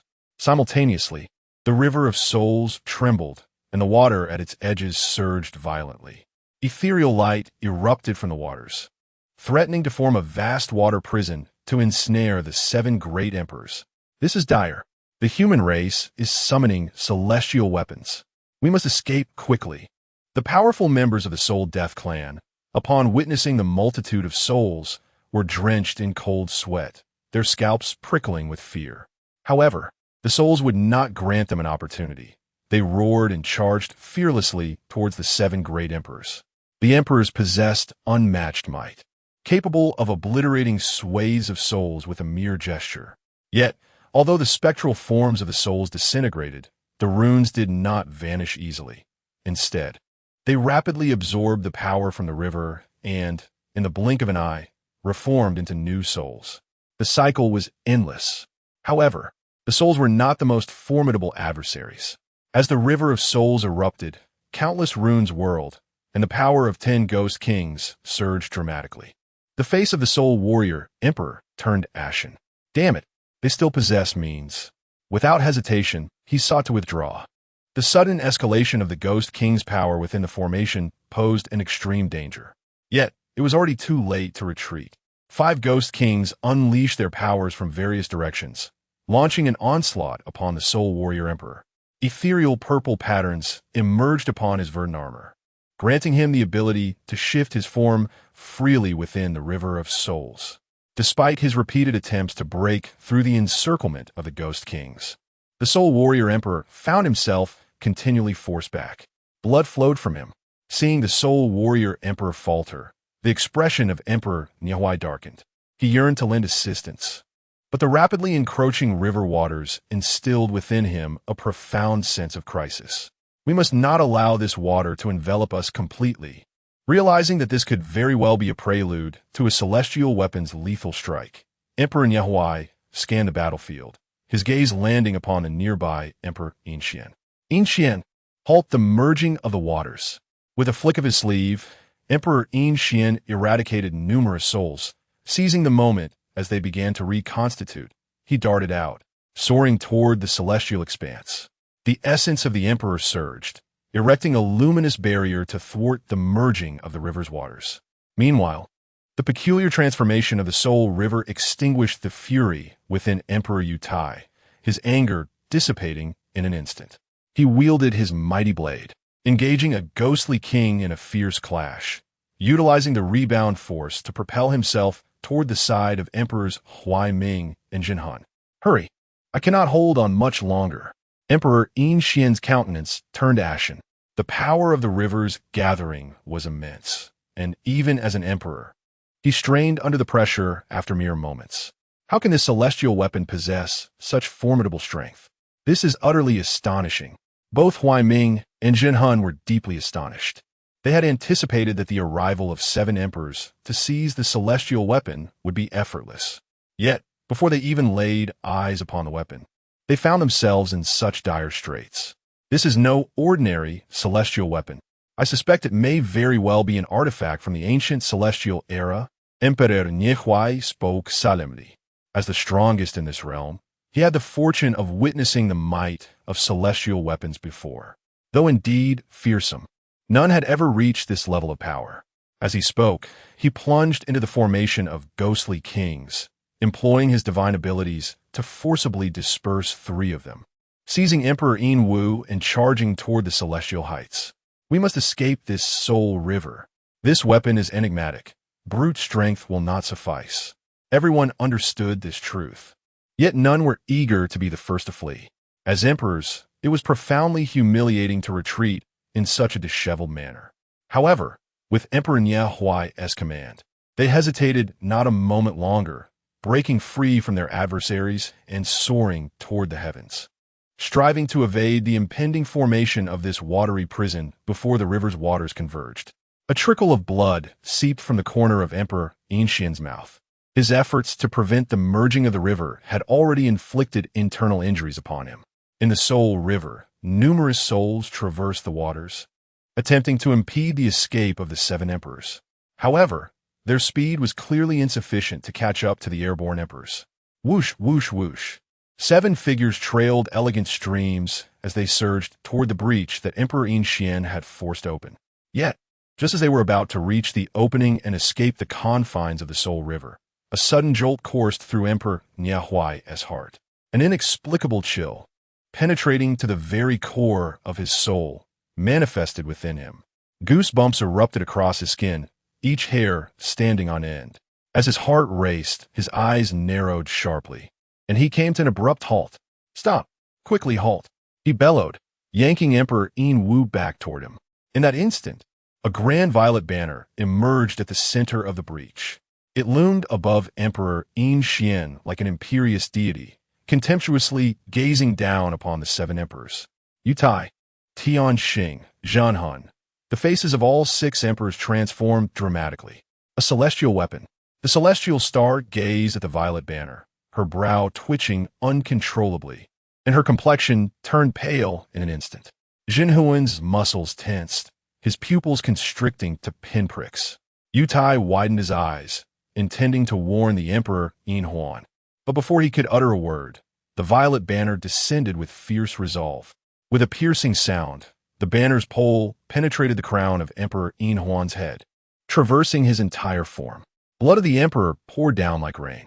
There was no struggle the moment the violet banner pierced his body. A surge of profound law power flowed into Emperor Yinhuan, extinguishing his vast vitality. "Yinhuan, no! Retreat! Retreat!" The 6 individuals were shaken to their very core.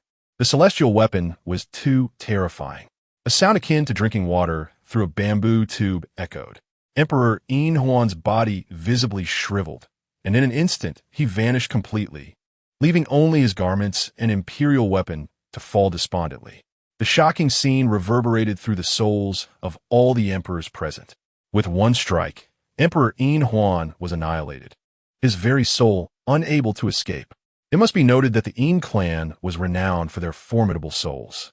They had ventured far in the realm of the soul, possessing numerous means to safeguard it. Yet, even so, Emperor Yinhuan was not afforded the privilege to struggle. One strike, merely one strike, both body and soul obliterated. This sent shivers down the spines of the onlookers. The myriad souls banner, having absorbed Emperor Yinhuan's power, erupted with boundless violet light. With a light passed, laws were extinguished, and great paths collapsed. An immeasurable might shook the universe. In but a moment, the 6 emperors were entirely engulfed by the violet light.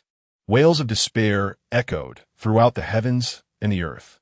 As the violet light receded, the waters of the long river of Yin souls converged into the banner. Beyond the fiery yellow sky, no emperor remained in sight. In the celestial abyss, upon the resplendent sword of supreme sanctity, a half-formed ethereal figure appeared. It was a young man clad in a golden robe. At this moment, the youth retracted his gaze, waved his grand sleeves, and vanished into the sword. Only his domineering words, overpowering the thunder and hurricane's roar, resonated slowly. "Those who offend the human race shall be pursued, no matter how distant." Chapter 36. Undercurrents in the month of March. The once resplendent ancestral grounds of the imperial clan now lay in eerie silence. The palatial structures, adorned in gold and jade, stood intact, yet devoid of any inhabitant. This desolation rendered the already bleak March sky even more unsettling. A stifling atmosphere permeated the air, and merely gazing upon the scene sent tremors through the heart and chills through the body. The Emperor Changsheng soared through the skies, his gaze sweeping over the vacant halls. His heart was laden with an unbearable weight. Humanity! Humanity! If this grudge remains unavenged, then I, as a descendant of the Moonlit clan, am unworthy. He clenched his teeth, his hand hidden within his sleeve, forming a tight fist. The intensity of his grip drove his nails into his flesh. Yet the pain of his flesh paled in comparison to the anguish of his kin's annihilation. With a swift motion, he propelled himself to the heavens above the four most opulent palaces in March. This was the emperor's royal residence. His eyes landed upon the figure of the cold Moon Emperor seated within the palace. She no longer resembled her former self, once delicate and enchanting. Her hair was disheveled, and her moonlit robe was marred by dirt and grime. Her arms languidly rested upon her knees, her once fair and slender fingers now caked with soil, and the fine lacerations upon them had dried blood congealed into scabs. Her gaze was vacant, imbued with an indescribable sorrow. She appeared utterly lost and disheveled. The heart of Emperor Changsheng ached at the sight, and though he yearned to speak, words eluded him. Ultimately, he stepped forward and sat silently beside her. They remained in silence for 3 days and nights.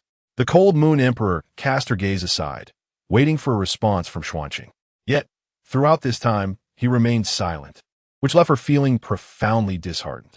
I have laid to rest all the beings of this realm upon the eastern Huan plains. It is time for me to depart. Gradually rising, the cold Moon Emperor brushed her disheveled hair, and a gentle breeze lifted her, guiding her toward the heavens. Changsheng opened his mouth, yet the questions within him remained unvoiced. Where had Bai Huang gone? Why was there no trace of battle in this place? Yet he understood. The answers no longer held significance. He had intended for the cold moon to remain and join him in avenging the Moonlit clan. However, witnessing her heart rendered to ash, he ultimately could not bear it. As he watched the cold Moon Emperor fade into the horizon, Changsheng too rose, trying to compose himself before soaring into the sky. Just before departing the March skies, he turned one last time to gaze upon this land that had once flourished in splendor, his heart a medley of emotions. The image of that figure stepping forth from the heavens of Yanhuang emerged in his mind, and Changsheng's eyes gradually filled with bloodshot fury. It was that individual who had destroyed the March skies, who had obliterated the Moonlit clan. No matter the cost, he would exact blood for blood, regardless of who you are, regardless of your strength. In this life and the next, I, Changsheng, shall pursue you to the ends of the earth. With these words, he resolutely turned away, leaving the March skies without a trace of longing. In the ensuing half-incense time, news of an immortal weapon spread across the myriad realms. An immortal weapon in Yanhuang Heaven. Yanhuang Heaven? Which great clan resides there? Why has it never been mentioned before? The name is quite familiar in the past. Not having attained the Tao, it seems to have traversed this realm, perhaps visiting a secluded location. Within 100 breaths, I demand all information regarding the Yanhuang Heaven. On this day, the supreme godly clan and the immortal lineage were stirred, as a mysterious great emperor conveyed a message, revealing the precise whereabouts of their celestial weapon. Among the renowned great emperors in the myriad realms, the vast majority rushed towards Yanhuang Heaven. The allure of the celestial weapon is irresistible to any great lineage. Should one manage to seize it, it would represent an unparalleled opportunity and immense foundational strength. Even in the event of final failure, they must obstruct rival clans from obtaining it. This concerns the future of their lineage and must not be taken lightly. On this day, the myriad realms were enveloped in tumultuous changes. The gaze of all powerful beings was directed towards the obscure territory of Yanhuang Heaven. In a resplendent palace within a foreign domain, for figures sat in cardinal positions. Sure Dao, do you not think an explanation is in order? How is it that your own descendant is lacking, yet you lay the blame at my feet? Jinho, indeed, the Ming tree was no match for Chu Ming. However, I wish to inquire why the ancient flame you dispatched still lives. This matter requires your elucidation. Explanation? was there to explain? The Ming tree, in its arrogance, claimed invincibility as a great emperor and insisted on confronting Chu Ming. It met its deserved demise. Sure Dao, you are aware that the explanation we seek is not this. For endless ages, Chu Ming has never set foot in the sacred domain. We both know the true extent of ancient flame's power. How did he survive? I provided Chu Ming with a divine herb of the great Tao to save my disciple's life. Is there an issue with that? At this declaration, the three were incensed. Sure Dao, are you not attempting to betray the sacred domain? Do you comprehend how long we have awaited Chu Ming's demise? For the sake of a worthless great emperor, you have jeopardized our sacred domain's plan, which has been in place for 1,000,000 years. You are indeed a historical sinner of the sacred domain, a divine herb of the great Tao. How splendid! We have endured for endless ages, and our sacred domain has lain in wait for so long, all undone by your actions. The three great emperors of the foreign domain were furious. The boundary sealing formation had suppressed the sacred domain for millions of years. Should Chu Ming fall within a decade, the sacred domain could breach that formation and march back into the myriad realms.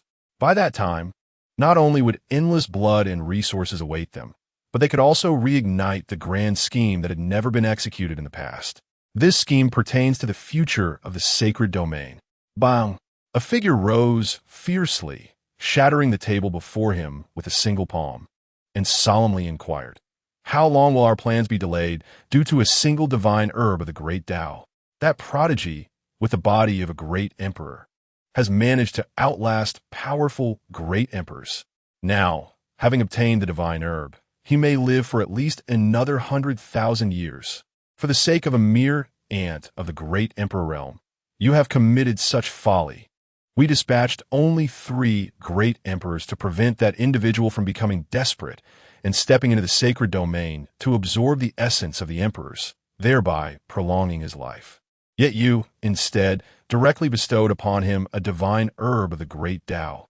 Sure Dao, the great emperor, let out a scoff and calmly tossed a jade slip, saying, "Let's first examine this item." With a sense of intrigue, an esteemed emperor took hold of the jade slip, merely scanning its contents with his sole force. His gaze suddenly ignited with fervor. "A gamble," he mused. "Regrettably, I have one. The claims within this jade slip are irrefutably true. Following the recent disturbances in the boundary sealing formation, I ventured to Tianyuan for an investigation. Chu Ming has already departed. By now, he has likely traversed the realm sea and stepped into the myriad worlds." The emperor, who had previously risen in excitement, clasped the jade slip and, after a brief moment of contemplation, quietly seated himself, pondering, "If that is the case, I must claim my share of the grand medicinal herb. I shall have someone deliver it to you shortly." The emperor waved his hand, rising to his feet. "If there are no objections, I must now impart teachings to my disciple, and shall take my leave." With that, heedless of the approval of the 3, he vanished without a trace. Who orchestrated this? It appears someone has discreetly resolved our considerable troubles.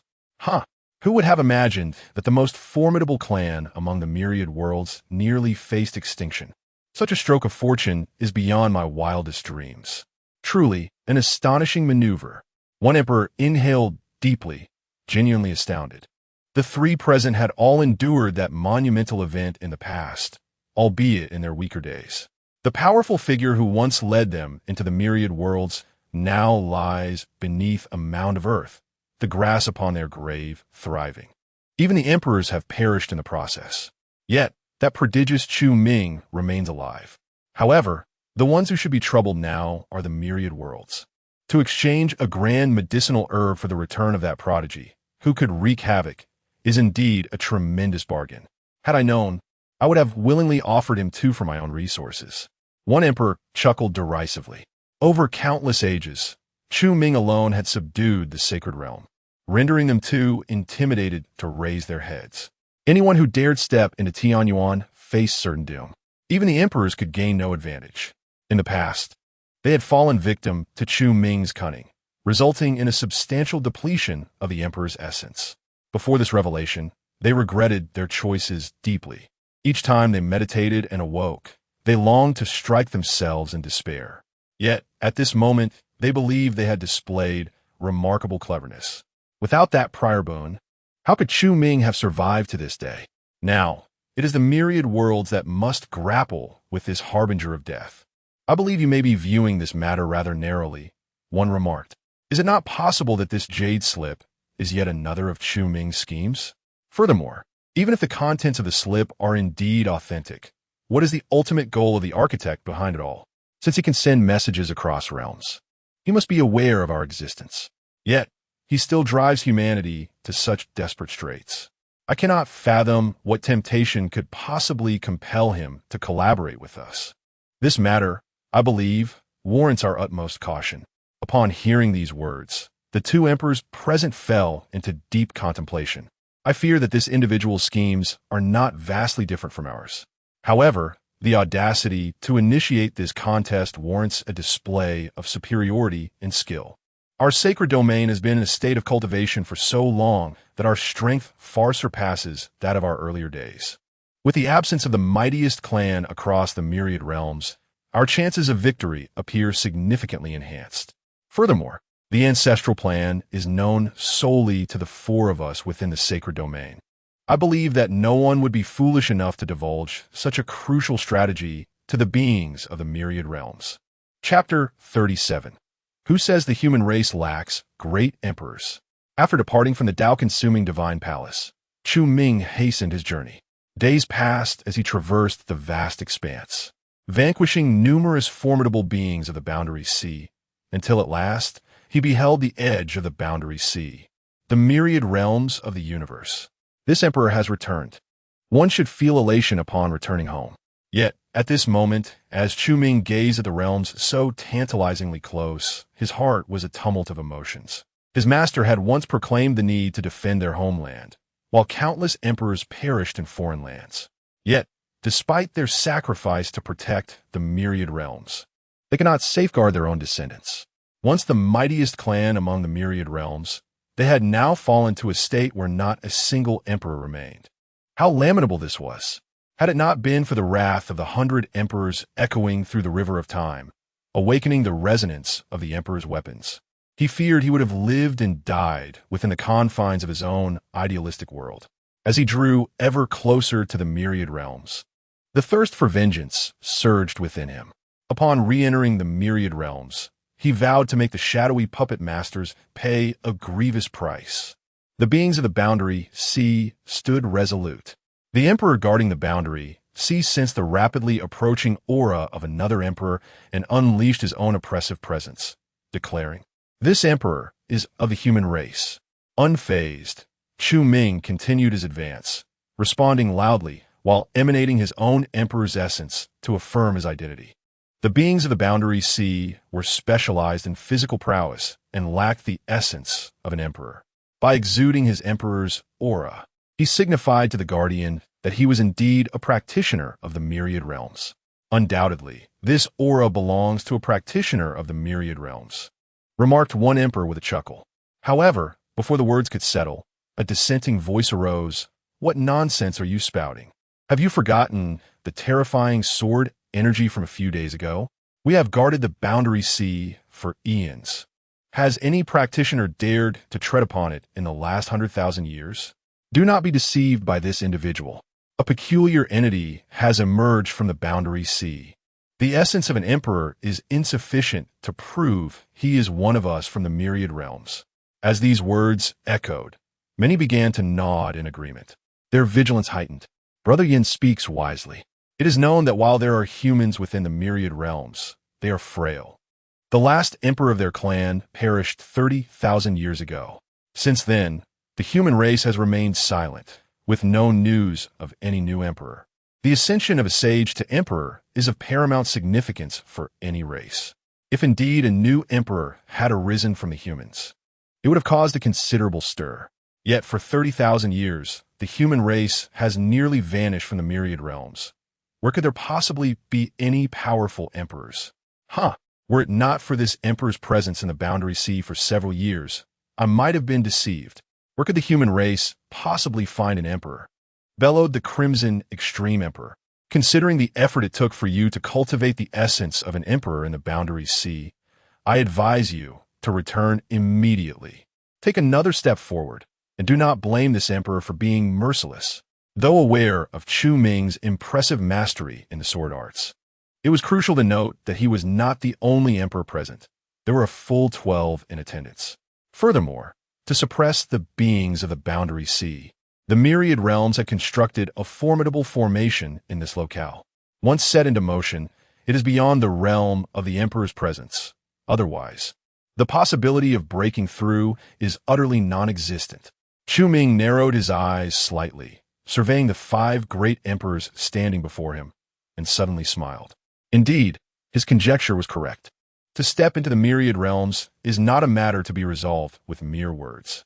Chu Ming slowly raised his head, gazing at the azure firmament. Fragments of long-buried memories surged forth in his mind. Humanity stands supreme, with countless races paying homage. The invasion from foreign lands, with humanity leading the charge. The Great Barrier sealing the realms. Hundreds of emperors perished. Scenes that should have been obscured began to sharpen in his mind. Through the passage of endless years, he had thought these memories long forgotten faded with time. Yet, when the phrase "there are no great emperors among humanity" echoed in his ears, the deliberately erased recollections surged uncontrollably within him. Thus he laughed. At first, the laughter was soft, but as the memories grew clearer, the laughter became more exuberant, more resounding, until it reverberated across the heavens, echoing through the clouds. Observing the frenzied laughter of Chu Ming, the expressions of the 5 great emperors varied. Some frowned, displaying disdain. Others scoffed, their faces full of contempt, while some concentrated, their expressions grave. Quickly retreat to the Sea of Realms, and you may yet live. Our patience is limited. The Crimson Extreme Emperor threatened haughtily. As he spoke, his imperial pressure radiated outwards, causing the air to roar incessantly. Chu Ming ceased his wild laughter, leveling his gaze at the 7 present, and solemnly inquired, "Who told you that humanity lacks great emperors?" The Crimson Extreme Emperor sneered dismissively, coldly replying, "You are not yet qualified to question us. I shall grant you 10 breaths of time. Should you fail to depart, you shall die." As the word "die" escaped his lips, his expression hardened, and he stepped forward. The imperial pressure surged dramatically, bearing down upon Chu Ming. As a great emperor of the myriad realms, they possessed an inherent sense of superiority over the beings of the Sea of Realms. In their eyes, these so-called beings were merely a horde of savage beasts, unrefined and devoid of intellect, akin to how humans would never deign to answer the inquiries of a monkey. Chu Ming took a deep breath, a self-mocking smile gracing his lips. "Indeed, you cannot answer my question. It appears that the history of humanity has been erased by certain individuals throughout the myriad realms." A profound sorrow filled his heart. The powerful of humanity had guarded the chasm of the myriad realms, only to have their merits erased and their history buried. Once a dominant race across the myriad realms, they were now reduced to a mere phrase. Humanity lacks great emperors. If humanity indeed lacked great emperors, the myriad realms would have long been consumed by foreign invaders. These sanctimonious powerful beings had long since become fodder for others. Chu Ming's gaze sharpened suddenly.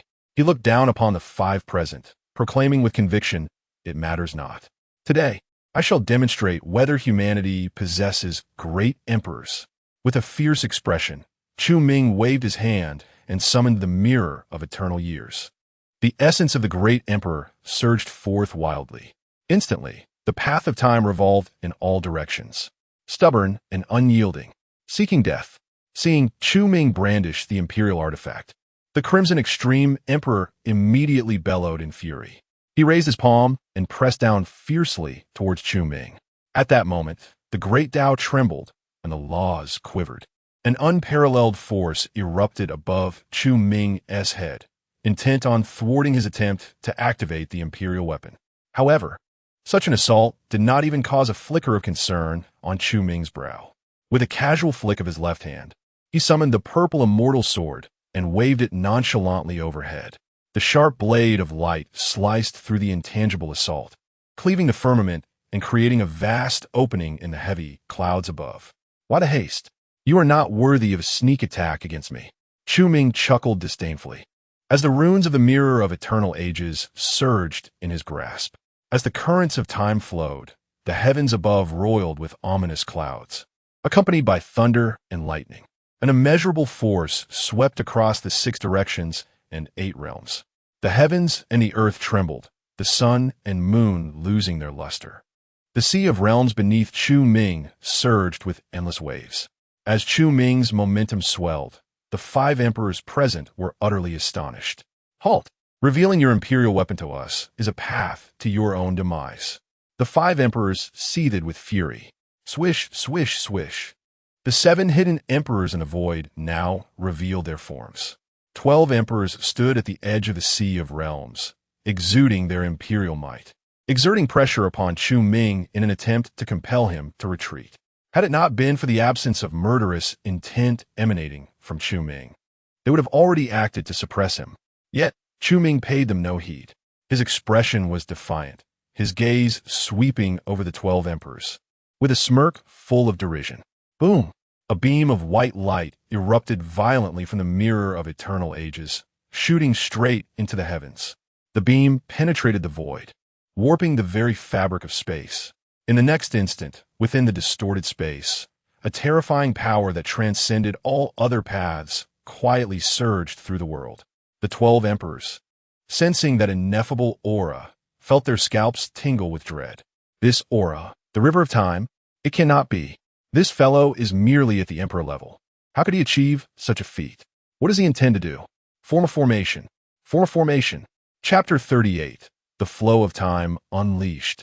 The multiverse in motion, a deafening roar reverberated through the air as a tumultuous torrent emerged from the distorted fabric of space. This torrent was not of the tangible kind. Each droplet within it encapsulated a fragment of time. It was indeed the River of Time, this enigmatic phenomenon, which ought to transcend all laws and pathways, manifested before the eyes of the gathered multitude in a most peculiar manner. An eerie silence enveloped the scene. As the most profound and mysterious embodiment of the temporal pathway, the existence of the River of Time held an unparalleled supremacy. No other path or forbidden realm in the multiverse could ever hope to rival it. It spanned the epochs of antiquity, present, and future, unshackled by the constraints of myriad laws. Before it, even the cosmos itself bowed in submission. The grand and mysterious aura transformed into ripples, resonating freely through the void, unrestrained by any taboos. The laws of the great pathways retreated in its presence. The 12 emperors in attendance widened their eyes in astonishment. They were transfixed, gazing at the mere stretch of the river, barely a dozen yards in length, their hearts seemingly gripped by an invisible hand, rendering their breaths laborious. The River of Time. It truly was the River of Time. How could this be possible? The Red Extreme Emperor was left speechless. His emotions could hardly be encapsulated by the term shocked. As a formidable emperor, he was acutely aware of the River of Time's existence. It represented the pinnacle of all existence, imbued with profound mysteries. For an ordinary emperor, even a fleeting glimpse could exact a harrowing toll. Yet, the audacious figure before him had single-handedly summoned a segment of the River of Time into the present realm. One extraordinary feat. Even the mightiest of emperors had not wielded such divine prowess. This was simply unfathomable. The River of Time manifested in the present, its profound and desolate aura unstoppable by any pathway. At this moment, every being who had ascended to the Emperor realm across the multiverse could distinctly feel the grandeur of the River of Time. It was a force that transcended all existence. Under this influence, all emperors shared a singular sentiment: insignificance. It was akin to a mere mortal facing the heavens, overwhelmed by the helplessness of fate beyond their grasp. What essence had brushed past them earlier? An unshakable sensation had overtaken them. The path of time. Could it be that someone had ascended to emperor status through the path of time? Surely not. Is there truly a soul capable of achieving emperorship through the path of time, disregarding all obstacles, unbound by the constraints of laws? This was the very essence of the path of time. My heavens! What has transpired to unleash such a terrifying manifestation of the path of time? This aura, it emanated from beyond the boundary of the realm. What ist? First the sword path, and now the path of time. Could it be that beings from the realm beyond were encroaching, with ancients from that domain issuing a warning to the multiverse? The multitude of emperors were utterly astounded, casting anxious glances towards the direction of the realm's edge. The supreme clans and eternal lineages were equally shaken, hastening towards the boundary of the realm to unveil the truth behind this momentous event.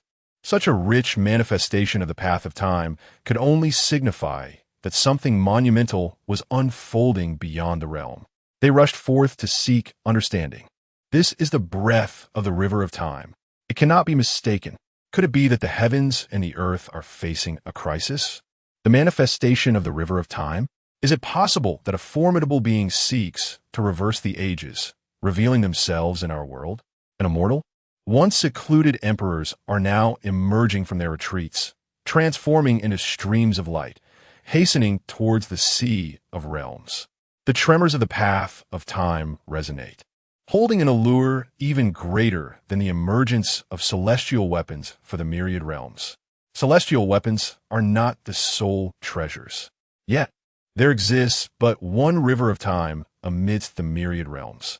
This river not only spans the past, present, and future, entombing countless secrets of the cosmos, but it also stands as the most enigmatic entity among the myriad worlds. Should one catch even a glimpse of its profound mysteries, transformation of the great Tao and elevation of the primordial essence would become attainable, aspiring to ascend the heavens, to witness the culmination of the great Tao, to transcend the confines of existence, is not merely a fanciful dream. Many emperors, nearing the end of their lifespans and once steeped in despair, now grasp at this lifeline, rushing with all urgency towards the Sea of Realms. In the land of Tianyuan, what? At that moment, Yiling Long, who was manipulating the imperial weapon of the Yin Death Clan within the human emperor's hall, suddenly rose, her gaze fixed incredulously towards the Sea of Realms. Yi Tianlan, seated nearby, was startled by her abrupt motion. Taking a deep breath, he revealed a benevolent smile and inquired, "Have you discovered the mysteries of the imperial weapon?" Yi Tianlan felt a surge of joy within, not chastising Yiling Long for her impulsive actions. He had never anticipated that the methods of the ancestral clan could reach such absurd heights. The grand formation laid down with the celestial weapon could actually slay 7 emperors. This was beyond his wildest dreams. Now, having collected the imperial weapons of the 7 emperors, the foundation of humanity surged immensely. Yiling Long appeared oblivious to Yi Tianlan's words, her mind reeling with astonishment. "Master, are you certain there has been no misperception? It cannot be mistaken. That previous aura was undoubtedly the river of time." Her resolute voice bore an unspeakable shock. "The myriad realms are about to undergo a transformation. Hasten your training. The river of time has manifested. Great calamities may soon descend upon the world. If you were an emperor at this moment, by utilizing the 1,000 Autumns of Eternal Life Sutra, merely witnessing the river of time would offer tremendous fortune. Alas, you are but a venerable one now. Moreover, you're trapped in this place." Yiling Long's delicate brows furrowed as she murmured, "Master, do you think the river of time could possibly—" Before she could finish her thought, her master interrupted her decisively. "Absolutely impossible. Although the 1,000 Autumns of Eternal Life Sutra follows the path of time, at its core, it is still based on the sword path. This scripture does indeed touch upon the path of time, but merely schemes its surface. No being in this world can ascend to emperor status through time. This is the self-protection of the heavens and the earth. Just as one would never relinquish a sword that poses a threat to oneself to another, so too do the heavens guard against such possibilities." After pondering for a moment, Yiling Long replied, "If it were you, Master, I would present it with both hands." The sea of consciousness fell silent.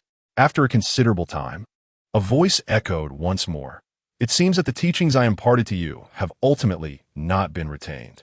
Yiling Long chuckled softly and said, "I dare not forget the teachings of my esteemed master. Though I strive to remember, I cannot articulate such words that would utterly disappoint you.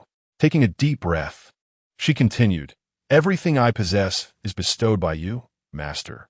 Had it not been for your guidance, I would have perished from hunger on that snow-laden night. If you ever wish to reclaim what is yours, you need only to inform me, and I shall comply without hesitation. With a scoff, the master remarked, indeed, your innate talent is unparalleled in my experience. Yet, alas, your disposition remains stubbornly unchanged. One day, you shall suffer the consequences of this folly. A cold huff echoed, and the realm of consciousness fell silent once more. Yi Linglong pouted, wearing an indifferent expression. Her master incessantly taught her the treachery of human hearts, warning her against placing trust in anyone. Yet what of him? In every calamity she encountered, he was the one who risked his life to shield himself. It is truly absurd that, despite his deep sense of loyalty and righteousness, he insists on adopting a guise of hypocrisy and cunning. Chapter 39. The return of one who knows the truth at the juncture of the Sea of Realms and the myriad worlds. Chu Ming stood with an air of defiance, draped in a flowing black robe. With a sword in his left hand and a mirror in his right, he commanded attention. Above him, the river of time surged, radiating an ancient and mysterious aura that accentuated his ethereal presence, akin to a celestial being among mortals. Before him stood 12 emperors of the myriad realms, each holding their breath in reverence. As they gazed upon the slender figure suspended in the void, their hearts raced with an acute tension. At this moment, they comprehended the sheer terror of the existence before them. The ability to manifest the river of time with imperial artifacts was a feat beyond even the mightiest of emperors, let alone the esteemed imperial sovereigns. Did you not claim that the human race lacks emperors? Chu Ming declared. Today, open your eyes wide and witness the grandeur of our human emperor. He thrust the thousand autumns mirror forward, its runes vibrating, causing tumultuous waves to rise within the river of time.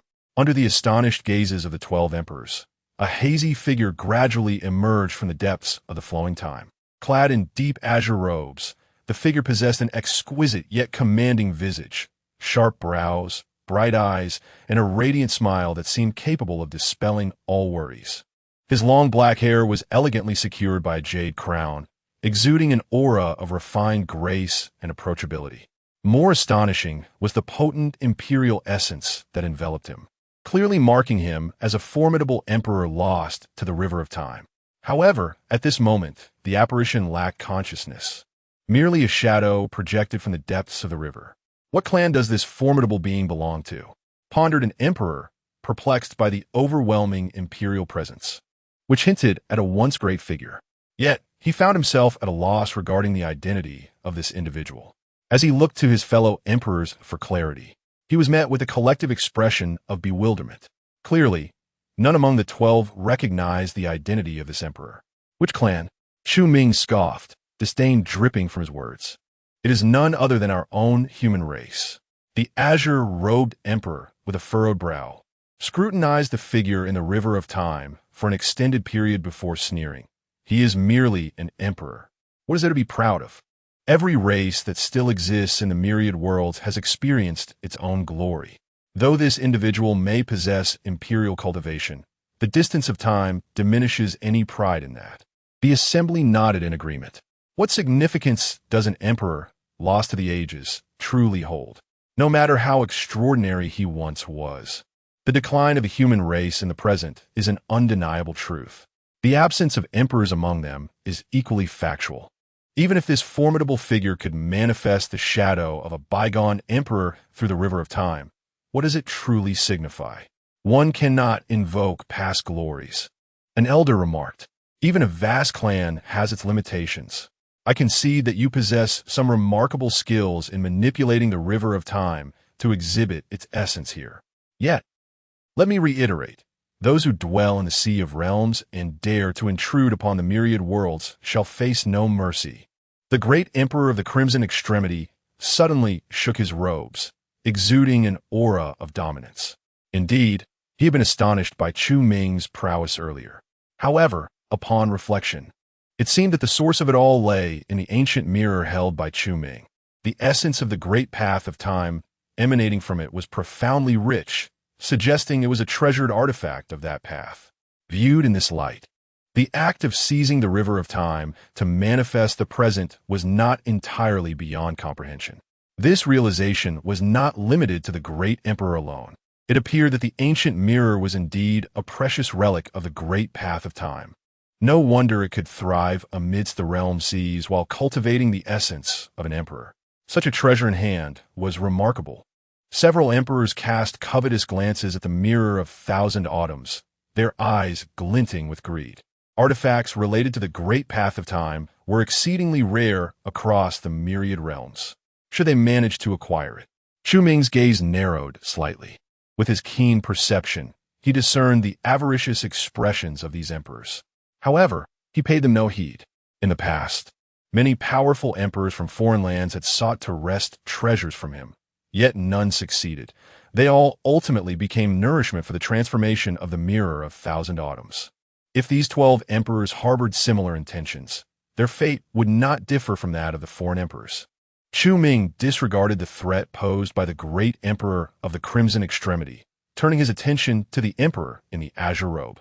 A faint smile gracing his lips as he spoke. Emperor? Who do you look down upon? My human race is the strongest among the myriad realms. If someone can conceal the truth of the past, then I shall tear it asunder. Today, I will demonstrate to you what it means to be the mightiest race. With a decisive step forward, another ethereal figure of an emperor emerged from the river of time. This figure stood like an iron tower, towering at a height of over 12 feet, vastly different from an ordinary human. His skin resembled that of dark iron, and his bare upper body was adorned with muscular contours reminiscent of a dragon. However, the appearance of this figure elicited laughter from the 12 emperors. The strongest race? Are you attempting to make me laugh to death? 2 emperors from an unknown era dare to speak of the strongest race? Who granted you such audacity? I do not blame you for your ignorance of my race's profound heritage, but your audacious words are truly laughable. Among the myriad realms, there are dozens of supreme emperor races, yet who dares to claim supremacy? The human race? A race that has not even produced an emperor. Easily extinguished with a wave of my hand, the 12 emperors erupted in laughter. Chu Ming's assertions were exceedingly presumptuous. Among the myriad realms, even the supreme emperor races would not dare to claim the title of the strongest. A once dominant, but now extinct human race audaciously spoke of superiority? It was a blatant disregard for reality. Yet, in the face of such mockery, Chu Ming responded not with words. Any falsehood pales in comparison to the truth. He remained unaware of who was so determined to conceal the truth. In this return, he seeks to proclaim to all realms that those who know the truth have returned. The human race stands as the benefactor of these myriad worlds. Their veins pulse with unparalleled glory. His expression remains serene as he grips the mirror of eternal ages. Stepping forward once more, from the river of time, another ethereal figure of an emperor emerges. Step by step, one after another, the 12 emperors guarding the cosmic sea, initially indifferent, gradually succumb to disbelief, ultimately their minds echoing with a thunderous cacophony, rendering them incapable of thought. As Chu Ming's silhouette strides through the cosmic sea, the emperor figures within the river of time have multiplied to over 100, within the span of several dozen feet of the time river. A myriad of emperor apparitions swarm. Their auras vary. Some emanate a sword intent that shakes the heavens. Others exude a blade intent that is unparalleled, while some are suffused with venom, and others radiate with vibrant life force. 100 emperors, 100 paths. Most terrifying of all is the immense weight of the auras they project. Each one, capable of standing against multitudes, embodies a genius of extraordinary caliber. Kulme, tell me, O esteemed emperor, is not the human race the mightiest among all the realms? Chapter 40. Those who insult humanity shall perish. Chu Ming's words resounded like thunder, causing the 12 emperors to feel a buzzing in their ears. Gazing upon the figures of 100 emperors within the river of time, even their broad perspectives were shaken to the core. 100 emperors. The human race once boasted such a formidable lineage. What a terrifying foundation this represents. It is essential to understand that even the supreme emperor races typically possess no more than a score of emperors at most. Such an entity is already considered a top-tier power among the myriad realms, capable of commanding multiple territories, and with a mere stomp, could send ripples throughout the cosmos. This grand force, even in decline, remains a renowned presence across the realms. Yet, the human race, which has long been shrouded in obscurity, once had a lineage that included 100 emperors. This is utterly beyond their imagination. Upon closer inspection, the 100 emperors within the river of time exhibited a similar intensity of temporal essence circulating around them. This suggests that they likely existed during the same era. A tempest surged within the hearts of the 12 emperors, their breaths becoming increasingly rapid. An era that simultaneously birthed 100 emperors. Such overwhelming heritage could undoubtedly sweep across the myriad realms, attaining an unparalleled status. The emperor in the blue robe felt a chill run down his spine, reflecting on his earlier derisive remarks. He wished he could bury himself in the earth out of shame. How absurd! How could a race that has never produced a single emperor possibly have 100 at one time in a bygone age? This must be some kind of sorcery. Some emperors struggled to accept the reality before them. The impact of 100 emperors was so profound that it completely overturned their understanding of history. In the chronicles they were familiar with, the human race had never truly graced the stage of the myriad realms. The supreme emperor races, the immortal clans, the longevity sections. These were the true pillars of the cosmos. Inherited from ancient times, they possessed a terrifying foundation, with prodigious talents and a continuous emergence of powerful emperors within their ranks. These forces showcased their prowess on the grand stage of the myriad realms, each taking turns to shine. Even in decline, they left behind illustrious legacies. Yet, upon introspection, they had never heard of a time when a human race had thrived. This thought was indeed chilling. With a deep exhale, the venerable Emperor Zhengli released a breath of resignation, his wrinkled visage gradually shifting from shock to indifference. He fixed his gaze upon Chu Ming and said, "The glory of the human race is but a distant memory. You would do well to depart. Whether you are a being of the realm sea or a human emperor, I shall not permit you entry into the myriad realms." At this moment, the 11 emperors present turned their attention towards Emperor Zhengli. His words implied that he possessed knowledge of the human race's glorious past, which left the others in astonishment. "Old Zhengli, you are aware of the human race's former splendor?" inquired Emperor Qi Ji, his curiosity piqued. Initially, it was believed that all of this was mere illusion. However, the words of Emperor Zhengli undoubtedly serve as a testament to the past glory of the human race. He is aware of the tribulations that humanity has endured, and why the once mighty lineage of countless emperors has descended into such a tragic fate. Furthermore, the remnants of their past magnificence have been obliterated. Zhengli waved his sleeve. His already diminutive figure appeared even more hunched, as he solemnly declared, "This is knowledge beyond the grasp of you young ones. The past of humanity is not to be mentioned. This is the command of the 3 esteemed emperors." A collective gasp escaped the lips of the emperors present. Although they had surmised the answer long before, the moment Zhengli uttered it, they were still taken aback. The matter pertains to the emperors. Indeed, who but the formidable might of the emperors could erase all traces of such a grand race from history? Hearing their conversation, Chu Ming could not help but chuckle. The past of humanity is not to be mentioned? Is it out of guilt, or perhaps the shame of being a thief? Or is it simply an inability to face the truth?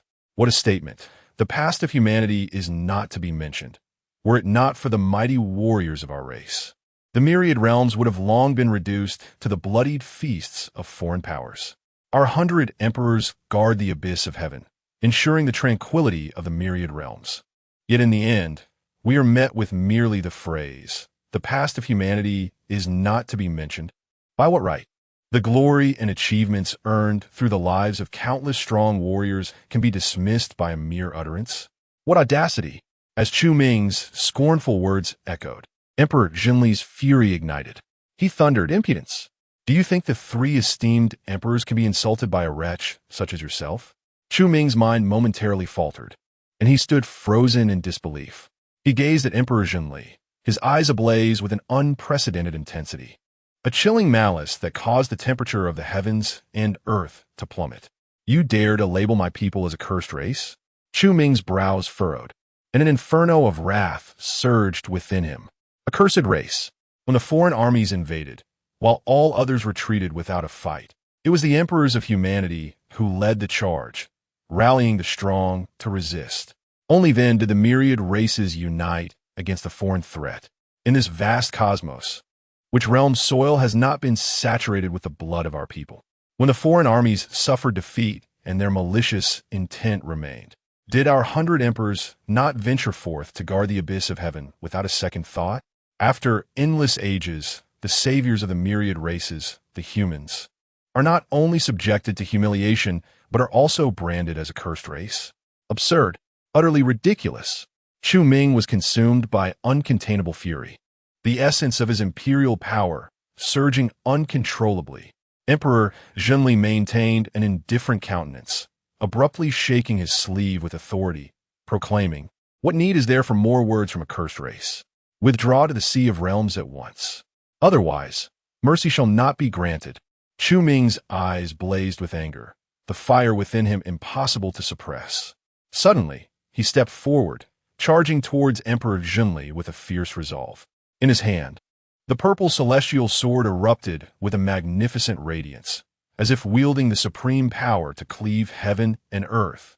With a resounding whoosh, 3 colossal sword energies were unleashed in an instant. Each glimmer of the sword embodies the formidable strength of the great emperor. A mere display of insignificant skills.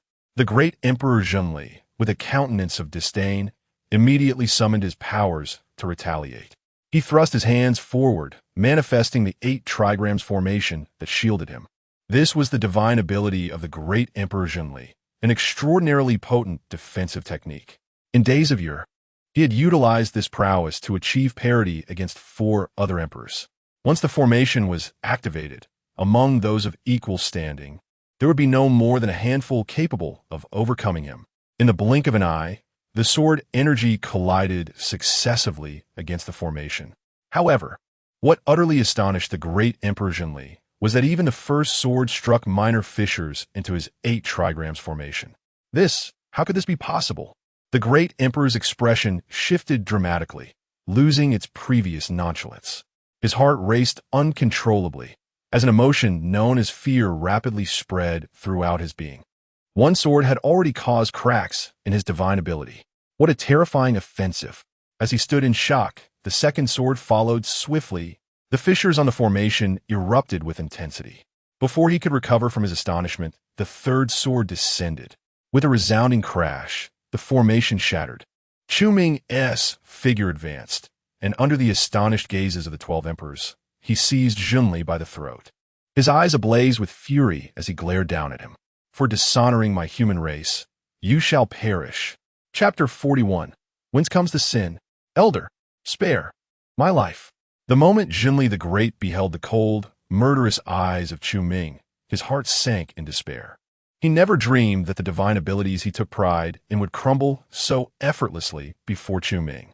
The 3 strikes, delivered with casual grace, shattered his arrogance into fragments. How formidable!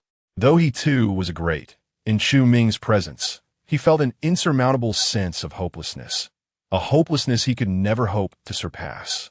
To beg for mercy now? It was too late. With a disdainful snort, Chu Ming's expression hardened as he exerted great force with his 5 fingers. With a resounding crack, Zhenli the Great's neck was crushed, blood splattering across Chu Ming's face. Before Zhenli's soul could escape, the purple immortal sword, which had been hovering nearby, unleashed a wave of sword chi, ensuring his eternal disappearance from the realm. 3 strikes, and the Great was vanquished. Arrayed, they sought vengeance. Witnessing Chu Ming's merciless execution of Zhenli the Great, the 11 greats present were consumed with rage. They summoned their own powers, activating the grand formation of this realm. In an instant, a magnificent array enveloped Chu Ming. As myriad runes swirled, chains manifested in the void, sealing off the space around him. Countless laws of the great Tao surged forth, transforming into a fierce onslaught that bore down upon him. Madman, you have slain the cultivators of our heavens. Today, you shall perish. The practitioners of the Sin clan, you are far too audacious. To slay this man is to avenge Elder Zhenli. The killing intent in the eyes of the 11 greats surged, and they poured all their might into the formation, intent on obliterating Chu Ming. They had guarded the Sea of Realms for ages. Though formidable beings occasionally trespassed, they had never suffered such losses. Yet today, Zhenli the Great was slain before their very eyes by Chu Ming. If this news were spread across the myriad realms, how could they maintain their dignity? Radiance illuminated the heavens and earth. As countless laws of the great Tao intertwined, it seemed as though the very cosmos would be crushed by the formation. As Chu Ming surveyed the killing array, a smile threatened to break forth. For this very array was a modified version of the human race's primordial 10,000 Tao formation. You dare to call us the Sin clan while employing the formations of our own people. With purposeful strides, Chu Ming advanced through the formation. The overwhelming onslaught, born of the convergence of myriad laws, surged towards him like a tempest. Yet he moved with effortless grace, evading every attack as if strolling through a tranquil garden. His calm demeanor left the 11 greats utterly dumbfounded. How did he evade the formation's assault? A chill ran down their spines. They could not comprehend how Chu Ming, despite being within the formation, could consistently evade its lethal strikes. Could it be that this fellow had seen through the formation? One great, filled with terror, spoke, his voice trembling. This formation was endlessly profound. Not only had it taken them years of contemplation to grasp its essence as the manipulators, but even to perceive it from within was an unimaginable feat. Several individuals present were merely aware of the surface, yet ignorant of the underlying principles. However, Chu Ming, with a mere glance at the grand formation, seemed to perceive its intricate workings entirely.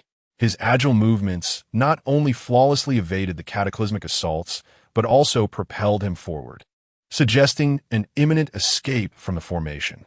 This spectacle sent shivers down the spines of the emperors present, their spirits shaken. It is essential to recognize that although Emperor Zhenli may not possess the most formidable combat prowess here, in terms of defense, he alone could withstand the combined onslaught of the 5 without faltering. Yet, even this impregnable defense crumbled before Chu Ming, enduring only 3 strikes. 3 strikes severed the Bagua formation. Such terrifying combat capability, should he breach the formation, would spell doom for all present. Who among them could survive? Do not hold back. Unleash the formation's ultimate attack. Emperor Qiji intoned solemnly. Following this command, the others quickly formed seals with their hands. As a flurry of runes surged into the formation, the previously binding chains emanated a fierce aura of slaughter. Oh, do you wish to deviate from convention and harness the Emperor's own power? Observing the murderous energy manifesting upon the chains, Chu Ming's smile deepened. The most formidable aspect of this Tianyuan Wandao formation lies in the term Wandao. It absorbs the principles of the universe, coalescing into an unmatched offensive force. If activated by an emperor, operating within the formation's parameters without knowledge of its intricacies, even someone as formidable as he would hesitate to claim he could traverse it unscathed. After all, the tempestuous onslaught of the great Tao would overwhelm anyone. The occasional openings that arise are often steeped in hidden peril. However, once the formation is controlled by the will of an emperor, the myriad powers would vanish, supplanted by the extraction of the emperor's own strength, allowing for capricious control over the formation's offensive strikes. This indeed grants the formation countless variations. Alas, these emperors are rather foolish. If a single individual were to command it, the formation would indeed become versatile. Yet now, 11 individuals simultaneously govern the formation. Unless their intentions align perfectly, the formation's agility would be significantly hampered. With a rush, several chains lunged toward him. As Chu Ming raised his sword to parry, he deftly dodged, and after several exchanges, the chains revealed numerous flaws due to the discord among the Emperor's wills. Although the Emperors could provide timely corrections, it still required time. And it was this fleeting moment that Chu Ming sought. Seizing the opportunity, he cleaved a passage with his sword, intent on forcefully breaking through the formation. Block him, an emperor immediately warned. Several chains swiftly converged, sealing off the passage layer by layer. Huh, you truly are remarkably foolish. Chu Ming scoffed. His forward momentum abruptly shifted to the side, where an inconspicuous rune lay hidden. The formation comprised hundreds of thousands of runes, and this particular rune bore no distinction from the others. Yet, Chu Ming understood that this rune was the foundation upon which the formation operated. As long as this formation is destroyed, it will pose no threat whatsoever. With a swift motion, Chu Ming deftly evaded the numerous chains and arrived before the runes. Without hesitation, he thrust forth the purple celestial sword in his grasp. A crisp sound resonated as the grand formation trembled violently, its flowing power abruptly severed in an instant. In that fleeting moment, an overwhelming imperial aura erupted from Chu Ming, transforming into a formidable wave that swept across the universe. Beneath this tempest, the lines delineating the formation shattered inch by inch. The 11 emperors widened their eyes in astonishment. They immediately summoned their own powers in a desperate attempt to remedy the situation. Yet amidst the intertwining forces, rather than stabilizing, the formation crumbled even faster. This left everyone in a state of chaos and panic. Alas, to witness the Tianyuan Wandao formation being wielded in such a manner by you all is truly astonishing. Chu Ming stopped, unleashing several formidable sword energies that cleaved the formation in twain. With a resounding roar, the formation collapsed, radiant light filling the heavens. The 11 emperors, suffering the backlash of the formation, spat blood in unison. Raising their heads sharply, amidst the blinding brilliance, Chu Ming, clad in a mysterious robe and sword in hand, stepped forward with deliberate grace. The mirror of time, a relic of ages, floated upon his shoulder, exuding an enigmatic resonance. Behind him, the river of time surged forth, with hundreds of emperor phantoms standing proudly within, to claim that my people are a cursed race. Pray tell, what sins do we bear? From whence does this sin arise? Chapter 42. Do you deem yourselves worthy to converse with me? His furious words, laden with a chilling malice, reverberated through the air. Chu Ming's brows were like swords, his countenance aflame with wrath, as his gaze swept across the 11 emperors, sharper than any blade. The 11 emperors trembled, a rare glimmer of fear flickering in their eyes. With a mere flick of his hand, he obliterated the Zhenli emperor. As he strolled with an air of nonchalance, he shattered the supreme formation. The overwhelming might of Chu Ming instilled terror in their hearts. As fellow emperors, they felt diminutive before him, akin to mere ants. His strength was insurmountable. The palpable, unmasked aura of murderous intent emanating from Chu Ming made the assembled emperors break into a cold sweat, rooted in place, not daring to breathe. Noting their silence, Chu Ming's visage grew even more fearsome.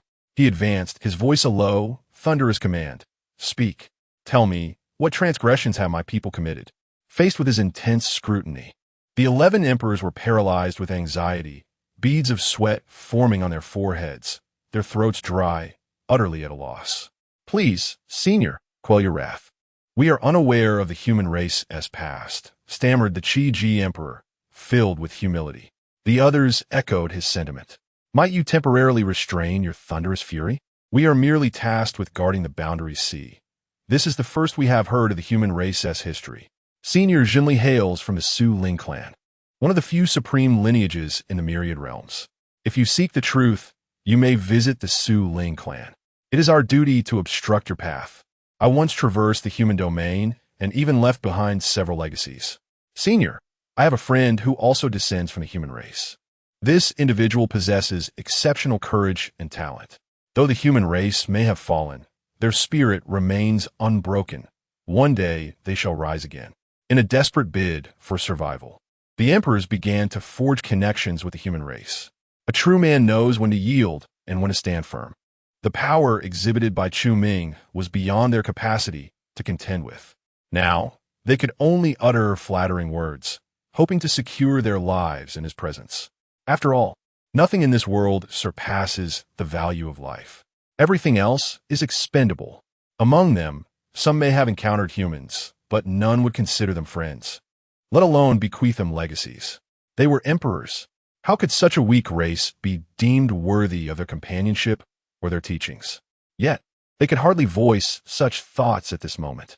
Circumstances dictated their actions. For the sake of survival, creating bonds out of thin air was a trivial endeavor for them. Listening to the emperor's nonsensical prattle made Chu Ming's stomach churn. What he had previously declared, the human race is the strongest among the myriad realms. Their disdainful and contemptuous expressions had been etched into his memory. Now, as he displayed his might, they began to forge connections with the very race they had scorned. For the sake of survival, they had truly discarded all semblance of dignity.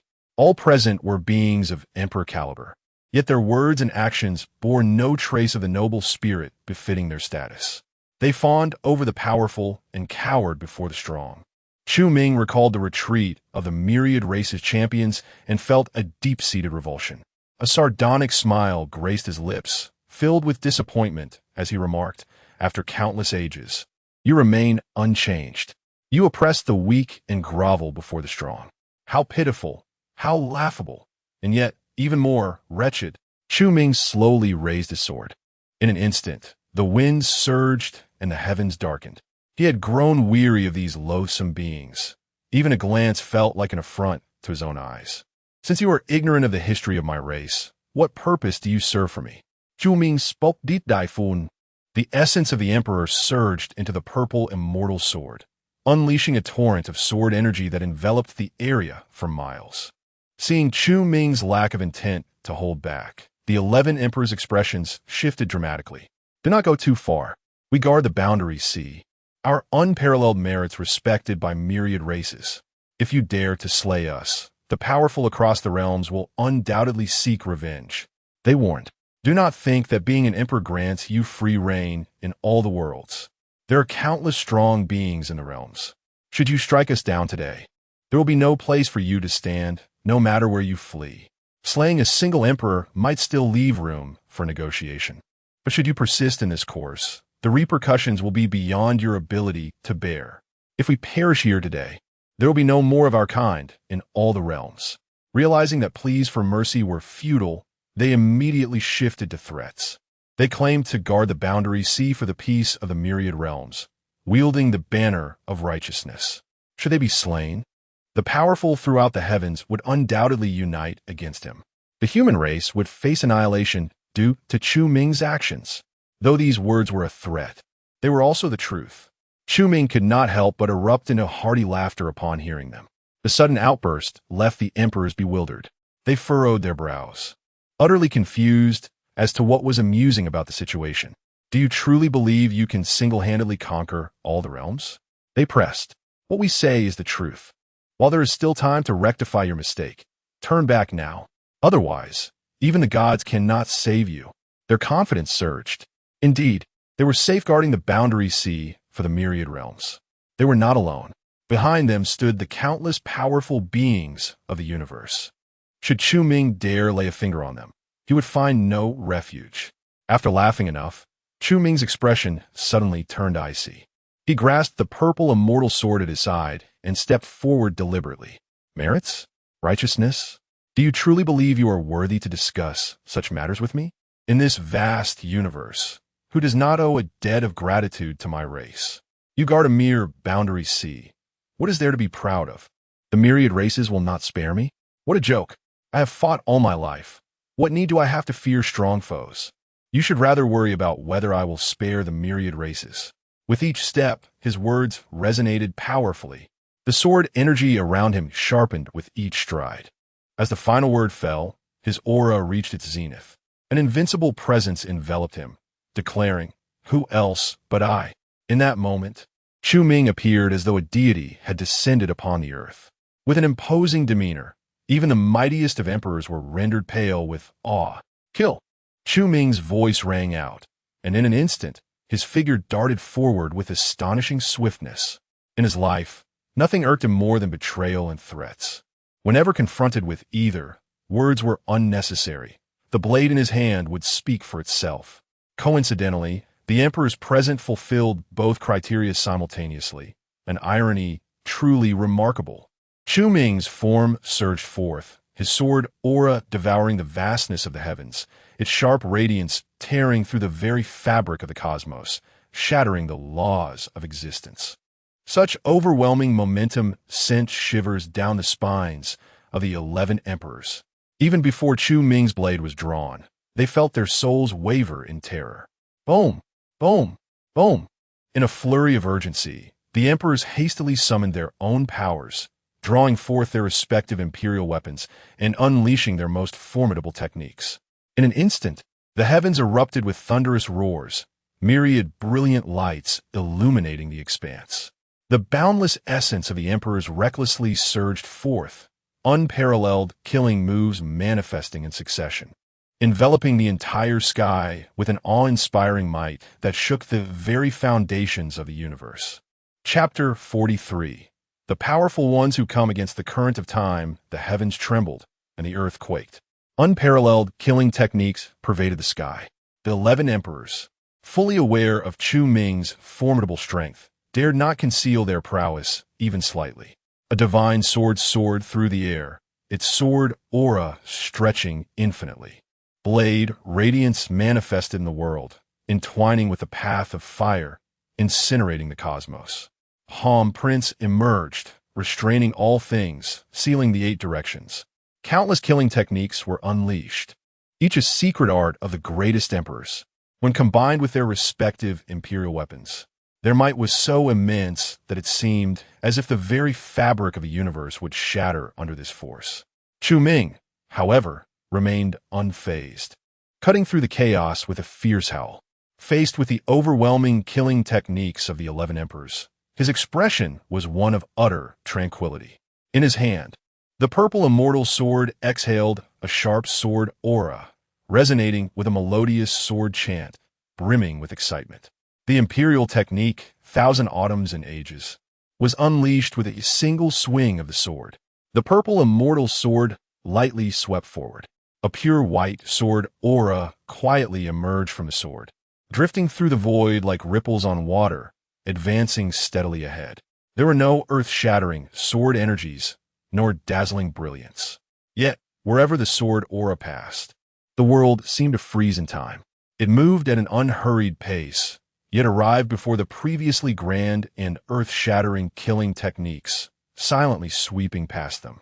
The once mighty techniques, radiating a destructive aura, instantly faltered and ceased. They appear to have endured endless years, their colossal power continuously diminishing until they crumbled into strands of ethereal light. The 11 emperors widened their eyes in disbelief, as if they had encountered a ghost. What sorcery was this? How could it be possible? Why had my divine abilities collapsed? That sword light was clearly so slow. How had it reached me before my powers could even be unleashed? The 11 emperors were utterly astounded. They could not comprehend how Chu Ming's seemingly inconspicuous and unimposing strike could wield such unparalleled might. One sword obliterated all their killing techniques. What an astonishing feat! Was this truly something an emperor could achieve? It was simply unfathomable. The 11 emperors gasped for breath, their ears filled only with the frantic beating of their own hearts. A life-and-death crisis had suddenly descended upon them, leaving them chilled to the bone and filled with dread. It was the path of time. His imperial technique involved the path of time. He had decayed our divine abilities using the path of time. An emperor discerned the truth and exclaimed in horror. An imperial technique involving time. The word struck the hearts of the gathered emperors like a heavy hammer. The path of time is the most profound and elusive of all laws across the myriad realms.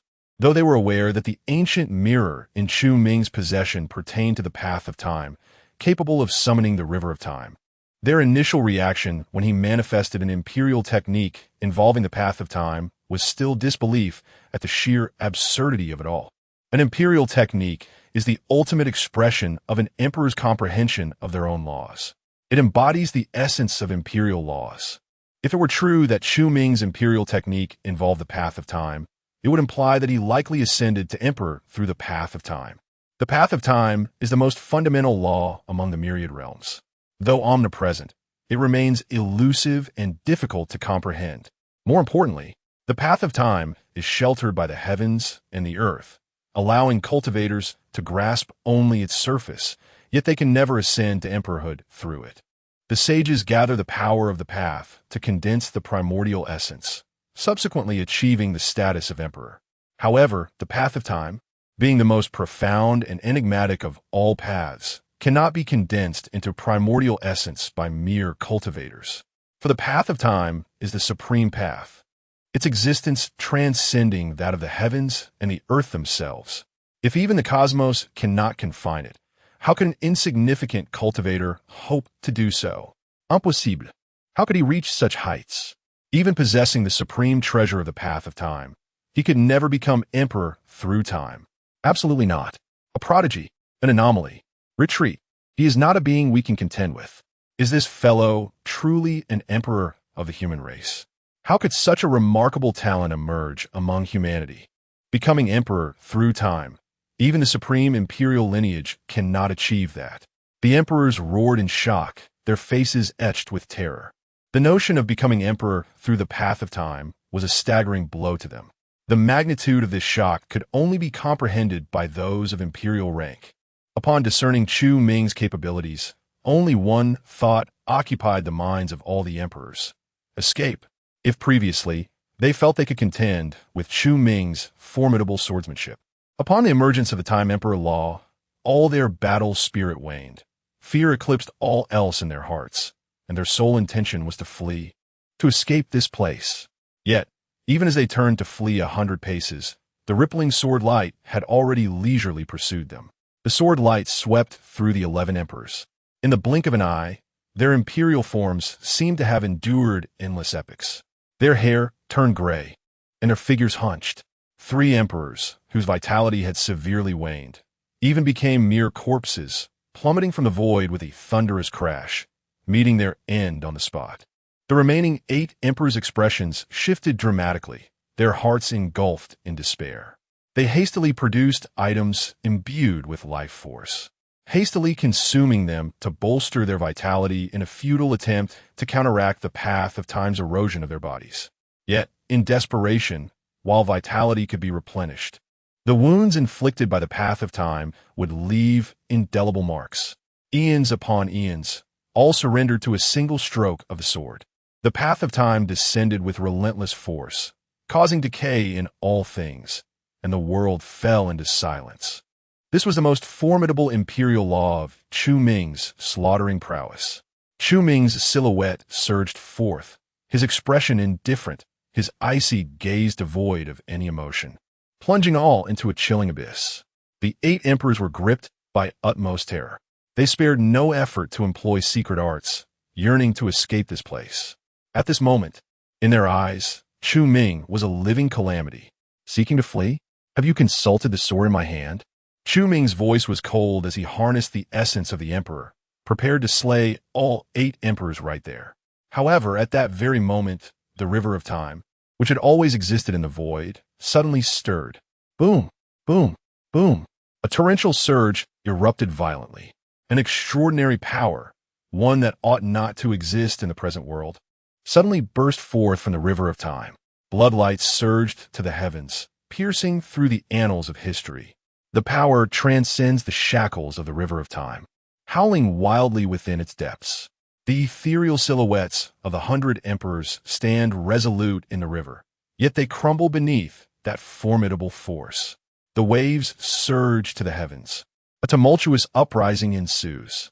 Chu Ming turns back, his gaze fixed intently upon the river of time, a rare gravity and trepidation manifesting upon his usually indifferent countenance. There exists a formidable being, employing means within the river of time, striving to break free. In an instant, Chu Ming unleashes his own techniques, attempting to conceal the river of time. However, the turbulent power within it is overwhelming, terrifying in its magnitude.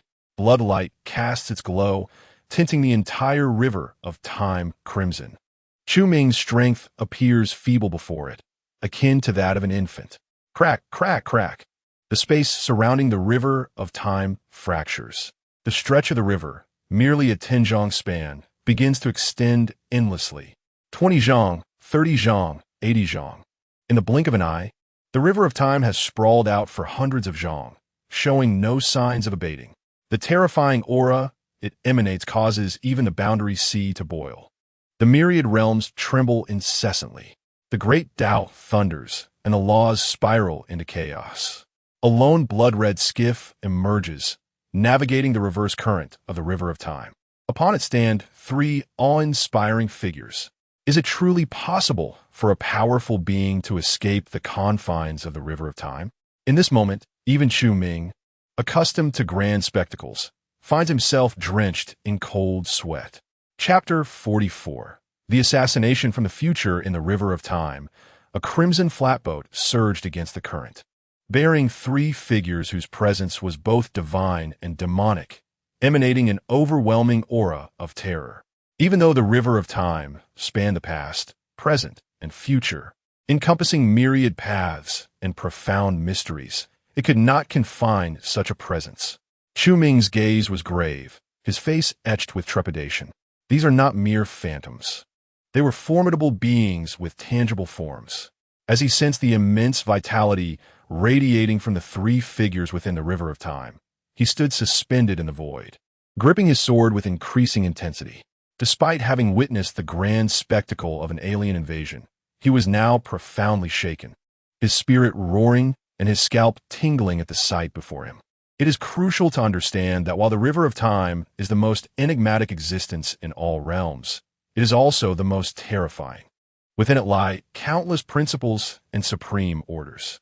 To this day, he had not heard of any powerful being capable of existing in the river of time in physical form. It was an absolute dead zone. Even the mighty Emperor Run Sheng, an invincible entity in the myriad realms, could only stir up a few ripples in the face of the river of time. And merely creating such ripples came at an incredibly heavy cost, with the slightest misstep potentially leading to death. As for entering it and traversing its waters, such thoughts were utterly inconceivable. Immortals?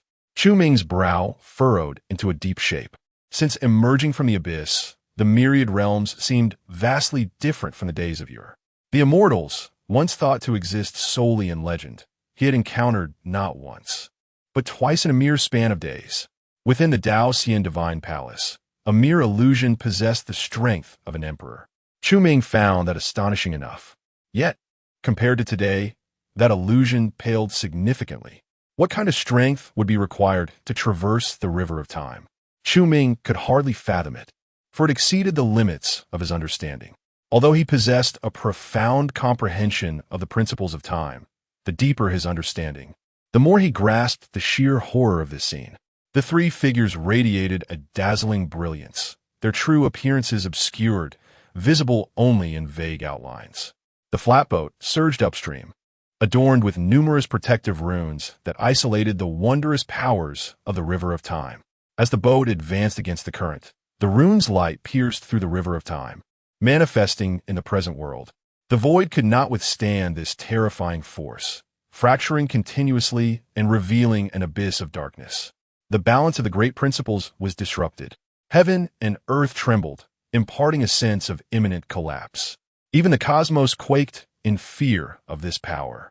Feeling the unparalleled might that transcended time, Chu Ming swiftly retreated, distancing himself from the river of time.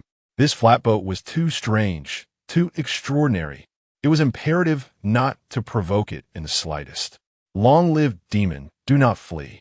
A voice imbued with the utmost murderous intent erupted from the river of time, roaring like thunder.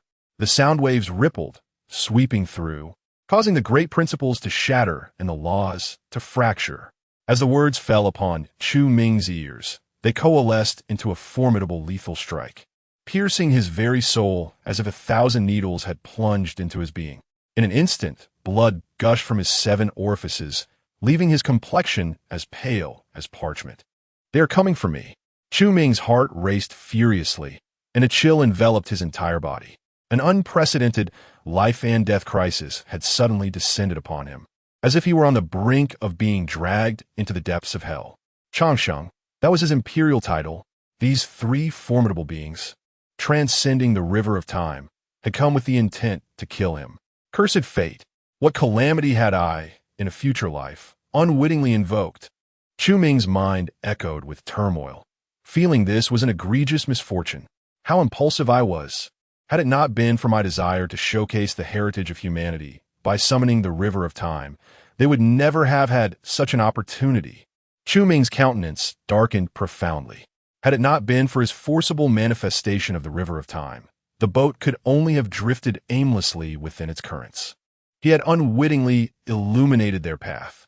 He could never have imagined that a thoughtless action of his would summon such terrifying calamity.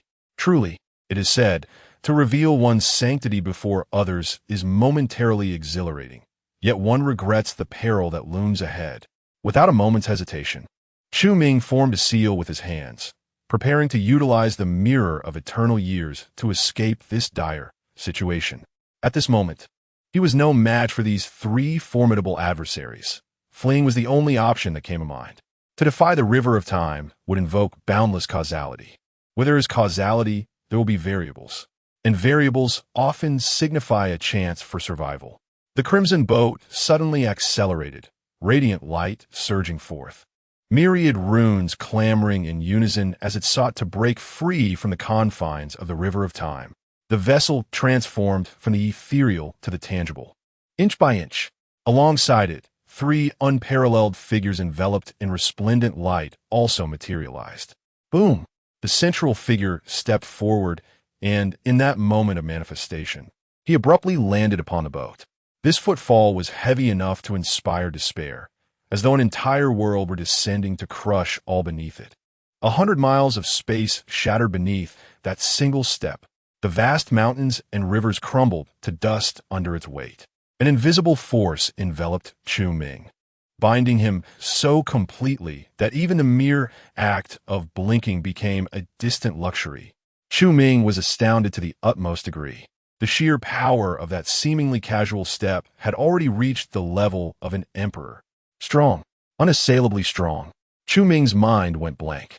He had never anticipated facing such hopeless foes. The boat emerged from the river of time, but to Chu Ming's relief, as the three stepped forth, the heavens and earth trembled violently. Countless laws converged and sought to eradicate this formidable force that should not exist in the present age. The trio appeared caught off guard, their figures staggering under the sudden onslaught of this immense cosmic power. The invisible force that had enveloped Chu Ming dissipated in an instant. Without a moment's hesitation, he formed another seal, and the mirror of eternal years erupted with brilliant light, enveloping him and causing him to vanish from sight. Where can you run? The three spoke in unison, each unleashing their powers in pursuit. Initially, their speed was not swift. In but a fleeting moment, the trio fully acclimated to the oppressive forces of heaven and earth, their steps transcending the bounds of the void. Countless principles enveloped them, their presence unfazed. As they traversed the space, an overwhelming force impossible to contain caused the very mountains and rivers to fracture. The resonant hum of the purple immortal sword echoed, vibrating incessantly, as if eager to engage in a fierce battle with the three formidable beings. Without uttering a word, Chu Ming summoned the essence of the great emperor, sealing the sword away. Faced with imminent peril, he could not afford even a moment's distraction. Dividing his thoughts, he fled while simultaneously communicating with the sealing formation, intent on utilizing the strongest resources of humanity to aid in his escape. Immortal demon of eternal life, today you shall meet your demise. In mere moments, the trio had closed in on him. Their figures flickered in the void, swiftly reducing the distance between them and Chu Ming. Suddenly, a radiant light appeared before him. Chu Ming's eyes widened in shock as he beheld a palm-sized token blocking his path. The token emanated a terrifying power, imbued with thunder that morphed into a colossal net of lightning, sealing off the surrounding space for 100 miles. Just as he attempted to alter his course, the three figures had already approached menacingly from behind. Immortal demon of eternal life, prepare to pay with your life. Without further ado, The elder in the black robe raised his hand and struck down upon Chu Ming. The heavens roared as a colossal hand, 1,000 feet in size, descended with cataclysmic force. The hand was blood-red, its patterns starkly visible. The overwhelming intent to kill shattered myriad paths, obliterating the laws of existence. This unparalleled might resonated through the cosmos, shaking the very foundations of reality. The shadow of death loomed instantaneously, and it felt as if the blood within Chu Ming had frozen, his very soul plummeting into the depths of despair. I cannot perish. Not now. Chu Ming's eyes widened, an intense will to survive overshadowing the looming specter of death. In that moment, his blood seemed to ignite with a fervent flame. The fate of humanity hung in the balance. How could I, as a great emperor, meet my end at this juncture? I cannot. Absolutely not. Humanity still awaits my return. If I were to fall here, who would safeguard our kind? The tide of time must be reversed. Chapter 45. The annihilation of all beings, time in chaos. Chu Ming's eyes were filled with fury as he let out a thunderous roar towards the heavens. His entire being radiated a blinding brilliance, and numerous ethereal figures coalesced around him. The imperial law had unraveled the very fabric of time surrounding him. The essence of the great emperor surged wildly into the mirror of eternal years.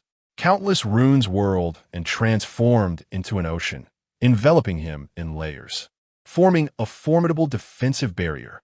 Simultaneously, the mirror erupted with dazzling light, resembling a colossal sun ascending into the sky. The pathway of time emanated from within, enveloping an expanse of several thousand feet, but was not yet over. Aware of the power contained in this strike, Chu Ming drew forth the purple immortal sword. 2 runes trembled and unleashed unparalleled divine might, erupting in violet and green luminescence, shrouding his form. Guardian spirit, protecting his body. Damn it, the barrier formation I previously activated to forcibly breach the space now requires considerable time to summon again. Chu Ming felt an immense frustration within. The barrier formation was his greatest technique, yet now, faced with a formidable foe, he could not summon it immediately. A colossal hand descended. An overwhelming force obliterated the 8 realms and 6 directions. The rune shield formed by the mirror of eternal years was effortlessly shattered. The chaotic time was restored beneath the palm, and many phantoms dissipated into ashes before they could reveal their might. Chu Ming's most powerful defensive measure now appeared laughable, utterly ineffective. With the imperial law broken, the immense power contained within the hand bore down upon Chu Ming. Crack! Crack! The sound of bones echoed, as if they were about to be crushed. His skin could not withstand the pressure, bursting forth and spilling forth vast amounts of imperial blood. Bearing the excruciating agony that threatened to shatter his very being, Chu Ming tightened his grip on the purple immortal sword, his eyes igniting with a piercing brilliance capable of rending the void. I cannot die. I must not perish here. The human race awaits my return. How can this emperor falter at such a juncture? Chu Ming's visage contorted with ferocity, veins bulging, resembling a frenzied beast. Then, with a tremor of the sword in his hand, he suddenly stepped into the void, charging against the overwhelming force of the annihilating palm. If evasion was impossible, then he would confront it head-on. With his sword, he would carve a path to survival. Kill! An overwhelming battle spirit surged to the heavens. In that moment, only one thought occupied Chu Ming's mind: to cleave through it. Regardless of whether it was heaven or earth before him, this strike must pierce through. No thought of retreat. Victory alone was permitted, defeat was not. His figure soared, transforming into a colossal sword of 1,000 feet, enveloped in a terrifying brilliance capable of tearing the very fabric of existence. Crashing towards that immense hand, with pure intent, he forged the mightiest sword.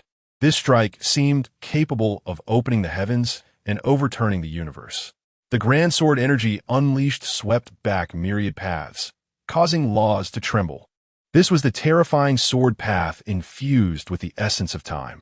In the face of unprecedented peril, Chu Ming's cold, eternal blood boiled like fire. its fervent energy seemingly capable of incinerating all enemies before him. The exhilarating sensation of life and death entrusted to a single sword transported him back to the tumultuous days of battles in foreign lands. Despite the myriad of troops before him, with the sword's edge directed towards the fervor of ambition, he vowed to vanquish all spirits that stood in his way. Sweeping through mountains of corpses and seas of blood, restoring clarity to this realm. In this moment, he was lost in ecstasy, pouring every ounce of his being into the Zishan sword, pushing himself to the limit, transcending his peak. A crack echoed within his body, as if something had broken. Chu Ming was oblivious to its nature, for all his focus was entirely fixated upon the palm above his head. Sliced through it, with a thunderous roar, a colossal sword surged skyward. Its radiant light outshone the sun, instantly illuminating vast stretches of land. The enormous palm was pierced by a single strike. The sword's brilliance shone through the ages, unparalleled across the world. Chu Ming stood amidst the void, his body drenched in blood. The Zishan sword's grasp hummed ominously, while crimson imperial blood cascaded from his arm, falling into the abyss. His breath was feeble to the point of exhaustion, yet the light erupting from his eyes was unprecedentedly fervent. From his shoulder, the mirror of countless years radiated brilliance, the path of time encircling him. Witnessing this scene, the three figures displayed expressions of grave concern. A half-step emperor, he had actually surpassed his limits in the face of death, taking a monumental leap forward. The elder in black robes spoke solemnly, his expression profoundly complex. We have little time left. We must strike decisively to eliminate him. A half-step emperor is no different from an ant before us. A figure clad in a golden robe stepped forward, ready to engage once more. His palm grasped the air, and a talisman materialized above Chu Ming's head. Boundless thunder rained down upon him. They had come from the future, paying a tremendous price. Today, they must annihilate the eternal life demon here. Zishan, Chu Ming roared, wildly absorbing the surrounding principles of the great Tao, veiled in mist. The Zishan sword erupted with verdant radiance, infused with immense vitality, reversing time with his imperial techniques, mending his near-fatal injuries in an instant. In the next moment, countless bolts of thunder crashed down, engulfing Chu Ming. The might of the thunderous path was overwhelming, assimilating all surrounding principles. The aura of destruction permeated the universe. Life itself came to a standstill. Faced with such a colossal assault, Chu Ming felt no fear. At this moment, he was no longer merely an emperor, but a half-step emperor. His body underwent a metamorphosis, and the emperor's path reached complete perfection. What could the powerful of the future do to slay this emperor? They must reckon with the 3-foot azure peak in his grasp. Chu Ming proclaimed with unwavering confidence. His fighting spirit surged like an unbridled tide, the sword light around him thickening to its zenith, radiating a brilliance that could tear the heavens apart. As he gazed upon the chaos, the great Tao itself twisted in response. The overwhelming sword light erupted from within him, forming a formidable barrier of sword energy. Simultaneously, the path of time shielded him as he battled amidst the tempest of countless thunders. Even though the thunder possessed the power to annihilate worlds, Chu Ming relied upon the second rune within the Zishan sword, combined with his imperial techniques, to forge a flawless defense. The gathering of tokens unleashed an unbounded thunderstorm, transforming the space within hundreds of miles into a realm devoid of life. Each bolt of lightning within bore the supreme power capable of annihilating emperors. Despite suffering relentless injuries from the multitude of lightning strikes, Chu Ming persevered like an indomitable insect, growing ever bolder and more ferocious in battle. Your strength is waning. Having traversed the river of time, what immense karma have you borne? Is it the descendants of this emperor who have rendered you utterly powerless? Is that why you have dared to reverse the river of time to slay this emperor? Alas, in this realm, I am favored by the heavens, endowed with myriad strengths, inexhaustible and boundless. Do you dare to alter history? Upon what grounds? Do not forget, I am one who has attained enlightenment through time. As Chu Ming bathed in the thunder, an indomitable spirit enveloped him. He sensed it. The power of the thunder was diminishing. To traverse the river of time is to manifest in the present. How could it not come at a cost? Simultaneously, they acted in concert. The eternal life demon lord entailed significant ramifications for the tranquility of future generations. Even if we must perish here, he must be eradicated. Otherwise, the celestial realm will be in peril. The last among them spoke, his voice resolute. They were not beings of this realm, nor did they exist within this historical timeline. From the moment they manifested, this world had sought to expel them. Were it not for their formidable prowess, they would have been obliterated long ago. Yet, as time progressed, the suppression of this realm grew increasingly formidable. With but a quarter of an hour remaining, if they did not depart, they would be forever trapped in this domain. Having spoken, the last one produced a jade orb, shimmering with 7 colors. Upon its emergence, the surrounding heavens resonated with thunderous roars. He cast the orb forth, transforming it into a colorful arrow aimed directly at Chu Ming's chest, whistling through the air. Simultaneously, the elder in the black robe acted once more. He released his seals, and, as his aura surged, a colossal figure, towering 10,000 feet, emerged behind Chu Ming with fierce determination. Without a moment's hesitation, the figure assumed to pose a prayer. An invisible force intertwined within its palms, forming an unseen domain that swiftly expanded. Are you mad? To invoke celestial arts in this place? Halt this at once. It will summon boundless calamity. The powerful beings beside the elder gasped in horror, their voices laced with dread. The elder, undeterred, spat blood and laughed maniacally. As long as I can slay the eternal life, demon lord, what are the myriad calamities that may befall me? I fear nothing. He stubbornly sought to employ supreme means to vanquish Chu Ming. Boom! The heavens roared in unison. In the void, countless chains of order materialized. The heavens were unleashing their wrath. They aimed to eradicate this force that ought not to exist, to restore order. The heavens trembled as boundless laws surged like a tide towards this place. What is happening? What transpired beyond the Sea of Realms? The laws of the great Tao are rushing towards that direction. Could it be that the Emperor has emerged? No. Even the Emperor could not invoke such a multitude of grand laws. Countless sovereigns have sensed the anomaly in the great principles, their gazes turning in astonishment toward the direction of the boundary sea. They are perplexed, unable to fathom what kind of existence could summon the celestial laws to surge toward a single point. Such an outrageous event is rarely witnessed throughout the ages. The convergence of innumerable grand principles causes the void itself to tremble. Chu Ming laughed maniacally. The greater the accumulation of the laws, the stronger his power would become. Gazing upon the towering figure of 100 feet, he once again felt the looming threat of death. With a thunderous roar, the surroundings of Chu Ming abruptly transformed. He found himself in an unfamiliar space. Here, countless corpses and remnants of weapons lay scattered about. Endless yellow sands buried the desiccated bones, while the setting sun bled, entombing the souls of the living. In the next moment, a colossal figure gradually emerged within the firmament. It obscured the sky of this realm, becoming the sole sovereign of the land. Its eyes, akin to blazing suns, radiated a commanding gaze that crushed the very fabric of time. Merely locking eyes with it caused blood to flow from Chu Ming's orbs, rendering him sightless. He hastily summoned his abilities, desperate to mend his injuries. Yet, to his astonishment, he discovered that he had been reduced to the status of a mere mortal. The laws within him, the essence of the sovereign, had all vanished without a trace. Although the mirror of millennia hovered upon his shoulder, it bore not a shred of power. The mysterious purple immortal sword was also entirely subdued. What kind of power is this? Chu Ming's heart was overwhelmed with shock. For the first time, he was confronted with such extraordinary prowess.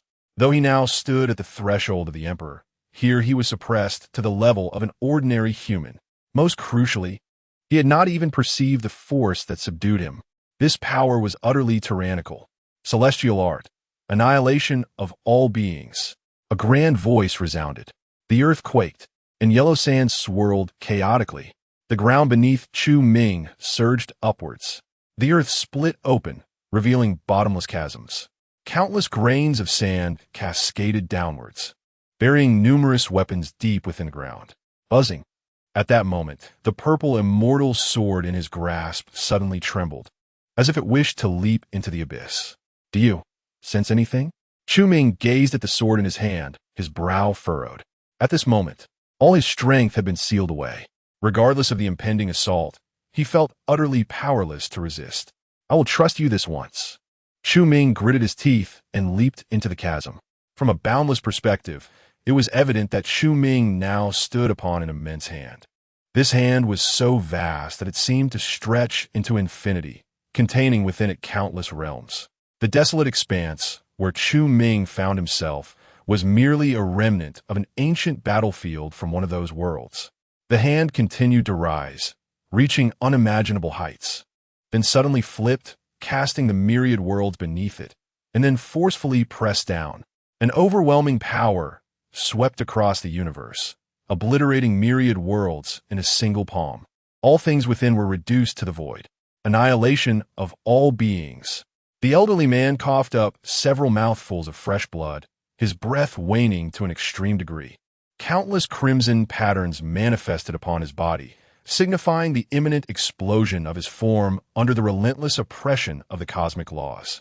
He exerted his celestial arts, enduring an unimaginable force of suppression. The agony that penetrated his very marrow did not alter his expression in the slightest. At that moment, his gaze was fixed intently on the distant void, where Chu Ming should have stood, yet now it was utterly empty, devoid of any presence. "Let us depart," proclaimed the figure clad in a golden robe, a smile adorning his face. The eternal demon was finally vanquished. He raised his hand to retrieve the token, forming a gesture to escape this temporal realm. Another individual, supporting the black-robed elder, also bore a look of elation, though their arrival had exacted an extraordinarily heavy toll. The demise of the eternal demon rendered it all worthwhile. History would be rewritten. The fall of the eternal demon in this expanse of time signified salvation for the celestial domain.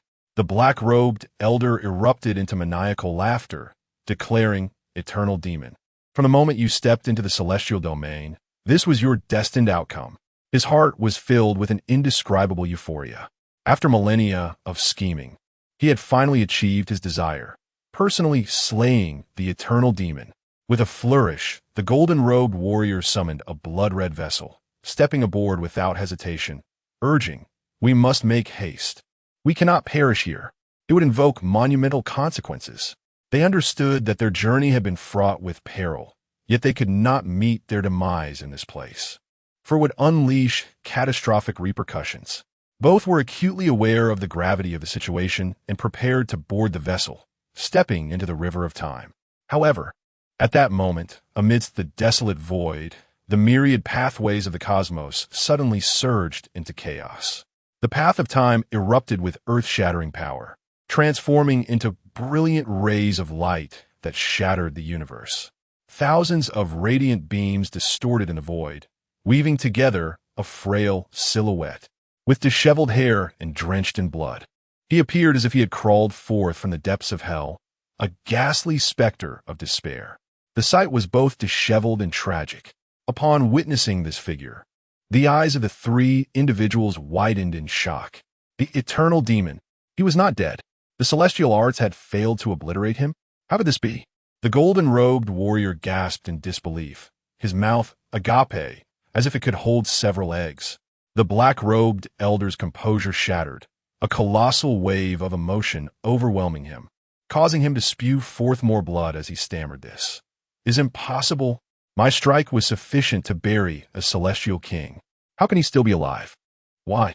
In the void, Chu Ming slowly lifted his gaze, a cruel smile curling at the corners of his lips.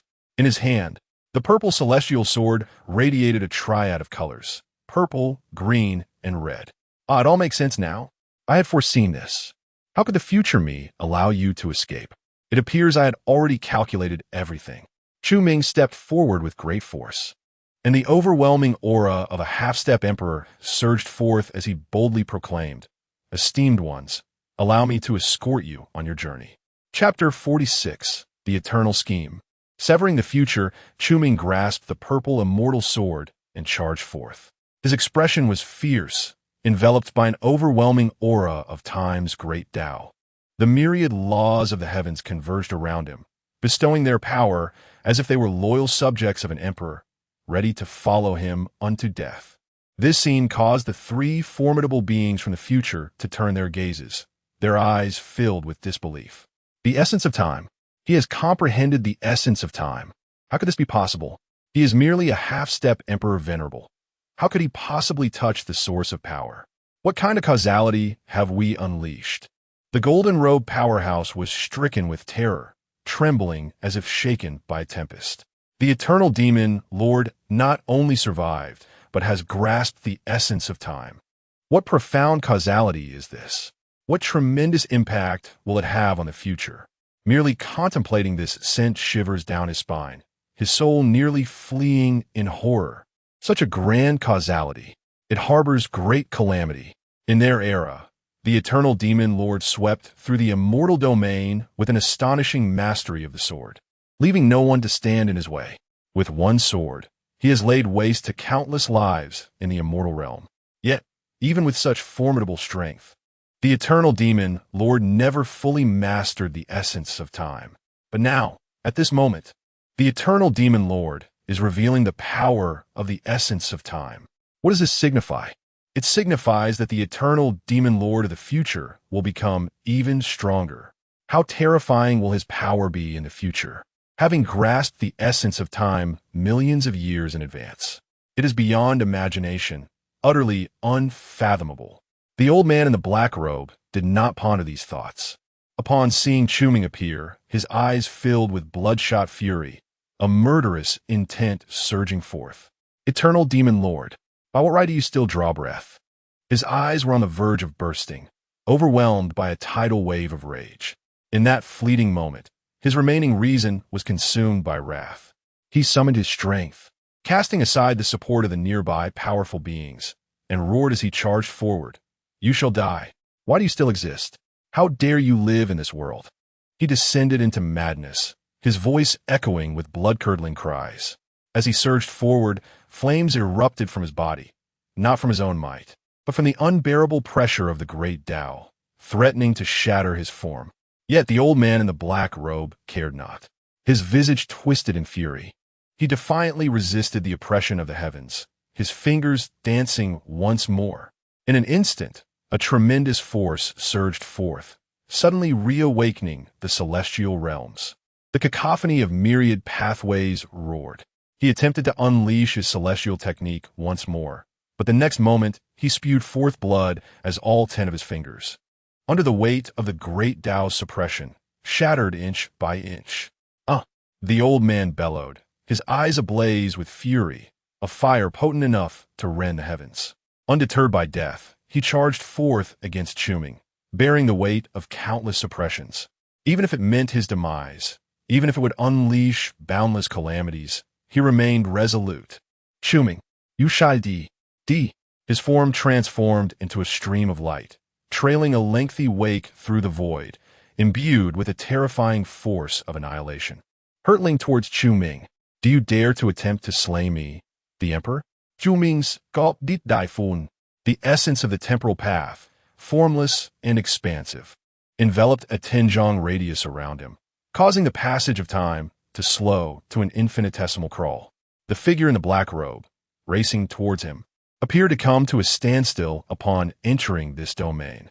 Then, Chu Ming thrust the purple, celestial sword forward. With a thrust, the long sword found its mark, penetrating the elder's chest, piercing through. Time's essence receded, and blood trickled from the corner of Chu Ming's mouth.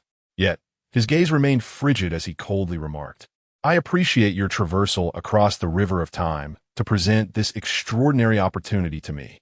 In return, I bestow upon you a death." With a sickening squelch, the long sword withdrew from the elder's chest, spilling a cascade of crimson. The elder's form crumpled to the ground, his face etched with bitterness. In the final moments of his life, memories of his past raced through his mind. That year, he was brought back to the Xianglin Xian Zone by his master. On that day, he met his senior brother, Chu Ming. Time flowed inexorably. His senior brother ventured into the world, wielding his sword to carve a path, defeating numerous prodigies, earning renown throughout the immortal domain, and bringing his sect to jubilant celebration. The pace of his senior brother's growth was astonishing, rendering him unworthy to even aspire to follow in his footsteps. Another year passed. His senior brother returned to Shanglin's sect, now a figure of unimaginable strength. That night, they shared a heartfelt conversation. "Junior brother, I am sorry." "Sorry? Why does my senior brother speak such words?" "It is I who have brought disgrace upon you." That night, his senior brother wielded a 3-foot azure blade, slaying all within Shanglin's sect. "Senior brother, why? Why have you done this?" He collapsed in a pool of blood, lamenting in despair. The Shanglin sect had perished. He was the sole survivor. From that moment, he devoted himself to relentless training. Years later, he encountered Chu Ming once more. By then, Chu Ming had already become a feared immortal demon throughout the realm. In pursuit of a coveted treasure, he battled multiple formidable opponents alone, ultimately retreating heavily wounded. He sought to end Chu Ming's life, but was rendered unconscious by an unknown assailant, left in nothing but his undergarments. Having acquired the treasure, Chu Ming established his own dominion. He ruthlessly obliterated numerous immortal sects, instilling terror throughout the immortal domain. Countless powerful beings set out to vanquish him, yet their efforts met with failure. The immortal realm was plunged into an unprecedented darkness. The demon thrived while righteousness languished. Once proud prodigies of the immortal gates had now become harbingers of calamity, their bloodshed permeating the realm for a millennium. Yet, hope is never extinguished. One fateful day, an individual discovered a treasure within a hidden realm, one that could traverse the currents of time. This ignited a flicker of hope in the immortal domain. Thus, he ventured forth. This time, he would spare no effort to alter the course of history. In the end, the elder's thoughts drifted back to that fateful night. With a resonant clang, Chu Ming closed the long sword in his hand, gazing at the cold moonlight in the sky. He slowly turned his head and uttered, "Junior brother, I am truly sorry." "Sorry?" How could the senior brother utter such words? It was the junior brother who had brought disgrace. Back then, he had been foolishly smiling, oblivious to the profound sorrow that lay deep within his senior brother's eyes. The breath of life was rapidly ebbing away, and death seemed imminent. "Master, I apologize." In the end, the disciple had failed to uphold the honor of his sect. He felt utterly powerless. 2 streams of tears traced down his cheeks. After enduring countless years of restraint, he had thought this would be the moment the sword was drawn from its sheath. Yet, he had not anticipated that even after traversing endless epochs, he would still be utterly defeated before the eternal demon lord, who was but a half step away from becoming a sovereign. "Master, I am so reluctant to accept this." His consciousness began to fade. He knew he was nearing death, so he closed his eyes. Suddenly, a white figure materialized within his sea of consciousness. Exquisite and transcendent, the figure possessed an ethereal grace. The smile upon that handsome visage was warm and comforting. It was none other than Chu Ming. His appearance froze time for the elder. For a fleeting moment, the elder felt as though he had returned to the Upper Ling sect, back to that thatched cottage. "Eternal Demon Lord, it is you. This entire scheme is your design." In the sea of consciousness, 2 figures stood facing one another. The elder roared in fury and charged forward, intent on tearing the figure to shreds. Yet, an invisible barrier obstructed him, rendering him powerless and filled with rage. "Junior brother, how many times must I say it? Only a tranquil heart can yield calmness. With such a temper, how can one comprehend the great Tao and unravel the mysteries of immortality?" The figure smiled gently and spoke softly. "Bah, nonsense about immortality. I live solely to kill you. I would plunge into the depths of the abyss if it meant achieving that." The elder's eyes were bloodshot as he attempted to break through the barrier before Chu Ming, yearning to devour him whole. Chu Ming sighed, his smile unwavering, and with a hint of remorse, said, "To ignite the divine consciousness I left within you, It seems you have fulfilled the task I entrusted to you. Lin Feng, you have done remarkably well. It has not been in vain for me to invest so much effort in helping you attain your path. Boom! Lin Feng's expression suddenly shifted, his pupils constricting, and he staggered back, murmuring, "Indeed, everything was part of your scheme." A chill spread through his heart. He had thought this was a masterstroke.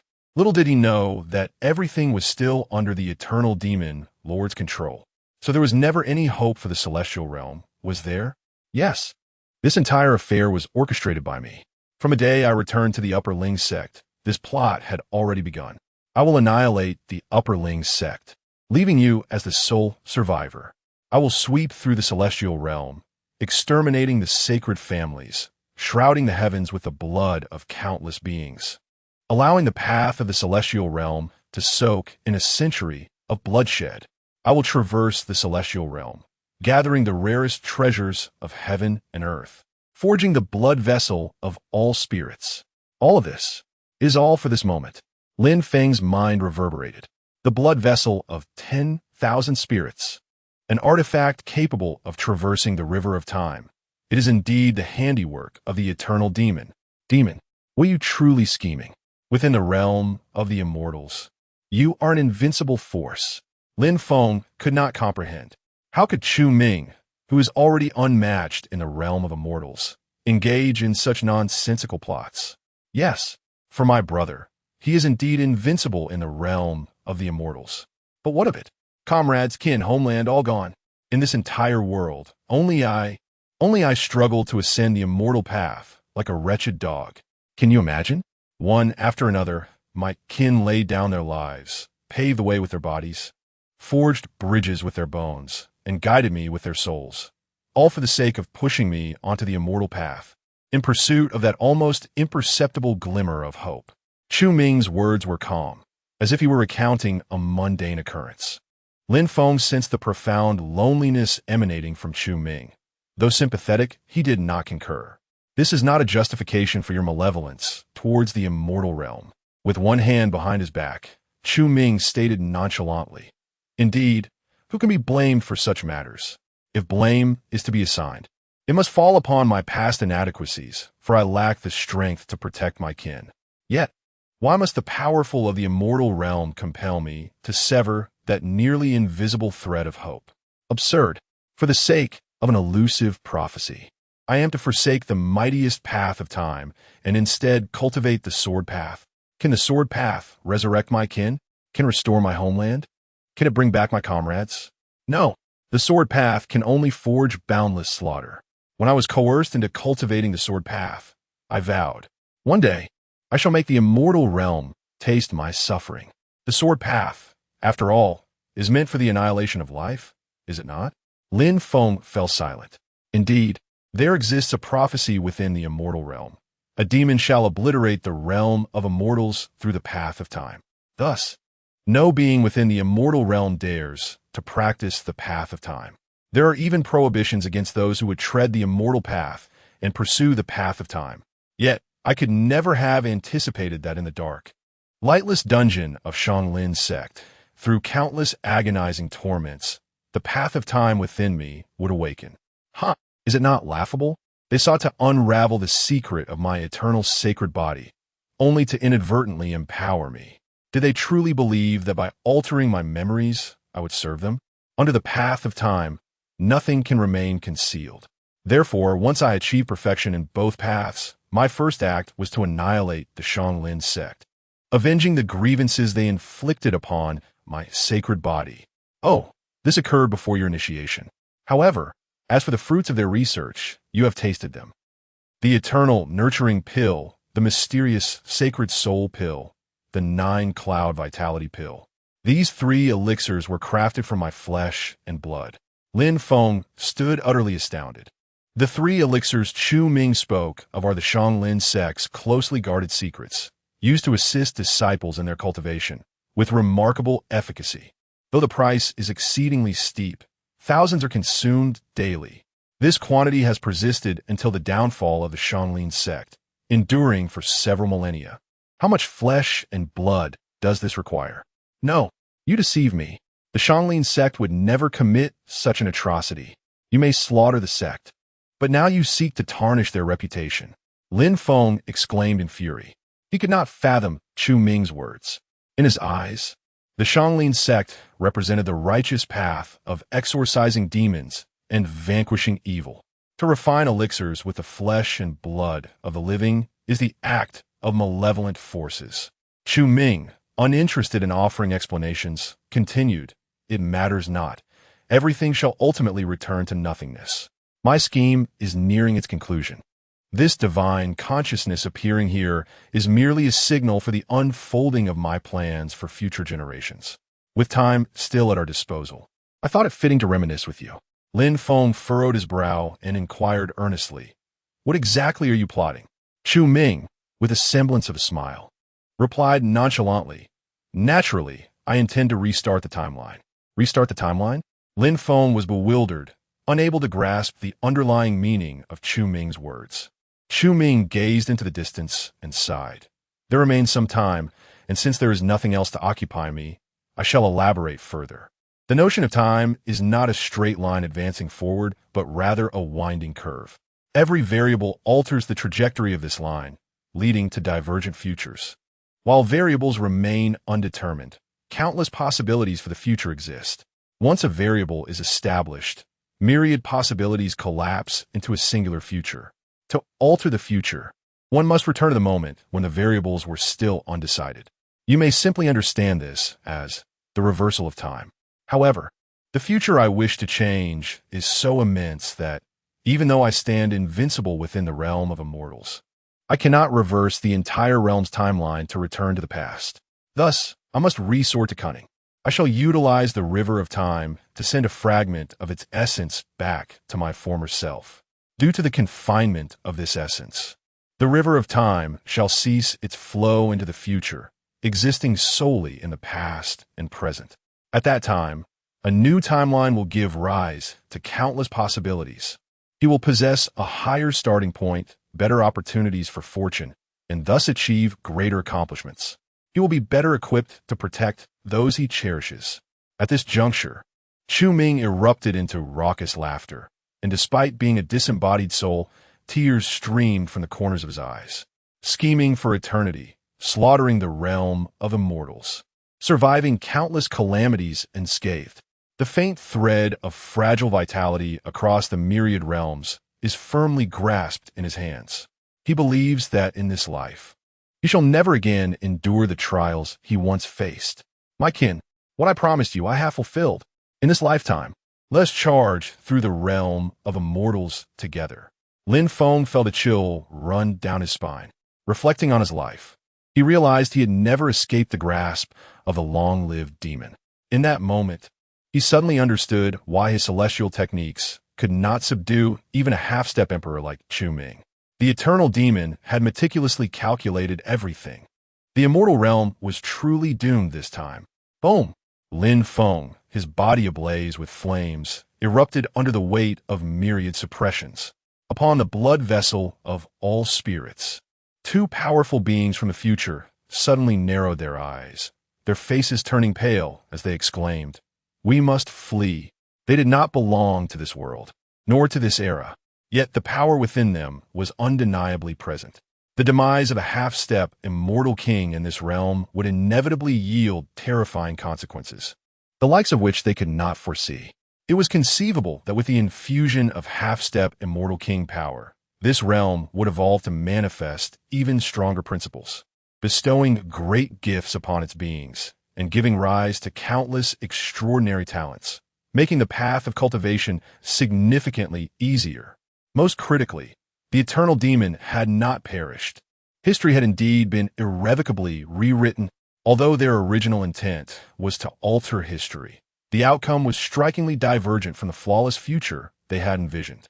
With no time to ponder further, the Golden Robe powerhouse urged the blood vessel of all spirits to plunge into the river of time and return to their own era. However, at that moment, the river of time, which had always existed in the void, inexplicably began to shimmer and distort. The river of time was concealing itself. The golden-robed warrior's expression grew grave, his hand seals hastening involuntarily. Yet in the next instant, his motions abruptly halted. It was not mere concealment. The river of time had been severed. The future had vanished. He uttered in horror, his face reflecting an unprecedented dread. They hailed from the future. Yet now that future had dissipated, how were they to return? What nonsense are you speaking? How could the future possibly disappear? Another powerful figure retorted, convinced that his companion was babbling incoherently. Sweat streamed down their backs. Both of you, it is time to depart. Chu Ming is approaching. Myriad paths surrendered, laws retreated. As the great Tao of time flowed, a mysterious power surged, unrivaled in its might. The purple immortal sword in hand hummed with energy, radiating a triad of colors: purple, green, and red, its sword intent shaking the heavens. Kill. Chapter 47. The final effort. Scattering across the heavens, the figure of Chu Ming transformed into a radiant rainbow, charging directly towards the two formidable beings from the future. Surrounding him was a tumultuous surge of sword energy capable of cleaving through the very fabric of the universe. The essence of time flowed around him, rendering his silhouette almost ethereal. His long hair danced wildly, and his robes billowed dramatically. The majesty of the emperor emanated like an ocean, creating an immense pressure in the realm. Though he remained unaware of the actions of his future self, or the reasons these individuals sought to traverse the river of time to eliminate him, one truth guided him. If anyone sought to slay him, he would retaliate with fervor. Previously pursued like a mere dog by these three, he had now acquired unparalleled opportunities, his combat prowess soaring. Meanwhile, his adversaries were severely constrained by the celestial principles. If he did not strike now, when would he? With the Emperor's law, 1,000 autumns, he unleashed his most potent attack. As he wielded the purple immortal sword, a serene, yet piercing white sword aura manifested once more. Though the sword light appeared languid, it traversed dozens of miles in an instant, disregarding the shackles of time, arriving before the two future warriors without a moment's delay. As if the light had always been present, the power of the origin of time. Sensing the extraordinary nature of this sword technique, the golden-robed warrior gasped in alarm. He attempted to retrieve a token to block the impending strike, but the sword moved with such swiftness that it evaded the constraints of time, inducing sheer terror. Before the two could even react, the sword light had already swept past their forms. If they had been at their peak, the might of this sword would not have breached their defenses, for their cultivation levels were beyond what Chu Ming could currently fathom. Yet, the suppression of the celestial principles had rendered their powers effectively dormant. Even their physical strength was reduced to a mere fraction of its former self. With a single stroke, the two warriors visibly aged at an alarming rate. Their bodies deteriorated, becoming the final straw that broke the camel's back. Overwhelmed by myriad celestial pathways, they coughed up blood, their life force flickering precariously. We cannot return. The golden-robed warrior's expression twisted into one of despair, though he could not comprehend the unfolding events. The severance of the river of time and the obliteration of their future was an undeniable reality. They were destined to remain in this moment forever, their demise inevitable.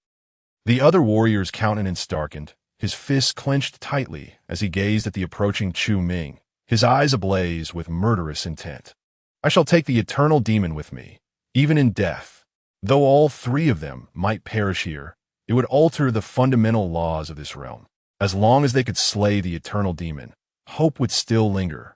Transforming the laws of the universe could lead to a profound metamorphosis. This was bound to create significant repercussions in the immortal domain in some future day. Yet if they could eliminate Chu Ming, there was a chance for change. Even if this realm could birth another top-tier warrior akin to Chu Ming, that successor might not surpass him or succumb to the path of darkness, sparing the immortal domain from boundless calamities. Exchanging glances, they recognized the resolute determination in each other's eyes, a willingness to sacrifice for the greater good of the immortal domain. Kill. Having confirmed the gaze, they're united by a common goal. The golden-robed warriors no longer ponder the weighty matters of fate or calamity. In their minds, a singular thought prevails: to sacrifice their frail bodies and vanquish the eternal demon. The two charged forth with indomitable resolve. They braved the overwhelming pressure from all directions, unleashing their most formidable techniques. The talisman whirled into the air, radiating a brilliant azure thunder that enveloped a vast expanse of 10,000 miles. The aura of annihilation shrouded the heavens and the earth.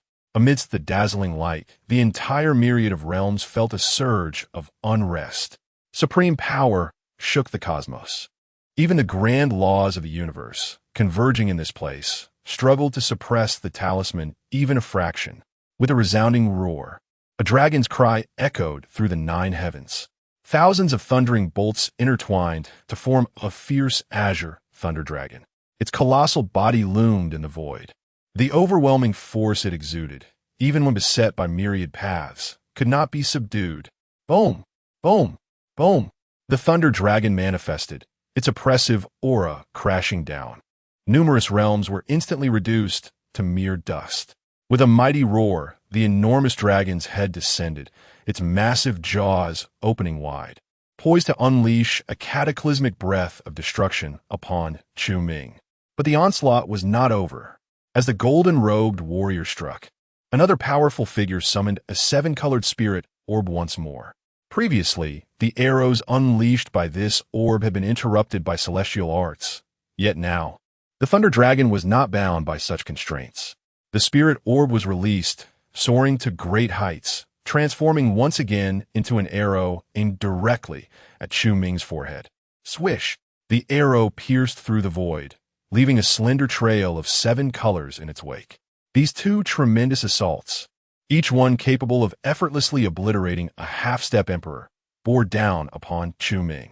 Yet, undeterred, his figure surged forward without hesitation. This was audacity, a confidence in his ability to withstand boundless slaughter. Had they unleashed such lethal techniques upon their first encounter, he might have already perished. But now he stood invincible. With imposing authority, Chu Ming proclaimed, raising his left hand, fingers poised like a sword, high towards the heavens. In the next moment, a vast and overwhelming force suddenly cascaded down from the firmament. The primal chaos tilted, and the sky darkened. A resplendent ancient sword, shimmering with golden light and wielding power that transcended even the emperors, fiercely cleaved through the void, striking with the might of thunder into the dragon's head. This was the supreme sacred sword of heaven and earth. After such a prolonged delay, the boundary-sealing formation finally amassed enough power to be wielded once more. The strongest essence of humanity shone forth. Golden holy light illuminated the ages, shattering all barriers, as the massive form of the Thunder Dragon cracked and splintered beneath its brilliance. Accompanied by a chilling wail that resonated throughout the universe, the cataclysmic force brewing within the dragon's mouth came to an abrupt halt, extinguished before it could manifest. Amidst the endless holy light, the 7-colored arrow soared through the heavens, aimed directly at Chu Ming's brow. Its speed was astonishing, closing in an instant. With fervor igniting in his eyes, Chu Ming's spirit surged as the essence of time exploded around him, enveloping the area. He positioned the purple immortal sword before him, prepared to confront the terrifying arrow capable of annihilating countless realms. The Emperor of humanity, unafraid of formidable foes, in the myriad realms, he stood invincible, purple, green, and red. The 3 hues of brilliance illuminated one after another. Beyond this spectacle, an imperceptible, intangible color surged forth in that very moment. It emanated from the path of time, yet possessed a depth surpassing it. As this force erupted, an arrow thunderously collided with the purple immortal sword. Boom! A cataclysmic explosion ensued, radiating countless rays of light. The arrow, imbued with a terrifying power capable of obliterating all, pierced through the fabric of reality for thousands of miles. Wherever it passed, the very space crumbled inch by inch. The horrifying shockwave swept away celestial bodies and annihilated numerous realms. The might of annihilation rendered both gods and demons submissive. Had it succeeded in extermination? The golden-robed expert gasped, his gaze piercing through the distance, desperate to ascertain whether this strike had vanquished the eternal demon lord. Even with the essence of time at his disposal, he could not escape the fate of being subdued if he faced the annihilation arrow head-on. Another formidable figure spoke with an air of unshakable confidence. The annihilation arrow, though it paled in comparison to celestial arts, its power was formidable. Even in this realm of myriad suppressions, no mere half-step emperor could withstand it. Alas, you shall be disappointed. The voice of Chu Ming, gasping for breath, echoed slowly. The pupils of the two men constricted sharply, as if bereaved. In the next instant, Chu Ming, wielding the purple immortal sword, appeared as if descended from the heavens, stepping forth and leaving behind phantoms in the void, instantaneously manifesting before their eyes. Upon seeing Chu Ming, the entirety of their strength seemed to evaporate. He did not perish, despite being merely a half-step emperor. He bravely endured a direct blow from the annihilation arrow, and yet survived. The golden-robed expert's expression darkened. However, he soon came to terms with reality. With a wretched smile, he despondently remarked, "Has the immortal domain ultimately failed to escape this calamity?" As time flowed, the suppression of the grand laws reached its zenith. Despite possessing unparalleled means, they found themselves unable to deploy them. The constraints of this world exceeded all expectations. The spirits of the immortal domain, intent on crossing the river of time to eradicate the demon, had encountered countless variables since stepping off the flatboat. They had exerted their utmost efforts. But this highly anticipated ambush was destined to culminate in failure. The wielder of the annihilation arrow inhaled deeply, summoning his entire cultivation, and stepped forward. They could not simply perish in this place. Having failed to eliminate the eternal demon lord, their plan was irrevocably thwarted. Yet, he was unwilling to concede. At the very least, he must bind the eternal demon lord in shackles, even if the constraints of these shackles were effective. He had to ensure they were placed upon him. He gazed at Chu Ming with an expression of calm indifference. Chu Ming focused intently, and with his left hand, he grasped the air, summoning the supreme sword of the universe, which soared into his hand. With both hands on the sword, he assumed a battle stance, a fight to the death. Yet, to his astonishment, the elder did not strike, but instead spoke. "Eternal Emperor? That should be your title now, should it not?" Chu Ming narrowed his eyes, unable to comprehend the elder's intentions, nor did he wish to speculate. When the soldiers come, the generals will block. When the water comes, the earth will cover. Thus, he responded, "If you waste any more time, you shall lose your final opportunity." He could sense that the essence of the great Tao in this realm had thickened to a truly terrifying degree. The two individuals before him must be suffering greatly under the weight of the Tao. The man chuckled bitterly, deeming it unnecessary to elaborate further. Their previous onslaught had exhausted all the strength they could muster. He spoke the truth. The time spent on this ambush had dragged on far too long, and the oppression of the great Tao had reached its zenith. All their life as cultivation was now dedicated to resisting the suppression of this world, leaving them with no surplus power to subdue Chu Ming. "Let's make a deal," he proposed, a smile playing on his lips, though it bore an ambiguous quality. The golden-robed warrior paused, momentarily bewildered.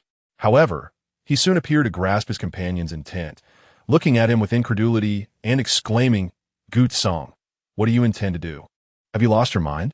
This is tantamount to aiding the enemy and acting as a minion for the tiger. I will not agree to this." Chu Ming furrowed his brow, scrutinizing the two men before cautiously suggesting, "It seems you lack the necessary qualifications. The foundation for a deal is equality. Yet, the two of you, merely standing here, have already expended all your strength. Is there still a need for negotiation? It is merely a matter of taking and giving." Gutsong fixed his gaze on Chu Ming, speaking each word deliberately. "We can disperse our Tao here." "Absolutely not." The golden-robed warrior retorted vehemently, his eyes wide with fury. Failing to slay the eternal demon lord and allowing him to comprehend the essence of time had already unraveled significant consequences. Should they disperse their Tao in this realm? He could scarcely fathom what the future would hold. As Chu Ming remained perplexed, Gutsong disregarded the golden-robed warrior's refusal and continued to elucidate. Our strength is beyond your current imagination. We harbor the most potent principles of the Tao.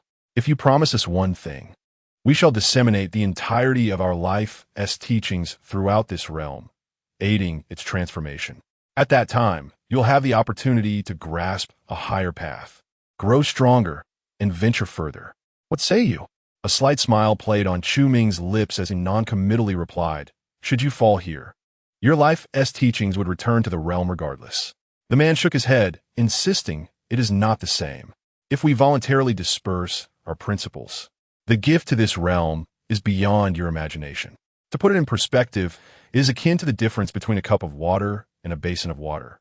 All we require is that you, in the name of the benevolent holy emperor, vow by the Tao, never to bring calamity to the immortal domain. How does that sound? Master, the immortal domain?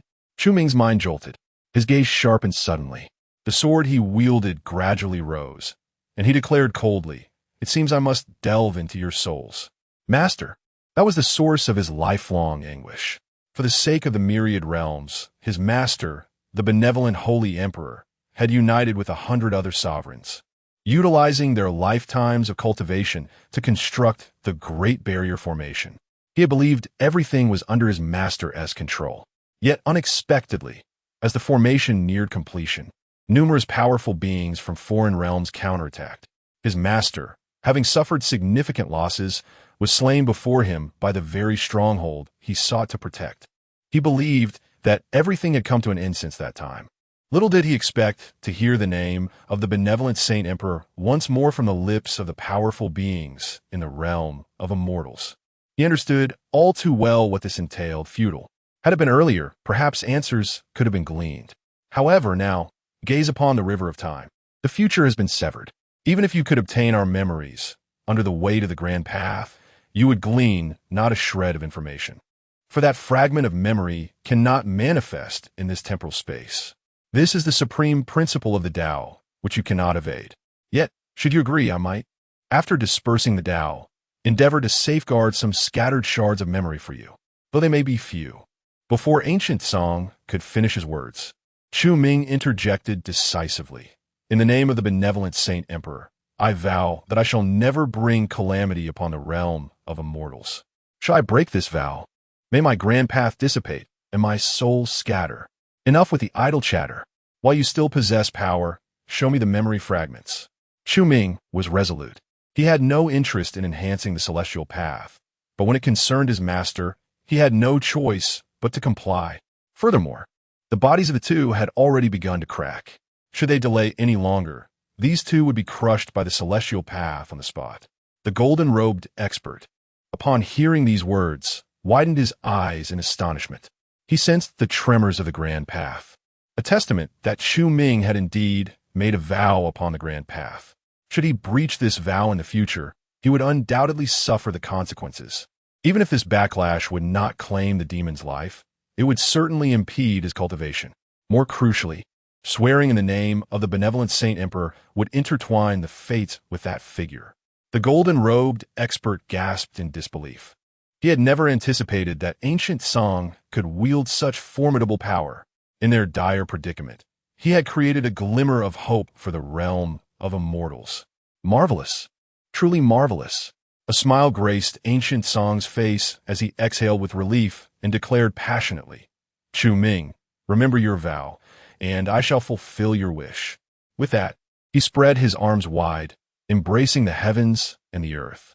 Endless principles of the Tao, like an ocean, surged forth from his being in all directions, dispersing the Tao and returning to the heavens.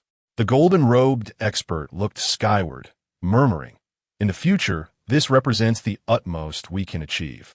Whether we can thwart this demon relies upon you.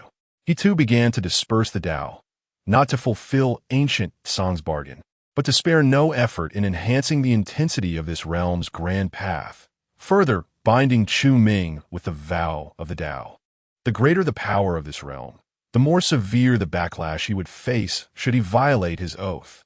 This was the only thing he could do for the future at that moment, pouring forth all he had for that slender, elusive hope.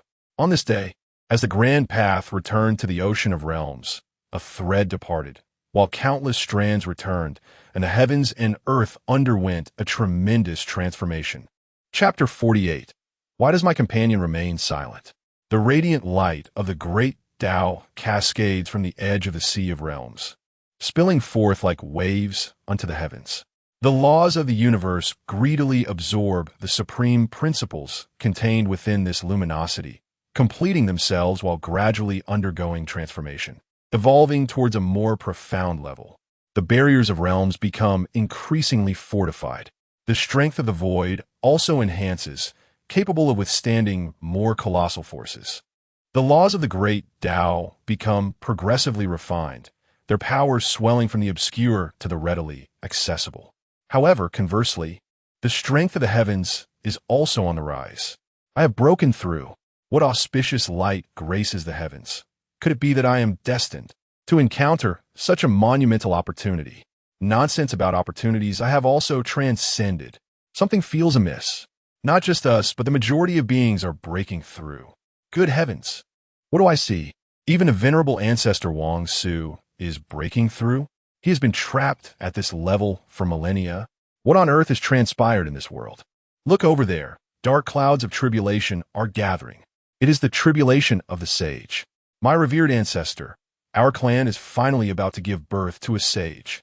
In the realms at the edge of the Sea of Realms, countless beings rejoice. Various lights of breakthrough erupt in succession. The great Tao is perfected. Spiritual energy surges forth. The once fragmented principles no longer suppress the beings. For weaker cultivators, breaking through is as effortless as eating or drinking. Those with exceptional talent can break through multiple realms in a single day, their combat prowess soaring. Yet, this ease is confined to those below the rank of the venerable. Above the venerable realm, few sages achieve breakthroughs, and even those are the result of countless years of accumulation, a sudden eruption following the perfection of the Tao. Most beings at the venerable level remain at their respective stages, yet they can distinctly sense the clarity of the great Tao. Their combat strength is poised for a qualitative transformation in the near future. As for the emperor-level beings above the sages, breakthroughs are nearly non-existent. The great Tao of heaven and earth is now clear. Principles that once required deep meditation to perceive are now within reach. What has transpired in this world? First, celestial weapons manifested, followed by the emergence of a stunning sword path. Then the breath of the river of time revealed itself. And now, this monumental change. Fortune and calamity are intertwined. What terrifying disasters may arise from such unprecedented transformations? A tumultuous season. I have attained enlightenment. This emperor has comprehended the laws of the emperors. Taking another step forward from the pinnacle, I may seek opportunities for longevity within the river of time. The emperors hastening towards the Sea of Realms gaze into the distance. Their expressions varied. Beyond the Sea of Realms, there must be significant opportunities emerging. One emperor, invigorated, speaks out, transforming into a long rainbow that swiftly heads toward the Sea of Realms. In the land of Yanhuang, a colossal formation envelopes the entire domain. Within it, the banner of 10,000 souls stands tall, emanating an eerie and mysterious light, continuously feeding into the formation. Surrounding the light curtain, dozens of emperor-level beings sit cross-legged, their boundless origins adhering to the curtain, attempting to extinguish this unparalleled grand formation and extract the celestial weapons within. The power of the celestial weapons is indeed extraordinary. We, the 23 esteemed emperors, have tirelessly worn down this entity day and night, yet it still possesses vigor. Were it not for the incompetence of those wretched beings from the Death clan, will we find ourselves in such a passive state? To desire to monopolize and to be struck down is indeed deserved. These emperors have come, drawn by rumors of celestial weaponry. Initially, they held little hope. The emergence of such divine arms has sent ripples throughout the heavens, prompting numerous mighty factions to dispatch their emperors. Such dubious information could easily be a ruse to deceive and divide their strength. Nevertheless, given the stakes involved with the celestial weapon, even if they suspected the claims to be false, they could not afford to overlook them.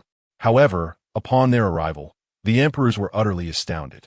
The celestial weapon, which had eluded their clan as emperors for an extended period, was unexpectedly embedded as the foundation of a formidable array, enshrined within this realm's celestial dome. How could the emperors let such an opportunity slip away? They immediately unleashed their might upon the formation, intent on breaking through to seize the banner. Yet, even the combined efforts of several emperors failed to stir the array. As time passed, more emperors arrived. After deliberation, they resolved to join forces to obliterate this grand formation, with the intention of liberating the celestial weapon. As for who would ultimately claim it, that would depend on their individual prowess. Within the celestial dome, despair etched across Tianyuan's visage. Over the past few days, the power of the celestial weapon had grown increasingly feeble, and the protective array of Yanhuang heaven was on the verge of collapse. When that occurred, a terrifying conflict among the emperors would undoubtedly ensue. Without the array's protection, how could the Yanhuang heaven hope to survive such a cataclysmic battle? Ancestor, please return swiftly. This situation is beyond my endurance. He fervently prayed for Chu Ming's prompt return, filled with trepidation. At this moment, only the emperor's guardianship could offer a glimmer of hope for the Yanhuang heaven. Only the ancestors possessed the capability to shield humanity. Meanwhile, Yi Linglong sat cross-legged, seizing every fleeting moment to cultivate. In contrast to Yi Tianyuan's impatience, she exhibited remarkable tranquility. A crisp sound resonated within the celestial dome. Yi Tianyuan abruptly lifted his gaze, noticing a fine crack had appeared upon the intricate formation. Could it be that the heavens truly intended to doom humanity? Yi Tianyuan cried out in despair, his face a mask of hopelessness. During this time, he had attempted to influence the Wanhun banner through his own efforts, striving to awaken the celestial weapon's might and once again reveal the array's formidable power. After all, this very formation had previously annihilated 7 emperors with a single strike. Yet, the Wanhun banner offered no response. He could only muster a modicum of power to sway the formation, rendering him powerless to do anything else. Once a beacon of hope for humanity, he had devoted himself entirely to cultivation, neglecting the study of formations. In attempting to manipulate the Wanhun banner's power to influence the array, he inadvertently allowed the emperors outside the dome to seize the opportunity and significantly diminish the Wanhun banner's strength. Since that moment, he had refrained from taking further action. Indeed, I have proven to be more of a hindrance than a help. Had I not recklessly attempted to influence the grand formation, the celestial weapon's power would not have been weakened to such a degree. Yi Tianyuan felt an overwhelming sense of guilt within. Had it not been for him, this grand formation might have endured for several more days. Whenever he recalls this matter, he feels an overwhelming urge to strike himself in frustration. Beyond the celestial dome, the multitude of emperors gazed upon the fissures manifesting within the formation, their spirits invigorated. The formation was on the verge of collapse. At this rate, it would not take more than half a day. Silently, many emperors reduced their own output of power, hastily retrieving potent elixirs to restore themselves to peak condition. A great battle was imminent. Every ounce of strength would enhance their chances of seizing the celestial weapon. Numerous emperors summoned jade slips to notify the remaining powerful figures within their clans to hasten towards the Yanhuang heaven. Just as the emperors were fervently preparing for battle, a radiant wave, reminiscent of a tidal surge, suddenly swept in from the distant void. With astonishing speed, this radiant wave, which had previously been far away, arrived before the assembled emperors in the blink of an eye. The emperors swiftly employed their techniques, either erecting protective barriers or unleashing their most powerful strikes. In response, the tidal wave of light surged forward, brushing past the gathered emperors like a gentle spring breeze, crashing against the formation's luminous barrier. What should have continued to ripple backward came to an abrupt halt upon its encounter with the barrier. As the myriad souls banner embedded within the celestial dome began to tremble, it exhaled an endless ethereal glow, transforming into a devouring force that absorbed the entire radiant wave. As the light swept through, the emperors distinctly sensed a transformation in the laws of heaven and earth. They trembled in astonishment, gazing blankly towards the direction from whence the tide approached. This tide contained an extraordinarily rich essence of the laws. The surrounding pathways were elevated and evolving. From whence did such power emerge? How could it possess such profound capabilities? All the emperors were left in shock. Many ceased their exertions, probing into the fabric of the universe, seeking to comprehend their own paths in pursuit of greater strength. The myriad souls' banner absorbed the immense tidal radiance, enveloping the entire Yanhuang heaven in a blinding glow, transforming it into a vast sphere of light. As the radiant wave surged in, the laws of the great pathways within Yanhuang heaven also ascended and evolved. The fragile celestial dome visibly solidified. Numerous human cultivators broke through their bottlenecks. What was this radiant wave? The laws of heaven and earth were being perfected. Tianyuan was taken aback. However, soon after, the runes upon his forehead began to hum, emanating an exceptionally sharp sword aura. This was the primal rune condensed from his sacred body. Though it was not the source of an emperor, it bore a striking resemblance in function. This rune was not yet complete. Should the sacred body undergo another transformation, he could transcend the constraints of the heavenly pathways through this rune, achieving the power of an emperor. However, in contrast to a legitimate emperor, transcending through the sacred body would not grant him the longevity of an emperor. Furthermore, once he embarked on this path, his own source would be locked, making it exponentially more difficult, by hundreds of times, to elevate his cultivation into the realm of emperors. For humanity, breaking through to the emperor stage was already exceedingly arduous. Should one attempt to enter the imperial realm after taking an alternative path, it would be a completely impossible endeavor. Sensing the tremor of the rune at his brow, Yi Tianlan hesitated not for a moment and immediately absorbed the surrounding principles of the great Tao, infusing them into his very being. The human race had not possessed the might of an emperor for far too long. At this very instant, if an emperor were to preside over the realm of Yanhuang, what fear would there be of formidable foes lurking about? He sought to seize this opportunity to fully evolve the primordial rune. He aspired to achieve a perfected sacred body. At the edge of the Sea of Realms, Chu Ming's gaze was fixed intensely upon the figure of Gutsong. As the principles emanated from him, Gutsong's form transformed into ethereal lights, dissipating into the cosmos. In less than a quarter of an hour, both Gutsong and the robed figure had completely transformed into spiritual radiance, vanishing from existence. A few fragmented memories were preserved by Gutsong's grand abilities. Yet, these fragments could not endure for long, as they were immediately enveloped by the great Tao, which sought to obliterate them with its overwhelming force. Without a hint of hesitation, Chu Ming grasped the memory fragments tightly in his hand. In an instant, a hazy image appeared within his mind. Before a staircase of white jade stood a figure of celestial elegance, exuding an aura of sanctity and grandeur. Though the visage remained obscured, the holy and majestic presence was undeniably familiar to Chu Ming. Was it truly his master? The image flickered briefly before the rules of the great Tao forcefully erased it. The fleeting vision continually replayed in Chu Ming's mind, and in the dim recesses of that image, there seemed to linger a stone tablet, inscribed with 4 characters of the great Tao. Once more attuning himself to the aura emanating from the supreme sword of heaven and earth, Chu Ming's brow furrowed. It was not his master. Although the aura of that figure bore an uncanny resemblance to his master, a closer examination revealed significant discrepancies. Nevertheless, the power must surely share a common origin. Could it be that his master hailed from the realm of immortals? Taking a deep breath, Chu Ming's thoughts returned to the inscription upon the stone tablet. Observing the flow of the brush's stroke, it appeared to indicate what sect might it belong to. Remaining stationary for an extended period, there was no sign of relaxation in Chu Ming's brow. His heart was awash with unanswerable questions. Was that figure truly his master? How did the mighty beings of the immortal realm come to know of the title of benevolent holy emperor across the myriad worlds?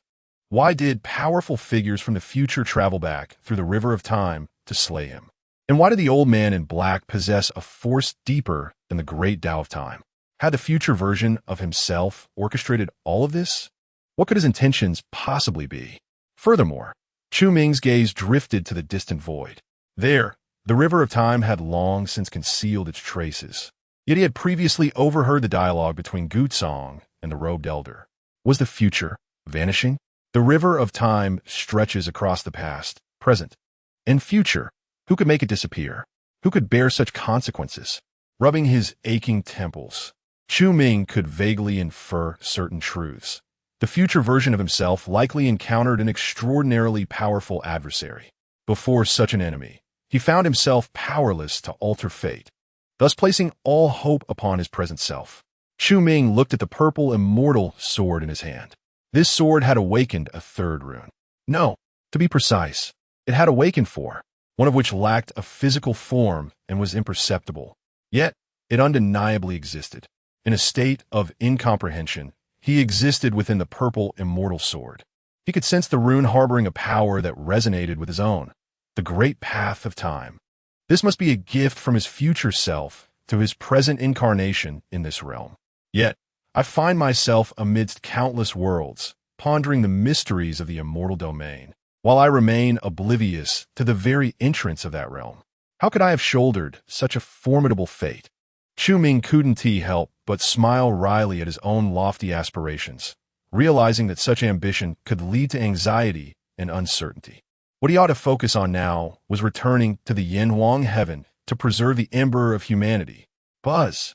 The supreme sword of Changsheng trembled lightly in his grasp. As Chu Ming took a moment to sense its resonance, his expression darkened, and he released the sword back to the abyss of heaven. The foreign races had already begun dismantling the barrier that sealed the realms. Indeed, the sudden emergence of the Great Path's tide had unsettled those beings. Chu Ming pondered deeply.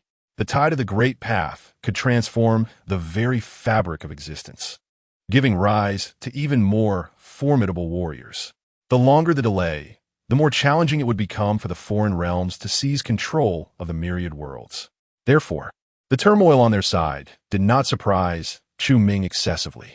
Although he was aware of their movements, he had no intention of returning, setting aside the fact that the barrier could not be breached in the short term. The current state of the myriad worlds necessitated a strategy reminiscent of the one proposed by the esteemed elder Yiming in the past. He would leverage the foreign races to carry out a thorough cleansing of all the myriad clans. A great war was imminent. I must hasten my return to humanity. Without hesitation, Chu Ming transformed into a streak of radiant light, racing toward the Tianyuan heaven.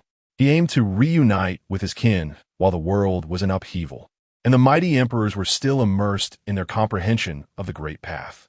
Are you, my friend, a formidable guardian of the realms sea? Barely had he traversed 1,000 miles when he collided head-on with several eminent emperors. At that moment, Chu Ming's aura was feeble, exuding a strong scent of blood, clearly indicating that he had just emerged from an exceedingly brutal battle. Moreover, his arrival from the direction of the realms sea suggested that he might possess knowledge of the happenings there. Chu Ming remained silent, quietly assessing the 6 formidable emperors present. 2 were at their peak, 3 in the late stage, and 1 in the mid-stage. Were they seeking to replenish their own losses through slaughter? Observing Chu Ming's silence, the Emperor Chu, with a sudden shift in demeanor, revealed a faint glimmer of killing intent and spoke in a low, somber tone. Why do you not speak, my friend? Chapter 49. The surge of battle intent in the spring and autumn ode. As the words reverberated, the atmosphere suddenly became charged with tension. Chu Ming furrowed his brow, fixing his gaze upon the spring and autumn ode, questioning, do you intend to kill me? He had previously wrestled with the dilemma of whether to eliminate these individuals, only to find that this person had brazenly revealed their murderous intent first. This revelation ignited a resolution within him. The spring and autumn ode chuckled derisively, asserting, you misunderstand. My friend, I merely wish for your cooperation in the investigation.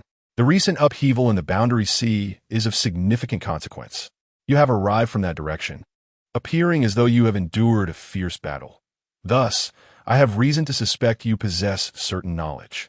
A smirk curled at the corners of Chu Ming's mouth as he tentatively inquired, what if I refuse to cooperate? With a deep sigh, the spring and autumn ode responded gravely, I advise against such a course. It may cost you your life. The other emperors, witnessing this exchange, immediately bristled with indignation. They hailed from powerful factions across countless realms, either from supreme imperial families or venerable clans. The audacity of this fool to disregard their authority was astonishing. Why waste words with him? They should simply execute him and search his soul. His panicked retreat was surely indicative of guilt. The upheaval in the boundary sea was likely entwined with him. He must not be allowed to escape, as the flow of time unveiled itself. Accompanied by the tides of the great Tao, the matter at hand pertained to the tranquility of the realms, a matter too grave to be dismissed by mere refusal to cooperate. Release your consciousness and allow us to search your soul to prove your innocence. The stance of the emperors was remarkably resolute. As their auras surged and coalesced, an immense pressure descended upon Chu Ming. The smile on Chu Ming's face broadened, tinged with disappointment as he remarked, I have granted you numerous opportunities. It is regrettable that you have failed to seize them. His gaze turned icy, and with a swift motion, he drew the purple celestial sword, aiming it at the six emperors. A torrent of magnificent sword light surged forth like a river, rushing towards the six. To demand that he release his consciousness for a soul search to prove his innocence was an act of sheer folly. Only a fool would utter such words. The fate of the one being searched lay solely within the whims of the searcher. Was this not akin to placing one's life in the hands of another? What mere trifles dared to speak to him in such a manner? How audacious! Upon witnessing Chu Ming's decisive action, the spring and autumn ode immediately barked an order. His gaze turned frigid, and his expression grew serious, clearly incensed.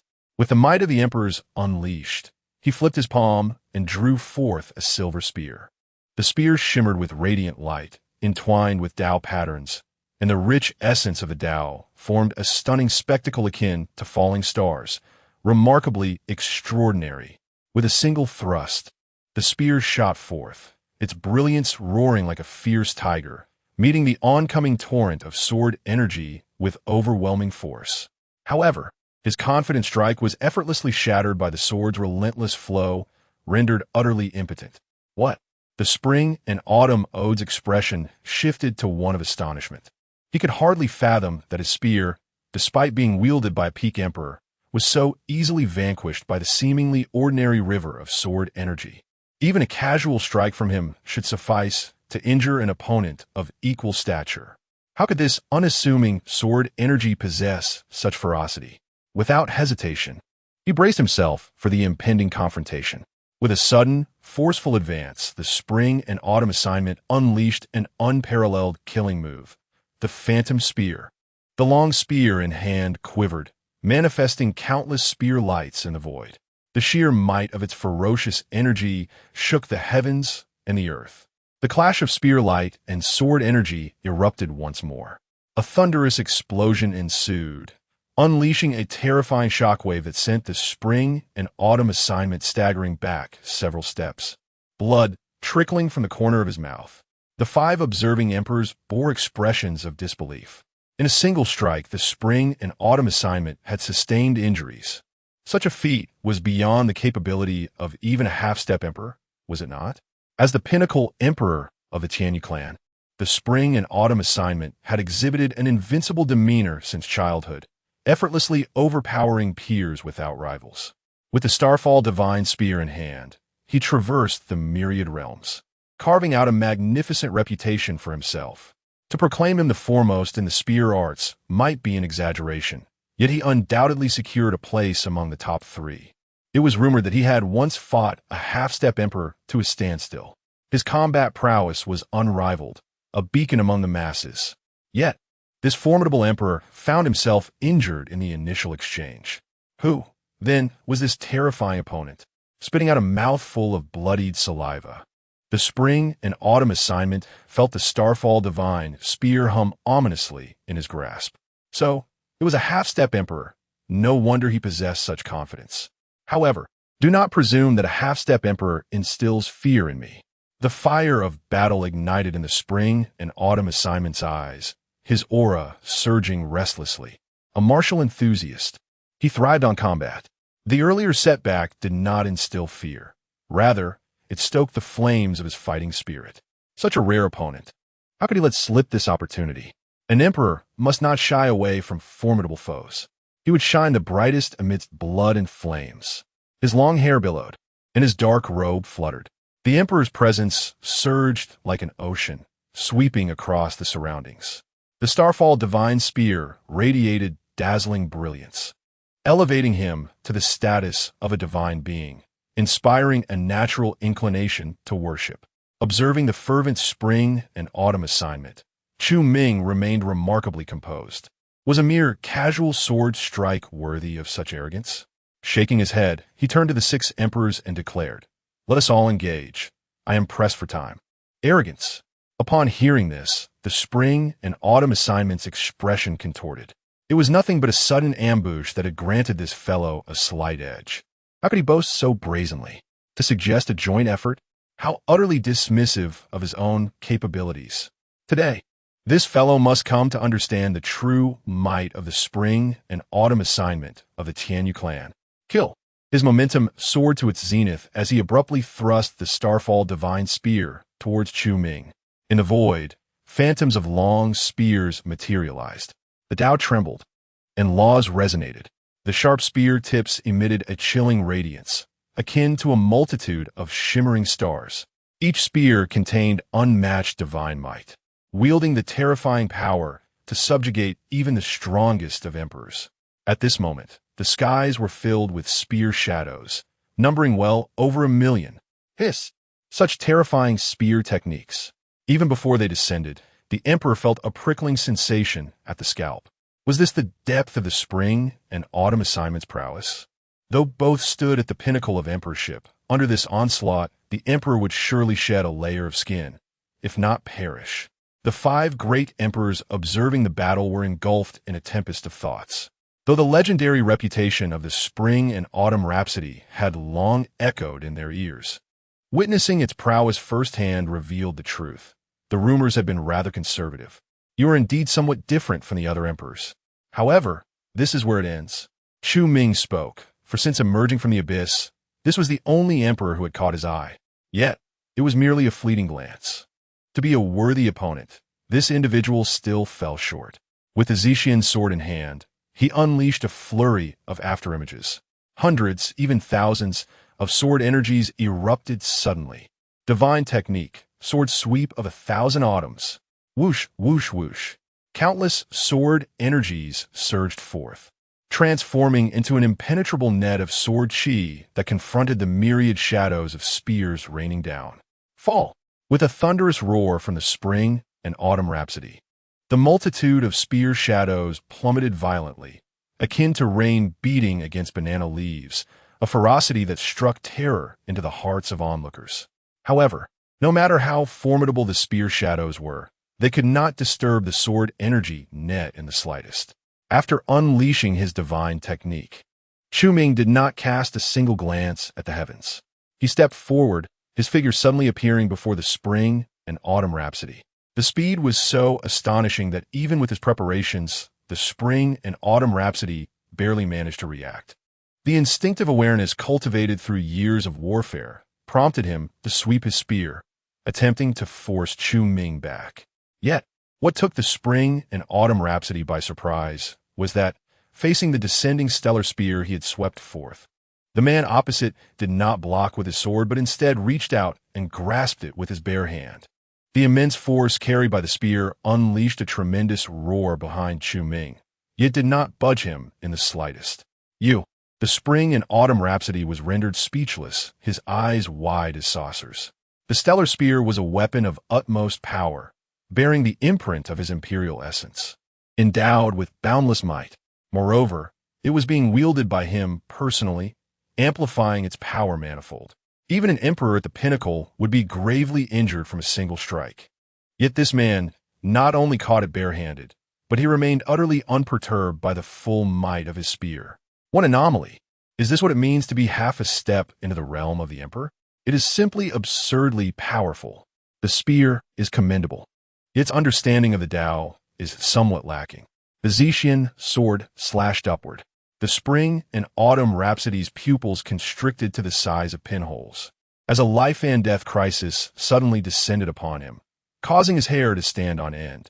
Without hesitation, he immediately abandoned his spear and retreated. With a tearing sound, imperial blood splattered as a ghastly sword mark appeared from his waist, extending straight to his left shoulder. Flesh was torn asunder, revealing ghastly white bones. Oh, such decisiveness? It allows me to regard you with a bit more respect. Chu Ming was somewhat astonished. According to common sense, when an imperial weapon is seized, a typical individual would attempt to reclaim it. After all, an emperor without an imperial weapon is entirely on a different level from one with it. Unexpectedly, this fellow was able to instantaneously relinquish the imperial weapon and choose retreat. Just this alone surpassed many emperors. Otherwise, that previous sword strike could have easily claimed his life right there. 5 mighty emperors surged forth, standing shoulder to shoulder with the spring and autumn annotations. Each bore a solemn expression, their eyes heavy with gravity. The power of Chu Ming exceeded all expectations. Friends, we harbor no ill intentions. If you wish to depart, we will not hinder you. We are merely following the orders of our respective clans to investigate the anomalies in the Boundary Sea, with no malice intended. The group hastily began to explain, invoking their backgrounds in an attempt to elicit some consideration from Chu Ming. They understood that they had genuinely encountered a formidable opponent. What a jest! Even the illustrious spring and autumn annotations fell in but a single exchange against this individual. What kind of terrifying existence was this? It was utterly formidable to the point of despair.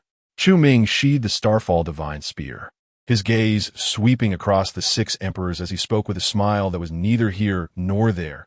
Did you not say so earlier? Did you not demand this emperor to prove his innocence? The faces of the emperors burned with embarrassment. They had presumed that with their party of 6, along with the prodigious spring and autumn annotations, they had this fellow entirely at their mercy.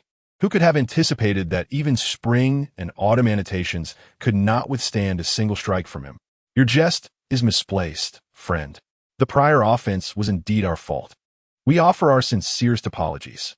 One emperor, capable of both yielding and asserting, presented a divine herb with both hands, intending to pacify the situation. However, Chu Ming would not easily relent. With a graceful flourish of his sword, he remarked coolly, "My cultivation is not meant to receive apologies." He charged forth once more. The purple immortal sword erupted in resplendent brilliance, and a chilling sword aura enveloped the surrounding area for thousands of miles. The overwhelming imperial might swept all before it. The expressions of the 5 emperors shifted dramatically as they hastily summoned their powers to counter the immense assault. Yet compared to the might of spring and autumn annotations, these 5 were utterly outclassed. Even the most formidable among them, at the peak of emperor rank, could not hope to contend with Chu Ming's sword. In the blink of an eye, 3 emperors fell, and the remaining 2, exhausting their reserves, were grievously wounded on the spot.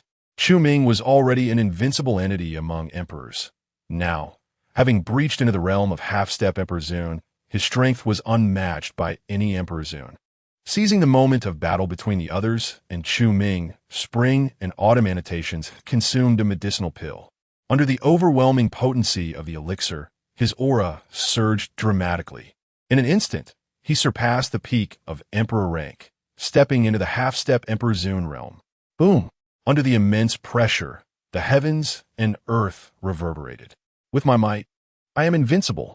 Who dares to challenge? Spring and autumn annotations, feeling the surging power within, was imbued with an overwhelming sense of grandeur. His radiant form transformed into a spear that he grasped firmly.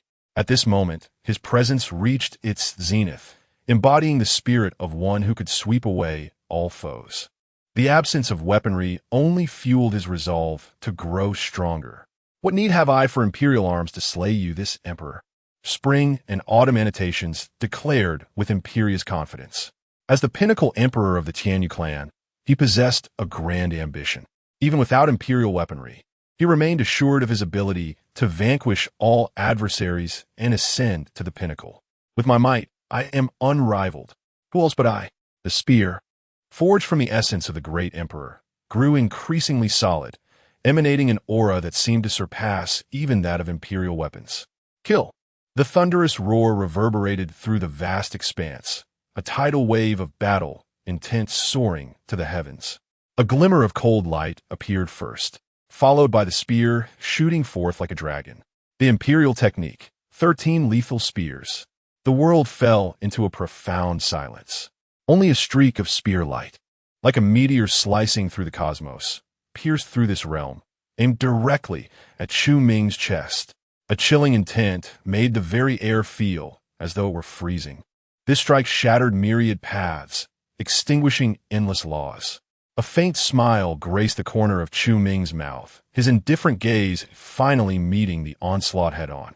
Such an offensive barely qualified to prompt me to employ my true abilities.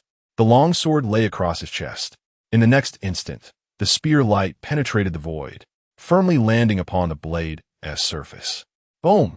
The frigid light erupted, unleashing a terrifying force capable of annihilating the heavens and earth, its brilliance obscuring the firmament, stars vanishing, and the realm descending into chaos. Countless spear shadows formed a slender line in the void, colliding incessantly. Each impact unleashed a terrifying power exponentially greater than the last. The continuous accumulation of spear light was astonishingly potent. The resounding roar echoed relentlessly, more deafening than thunder. The cataclysmic force intertwined with the universe, shattering the laws of the Great Path within a radius of 10,000 miles, threatening to topple the very heavens. Yet it was far from over. Before the dazzling light dissipated, the figure of Changsheng Fu appeared above the radiant glow. His eyes burned with fervent battle spirit, and enormous stars flickered around him. These celestial bodies contained a terrifying might, instilling fear merely by their presence. Star burial. The spear in his hand was thrust downward with great force. Numerous stars plummeted. The overwhelming momentum distorted the void. The stars exploded, unleashing fierce spear intent that ravaged the universe, the essence of chaos pouring forth. Slay the gods. Annihilate the demons. Exterminate the monsters. Shatter the void. 12 colossal strikes surged forth in an instant. They were astonishing enough to shake the heavens and move the spirits. The unparalleled imperial technique shone brightly above the 9 heavens, causing gods and demons to bow their heads and all evildoers to tremble. The overwhelming battle intent engulfed the entire expanse. Whoosh! The spear trembled once more. Changsheng Fu erupted with a myriad of crimson radiance. The essence of the sun and the utmost strength of spear intent illuminated the skies. I'm the sun. Boom! The 13th spear struck down with ferocity. Its might surged through the universe, bending the very fabric of existence. To comprehend such a formidable imperial technique indeed grants one a sense of pride. Yet, before this emperor, you remain utterly weak. The imperial technique, a sword to sweep through the ages. A soft voice echoed. A streak of pure white sword light quietly rippled from the boundless brilliance, spreading in all directions. Under this sword light, the world descended into a deathly stillness. The laws of the Great Path seemed to halt their operation. Only that sword light drifted slowly, yet in an instant, it surged forth for hundreds of thousands of miles.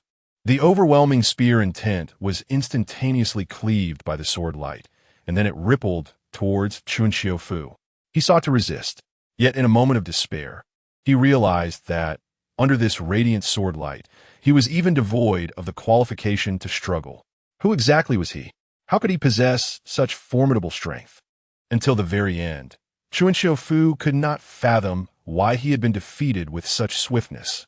He had clearly broken through to half-step emperor status, standing at the same pinnacle as that figure. However, beneath a single sword strike, he found himself bereft of any capacity for resistance. He had believed himself invincible within his realm, only to discover that in this world there existed a terrifying entity capable of erasing him with a single sword stroke. Even within the same realm, this was utterly horrifying. With a heart full of reluctance, Changsheng Fu managed a grim smile. As the sword light swept past, vitality was severed, and his soul extinguished. The boundless brilliance dissipated, revealing the figure of Chu Ming. Although Chu Xiufu's imperial techniques were unparalleled, they had inflicted no harm upon him. In the chaotic flow of time, among the myriad beings across the heavens, those who could injure him were few and far between. Clearly, Chu Xiufu was not among them. After tidying up the battlefield, Chu Ming transformed into a stream of light, heading towards the Yanhuang celestial realm. Humanity, hold on. In just one more day, this emperor shall return. Chapter 50. The final battlefield, Yanhuang Heaven, the Tianyuan clan. Within the enigmatic expanse of space, a magnificent jade tree towers majestically. Its verdant foliage radiates an overwhelming vitality. The trunk, towering to a height of 100 zhang, is inscribed with countless profound runes, exuding an air of mystery. On this tree, there dangle several dozen oval fruits, each adorned with distinct and captivating patterns, appearing exceedingly tempting. This tree is known as the Tree of Life of the Great Tao, the treasured artifact of the Tianyuan clan. Its grade transcends the realm of supreme imperial weapons, ascending to the celestial level. This is a celestial weapon. Suddenly, with a crackling sound, one of the fruits ruptured. A viscous liquid cascaded down as a naked man emerged from within. He was none other than Chu Xiufu. He leaped down gracefully, landing beneath the Tree of Life. There, neatly arranged, were several dozen sets of garments. Chu Xiufu casually picked up a dark robe and draped it over himself before striding towards a nearby tree hollow. Chu Xiufu seeks an audience with the ancestor. He arrived at an underground palace, kneeling respectfully before a coffin at the center of the chamber. What has transpired? Even you have fallen? A voice filled with confusion emanated from the coffin. As a pinnacle emperor, Chu Xiufu possessed unparalleled combat prowess, ranking among the top 10 throughout the Tianyuan clan. Logically, in all the realms, few could bring about his demise. I was dispatched to investigate anomalies in the Sea of Realms, but encountered a formidable adversary on my journey, a half-step Emperor Zun, who ultimately claimed my life. Chu Xiufu lamented. Do you know from which clan they originated? The voice inquired again. Chu Xiufu shook his head. I'm unaware of their lineage. However, their strength is likely unmatched beneath the Emperor Zun level. Even when I momentarily ascended to the half-step Emperor Zun realm, I was obliterated by a single strike. This individual's Tao seems intricately linked to time. I suspect that the sword aura previously emanating from the Sea of Realms and the appearance of the River of Time are all connected to him. A profound silence enveloped the underground chamber. After a lengthy pause, a sigh echoed from the coffin. The Tao tide that originated from the Sea of Realms has instigated a transformation across the myriad worlds. The Tao is becoming clear, and the laws are becoming complete. A grand era is about to unfold. Since you have entered the half-step Emperor Zun realm, you need not concern yourself with other matters. From this day forth, you shall cultivate here. The position of Emperor Zun is limited. Should you strive for it, the Tianyuan clan may continue to thrive. Chu Xiufu's expression twisted with conflict as he spoke earnestly. The falling star divine spear remains in his possession. He is a martial fanatic. His entire emperor cultivation is forged through battle. Meditative cultivation is not his path. He yearns to venture forth, to confront formidable foes, and to undergo transformation through blood and fire. A resigned sigh emerged from within the coffin. As you wish. Thank you, ancestor, for your understanding. Chu Xiufu expressed his profound gratitude, then inquired, is there any news regarding the clansmen sent to investigate Yanhuang Heaven? The emergence of celestial warriors often heralds the onset of grand battles. For him, this is an immense temptation. How could he possibly miss the opportunity to engage with formidable adversaries from various great clans? Do not inquire further. An impatient voice emanated from the coffin. With a disdainful curl of his lips, Chu Xiufu offered a respectful bow to the coffin before departing from the tree hollow. Concerning the great path intertwined with time, could it be that individual? No, absolutely impossible. Merely a half-step emperor. That figure could not possibly have survived to this moment. The true Dragon Clan, one of the 3 tribes within the myriad realms boasting emperor-level warriors, possesses the most prosperous domain, with countless imperial clans under its aegis. At this moment, Several figures soared from the void, landing within the domain of the true Dragon Clan. The Koiken clan seeks a significant audience with the Dragon Clan's sovereign. The Tianyuan clan also has matters of importance that require the Dragon Clan's emperor's attention. In unison, multiple figures spoke. High above in a resplendent palatial complex, adorned in gold and jade, colorful ribbons unfurled. Several figures trod upon them, making their way directly to the celestial palace. Within the vast chamber, the Dragon Clan's sovereign, clad in resplendent crimson armor, exuded an air of dominance from his imperial throne. The several clan leaders, having traversed great distances, appeared uncertain of the purpose of their visit. The words of Emperor Longshan were calm, yet imbued with formidable authority, causing tension among those present in the Grand Hall. Report to the Dragon Sovereign. Our clan's emperor has relayed news. A human emperor has emerged from the Sea of Realms, slaying several formidable guardians stationed there, and has entered the myriad realms. Though his intentions remain unknown. One of the emperor-level warriors stepped forward respectfully. A human emperor? Emperor Longshan expressed his perplexity, pondering for a moment before responding. Humans are considered a cursed race in the myriad realms. Their path to becoming an emperor was long sealed.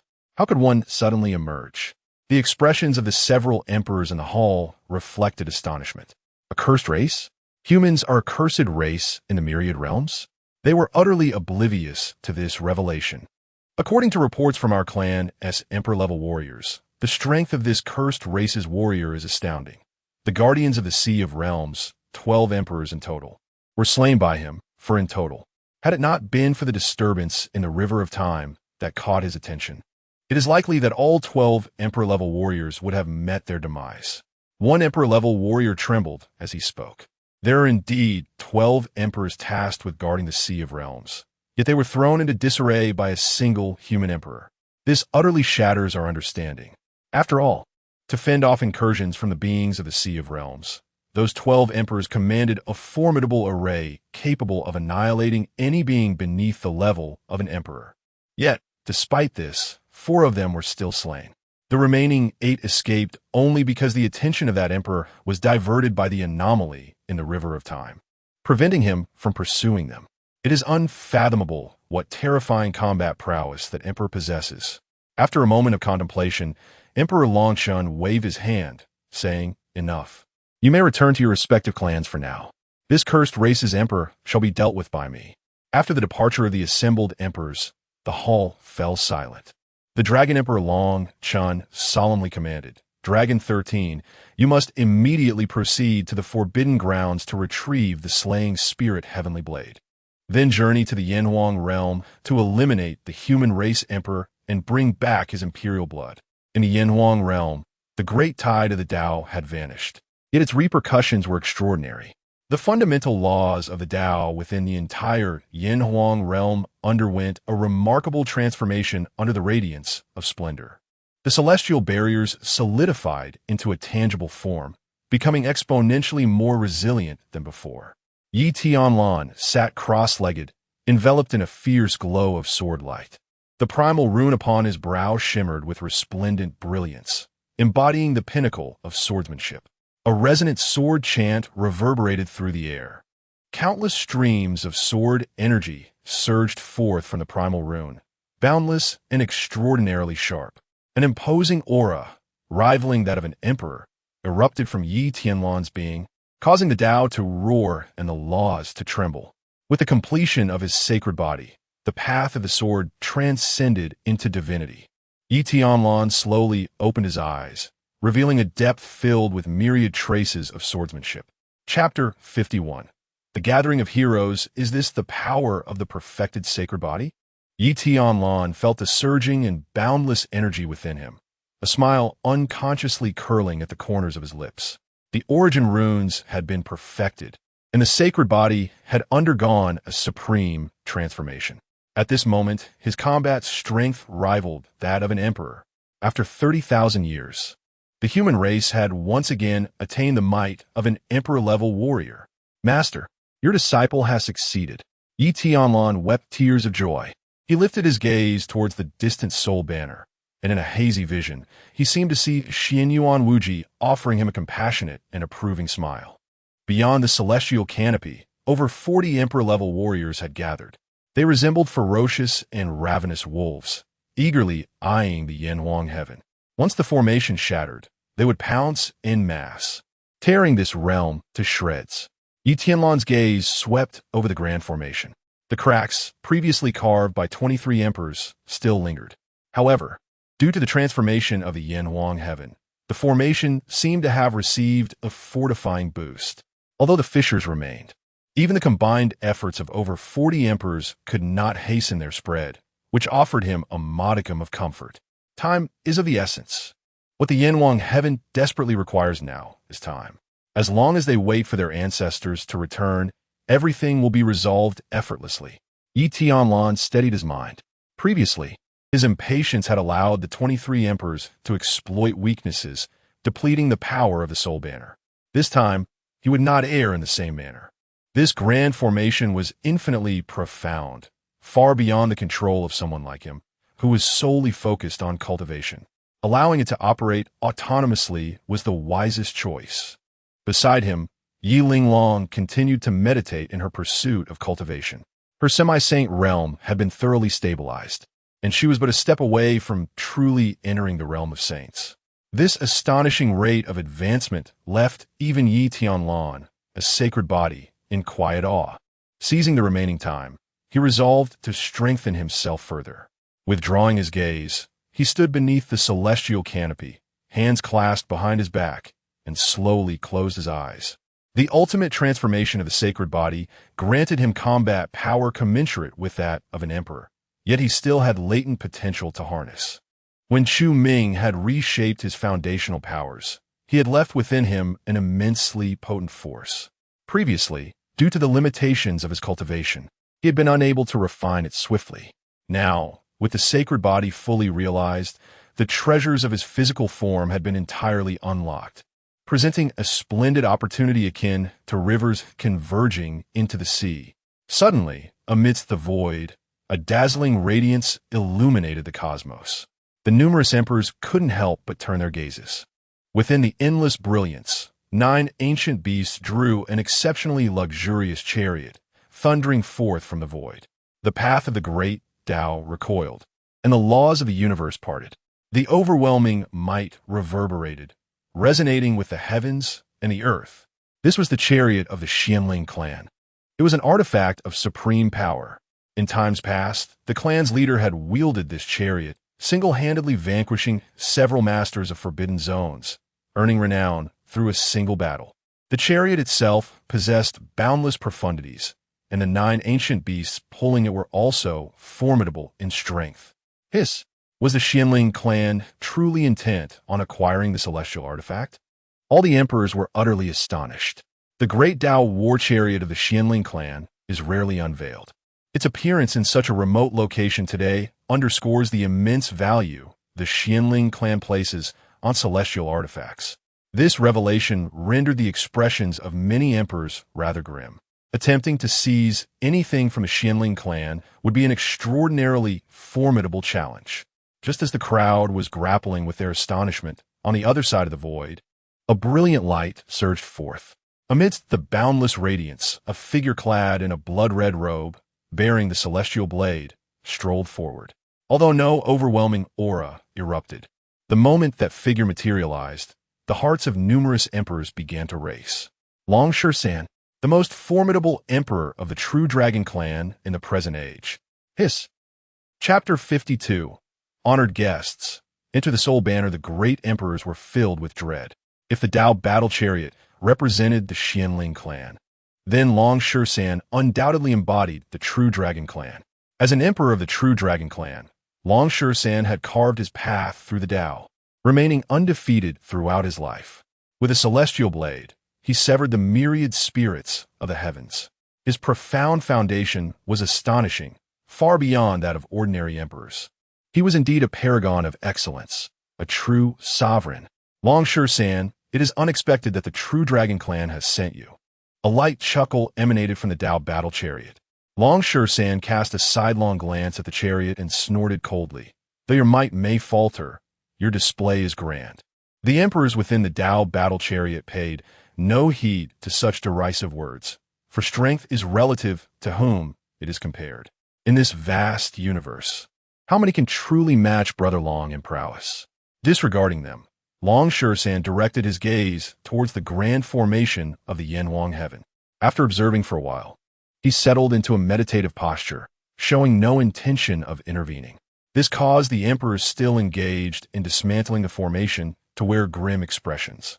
Whether it be the Tao battle chariot or Long Shersan, both were formidable adversaries to them.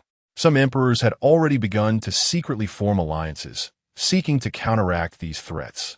An increasing number of emperors gathered in support of the Yanhuang heaven. Within mere hours, over 60 emperors had amassed outside the Yanhuang heaven, and this number continued to rise. The allure of the immortal artifact was too potent. Supreme imperial clans and immortal lineages yearned to seize it, hoping to transform it into their own foundation. Had it not been for the whispers of the river of time from the Sea of Realms, which drew many aged emperors away, or the Tao tides that cleared the paths of comprehension, enticing numerous emperors to seek enlightenment, the number of emperors present would likely have doubled. Yet despite this, Yi Tianlan felt his heart plunge into despair. Such a grand spectacle rendered him, a fully realized holy body, utterly unqualified to protect the Yanhuang heaven. Ancestor, you must return at all costs. His mind was taut with anxiety, constantly monitoring the deterioration of the formation. The numerous emperors loomed like a guillotine above him, while the formation was the sole shield capable of preventing its lethal descent. In the void, Emperor Changsheng, utilizing the power of his imperial weapon, concealed himself impeccably, betraying not a hint of his presence. Observing his handiwork, a sinister grin spread across his face, his expression twisted with malice. Come forth, all of you. The more emperors that arrive, the better. Emperor Changsheng was filled with inexplicable excitement. His bloodshot eyes harbored boundless hatred and fury. The events of yesterday in the March sky would become the dawn of the Yanhuang heaven. He wished to make Chu Ming experience the anguish of having what he cherished destroyed. With over 60 emperors descending upon the Yanhuang heaven, who else in this vast universe, aside from the sovereigns, could disrupt this situation? Crack, crack, crack. As more emperors joined the effort to dismantle the formation, the fissures on the light screen began to spread outward. In no time, the cracks resembled a spider's web, covering the entire surface. The formation was on the verge of collapse. Focus. Beware of the great path chariots and Dragon 13. They must not be allowed to approach the celestial artifact. The formation is on the brink of collapse, and the mighty emperors dare not even breathe. The atmosphere has descended into an eerie silence, punctuated only by the rhythmic thumping of hearts, reverberating within this dim void. Everyone understands that once the formation shatters, this place will erupt into an unprecedented chaos among the emperors. Yi Tianlan has plunged into utter despair, faced with such a multitude of powerful emperors. Without the protection of the formation, the chances of survival for Yanhuang heaven are negligible. Should a melee ensue here, it would surely be cataclysmic. Although the strength of Yanhuang heaven's canopy has been somewhat enhanced by the tides of the Great Path, it remains insufficient against the tumult of emperor-level conflicts. No, I must seize control of the situation. A resolute glimmer shone in Yi Tianlan's eyes. He intended to wield the wand of 10,000 souls to escape, luring all the emperors away from this place to safeguard Yanhuang heaven. Just as he raised his hand, Yi Linglong, seated nearby, suddenly exhaled a deep breath, a faint smile gracing her lips as she whispered, "The ancestors have returned." Yi Tianlan was taken aback, incredulous as he questioned, "What did you say?" He thought he had misheard. Yet Yi Linglong offered no reply. Instead, rising slowly, her gaze piercing through the canopy to the depths of the void. Yi Tianlan furrowed his brow slightly, following her line of sight. But the void was an impenetrable darkness. Where could the ancestors be? Just as he prepared to retract his gaze, a blinding sword light burst forth from the void. The radiant sword light surged forth like a meteor, carrying with it an overwhelming aura of slaughter, echoing with thunderous roars. Wherever it passed, The void twisted in its wake. The numerous emperors outside Yin Huang heaven also sensed that sharp and domineering sword energy, unable to resist turning their heads. What astonishing swordsmanship! Which clan's emperor is this? Such a flamboyant arrival is rather ostentatious, is it not? Another formidable opponent has arrived. Amidst the confusion of the emperors, the sword light whistled as it descended, landing directly upon the protective barrier of Yin Huang heaven's formation. Contrary to expectations, no thunderous sound erupted. As the brilliant sword light receded, a slender figure stood atop the formation's barrier, turning their back to Yin Huang heaven, their cold gaze sweeping disdainfully over every emperor present, glaring down upon the multitude. It was a sight to behold. Boom! The hearts of the emperors trembled violently. Under Chu Ming's icy gaze, an inexplicable panic surged within them. Before anyone could react, Chu Ming slowly extended 3 fingers, stating indifferently, "I give you 3 breaths to depart from this place." This statement ignited a powder keg. "Huh, I have witnessed arrogance, but never such audacity. Who do you think you are? You expect us to retreat with a mere utterance? Do you believe yourself to be a supreme emperor? Who is this brazen fool making a scene here? Which family's dog has slipped its leash to bark so recklessly? What foul wretches dare speak such words? Damn it, prepare to face the consequences." The gathered emperors, all-powerful beings, had never endured such humiliation. Their anger flared uncontrollably. His temper flared, and he was ready to surge forward to confront Chu Ming. A powerful surge of energy abruptly pierced the air, aiming directly for Chu Ming's face. Unperturbed, Chu Ming merely glanced, and an array of sword energies surged forth, shattering the palms strike into fragments. This spectacle left the assembled emperors utterly astonished. How formidable! Just a glance had neutralized the emperor's assault. Who is this individual? The disdain in the hearts of the emperors swiftly dissipated, replaced by a gaze filled with gravity and deep-seated apprehension. Observing the unresponsive crowd, a sinister smile crept upon Chu Ming's lips. It seemed they were not inclined to leave. No matter, this aligned perfectly with his desires. With that, he slowly raised his palm. Under the astonished gazes of the emperors, the soul banner spiraled out from the array's luminous barrier, landing steadily in Chu Ming's hand. This scene rendered all the emperors speechless. The celestial weapon. Had he truly subdued it so effortlessly? What a jest! They had labored tirelessly for so long to break the array, only for an unknown emperor to arrive and claim the celestial weapon with a mere gesture. At that moment, the emperors felt like mere jesters, longing for a celestial maiden while another merely beckoned her, and she followed like a lovesick fool. What was this? What did their previous efforts amount to? Immediately relinquish the celestial weapon. It is beyond your reach. Release it, and you may yet have a chance to live. Remove your filthy hands. Do not tarnish this emperor's divine artifact. The emperors roared in fury. From within a nearby grand chariot, a confident voice rang out. "Esteemed friend, I am Hungu of the Xianling clan. Might we converse within the chariot?" As he spoke, radiant light unfurled from the grand chariot, extending all the way to Chu Ming's feet, clearly an invitation of great hospitality. Chu Ming regarded the luminous path beneath him and coldly retorted, "You think you are worthy?" The gathered emperors were taken aback. Hungu had invoked the name of the Xianling clan, yet this fellow showed him no respect whatsoever. How audacious! Did he truly disregard the Xianling clan? Was possession of a celestial artifact enough to elevate his arrogance so? The Xianling clan was among the supreme clans with emperors of unmatched might. To slight them so, this youth was surely courting death. The emperors watched with a mixture of amusement and anticipation, some even stoking the flames of discord. "Hungu, it appears they do not regard your Xianling clan with any esteem. It seems the celestial artifact is beyond your grasp." Alas, the reputation of the 3 supreme clans bore no weight whatsoever. Listening to the unabashed ridicule from outside, Hungu, seated within the grand chariot, turned pale with fury, shattering the teacup he held in a fit of rage. The Xianling clan was one of the 3 paramount clans, home to ancestors of imperial status. It had always been the Xianling clan declaring others unworthy, when had it become the case that others deemed them unworthy? Had he not departed from the Xianling clan, one might dismiss his words as mere ignorance. Yet, to utter the name of the Xianling clan with such audacity clearly indicates a profound disregard.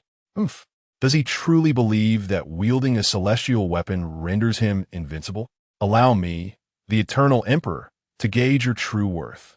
Such insolence is intolerable for the eternal emperor, who, though aware that this is merely a provocation employed by those ruffians, feels compelled to act in defense of the dignity of the Xianling clan. Otherwise, how would the myriad realms perceive him, the eternal emperor, after today? How would they regard the Xianling clan? With a thunderous roar emanating from the otherworldly beast, the grand battle chariot surged forth towards Chu Ming, exuding an overwhelming aura.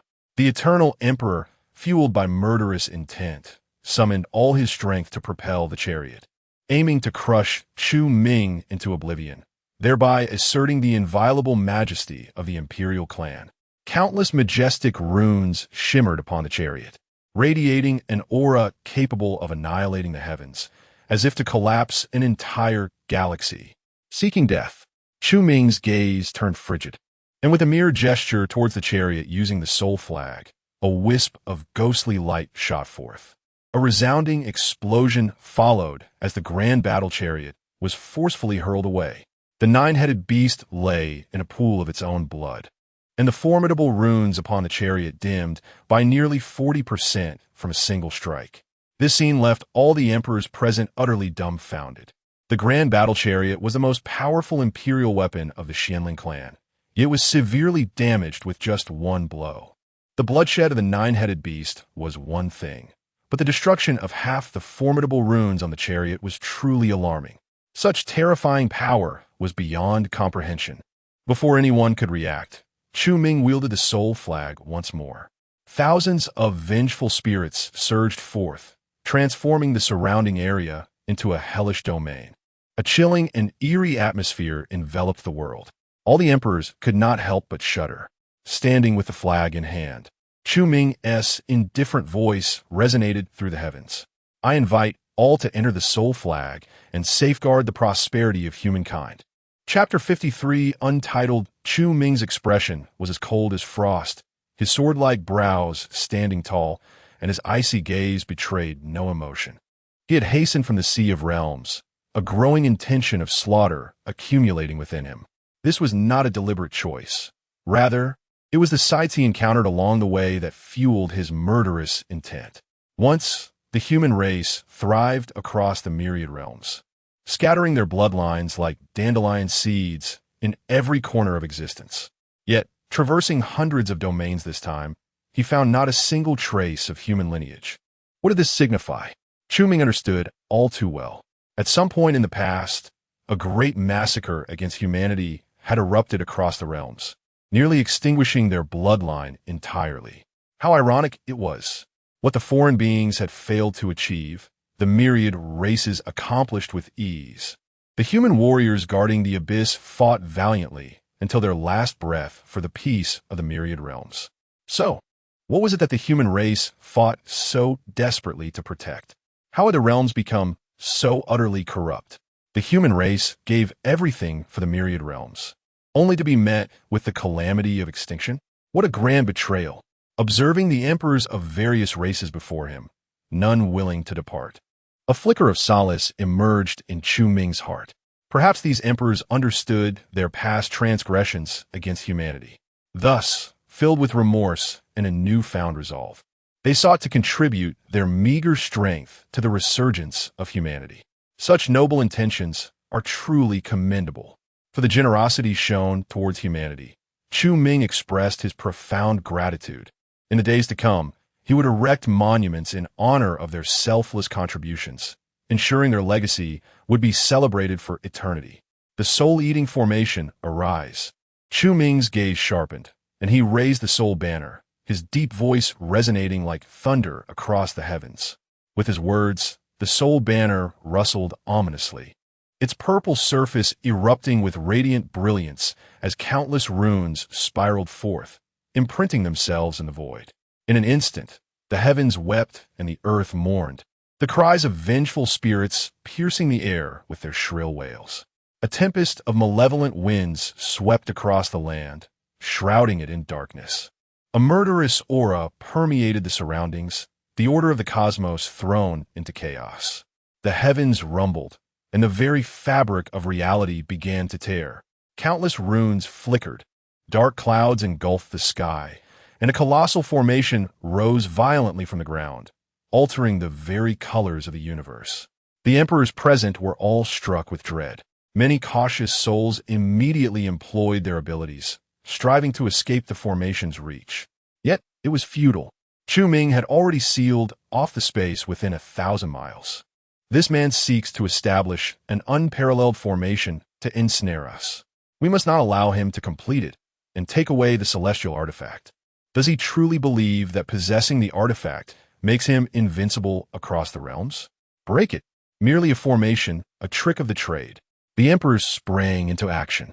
They unleashed devastating power capable of annihilating the heavens to thwart the formation's completion.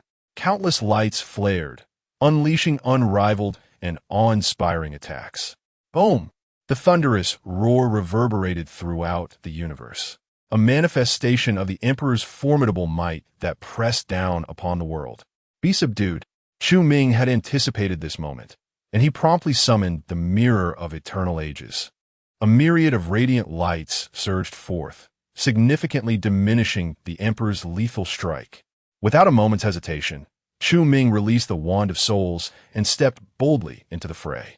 Grasping the purple celestial sword, he unleashed a flurry of over 100 sword lights to counter the emperor's onslaught, striving to prevent the disruption of the grand formation. What audacity! Some emperors, witnessing Chu Ming abandon his celestial weapon, rushed forward to confront him. With a swift motion, Chu Ming unleashed a sword aura without even a glance. Several emperors dismissed it casually, channeling their power to break through the sword light and crush Chu Ming. However, what astonished them was that the sword aura, carelessly struck by Chu Ming, proved too sharp for even their combined might, compelling them to retreat. This scene left all present in utter disbelief. Previously, they could comfort themselves by attributing the prior incident of the battle chariot being sent flying to the prowess of the celestial weapon. Yet now, without wielding any celestial armament, Chu Ming's mere swordsmanship had bested their united forces. It was utterly shocking. Suddenly, a ferocious blade light tore through the cosmos, aimed directly at Chu Ming. This strike was wildly tempestuous, as if it could cleave the heavens themselves. The momentum was grand and utterly unstoppable. Chu Ming's expression remained icy as he responded with a formidable sword aura from the purple celestial sword. The collision unleashed a cataclysmic force, sending weaker emperors staggering backward from the energy ripples generated. In an instant, a blood-red figure emerged, standing before the gathered emperors. It was none other than Long San. The strongest emperor of the True Dragon clan had made his move. This adversary was destined for demise. Long San stood as the mightiest among the emperors, with only the supreme emperor capable of rivaling him across the myriad realms. The swordsman was no ordinary foe. One could only hope for a mutual destruction between these two powerful beings. Long San's intervention instilled confidence in the other emperors, akin to a calming bomb. You are an emperor of the human race? Long San stood proudly, surveying Chu Ming with a condescending gaze. However, his words sent ripples of shock through the assembly. Did I hear correctly? An emperor of the human race? When did they produce such a figure? I was unaware of this development. The human race? Are they not the infamous race of transgressors? The emperors present hailed from significant powers, either from the supreme imperial families or the immortal clans. They were aware of certain truths buried by history. Chu Ming narrowed his eyes slightly and responded, a sword that sweeps across the ages. With a gentle sweep of the purple celestial sword, a pristine white sword light materialized, slowly advancing toward Long San. Long San's gaze locked onto the brilliant white light, and he drew forth an ancient, formidable blade from his back, channeling the essence of the emperor to deliver a fierce downward strike. Instantly, a blade light erupted, even more ferocious than before, surging forth with overwhelming ferocity. The crimson blade surged forward, imbued with a formidable will to obliterate all existence and sever the chains of endless tribulations. Yet, as the blade's radiance surged forth a mere 100 feet, its overwhelming might diminished abruptly, for Chu Ming had summoned the mirror of eternal years. Under the suppression of the supreme imperial weapon, the blade's aura, akin to a rootless floating weed, was instantly diminished by 30% by the passage of time. Subsequently, the dazzling white sword light flickered and vanished, leaving no trace of the blade's glow. Long San's expression shifted dramatically, his brows knitting together as he swiftly retreated. A sense of impending doom gripped him. His keen battle instincts sensed an unnerving and intense peril emanating from that white sword light. This was an onslaught he could not withstand. Although the sword light appeared unremarkable, it possessed immense power. The path I have comprehended stands utterly impotent before this sword light.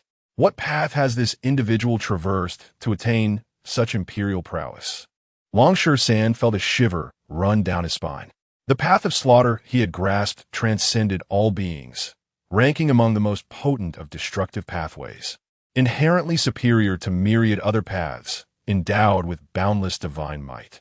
Yet beneath this white sword light, the blade's aura he had previously conjured failed to manifest even the slightest hint of its inherent power before vanishing without a trace. The sword light seemed to devour the very essence of the path, effortlessly erasing his blade's radiance. This scene shattered his expectations. Imperial law, celestial blade of annihilation. Without hesitation, Long San unleashed his imperial art. A torrential wave of bloodthirst surged forth from his being. The path trembled, and the laws quaked in fear. An unparalleled divine might, capable of annihilating all life, swept across the universe. Suddenly, a ripple emanated beneath Chu Ming's feet. As the ripple expanded, the void beneath him transformed into a vast blood pool. Towering mountains of white bones erupted from the ground around him. In that instant, Chu Ming felt as though he had descended into the realm of the Azuras.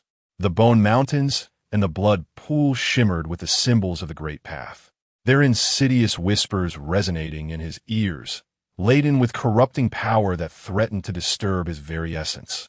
Moreover, immersed in this sea of blood, Chu Ming could distinctly feel his vital energy waning. Soon after, a resplendent great blade materialized above him. It loomed 10,000 feet tall, radiating an unparalleled divine strength capable of obliterating all. It seemed as if this blade was the embodiment of celestial will.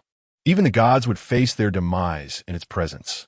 With a sardonic smile, Chu Ming's purple immortal sword erupted in dazzling brilliance. How ostentatious! Chapter 54. I shall surpass him. With a swift motion, I raised my sword, and the heavens trembled, the earth quaked. The colossal blade, formidable in its might, was effortlessly cleaved as if it were mere tofu. Long San's eyes widened in disbelief. He fixated on the divine blade, now reduced to ethereal fragments by a single stroke, his gaze reflecting an unprecedented terror. What immense power is this? What swordsmanship is at play? His ultimate trump card, the Emperor's Law, crumbled within an instant, failing to withstand even a breath's time. When did the realms give rise to such a formidable emperor? How could he have been oblivious to this? Long San had intended to employ the Emperor's Law to vanquish this human emperor, hoping to alleviate the pressure exerted by that glacial sword light. Yet, he could never have anticipated that this human emperor would shatter his Emperor's Law with but a single strike. This was his own creation, the culmination of his life's cultivation. Even a half-step emperor would shun its edge. Impossible. Illusion. This cannot be true. Long San's face chiseled like a statue, contorted with rage, his fury transforming him into a grotesque visage. He was the most powerful emperor of the true dragon lineage, undefeated since his emergence into the world. Armed with his celestial blade, he had vanquished countless foes. Surviving through myriad tribulations, he had comprehended the great Tao through slaughter, and since ascending to the emperor realm, he had encountered no rivals. He was a noble true dragon, pride etched into his very soul. It was not that he could not accept defeat, but rather the absurdity of his downfall that was intolerable. Before Chu Ming, He, the mightiest emperor of the true dragon lineage, appeared as naught but a jest. With but 2 strikes, his resolve was rendered to tatters. His pride, his aloofness, the very essence of his lifelong cultivation, lay feeble and powerless beneath those 2 strokes. I refused to believe it. Long Shan roared in fury, yearning to raise his blade for another confrontation. However, the pristine sword light offered him no such opportunity. As he bellowed, the sword light surged forth. Contrary to the anticipated splatter of blood, all that ensued was a rapid decline in his once formidable aura. His once stalwart form began to stoop, his flowing dark hair swiftly turning to white, and his taut skin becoming riddled with wrinkles in the blink of an eye. The once gallant and spirited Long Shan was instantaneously transformed into a feeble, aged figure, teetering on the brink of twilight. Time! It was the great Tao of time. As he felt the transformation of his body, Long Shan's mind roared in disbelief. The great Tao of time. No wonder. No wonder his emperor's law was so easily vanquished before him. Among the myriad paths of the world, only the passage of time could transcend all. To think that there truly exists a being capable of ascending to emperorhood through the great Tao of time. Long Shan staggered, a bitter and sorrowful smile emerging upon his face. I was right. Unfortunately, there is no reward. Chu Ming spoke coolly, standing amidst the void, his white robes colder than snow. His indifferent gaze gazed down upon the assembly of formidable figures, over 60 emperors, all trembling in fear. 1 strike sent the great chariot of the Tao flying. 2 strikes dealt a grievous blow to Long Shan. The terrifying prowess displayed here has left all the emperors in this realm trembling and shaken to their core. How could such a formidable emperor exist? Long Shan has already reached the pinnacle of emperor status, capable of contending even with a half-step imperial respect. Yet, against the figure before him, he was swiftly defeated in mere moments. This unimaginable strength is truly deserving of the phrase shocking through the ages. Just a few effortless strikes have allowed all present emperors to taste the bitter fruit of despair. The overwhelming might of an imperial respect is palpable, yet Tianyuan and Yelinglong, nestled within the confines of the Yanhuang heaven, were left astounded. Although Tianyuan was well aware of the formidable prowess of his ancestors, he could never have anticipated that Chu Ming would be so extraordinarily powerful. The Xianling clan and the True Dragon clan. These are the 3 giants of the supreme imperial clans. They possess the finest cultivation resources from countless realms, ensuring that any who ascend to emperor status will not be mediocre in strength. Furthermore, Henggu and Long Shan are both renowned figures even among the myriad worlds. To say they are well known would be an understatement. Yet, such formidable adversaries were effortlessly subdued by the ancestors with a single hand. One would have thought that with so many emperors descending upon Yanhuang heaven, even the ancestors, no matter how powerful, would exercise caution. Who could have foreseen that upon arriving, the ancestors would unleash their overwhelming might? After a single strike toppled the chariot of the great Tao, they immediately summoned celestial weapons and activated a supreme formation. In the face of the resistance from the numerous emperors, the imperial weapons descended with unyielding force. 1 sword shattered myriad laws. 2 swords gravely injured Long Shan. The more than 60 emperors who had previously boasted were now filled with nothing but shock and profound fear. 1 person dominated 60 emperors. Is this the grandeur of the human race's emperor? Yet Tianlan's eyes brimmed with tears. He gazed at the distant Wanhun banner and, with a sudden kneel, exclaimed, "Master, do you see this? The human race is finally rising. Your sacrifices were not in vain. The dawn of humanity has arrived. It has truly arrived." Tears streamed down yet Tianlan's face, his expression tinged with a hint of madness. From this day forth, who would dare to look down upon the human race? Who would have the audacity to claim that we have no great emperors? The pent-up resentment of the human race accumulated over millennia is finally released today. Yelinglong's beautiful eyes sparkled with brilliance as she stared dazedly at the solitary figure of Chu Ming in the distance. She felt as if she were bathed in divine light, her spirit cleansed. This is the emperor's stature I yearned for. Even when faced with universal opposition, I remain invincible. The human race's emperor must embody this spirit. Her body trembled with excitement as she let out fervent shouts. In this moment, she felt as though she beheld a deity. She glimpsed the truth of the powerful she had long sought in her life. It is precisely such towering figures that compel one to climb and transcend without hesitation. Even if faced with countless deaths, there would be no regrets. The ancestors are indeed the creators of the Changsheng. I have witnessed it. That sword so beautiful. It is the embodiment of the great Tao of time, a pinnacle of swordsmanship's pride, gazing down upon the world, surveying the vast cosmos, with a spirit that engulfs mountains and rivers, exerting dominion over the heavens for miles. Master, this is the formidable presence I have yearned for. Linglong must surpass him. She must surpass him. As Linglong spoke with increasing fervor, her eyes began to glisten with a dreamy allure. Over the years, she carried a fragment of her master's soul, enduring countless tribulations and witnessing many formidable beings. From a young age, she comprehended that as one of the most feeble races in all realms, her survival hinged upon her relentless pursuit of strength. She dared to strive, she dared to fight, for she yearned to be strong, and even more, she longed to become a powerhouse. And today, it seems she glimpsed the pinnacle she sought in her life. Within her consciousness, a voice of resignation broke through Linglong's reverie.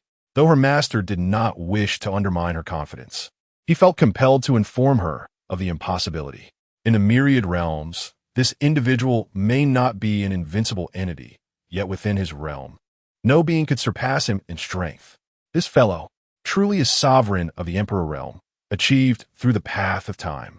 This is a journey to imperial ascendance that cannot be replicated, unparalleled in history.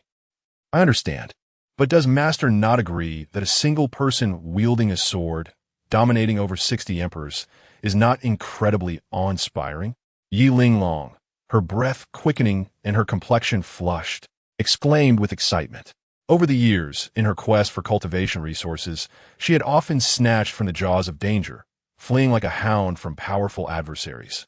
Reduced to utter disgrace, the tyrannical posture of subduing numerous foes was a magnificent scene she could only dream of.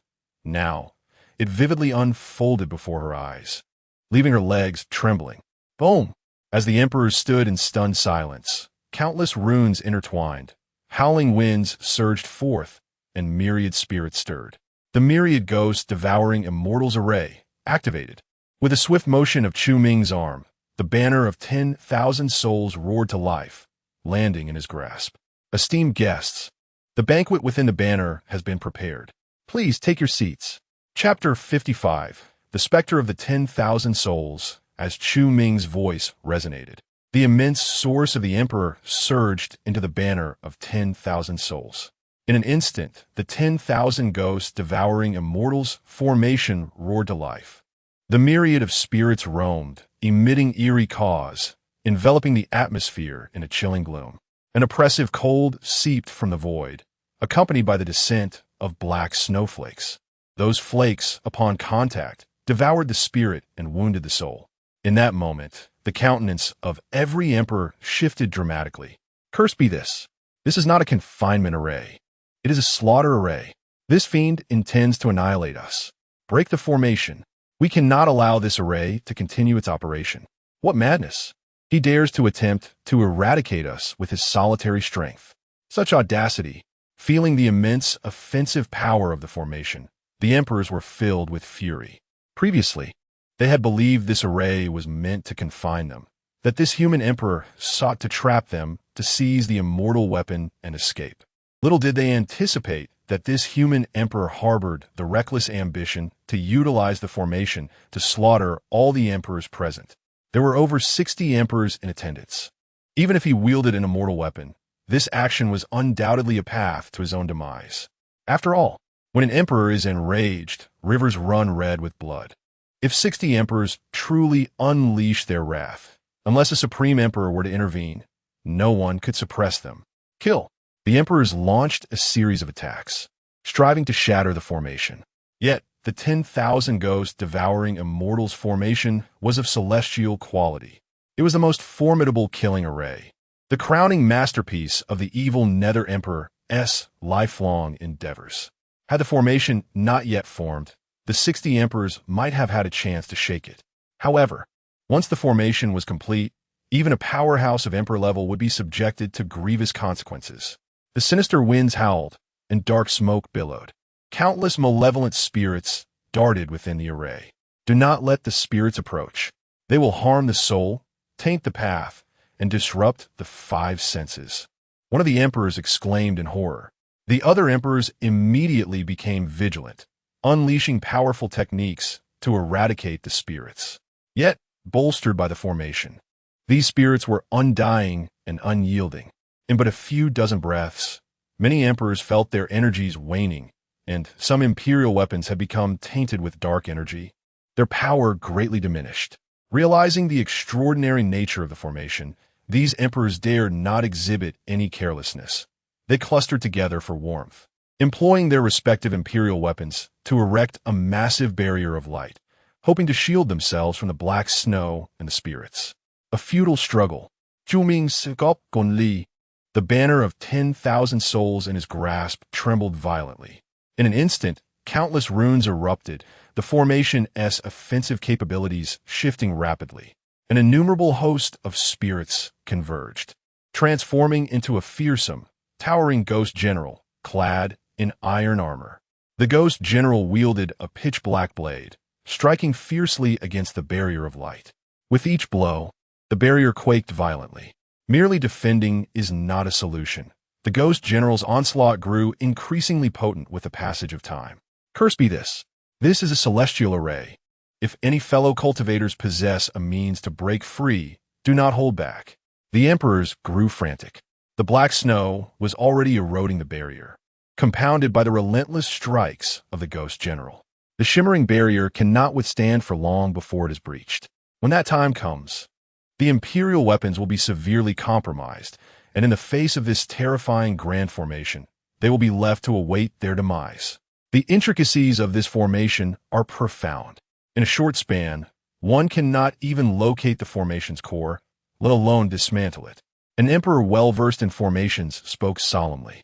Just as many emperors wore expressions of despair, a figure stepped forward, tall and resolute. He donned a crimson robe adorned with exquisite spiritual plant patterns. It was the ancient emperor. Such a mere celestial-grade formation is hardly worth concern, he declared with an air of authority. Upon hearing his words, the other emperors could not help but twitch their lips, a wave of embarrassment washing over them. Do you require a reminder of your own folly? In all the realms, anything associated with the term celestial is anything but simple. Let us see how I shall dismantle this formation. The ancient emperor was evidently confident, possessing a solid plan. Enough with the idle chatter. If you can break it, do so quickly. This madman harbors murderous intent towards us. If we do not dismantle the formation soon, our entire clan shall be shrouded in mourning. An emperor urged impatiently.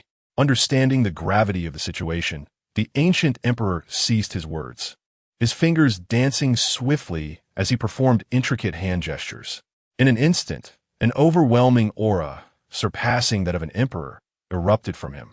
Descendants of the Xianling clan, I implore the ancestor to manifest a fragment of your soul. He bellowed, crushing an ancient jade pendant in his grasp. This was his strongest trump card, without exception. Within the pendant resided a sliver of the ancestor's unique soul, imbued with a trace of imperial power. Though it was but a fragment, even a hint of imperial-level strength was beyond the capability of an emperor to contend with.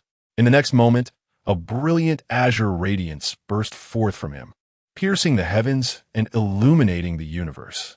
The magnificent light surged across the expanse, then coiled back, manifesting behind the ancient emperor as a 3-zhang-tall figure, exuding an ethereal presence. It was an elder, his snow-white hair billowing in the wind, his lean features betraying no signs of age. His bright eyes resembled two radiant suns, reflecting a piercing gaze that captivated the heart and soul. Boom! Boom! Boom! As this figure emerged, the very fabric of the cosmos trembled.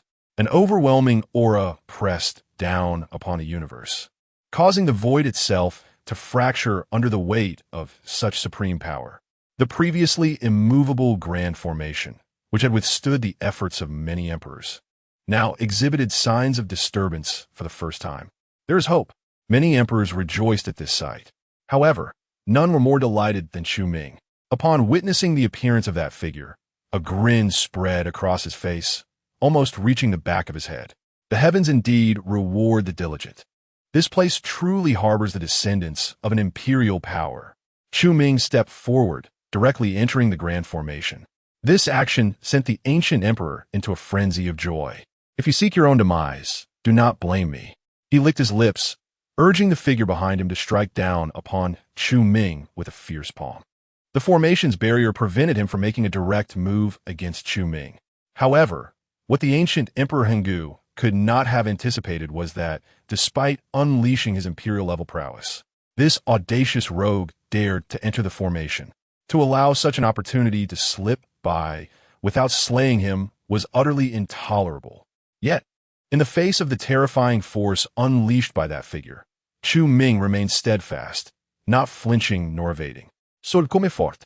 With a sudden thrust, the wandering soul's banner surged forward. As the purple radiance erupted, dozens of chains, forged from runes, howled forth from the banner, hurtling towards the elder with ferocity. Pathetic tricks. Emperor Henggu scoffed disdainfully, promptly summoning the imperial soul behind him to counter. The elder waved his arm, causing his wide sleeves to flutter, and the space around him rippled towards the approaching chains. However, the chains remained unaffected, and to Henggu's disbelief, they coiled tightly around the elder's neck. At that moment, the elder's palm struck Chu Ming. With a resounding crash, half of Chu Ming's body was obliterated, flesh and blood exploding in a gruesome display. This scene left the attending emperors aghast, but before they could revel in their anticipation, Chu Ming calmly spoke. Reversal. In an instant, the scattered blood and flesh surged back into his form, restoring him in the blink of an eye. The emperors stood in stunned silence, their skin crawling. Come to me. Chu Ming yanked the wandering soul's banner forcefully. The chains tightened, and the elder's ethereal form was wrenched away from Emperor Henggu's body. No! Emperor Henggu cried out in despair, reaching out to grasp the elder's figure, but proved futile. The elder was rudely yanked beyond the veil of light by the chains.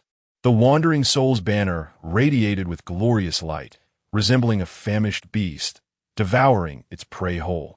Return the elder to me. Emperor Henggu roared in furious exasperation.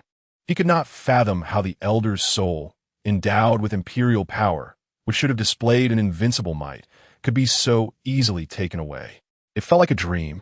Chu Ming shook the wandering soul's banner in his hand, a smile gracing his lips as he said, Do not fret. Soon, you shall join him. Chapter 56. Granting you eternal life and creation. The emperor trapped within the formation was filled with confusion. What was happening? Such formidable power, at the level of an emperor, was simply taken away by a celestial weapon? The fleeting hope of breaking free from the formation was instantly shattered. How had this individual managed it? That was emperor-level power. A mere touch from such a being could cause grievous harm. Yet, in his hands, not even a ripple was stirred. This was utterly astonishing. Since when could an emperor transcend the chasm and stand shoulder to shoulder with a divine emperor? What a farcical notion. How could such an absurdity come to pass? In an instant, the emperors present began to feel an unsettling anxiety, cold sweat trickling down their backs, as if they were being pricked by 1,000 needles. Who are you? What do you intend to do? Reveal yourself, bellowed an irate emperor. When under a roof, one must bow their head. Chu Ming's overwhelming display of power instilled a profound sense of crisis in them, forcing these proud emperors to lower their noble heads. Chu Ming Sumai Fai Li, playing with the wand of 10,000 souls in his hand, and mockingly said, What do you all take me for? A kidnapper? A bandit? I am merely a humble emperor of the human race. Today, by sheer luck, I have managed to ensnare you in this formation. It is merely a stroke of fortune. What ill intentions could I possibly harbor? I know that you all aspire to the great Tao, so I have come to bestow upon you opportunities. The assembled emperors felt a flush of embarrassment, completely disregarding Chu Ming's polite rhetoric. My friend, could you please cease the operation of the formation? We can discuss matters. This time, my royal Yinling clan concedes. Our 3 emperors withdraw from this contest for the celestial weapon. Please allow us to leave. Spoke an emperor of the Yinling clan earnestly. Their expedition had been nothing more than a frivolous venture, and they had not anticipated such an unwarranted calamity. With only 5 emperors in their clan, losing 2 or 3 in this place would spell doom for the entire Yinling clan. Once the Yinling clan spoke up, numerous other emperors, lacking substantial backing, began to voice their desire to withdraw from the contest for the celestial weapon. Our Spirit Fox clan is willing to ally with the human race, never to betray. I can leave behind the emperor weapon with allies from the human race. Prosperity is destined. Such celestial artifacts ought to be in human hands. I am willing to offer a rare divine material, so please allow me to depart. Seeing the other emperors completely terrified by Chu Ming, the ancient emperor felt a mix of frustration and disappointment. Why are you all so cowardly? I refuse to believe he truly dares to annihilate us all here. He is merely one emperor. Does he truly think that with a celestial weapon he can be invincible? With so many emperors from myriad races, does he believe the human race can overturn the heavens? If we perish, our clans will surely avenge us. To grovel and plead for mercy is to invite humiliation. The ancient emperor spoke passionately, his eyes fixed fiercely upon Chu Ming. If looks could kill, Chu Ming would have been torn to shreds. Inspired by the ancient emperor's resolute stance, an emperor from supreme lineage immediately agreed. What Brother Ancient says is most reasonable. A great emperor stepped forward, addressing Chu Ming with a commanding voice. I advise you to cease your actions at once and surrender the celestial weapon. Otherwise, you shall face consequences beyond your comprehension. As a member of the Sin clan, how dare you covet a celestial weapon? You have already chosen your path to demise. Immediately halt the operation of the formation. A cultivator from the Sin clan has already received the grace of myriad races merely by surviving. Should you persist in your folly, there shall be no place for you in the realms of existence. As the emperors spoke with increasing fervor, they stood tall and confident, their commanding presence evident. Their domineering demeanor left Chu Ming profoundly shaken. For a fleeting moment, he questioned whether he had truly subdued them or if these arrogant emperors were, in fact, subduing him. Despite having their lives within his grasp, they maintained an air of superiority, displaying an astonishing level of audacity. Indeed, the tenacity of the myriad races was nothing short of remarkable. Narrowing his eyes, he did not command the ghostly general to cease his assault on the barrier, but instead posed a question. You repeatedly refer to the Sin clan. What sins have my people committed? During his time in the Sea of Realms, he had learned of humanity's designation as a Sin clan. Regrettably, in a fit of fervor, he had dispatched an individual without obtaining answers. Now, with the barrier weakening, he seized the opportunity to inquire further. He was eager to discover the origins of humanity's alleged sins. What sin? A knowledgeable individual boldly declared, filled with righteous indignation. Humanity has colluded with the otherworldly demons, attempting to overthrow the myriad realms. Otherworldly demons? Chu Ming furrowed his brow and retrieved a head emanating dark, demonic energy from his storage ring, inquiring, what of this? The emperors gazed at the head in his hand. Their expressions varied. Most appeared perplexed, clearly unaware of its origin, while a select few displayed expressions of shock and anger. Very well, judging by your expressions, I have discerned the answer. Chu Ming calmly stored the head back in his ring. Indeed, the so-called otherworldly demons mentioned by these emperors were formidable beings from another realm. Was this the basis for humanity being labeled a Sin clan? So was taking a deep breath. Chu Ming looked skyward, closing his eyes tightly in an effort to suppress the surging killing intent within him. To have colluded with otherworldly demons. The fact that your people still exist is a monumental grace from the 3 esteemed emperors. Should you dare to act against us today, humanity shall be erased from the myriad realms. Humanity has erred once. Surrendering the celestial weapon and atoning for your sins is the only path to redemption, proclaimed several emperors from the supreme clans. Each word struck Chu Ming's heart like a sharp blade, sending a chilling sensation coursing through him. Moments later, he slowly opened his eyes, a faint, inscrutable smile gracing his lips.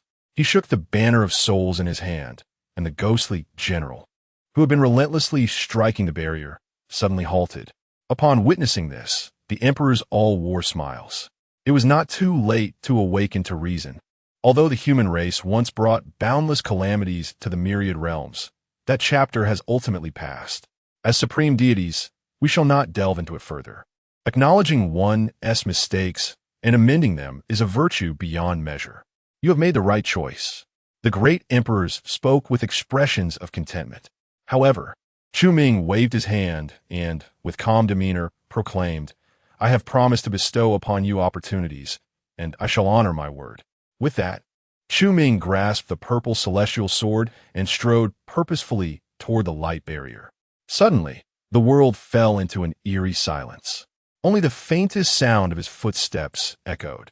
Step by step, the atmosphere grew palpably tense, and the great emperors exchanged glances, uncertain of Chu Ming's intentions. In that moment, they sensed an overwhelming, suppressed killing intent emanating from Chu Ming. This pure, murderous aura enveloped him, lingering and intensifying. Step by step, he approached the light barrier, his deep-set eyes reflecting a torrent of formidable killing intent, akin to a surging flood. "Kill!" he bellowed in a low voice. The purple celestial sword in his hand erupted with unparalleled brilliance, striking fiercely against the light barrier. The earth trembled, and the heavens quaked. This strike was terrifyingly powerful, causing the entire barrier to sway perilously under the onslaught of the sword's radiance. Its might dwarfed that of the previous attacks from the ghostly generals, rendering them insignificant by comparison. The sudden ferocity of the assault left many emperors in a daze. Several imperial weapons dimmed in the wake of this strike, their essence dissipating, leaving their wielders to suffer the backlash, spitting blood and sustaining grave injuries. "Human Emperor, what are you doing?" One of the emperors roared in fury. Chu Ming remained unfazed, relentlessly hacking at the light barrier with his sword. One strike after another. His expression was frenzied, his visage contorted, as his eyes blazed with a crimson light, illuminating a scene of carnage. "Ha ha! You accuse my human race of colluding with the otherworldly demons, seeking to overturn the myriad realms? Today, I shall demonstrate the upheaval for you. Witness how my human race can overthrow the myriad realms without the need for such alliances. You wretches, I shall personally grant you a glimpse of eternal transformation." Chapter 57. The sword cuts the body. The banner collects the soul. Chu Ming was engulfed in uncontrollable fury. He could hardly fathom that the reason humanity had been deemed a sinning race by the myriad realms was due to collusion with the extraterrestrial demons. One absurd jest.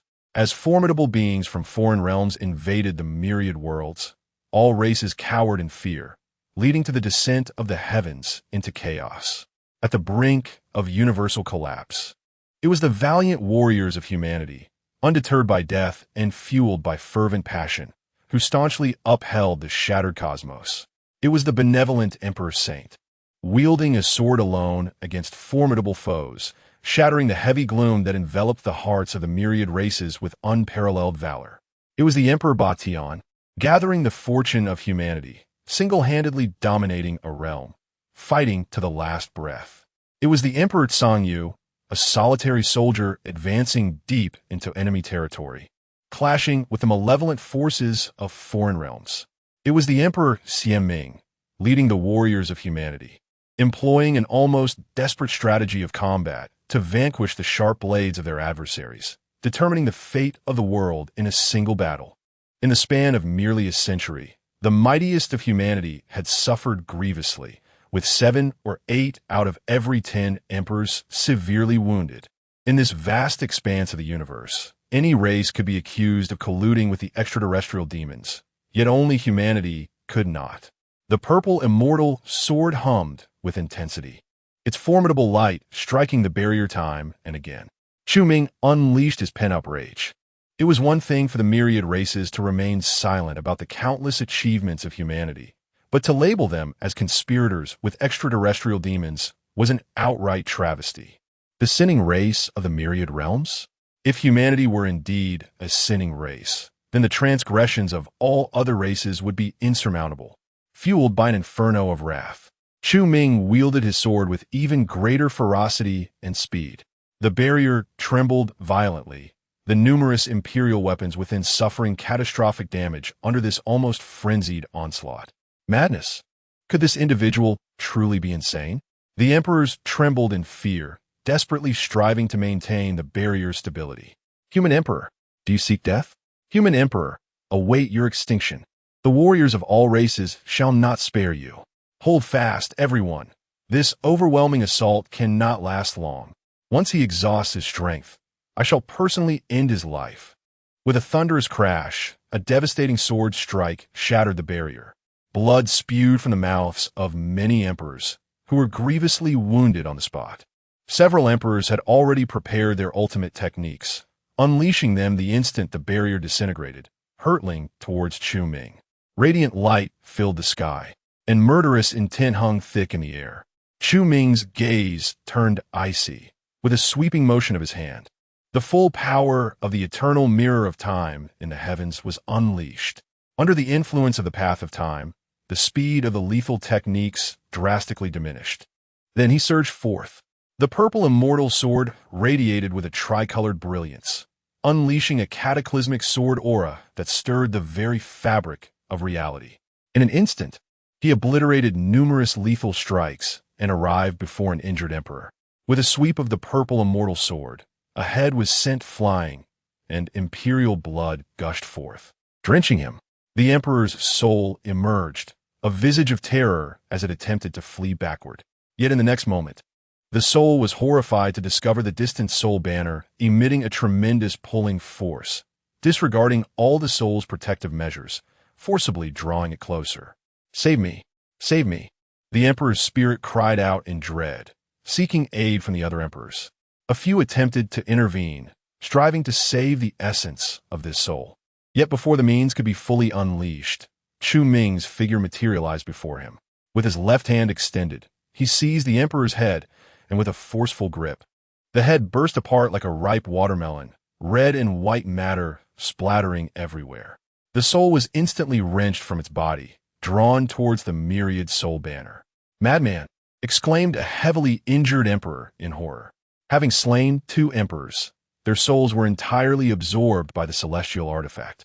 This left the emperors present in a state of profound dread. They attempted to deploy their powers to break the Great Formation and escape, but Chu Ming would not grant them the opportunity. Whoosh, whoosh, whoosh.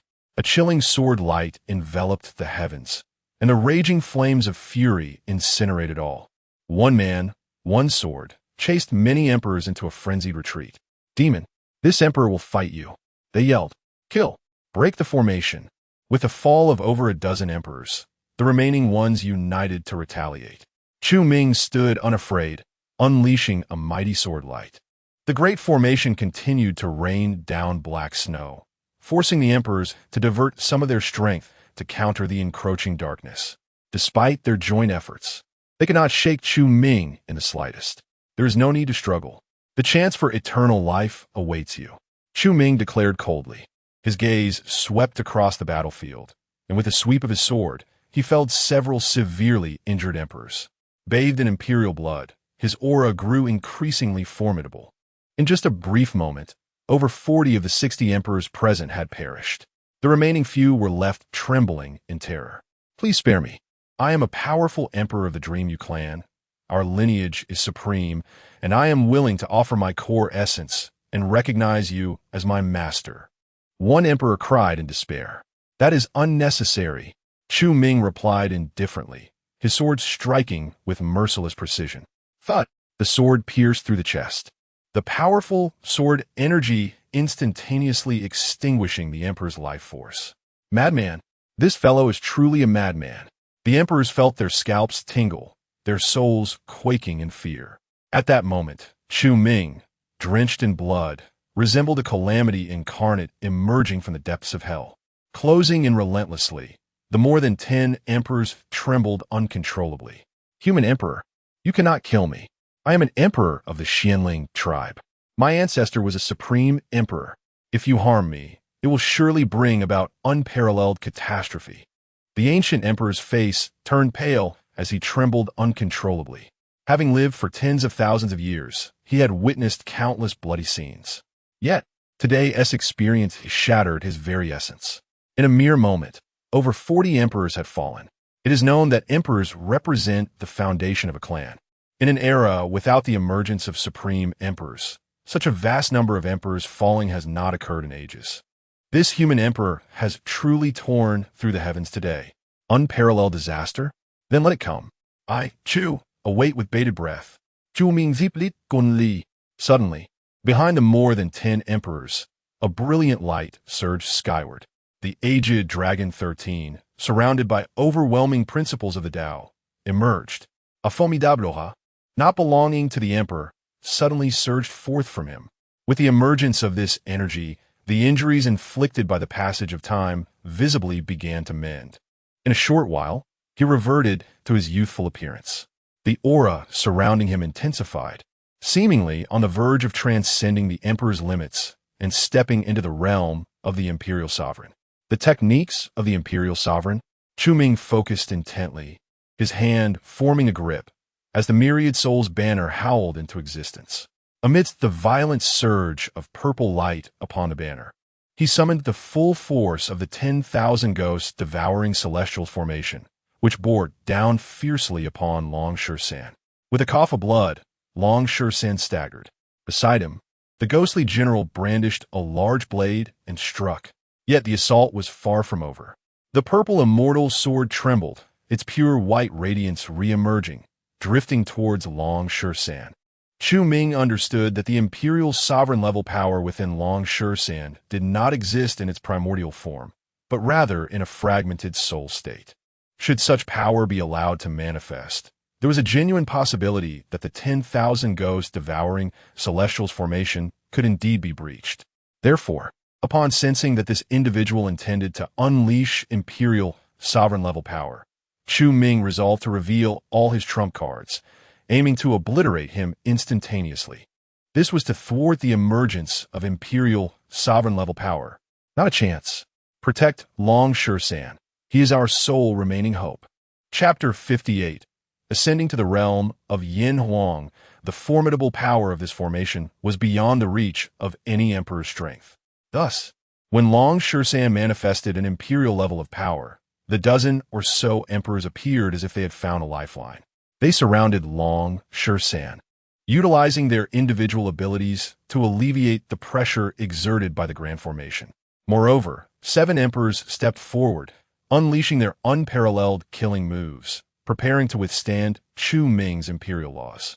In a mere quarter of an hour, over 40 emperors fell to Chu Ming's terrifying prowess, instilling dread in their hearts. The opportunity for immortality had arrived. Why then? Should they refuse? Chu Ming's murderous intent surged fiercely. With a decisive stomp, the mirror of eternal years suspended in the heavens erupted with immense power. The invisible path of time unfurled downward, intertwining with the imperial laws.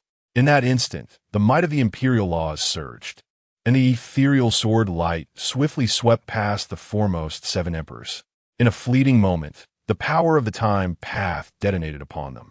Their appearances drastically altered. Vitality drained. The 7 emperors hastily activated their own paths to resist the encroachment of time. Yet in the next heartbeat, the ghostly general's blade descended with ferocity. A thunderous roar echoed, for the 7 emperors were cleaved in two, while the remaining 3 were violently hurled away, their fates unknown. The sword's might remained unabated, sweeping through the remaining 6 emperors, already burdened by the immense pressure of the 10,000 ghosts devouring immortals' formation. They were gravely wounded in an instant as the sword energy passed through. Long San suffered the most, under the tremendous strain of the formation. His imperial body shattered inch by inch. Coupled with the impact of the imperial level power, he exploded into a crimson blossom of blood. No! Hungu's eyes widened in horror, his voice rising in lament. There is no need for sorrow. He has attained immortality. Chu Ming remarked, his tone detached. Hunggu, the emperor, glared with icy disdain, his gaze as sharp as a blade. Suddenly, he erupted into maniacal laughter. Ha ha ha! Human emperors, you have led your kin down the path of annihilation. The myriad races will avenge us. I await you on the road to the Yellow Springs, awaiting to witness how the human race meets its demise. With the sole hope of breaking the formation extinguished, Hunggu understood he had no path to survival. He spat venomous words toward Chu Ming. Fear not. The road to the Yellow Springs does not yet hold the right to claim you. Chu Ming replied coolly. Hunggu seemed to recall something, laughing wildly. You wish to claim my soul? Such folly. He erupted with the brilliance of his path, preparing to self-destruct. Before me, you lack the qualification to self-destruct. Chu Ming's gulp, raising his sword to deliver a fierce strike. This blade, imbued with the essence of the time path, bizarrely forced the white light surrounding Hunggu back. With a flash, the sword light vanished, and the head flew from his shoulders, blood spraying forth as Hunggu met his end. Upon the banner of countless souls, a purple light shone, and his soul was ruthlessly drawn into the banner. Predecessor, I can serve you as a slave or a servant. Spare my life. Do not kill me. I am willing to give everything. What use are your pleas? The powerful of the myriad races will seek vengeance for us. Predecessor, I can cultivate with you, assisting in your advancement. Spare me, spare my life. The remaining 4 great emperors trembled in supplication, yet Chu Ming remained unmoved. With swift motions, he wielded his long sword, unleashing a series of sharp sword energies. In less than a quarter of an hour, all 63 great emperors were vanquished, their souls captured within the soul banner. His indifferent gaze swept across the scattered remnants of limbs in the void, and with a slight shake of the soul banner, Chu Ming dismantled the array that devoured the spirits of the deceased. He then turned and walked towards the Tianyuan heaven. Yi Tianlan and Yi Linglong gazed at the multitude of fallen emperors, engulfed in a surreal sense of disbelief. Within a mere quarter of an hour, 63 great emperors had been subdued. Such an act was beyond their wildest dreams. Each of these emperors possessed the terrifying power to annihilate the Tianyuan heaven, capable of effortlessly obliterating the entire human race. Yet, in the hands of Chu Ming, they fell as easily as chopping vegetables, an indication of an entirely different caliber of existence. This power was simply appalling. As Chu Ming approached, Yi Tianlan suppressed the terror within, hastily stepping forward to kneel upon one knee in greeting. I am Yi Tianlan, a descendant of the human race, and I pay my respects to the ancestors. Yi Linglong followed suit, trembling with excitement as she exclaimed, We welcome the ancestors back to the human race. Chu Ming glanced at the two, offering a slight nod as he calmly instructed. Clean the battlefield. The bodies of the emperors contain Tao principles that can enhance the spiritual energy of our world. With that, he stepped into the Tianyuan heaven. This realm was not particularly vast, and the intensity of the Tao principles was rather low. Not to mention great emperors. Even sages could easily tear through the fabric of space in this world. Chu Ming pondered briefly before stepping into the clouds, surveying the expanse of this realm for half an hour. The sparse spiritual energy rendered the innate talents of the human descendants generally mediocre. The lack of resources meant that the elevation of their realms could only be achieved through the slow passage of time. The crude and poorly crafted cultivation methods failed to tap into their inherent potential. In this world, far too many humans merely existed, exhausting themselves just to survive. Numbness, fatigue, and suffering plagued them. In their eyes, Chu Ming saw no yearning for life, but rather a suffocating sense of oppression. Ancestor, the battlefield has been cleared, Yi Tianlan declared, approaching Chu Ming with both hands cradling several storage rings, speaking respectfully. Chu Ming turned to Yi Tianlan and inquired, Are you afraid after witnessing my slaying of so many great emperors today? Yi Tianlan contemplated for a moment, his expression grave as he replied, In response to the ancestor, I was indeed fearful before. However, after cleaning the battlefield, I not only feel no fear, but rather a sense of anticipation. Truth be told, he was genuinely afraid. Chu Ming's methods were exceedingly ruthless, with a single strike. He had slaughtered 63 great emperors, thrusting the human race into a perilous situation. Within 3 days, those great clans would undoubtedly retaliate in bloodshed. This was certainly not favorable for humanity. Chu Ming smiled faintly, nodding slightly. It is natural to feel fear. In truth, even I harbor some fear. Yi Tianyuan sleeps taichet, casting a peculiar glance at Chu Ming, as if to say, "You fear, yet still left none alive?" Chu Ming discerned the doubt in Yeshenlin's eyes and chuckled softly. "Some matters must be confronted head-on. Do you truly believe that even if I, a sovereign, spare my hand today, humanity will escape the precipice? Such a notion is utterly implausible. The mere existence of the 10,000 Souls banner, an artifact of celestial origin, suffices to threaten the very existence of humankind. The cosmos is undergoing a profound transformation. Numerous sovereigns are gathering the fortitude to challenge the Empyrean realm, rendering celestial artifacts an irresistible allure for them. Moreover, time is running short for the myriad realms. I must administer a potent remedy to humanity. In the future, formidable beings will traverse the heavens, and the foreign realms are already pressing against the barriers. According to my calculations, humanity has no more than a decade left.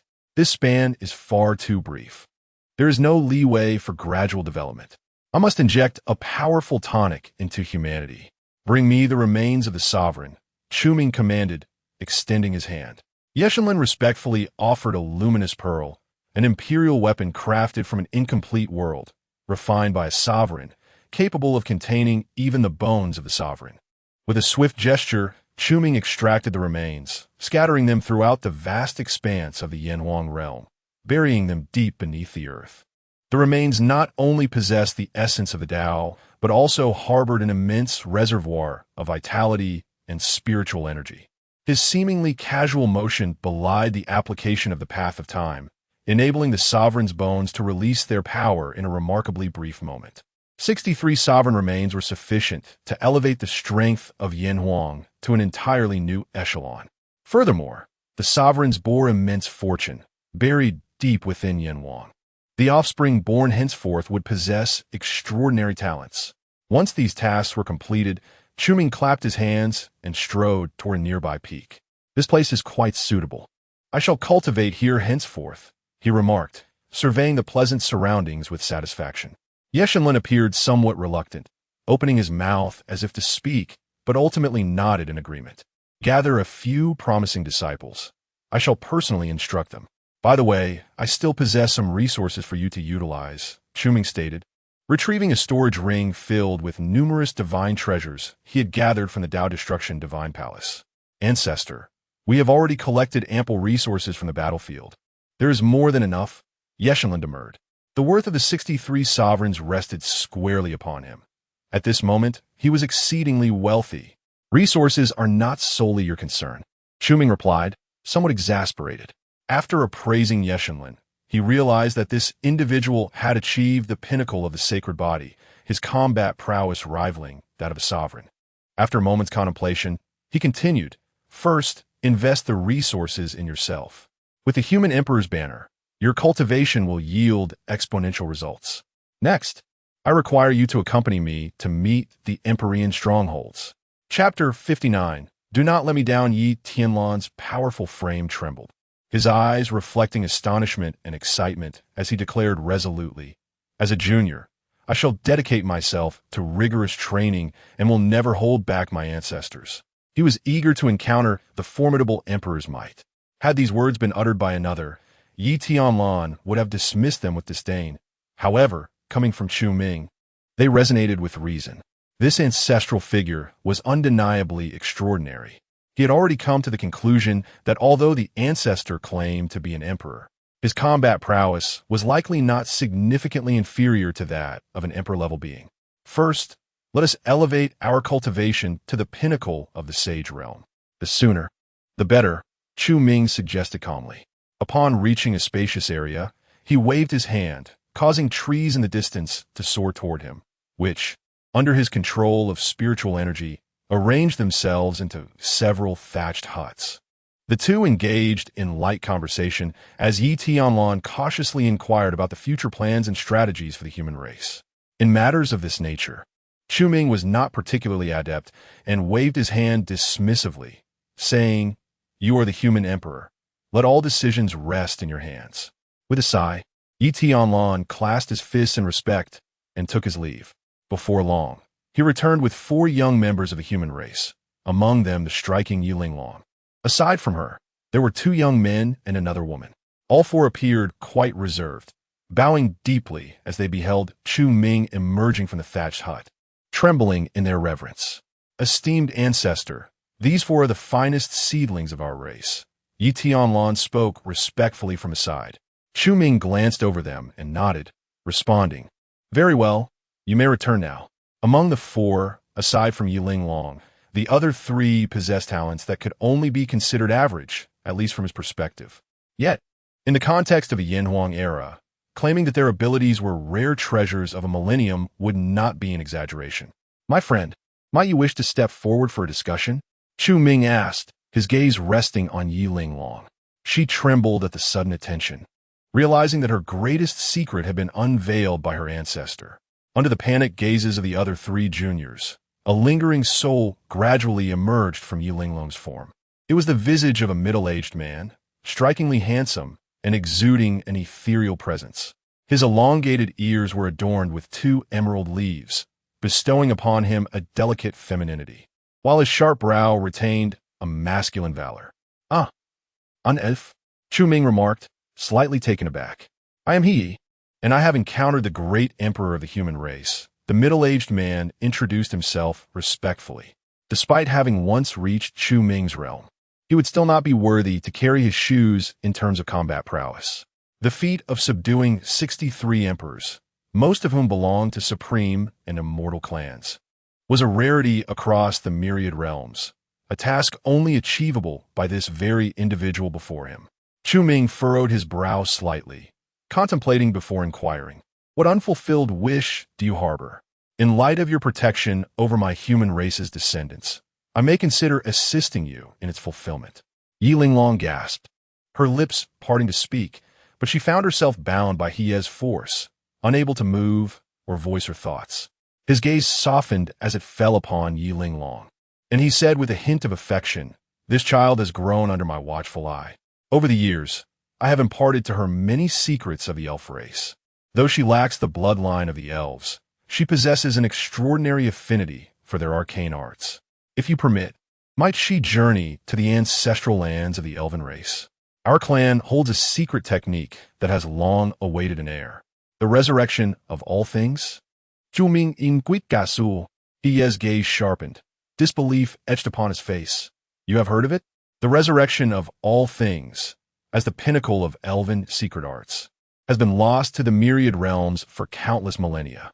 Even among the elven kin, only a select few in positions of power are privy to its existence.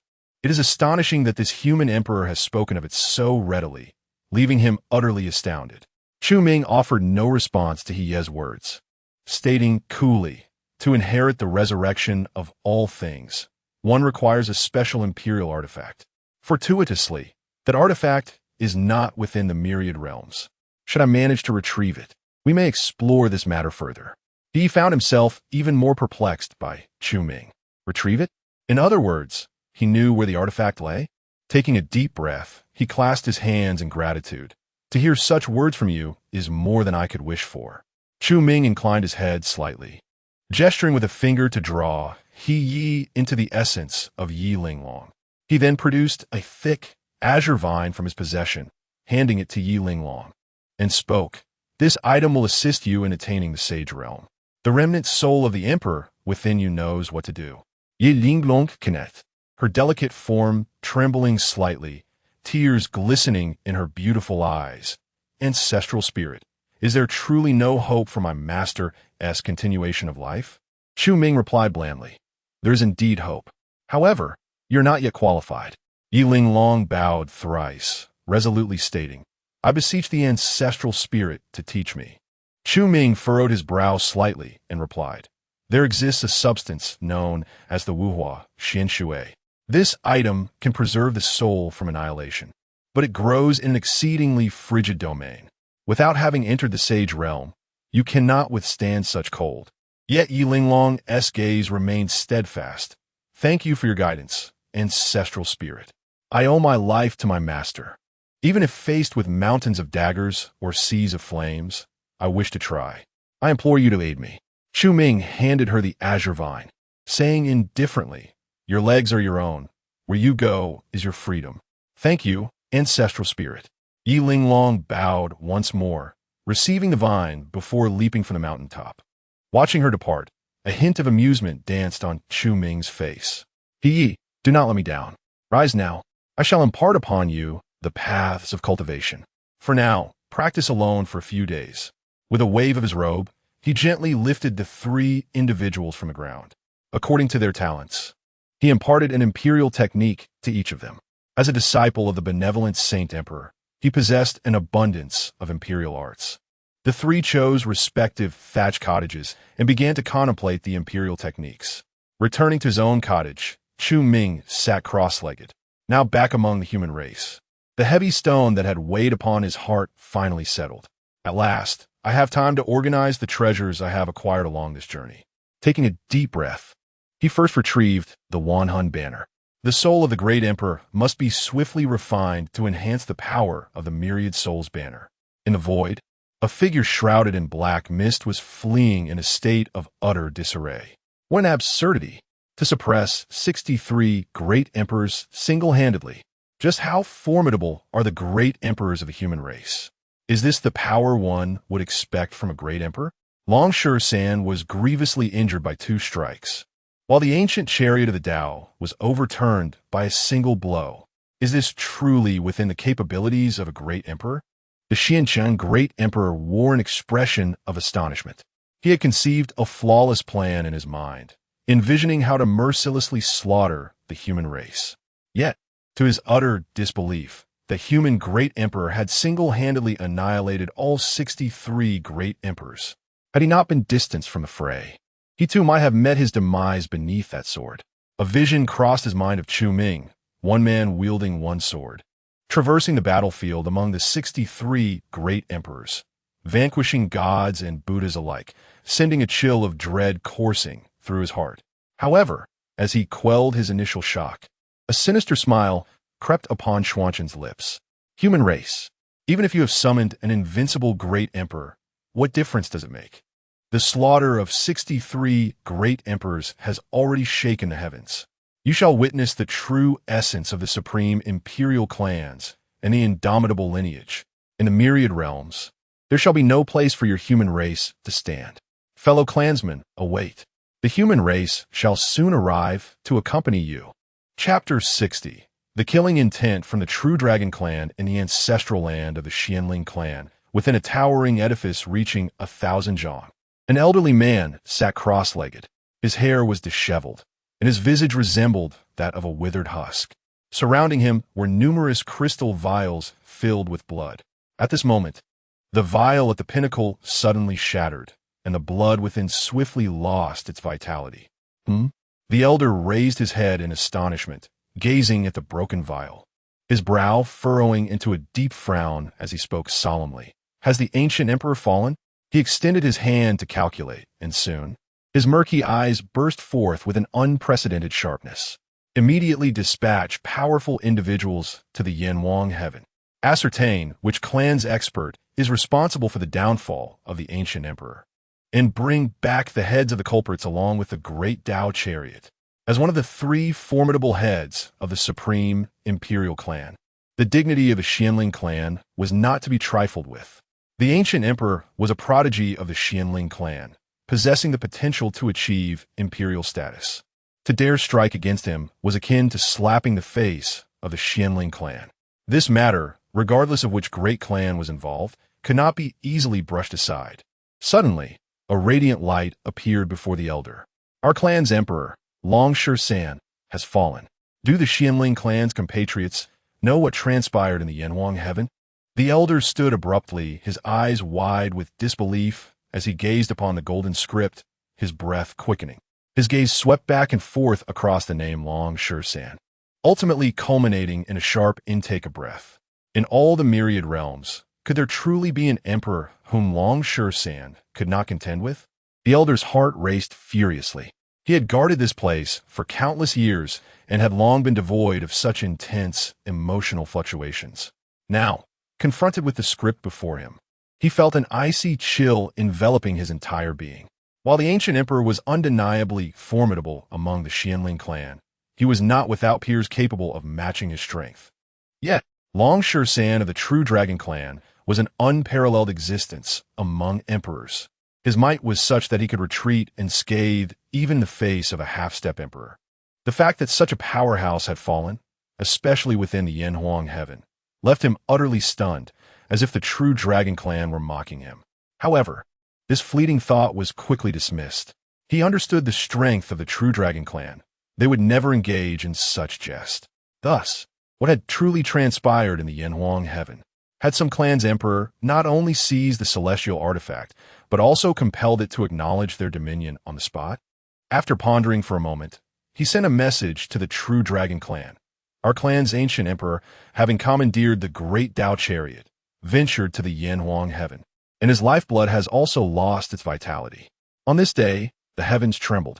Supreme imperial clans and immortal families learned through various channels of their respective emperor's demise. As they inquired amongst themselves, they were stunned to discover that the first batch of emperors sent to investigate the existence of the celestial artifact in the Yanhuang heaven had all perished. In an instant, numerous imperial clans and great families fell into silence. My heavens, Long San has fallen. What? That individual was already invincible among emperors. Who could have slain him? What a jest! How terrifying! I have heard that this individual possesses techniques of imperial prestige. Fortunately, our clan only dispatched someone of moderate strength. But what on earth transpired in the realm of Yanhuang? Even if someone were to seize an immortal artifact, such overwhelming might seems implausible.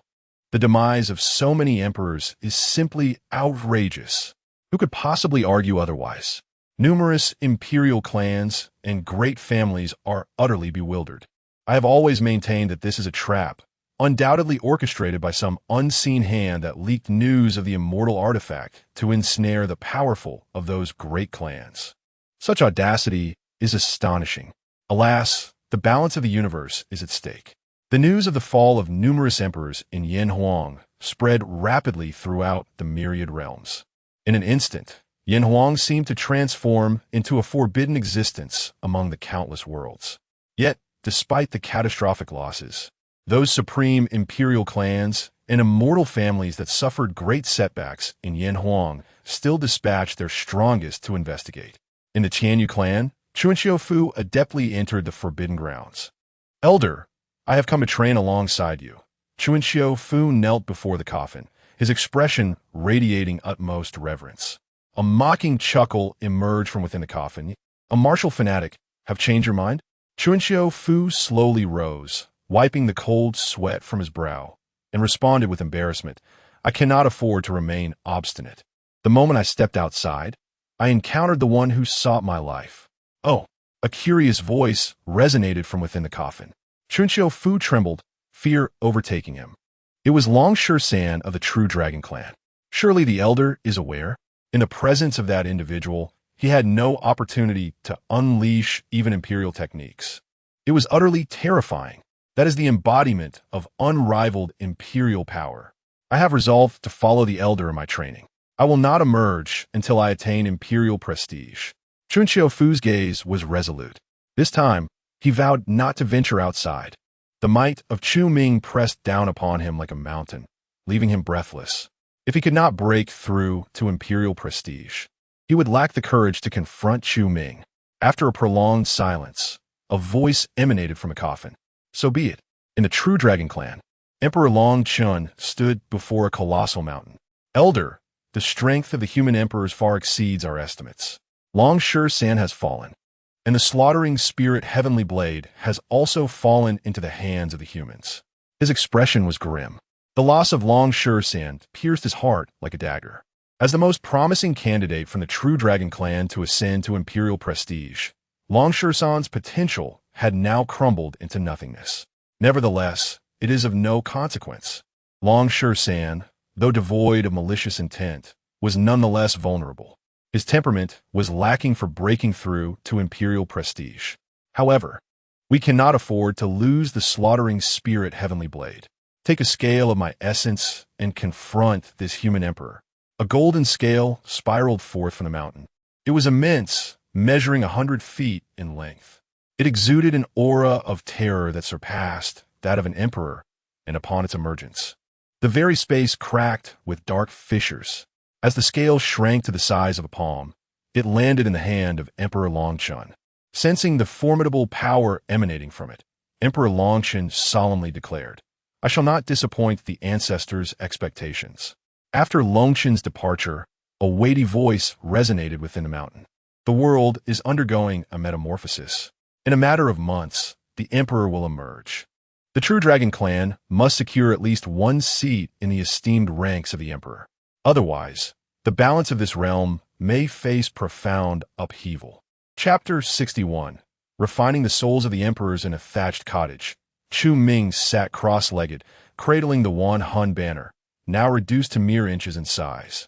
The majestic essence of the emperors surged within it, illuminating the numerous runes that flickered incessantly, enveloped by a power of refinement that shrouded the small banner. Human emperor, you shall not meet a good end. I am a powerful being of the imperial clan. Release me at once, or you shall face consequences beyond your capacity to endure. You wretched human, you will pay an unimaginable price for your actions today. Dare to refine my soul, and when my kin arrives, they will extract your soul and refine your essence, subjecting you to the harshest tortures of this world. I curse you to suffer the backlash of the great Tao. Your imperial body crumbling, your imperial blood tainted. You will slay those you cherish, forsaken by all, left in utter solitude, born without life yet surrounded by descendants. How audacious! You sinful clan, dare to strike at me, and you shall incur the wrath of heaven. The anguished cries of numerous emperors' souls echoed in despair. Under the relentless power of refinement, they endured unimaginable torment. Unperturbed by the venomous curses emanating from the Hun banner, Chu Ming maintained his composure, resolutely refining the souls of the emperors. As time passed, the wails of agony grew feebler, eventually fading into silence. The souls of the emperors have been entirely refined. With these souls bolstering its power, the Hun banner regained much of its former strength. Chu Ming gazed at the resplendent purple glow of the banner, a smile gracing his lips. As the most formidable weapon of the human race, the Hun banner even surpassed the Tianyuan supreme sword. It is a treasure of the soul path, capable of absorbing the souls of all beings and refining them into spectral forms, retaining fragments of their former strength for combat. Any soul before it is utterly restrained. Should the Hun banner regain its peak form, it would stand undaunted even against imperial lords. Such divine might is unparalleled across the myriad realms. Next, it was time to refine the remnant soul of the imperial lord. A serious expression crossed Chu Ming's face. The souls of the emperors were merely appetizers.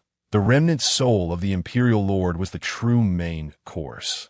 Previously summoned by Gu, the remnant soul of the imperial lord was easily captured by the Hun banner due to the absence of a vessel, nearly eliciting a laugh from Chu Ming. After all, even a remnant soul of the imperial lord vastly surpassed that of an emperor. The power contained within them was worlds apart. Moreover, the remnant soul of the imperial lord possessed remarkable malleability, capable of being refined into a primary soul that could command all souls. Taking a deep breath, Chu Ming merged his consciousness with the Hun banner. His gaze swept across the dazed faces of the emperor's souls, finally resting upon the remnant soul of the imperial lord. At this moment, the remnant soul was bound tightly by dozens of chains, resembling a tightly wrapped zongzi. It thrashed violently, emitting a formidable power from its essence that caused the chains to clank. Even though the chains possessed the power to suppress the souls, the remnant soul of the imperial lord still exuded overwhelming strength, hinting at the potential to break free. With a decisive gesture, Chu Ming summoned forth vibrant green flames that enveloped the remnant soul of the imperial lord. This particular remnant soul was exceptionally unique, devoid of consciousness, representing an exceedingly pure form of spiritual essence. Even enveloped in flames, he merely struggled instinctively, unlike the previous emperor who resorted to curses and insults. Amidst the violent thrashing, the chains rattled ominously, on the verge of breaking. Chu Ming's fingers danced deftly, unleashing ancient runes that spiraled forth, branding themselves onto the brow of the remnants of the emperor's soul.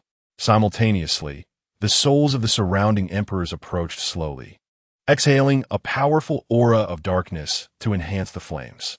One rune after another embedded themselves within the remnants of the emperor's soul, transforming its form significantly, elevating its spirit to a towering height of 3 zhang. Numerous flames soared, twisting and coalescing into verdant armor that enveloped him. In the shadows, a flicker of violet light emerged. 10 ghost kings revealed themselves from the darkness, clad in purple armor, their gazes fixated on the remnants of the emperor's soul. In the next instant, a drop of blood, infused with boundless vitality, descended from the heavens. This was Chu Ming's imperial blood. It landed squarely on the forehead of the emperor's remnants, and in an instant, crimson flames ignited within its eyes. A terrifying power, rivaling that of the emperor, surged forth from the remnants of the emperor's soul. A vast force erupted, overwhelming the surroundings. The 10 ghost kings, 70 emperor souls, and countless specters all knelt in reverence, welcoming the birth of their new sovereign, the ghost emperor, more perfect than one could imagine. Chu Ming felt a surge of exhilaration. Though this ghost emperor currently possessed the cultivation of an emperor, it bore the potential for growth. As long as it devoured sufficient souls, it would ascend in power akin to a practitioner. Furthermore, the might of the myriad souls banner was unparalleled, with its effects vastly differing between those with a master soul and those without. With 1 ghost emperor, 10 ghost kings, and 70 emperor souls, only 2 more were needed to complete the number required for the earthly calamity. At that moment, the power of the myriad souls banner would undergo a qualitative transformation. Chu Ming felt a wave of anticipation. Once he gathered 72 emperor souls, he would be able to forge the soul-devouring ring. At that point, the ghost emperor's strength would experience a comprehensive enhancement. Truly, it was all thanks to the senior from the abyss of evil. Although its raw power might rank lowest among the 4 emperors, the myriad souls banner crafted was unparalleled in history, earning the respect even of his master. Gazing at the purple banner in his hand and feeling the vast power within it, Chu Ming beamed with joy. Casually, he tossed it aside, and the myriad souls banner vanished into the void.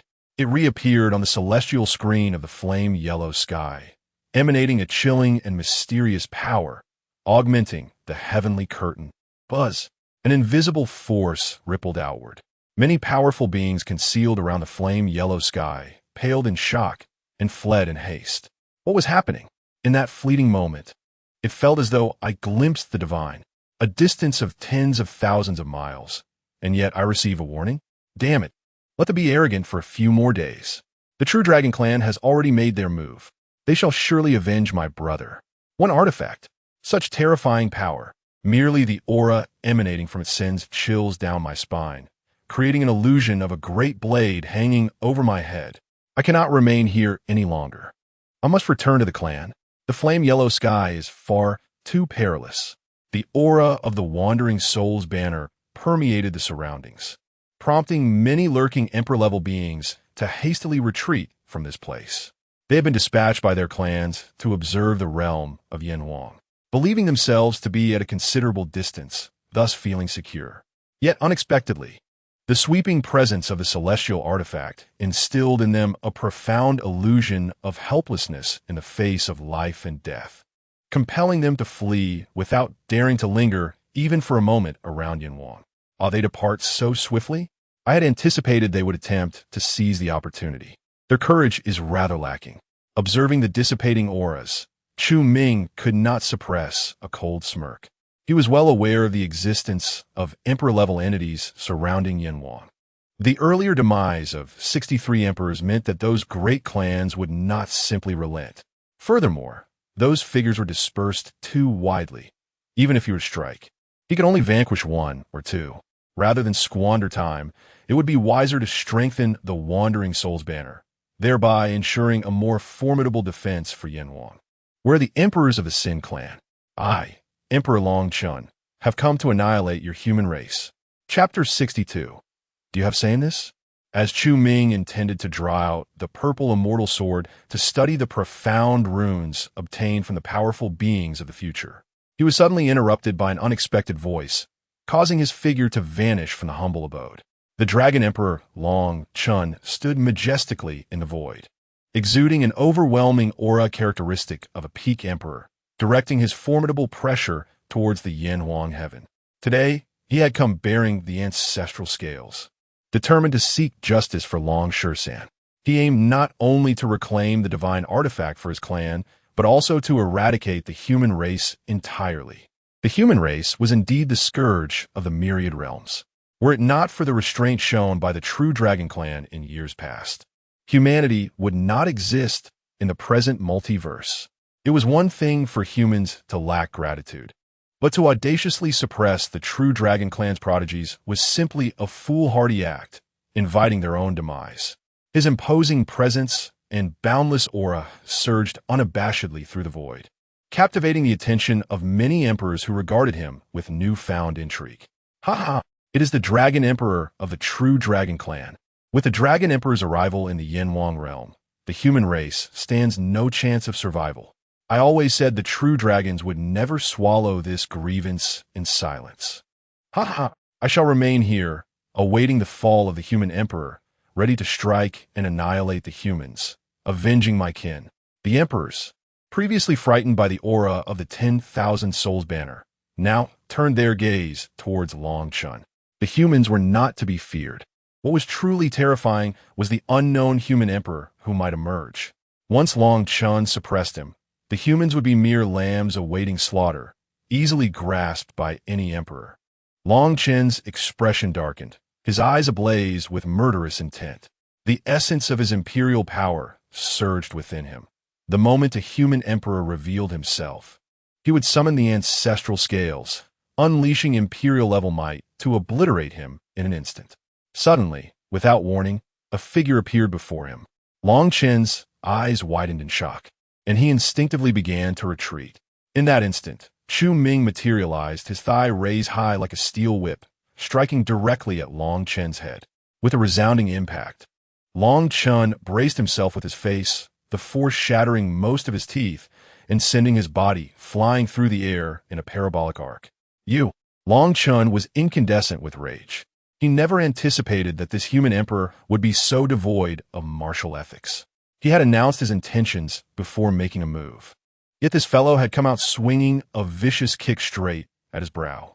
Were it not for the true Dragon Clan's formidable physique, that kick might have shattered his skull like a watermelon. He struggled to control his tumbling body, suppressing his fury as he prepared to summon the ancestral scales. But in the next moment, Chu Ming appeared before him again, seizing the dragon horn atop his head with a broad palm, lifting his knee high and forcefully driving it into Long Chun's face. With a sickening sound, blood erupted, and the Dragon Emperor was left dazed, his mind ringing with confusion. After several brutal knee strikes, his face was a gruesome sight, completely caved in. He roared in fury, channeling the full extent of his imperial essence. Behind him, a golden divine dragon manifested, radiating an unparalleled and terrifying aura. With a swift motion, Chu Ming seized his opponent, gripping both dragon horns firmly, and delivered a powerful kick to the abdomen of the Dragon Emperor. A thunderous boom reverberated through the air, a sound that resonated deep within the hearts of those present. The sheer force sent the Dragon Emperor hurtling away, shattering both dragon horns in the process. This spectacle left many watching emperors aghast. Such a breach of martial decorum. A sneak attack. The human emperor's actions were nothing short of treachery. Despicable. Utterly shameless. This was hardly the clash of emperors. It resembled a street brawl. Yet, one could not help but ponder a troubling question. How could the Dragon Emperor, a being of such stature, remain utterly oblivious to the impending strike from the human emperor? Such a scenario would was inherently illogical. Let us not even discuss reason. I believe it would be wise for us to distance ourselves. For this battle is steeped in anomalies. Wherever there is peculiarity, there lurks danger. The assembly of emperors felt a deep embarrassment. To them, this duel appeared absurdly juvenile. There were no grand imperial laws displayed, no clash of formidable imperial weapons. It was merely a brutal melee, devoid of any dignity befitting an emperor. With a sudden burst, the Dragon Emperor was propelled backward, leaving a trail of white light in his wake. His gaze was fiercely fixed upon Chu Ming as he bellowed, "I shall see you dead." With a sweeping gesture, he summoned the ancestral dragon scales. In an instant, an overwhelming golden radiance illuminated the heavens. The might of the imperial power pressed down upon the world, causing even the void to tremble. The pathways of the great Tao recoiled, and the laws themselves shied away. The oppressive aura disrupted the balance of yin and yang, turning the cosmos upside down. A tremendous pressure swept through the universe, the divine golden light casting everything into chaos. "Do you think a mere piece of scale can subdue me?" Chu Ming scoffed. With a flick of his wrist, he brandished the purple immortal sword, striking at the dragon scales with a fierce blow. The essence of time surged forth, transcending the golden radiance, wielding unmatched sharpness as it descended upon the scales. The clash of metal resounded throughout the cosmos, unleashing a terrifying shockwave that rippled across tens of thousands of miles. The sheer force of the impact left even the pinnacle emperors shuddering in fear. A resounding dragon roar echoed throughout the heavens. The scales erupted in brilliant light, transforming into a colossal golden dragon that loomed menacingly over Chu Ming. The dragon's might was overwhelming, commanding the submission of all beings. Boundless auspicious clouds surged forth, blooming like golden lotuses across the vast expanse. The immense pressure manifested as dark fissures in the void, while the divine form transcended the very fabric of existence. The golden dragon glared fiercely, its voice deep and resonant. "Human Emperor, do you dare to oppose my true dragon lineage?" Chu Ming positioned the purple immortal sword across his chest and lightly tapped its blade, producing a clear, ringing sound. A smile graced his lips as he replied, "An imperial powerhouse, indeed. I am quite flattered. Your presence here has saved me considerable effort." With a sudden shift, the tip of the purple immortal sword pointed menacingly at the dragon's brow. Chu Ming's smile vanished, replaced by an aura of terrifying murderous intent that sent tremors through the very heavens. "Do you presume to label my kind as the scourge of the heavens? Do you have a part in that accusation?" His voice, low and frigid, seemed to lower the surrounding temperature to the brink of freezing. Beside him, the Dragon Emperor Longshun seethed with uncontainable fury, his voice laced with murderous intent. "Ancestral spirits, vanquish this wretch and uphold the dignity of our true dragon clan." As the sovereign of the true dragons, he had always been exalted, with countless beings bowing before him. Having reigned for tens of thousands of years, he had never endured injury or even harsh words. Yet today he found himself utterly humiliated by a mere human, his teeth shattered. Though he could instantly restore himself through his cultivation, this was a profound disgrace, an unparalleled humiliation. Chu Ming's long sword shifted slightly, its point directed at the Dragon Emperor. In that instant, a chill coursed through Longshan's entire being. His eyes narrowed sharply, and in the next moment, Chu Ming's figure materialized before him. With a swift motion, the sword swept across, unleashing a piercing blade intent that was as devastating as the very forces of creation, aimed ruthlessly at the Dragon Emperor's throat. "You dare, human monarch!" The golden divine dragon roared in fury, its massive claws descending upon Chu Ming with the force of a mountain. The void trembled, and the very pathways of existence began to fracture. A mighty aura compelled even the gods and demons to bow in submission. Chu Ming's sword did not falter. With a swift motion, it sliced through the Dragon Emperor's neck. Longshan's soul trembled in terror as radiant light exploded from his body, forming hundreds of protective barriers in a desperate attempt to ward off this unparalleled strike. Alas, even as a peak emperor, he possessed no means of resistance against Chu Ming's blade. The layers of protective light shattered like fragile bubbles upon contact with the purple immortal sword. With a sickening sound, his head was severed, and the imperial blood surged forth like a torrent. The overwhelming sword intent entwined with the essence of time, extinguishing life itself. In the blink of an eye, the Dragon Emperor's once mighty form lay lifeless, reduced to a mere corpse. What insolence! Am I not entitled to speak without your interruption? Chu Ming declared coolly. In the next instant, the colossal claw of the divine dragon came crashing down. He steadied his sword, his lips barely moving, as he prepared to sweep away the ages with his blade. Chapter 63. The Emperor lowers his head. The sword energy surged forth like a tempest, colliding violently with the colossal dragon claw. The heavens and earth trembled, and the very fabric of reality shattered. A vast force radiated in all directions, shaking the 8 corners of the world. At the point of contact between the dragon claw and the sword energy, myriad rays of light burst forth, dazzling to the extreme. The power of destruction intertwined, creating chaos as the order of heaven and earth faltered.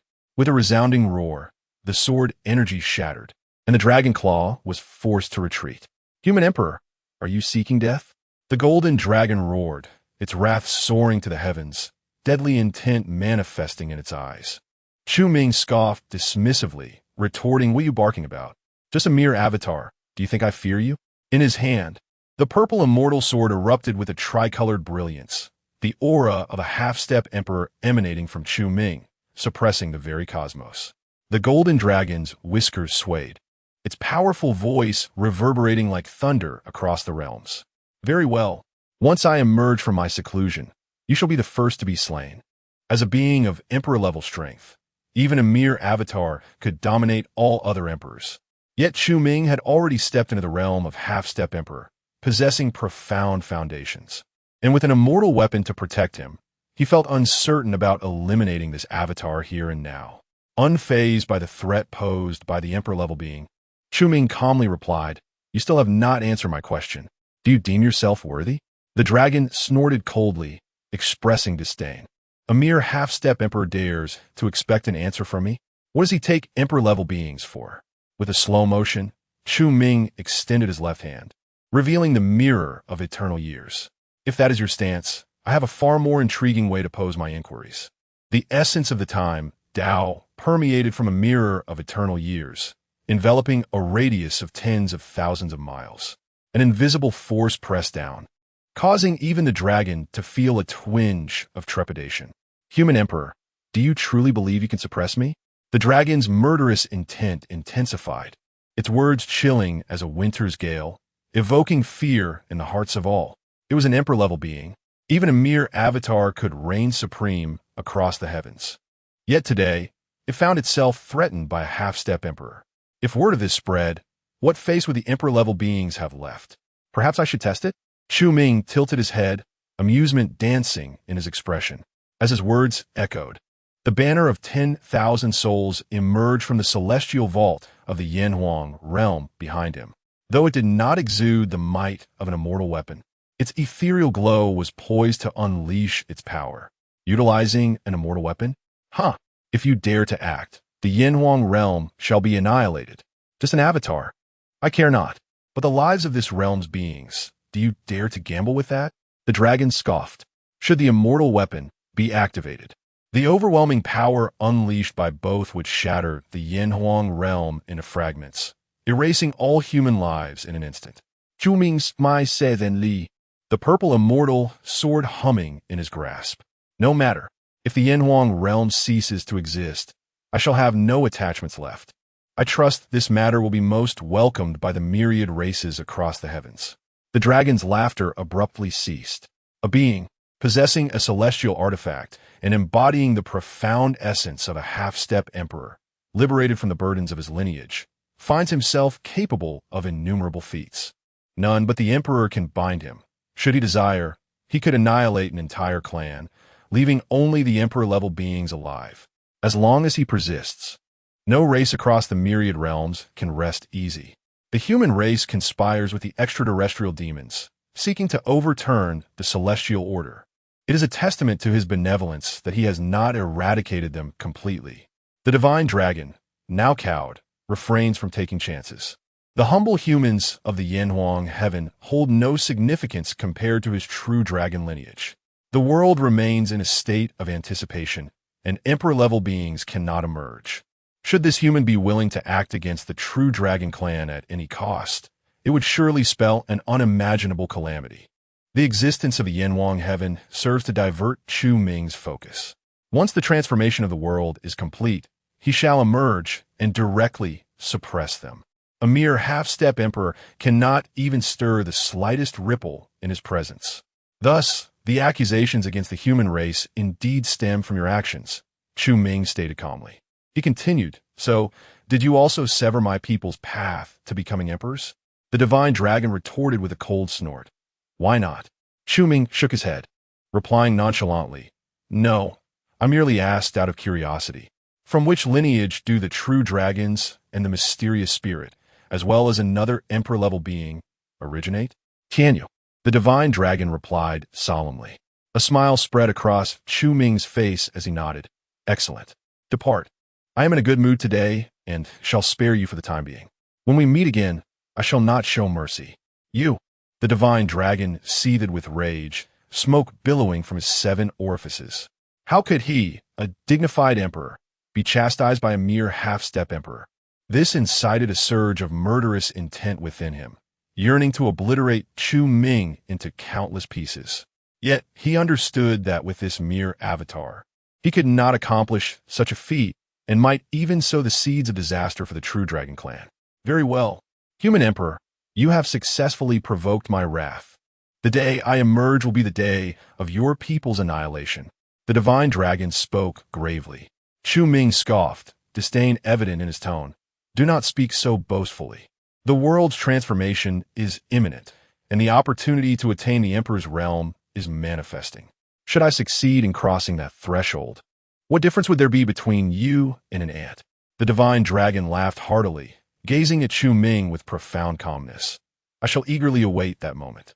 You must seize the opportunity to fully transcend this half-step. Otherwise, the act of killing will be dreadfully tedious."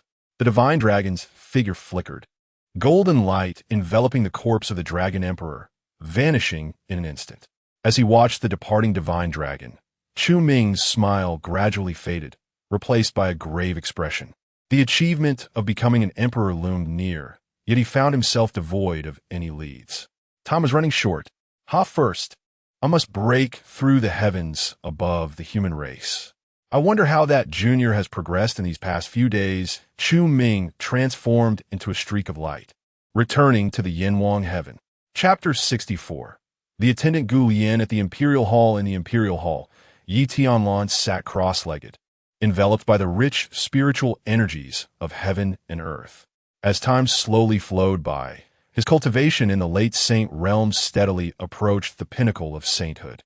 With the resources bestowed by 63 emperors, numerous divine medicines gifted by Chu Ming, and the transformation of the world nourished by the remains of the Emperor Tianyuan, various factors led to a qualitative change in his cultivation within a short span. Yet he understood that the peak of sainthood was his limit. The human race faced immense challenges in breaking through to the emperor realm. Over the millennia, countless saints had attempted to ascend to emperorhood, only to meet with inevitable demise. Omens of misfortune could extinguish vitality and give rise to inner demons. Furthermore, the tribulation of the emperor was vast and formidable, akin to the might of heaven itself.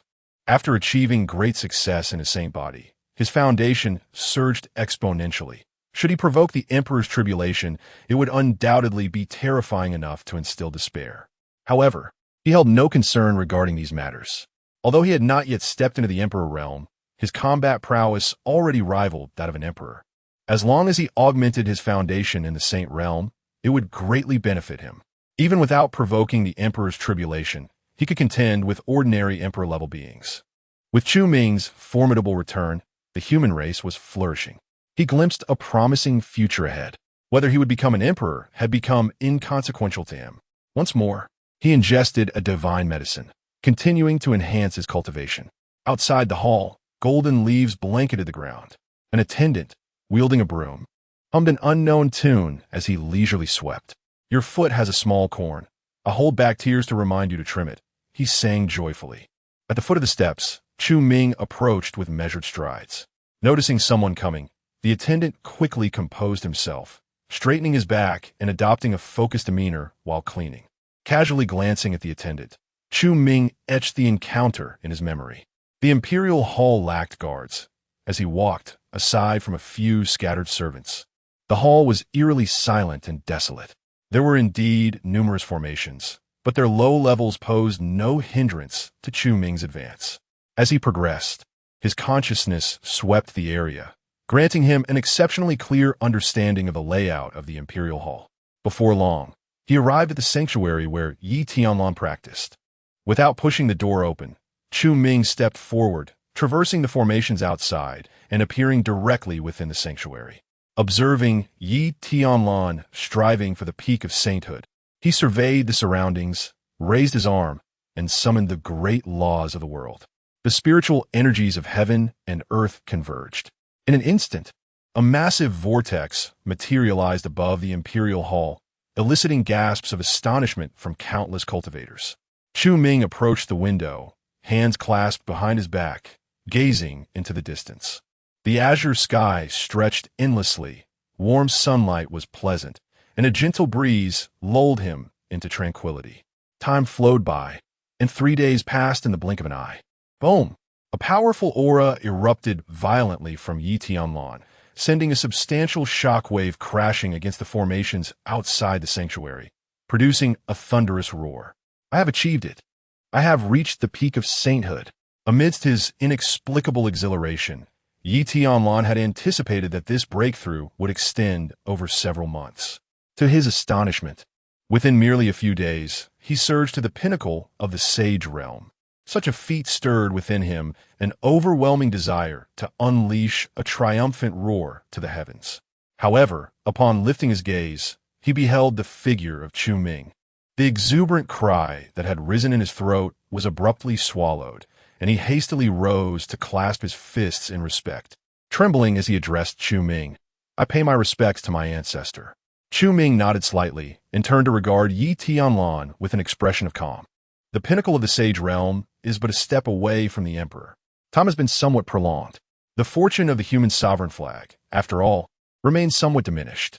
Tianyuan dared not utter more.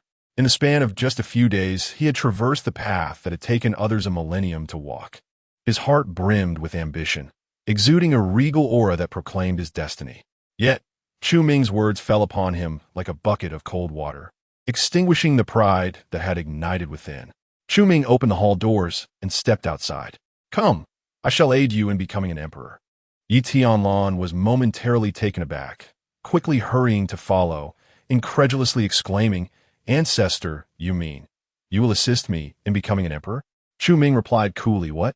Do you not aspire to ascend to the emperor's realm? Tianyuan promptly affirmed, Angestorvisting. The realm of the great emperor is the aspiration of my lifetime. How can I not desire it?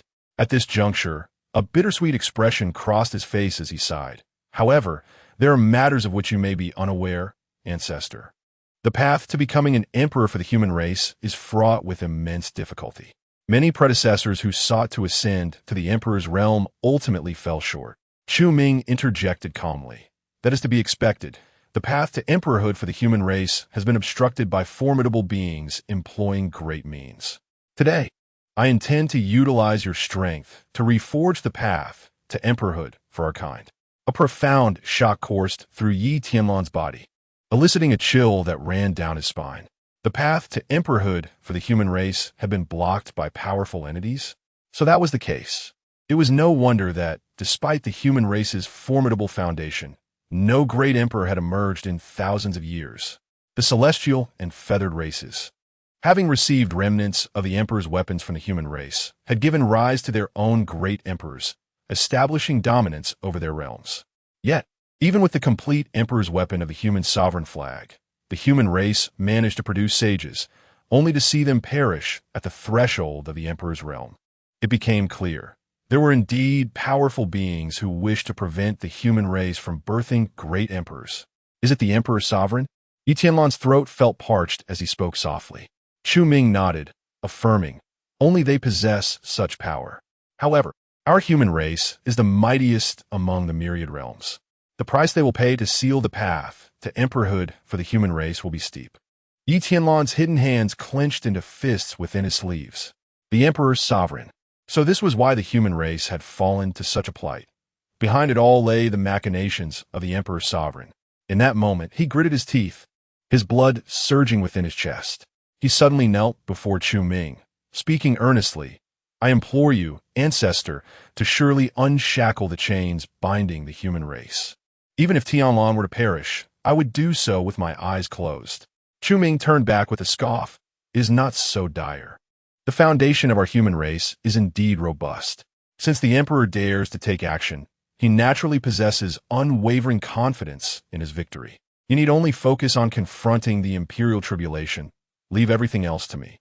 As they made their way out, a young servant sat on the steps outside the grand hall, leaning against the railing, playfully toying with ants using a twig, lost in a fit of laughter. Upon witnessing this scene, Yi Tianlan's expression darkened considerably. He hurried forward, delivering a kick to the young servant, exclaiming in frustration, Go and practice. Do not bring shame upon me here. The servant scrambled away, grabbing a broom nearby, and hurried off in a flurry.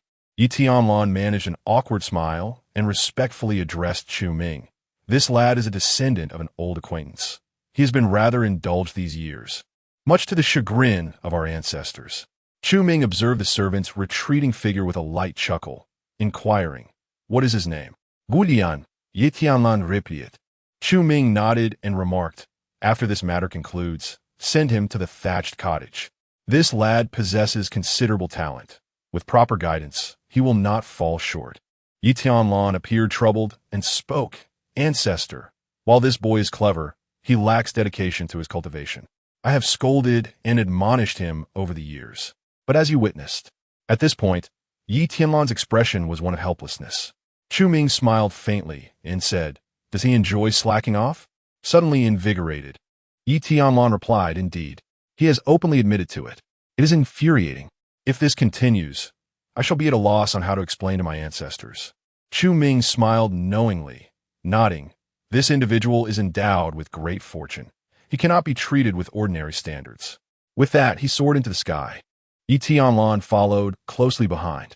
Around the corner, Gu Lian, having seen the two ascend, tossed aside his broom and exhaled deeply, grumbling, Even watching ants fight gets me kicked. Is there no justice left in this world? That old man is too much. Chapter 65. Let begin. Whoosh. Two figures shot forth from the Yanwang heaven, traversing the celestial canvas, leaving behind them elongated trails of light. This shall suffice. Chu Ming halted his steps, casting a glance around to ascertain the location for the tribulation. Yi Tianlan, observing the nearby Yanhuang heaven, whispered, Ancestor, do you not think this place is too close to Yanhuang heaven? He feared the emperor's tribulation might impact Yanhuang heaven, resulting in unnecessary casualties. With the celestial artifact safeguarding us, and with me still present, what is there to worry about?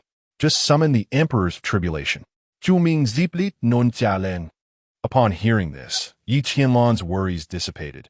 He nodded and stepped forward 100 feet, sitting cross-legged to channel his cultivation, beginning to condense the essence of the great emperor. The distinction between a sage and a great emperor lies in the possession of this essence. It signifies a qualitative elevation of a cultivator's power. As the spiritual energy intertwined with the principles of the universe, Yi Tianlan's aura began to take on an enigmatic quality. Sword energy erupted around him, sharp and radiant, piercing through the heavens and resonating with grandeur. The surrounding pathways trembled subtly beneath the weight of this sword path. Yi Tianlan emptied his mind, entering a state of profound tranquility. His aura grew increasingly robust. The sword energy expanded, compelling the surrounding pathways to retreat. Boom, boom, boom. As the sword energy reached a critical threshold, flashes of lightning manifested in the void. Celestial might descended, seemingly intent on eradicating this power capable of overturning the world. Thunder rumbled ominously, as if to issue a warning. Yi Tianlan paid no heed, continuing to consolidate his own essence of the great emperor. The sword energy sharpened further, his presence becoming ever more formidable. Lightning, thick as an arm, flickered in the sky, while the pathways converged like a surging tide. The vast celestial might surged abruptly. The pathways roared, and the laws of the universe howled. An overwhelming pressure, akin to countless mountains, crashed down from the void, seeking to suppress the impending power within Yi Tianlan's being. Chu Ming stood 100 feet away, his expression serene. True Dragon Clan, forbidden ground. The mountains trembled and the world quaked. The assault on the great emperor realm. Human emperor, are you courting death? A deep, thunderous roar resonated, laced with a chilling, murderous intent. An immense formation rose in this realm. Countless runes ascended from the mountains, coalescing into a vast ocean of symbols. A terrifying might, capable of collapsing the firmament, boldly revealed itself. As the runes twisted, they transformed into an enraged dragon, roaring towards the heavens. The pathways thundered, and the laws quivered. The furious dragon surged into the sky, carrying unparalleled divine might, vanishing into the void. Heaven's gift clan, forbidden ground. The tree of life swayed incessantly, imparting a sense of impending collapse to the entire world. Spring and autumn Fu, meditating within the tree hollow, abruptly opened his eyes, disbelief etched upon his face. Ancestor, what has transpired? Could it be that a formidable foe has targeted our clan? Within the coffin, a verdant luminescence blossomed. In an instant, the entire tree of life illuminated with countless runes. This colossal tree, nearly enveloping the entirety of the world, now resembled a starry expanse, with each rune emanating unmatched power. In tranquility, one should focus on cultivating the self. From within the coffin, a serene voice emerged. In the next moment, myriad runes vanished into the void, causing the essence of the tree of life to weaken considerably. In the realm of the Xianling clan, amidst a desolate expanse, an ancient tower stood majestically, reaching for the heavens. At this moment, the tower radiated boundless divine light, painting the sky in hues of crimson. Within the scarlet glow, ethereal figures of immortals flickered. Suddenly, the crimson light dissipated into the void, restoring serenity to the world. Beyond the realm of Yanhuang, Yi Tianlan was at a pivotal moment in consolidating his essence. Abruptly, the great Tao above his head surged violently. Dark clouds loomed ominously, and a torrent of chaotic thoughts rushed toward Yi Tianlan. Reveal your true form. Chu Ming understood that this was the intervention of a powerful emperor. With a swift motion, he drew the purple immortal sword, its resplendent blade piercing through the heavens and striking the dark clouds. A resounding roar echoed across the universe. Chu Ming summoned the mirror of eternal years, placing it above Yi Tianlan to shield him from the onslaught of chaotic thoughts.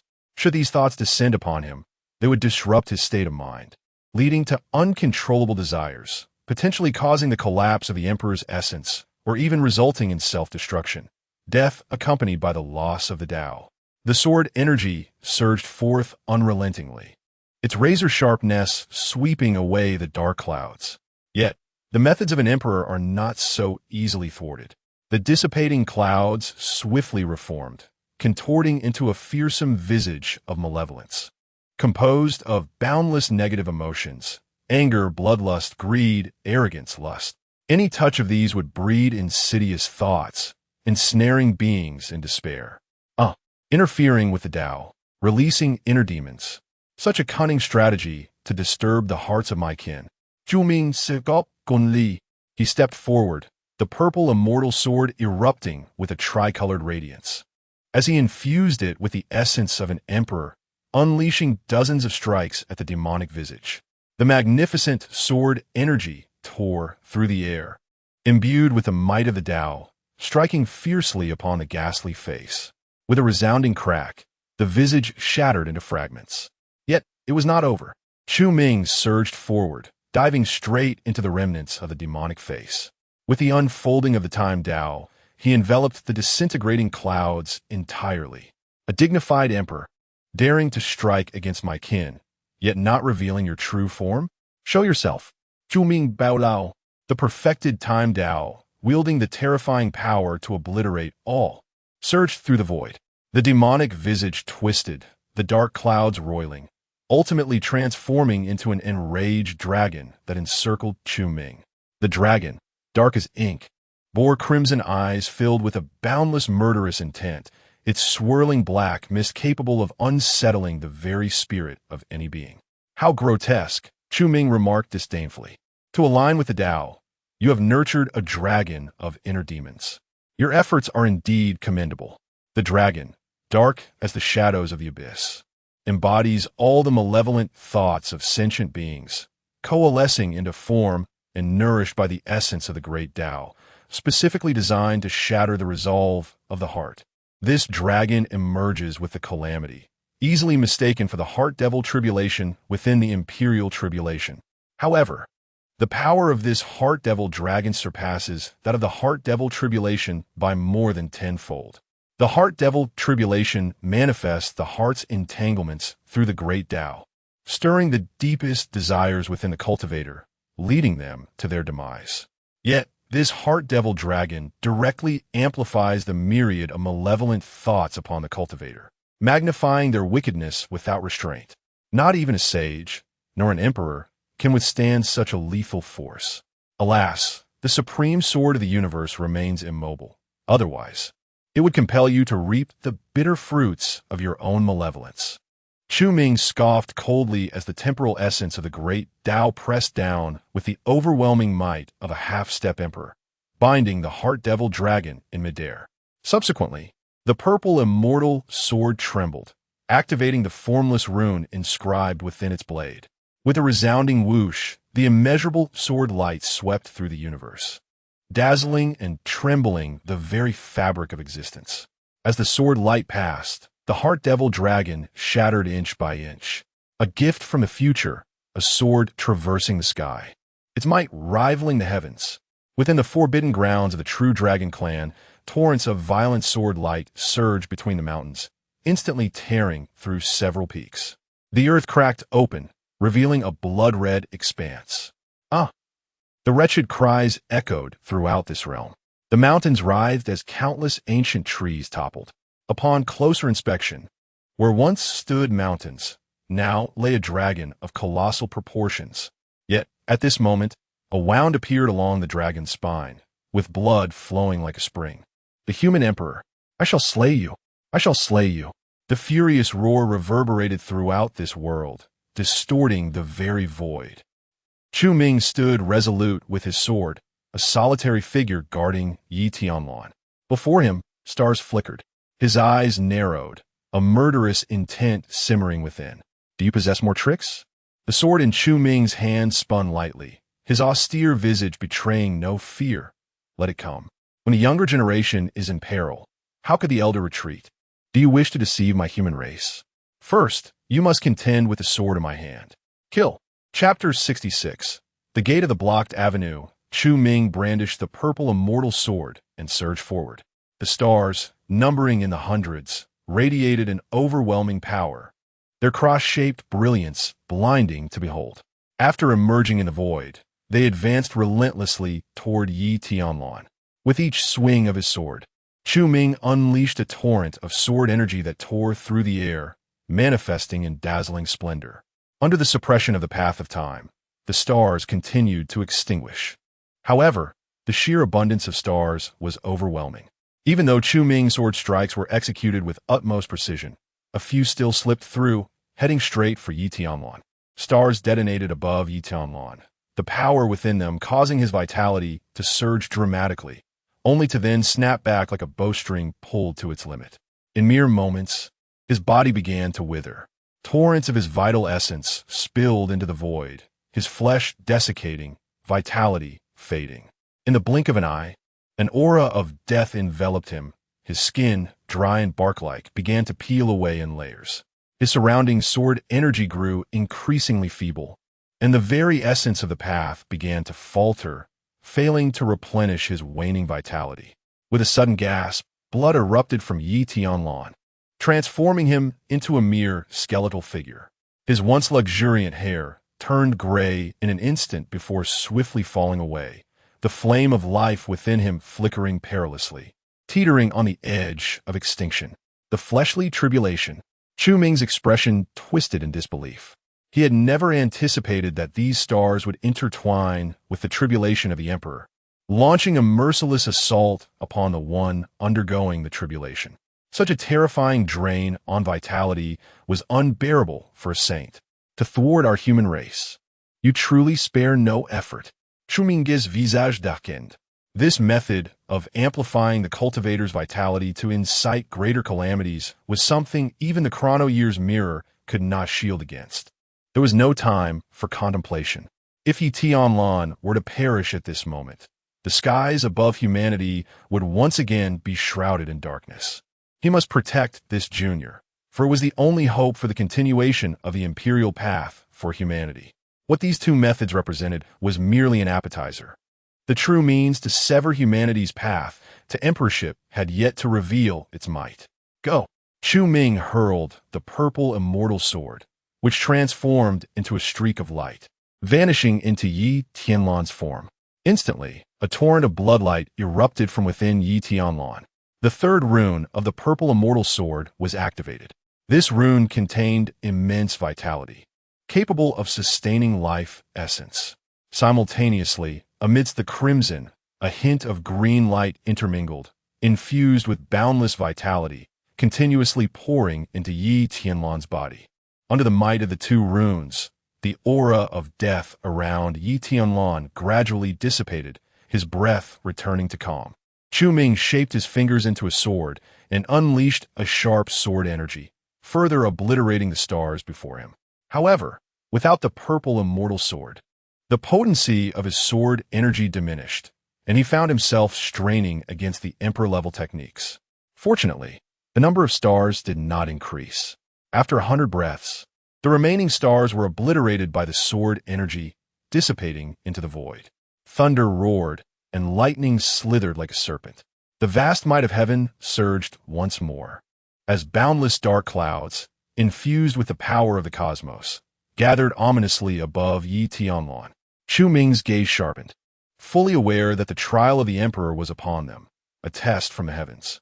Unlike the previous two instances of imperial-level interventions, this time he could offer no assistance. Young one, you must rely solely on yourself. Taking a deep breath, Chu Ming waved his sleeve, retrieving both the purple immortal sword and the Thousand Autumns mirror. The trial of heaven and earth forbade any interference. It was both a tribulation and a transformation. Should he fail to reclaim these treasures, they would only serve to harm Tianyuan. The might of heaven loomed, bearing a terrifying aura capable of annihilating all living beings, as if the very fabric of the world was on the verge of being crushed. Surrounded by a torrent of sword energy, Tianyuan's aura surged to its zenith. He was transformed into a divine sword, radiating an unparalleled brilliance capable of cleaving through the heavens. An immense pressure, reminiscent of an emperor, erupted from within him like a raging flood, shaking the very foundations of reality. Wherever he passed, the laws of the universe trembled in response. Within him, the principles of the universe and spiritual energy had harmoniously merged, forming the essence that only an emperor could possess. In an instant, as this aura manifested, the dark clouds above split open, revealing a terrifying chasm, a monstrous maw that seemed poised to devour all life. Within it, lightning flickered, and a ferocious presence sent chills down the spine. With a thunderous crash, a bolt of lightning, 10 zhong in size, struck down from the fissure. The pitch-black void illuminated as bright as day. An aura of destruction enveloped the cosmos, compelling all beings to bow in reverence. With a resounding clang, Tianyuan rose, his sword energy blazing to its utmost, transforming him into an unparalleled divine sword that collided fiercely with the descending lightning. The colossal sound reverberated through the universe, and within a 100-mile radius, the overwhelming force of annihilation reigned supreme. The clash of sword energy and lightning eroded the very fabric of reality, giving birth to a zone of destruction where the laws of the universe crumbled. Chu Ming remained resolute, his gaze unwavering. A protective barrier enveloped him, isolating him from the tumultuous energies of the sword and lightning. No matter how ferocious their power became, it could not budge him in the slightest. He had to remain here, awaiting the Emperor's decree, to pave the way for humanity's ascension to imperial status. With a series of resounding thunderclaps, successive bolts of lightning fell, each more potent than the last. Yet, beneath this onslaught, Yi Tianlan stood unyielding, his formidable sword energy boldly confronting the storm. Under the refining power of the lightning, his sword energy sharpened further. Though wounded and his aura waning, his indomitable fighting spirit surged like an inferno, each wave more fervent than the last. His body began to emit a faint luminescence, a sign that his flesh was being elevated anew under the baptism of the Emperor's trial. The runes on his forehead gleamed ever brighter, their piercing radiance blinding, akin to a resplendent star. This young man possesses considerable depth. A faint smile graced Chu Ming's lips. He felt a sense of satisfaction towards Yi Tianlan, recognizing his profound foundation and sense of responsibility. Once he ascended to emperor, he would undoubtedly become a steadfast ally. Most importantly, Yi Tianlan embodied the spirit of perseverance, his fighting will unyielding as long as he drew breath. The last remaining sage of the human race vowed to protect the realm of Yanhuang until death. Even in the depths of despair, where hope was a mere flicker, he refused to surrender, enduring the overwhelming pressure of two great emperors. Although he may not have been the sharpest of minds, and his actions could sometimes yield counterproductive results, his refusal to bow in the face of dire circumstances surpassed countless beings. His perspective might have been somewhat limited, yet it was of little consequence. Chu Ming remarked with a light-hearted chuckle, for in such dire straits, to be outwitted twice by others was indeed a testament to his lack of cunning. Boom! Boom! Boom! The thunder continued to strike. Unlike the earlier blue lightning, this time it was tinged with a hint of purple. Moreover, the thunder took on various forms, manifesting as formidable beasts, exuding immense power. Yi Tianlan welcomed the onslaught, transforming into a sharp sword, deftly maneuvering through the chaos. His fierce sword energy cleaved through dozens of the otherworldly creatures. Bathed in blood, his robes were torn to shreds by the thunder, revealing his strong, well-defined muscles. A faint glow radiated from his skin, evoking a sense of the divine. With a rustle, the dark clouds dispersed. A radiant light cascaded from the heavens. The boundless path converged, materializing as a heavy portal that unveiled the expanse above. The tribulation of the emperor waned, and the Tao gate emerged. Should he push open this door, the path would coalesce, the foundation would solidify, and Yi Tianlan would irrevocably step into the realm of the great emperor. Taking a deep breath, his eyes burned with indomitable resolve as he advanced toward the Tao gate. However, just as his foot was about to descend, endless runes emerged upon the gate, coalescing into dozens of chains that bound the portal in layers of confinement. Chapter 67. Fury unleashed. Yi Tianlan was momentarily taken aback. Gazing at the chains outside the gate of the Great Path, his brows knitted into a frown. He had perused numerous texts regarding the emperors, yet had never encountered any mention of an emperor enduring the tribulations of ascension while chains still lingered at the gate of the Great Path. Moreover, he sensed a faint suppression emanating from the chains, as if merely touching them would result in his soul scattering. Yet he understood that having arrived at this juncture, he had surpassed many of his ancestral predecessors. The arrow was nocked. It must be released. Even if it led to his demise, he felt compelled to attempt it. Was this the imperial path that his ancestors spoke of, one that was obstructed for humanity? His eyes blazed with martial intent, and with resolute steps, he descended into the void. A formidable force surged forth, reverberating like the beating of war drums, echoing through the heavens. In that moment, Yi Tianlan's gaze was imbued with unparalleled determination. Even if it meant his life, he was resolute in shattering those chains. He would carve a path for humanity toward ascension. Nothing could impede the progress of humanity toward becoming emperors, not even the imperial sovereign. His heart roared with indignation. After a lifetime of cultivation, He had finally identified the true culprit behind humanity's current plight. Words were unnecessary. Only a fight to the death was warranted. At that moment of fervent resolve, Chu Ming, who had been standing nearby, stirred. Upon witnessing the chains, he understood immediately that this was the imperial sovereign's method to suppress humanity's ascension, utilizing bloodlines as a foundation. A grand supernatural ability had been employed to seal the gate of the Great Path. Furthermore, the previous tribulation had been significantly amplified due to the presence of these chains. Were it not for Yi Tianlan's profound foundation and his perfected sacred body, the overwhelming tribulation would have likely led to his demise. However, fortune and misfortune are intertwined. The formidable tribulation had also forged an exceptional foundation for him as an emperor, making the path ahead considerably smoother. Young man, before you act, do take a moment to think. Do not recklessly charge into every situation. I am still here. Why should a junior like you bear the burden? Chu Ming scoffed, observing the audacious resolve of Yi Tianlan, who appeared ready to sacrifice himself. With the seniors still standing, there was no need for juniors to shoulder the heavens. He stepped forward, surpassing Yi Tianlan, brandishing the purple immortal sword as he approached the gate of the Great Path. While he could not assist Yi Tianlan in opening the gate, the chains before it were not beyond his reach. 3 great emperors, indeed. The true dragon, the Xianling, and the Tianyuan. The decline of humanity could not be dissociated from these 3 clans. Chu Ming sensed the aura of the chains, a smirk curling at his lips. Had he not returned, such a seal could indeed plunge humanity's sages into despair. Even in his current state, Yi Tianlan would be utterly defenseless against it. Alas, he had ultimately returned. Chu Ming moved deliberately, memories of the brutal invasions from other realms flooding his mind. The solitude of guarding the Tianyuan. Humanity had silently sacrificed for the myriad realms, only to be met with the combined efforts of 3 imperial sovereigns to seal their path to ascension. How many great heroes of humanity had perished to safeguard the myriad realms? The endless years return to the heavens.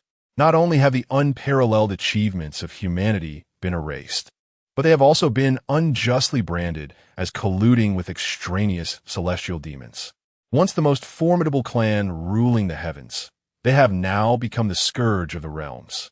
The once thriving human race, which flourished across myriad worlds, now finds itself reduced to a mere remnant. This enmity and resentment shall one day be avenged by his own hand. He shall make the myriad races understand who truly reigns over this world. The true dragons? The Xian spirits? The heavenly bestowed? How dare they compete with the human race? Chu Ming exerted his grip, firmly clutching the hilt of his sword, as if sensing the tumultuous, murderous intent within him. The purple immortal sword emitted a series of piercing cries. Its resounding song echoed throughout the realms. In the silence, Chu Ming approached the gate of the great Tao. Gazing at the interwoven chains above, he raised his sword. A tricolored radiance suddenly surged forth from the purple immortal sword. The essence of the great Tao erupted from his being, like a raging tide sweeping across the cosmos. The pathways of the Tao shattered, and the laws crumbled. With his hair billowing and robes fluttering, the radiant light from the gate of the great Tao illuminated him, rendering him akin to an immortal amongst swords. To all the myriad races, come forth to greet your sovereign. Chu Ming bellowed with fervor. With all his might, he brought down the purple immortal sword.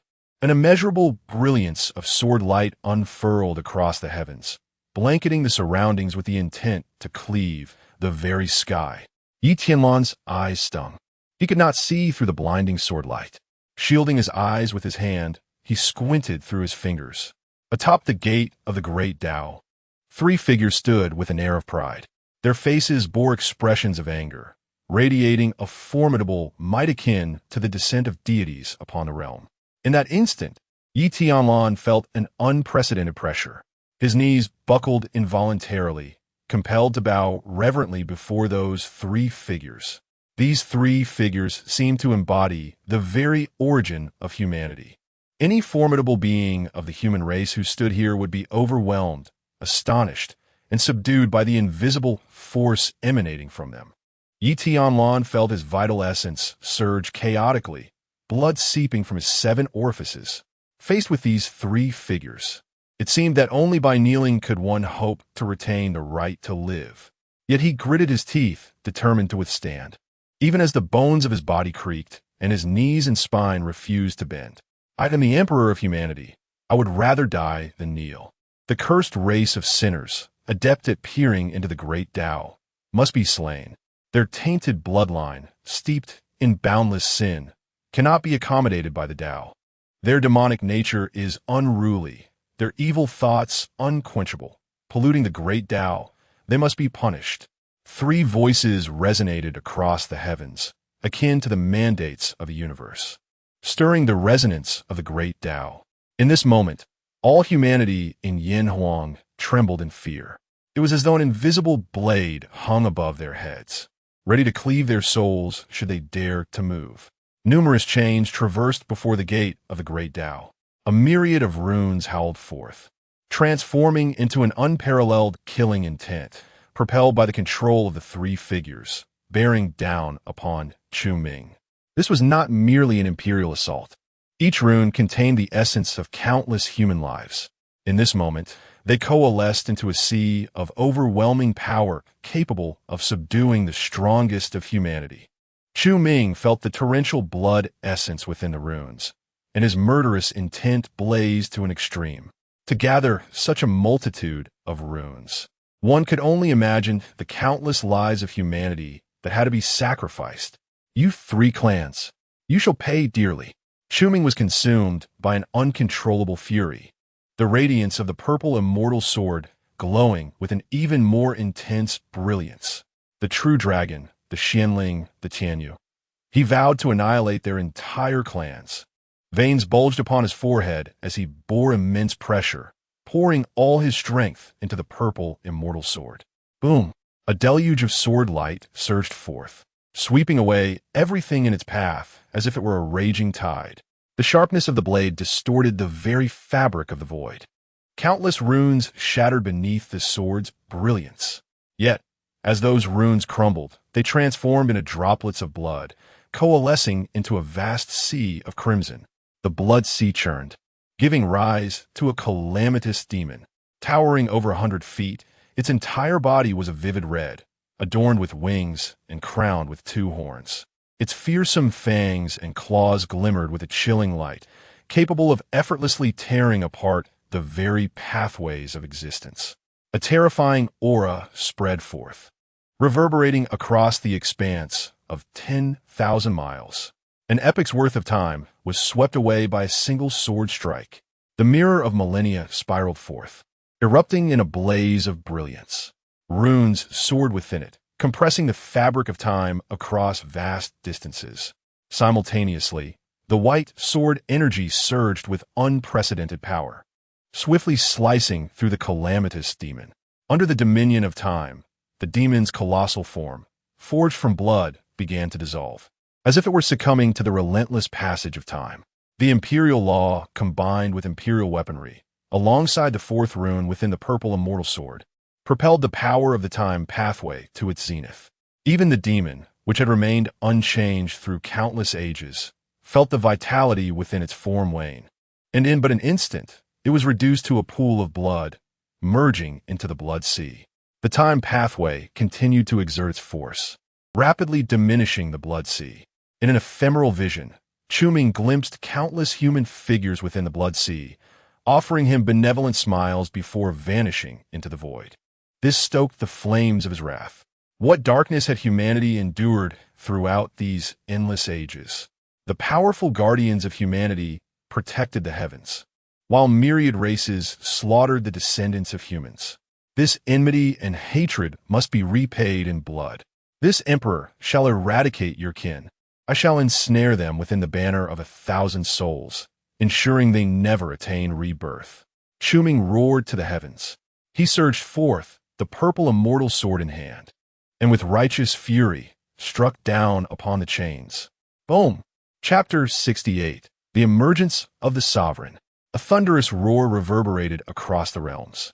A myriad of resplendent lights surged forth, sweeping across the vast expanse as the very fabric of existence trembled. The heavens and earth quaked, and Chu Ming's eyes widened in disbelief, his veins bulging as he gripped his sword with fervor. The essence of the great emperor surged forth like a deluge, rendering the purple immortal sword ablaze with unparalleled brilliance. "Crush him!" A furious roar echoed, shaking the heavens and the earth. The chilling intent harbored within caused the temperature of the world to plummet to freezing depths. The pathway of time rampaged, consuming all in its wake, decaying everything. Numerous chains trembled incessantly, emitting a sharp clatter akin to metal striking stone.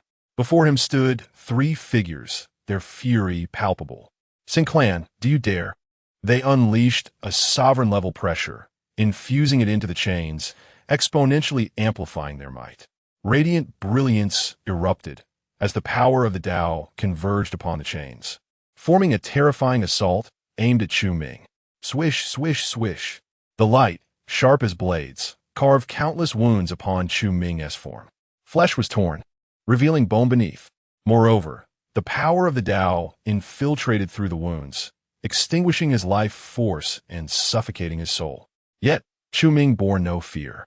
His gaze was solely filled with towering wrath.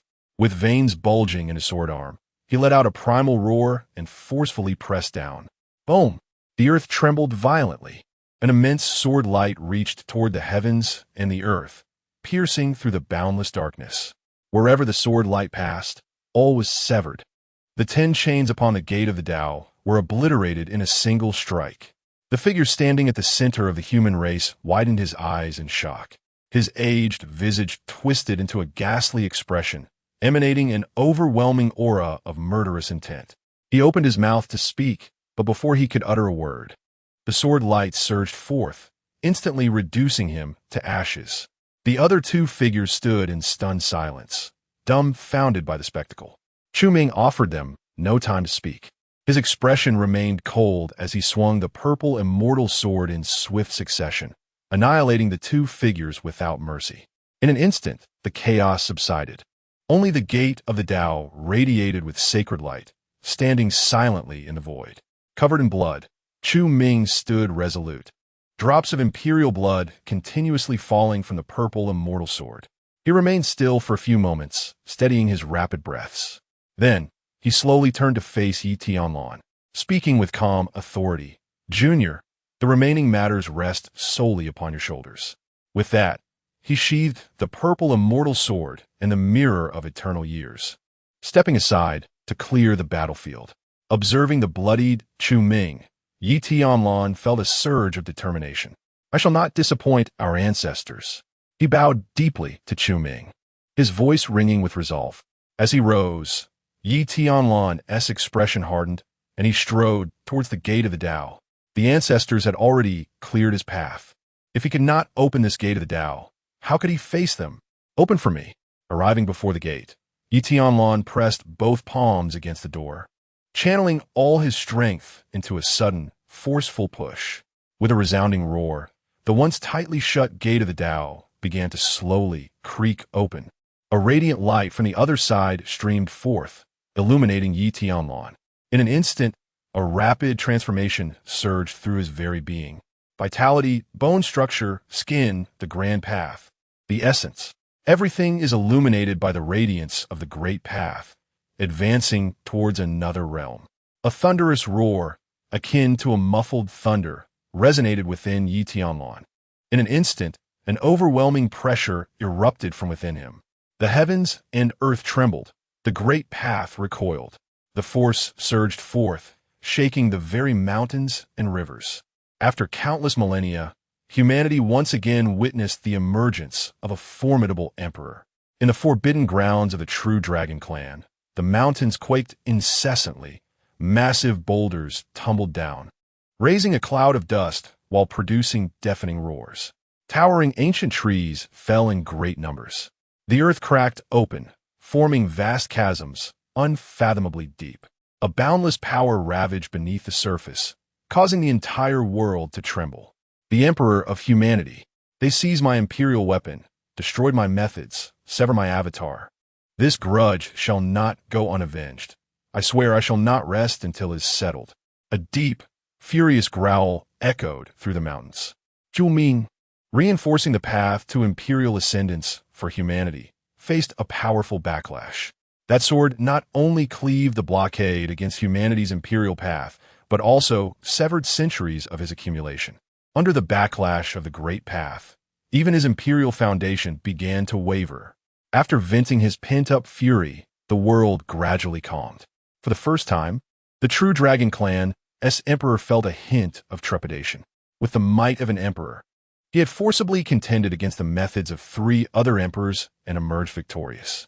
If this human emperor were to truly break through to the realm of emperors, it would spell disaster for the true dragon, Xianling, and Tianyuan clans. I must urgently focus on healing. Once the world completes its transformation, I shall emerge and annihilate humanity once and for all. The true Dragon Clan shall reign supreme across all realms. The era of humanity has long passed. I shall not permit its resurgence. Since you have destroyed my means, your life shall serve as recompense. The future of the true Dragon Clan shall be forged by my own hands. I have plotted for countless ages. No one can thwart the true Dragon Clan from seizing dominion over this realm. The transformation of the heavens and earth was unforeseen. Yet, it is not without merit. Previously, the laws of the Great Path could not withstand the might of an emperor. But now, with the grand transformation, the laws are continuously refining. In 7 or 8 days, the heavens and earth shall be capable of bearing the emperor's power. At that time, gathering the strength of 3 emperors, even if the human emperor defies fate, he will meet only death. Once he is slain, my plan shall return to their rightful course. In the forbidden grounds of the Tianyuan clan, the lush and vibrant life tree of the Great Path suddenly saw 1/3 of its leaves wither in an instant. As countless dry leaves fell, the world trembled in response. Cough, cough. A series of coughs emerged from the coffin before Changsheng. Ancestor, has something happened? Changsheng opened his eyes and softly inquired. A moment of silence ensued. After a long pause, a resigned sigh emanated from within the coffin. The Tianyuan clan is likely facing catastrophic doom. Changsheng's gaze sharpened, his lips twitching slightly as he nervously remarked, Ancestor, what jest is this?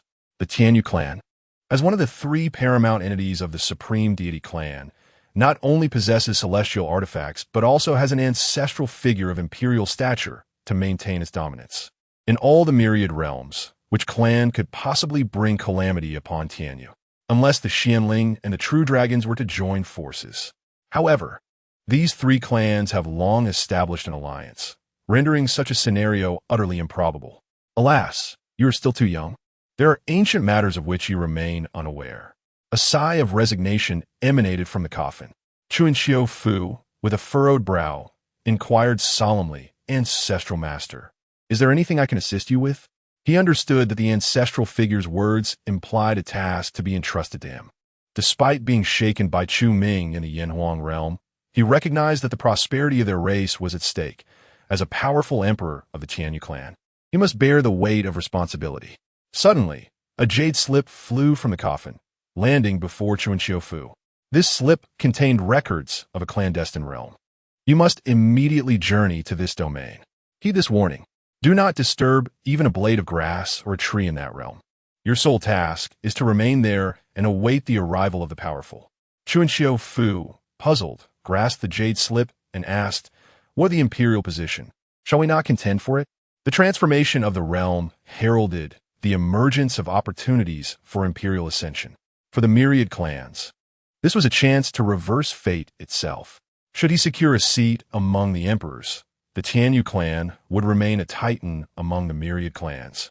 Unafraid of any adversary, a sigh resonated from within the coffin, laced with resignation.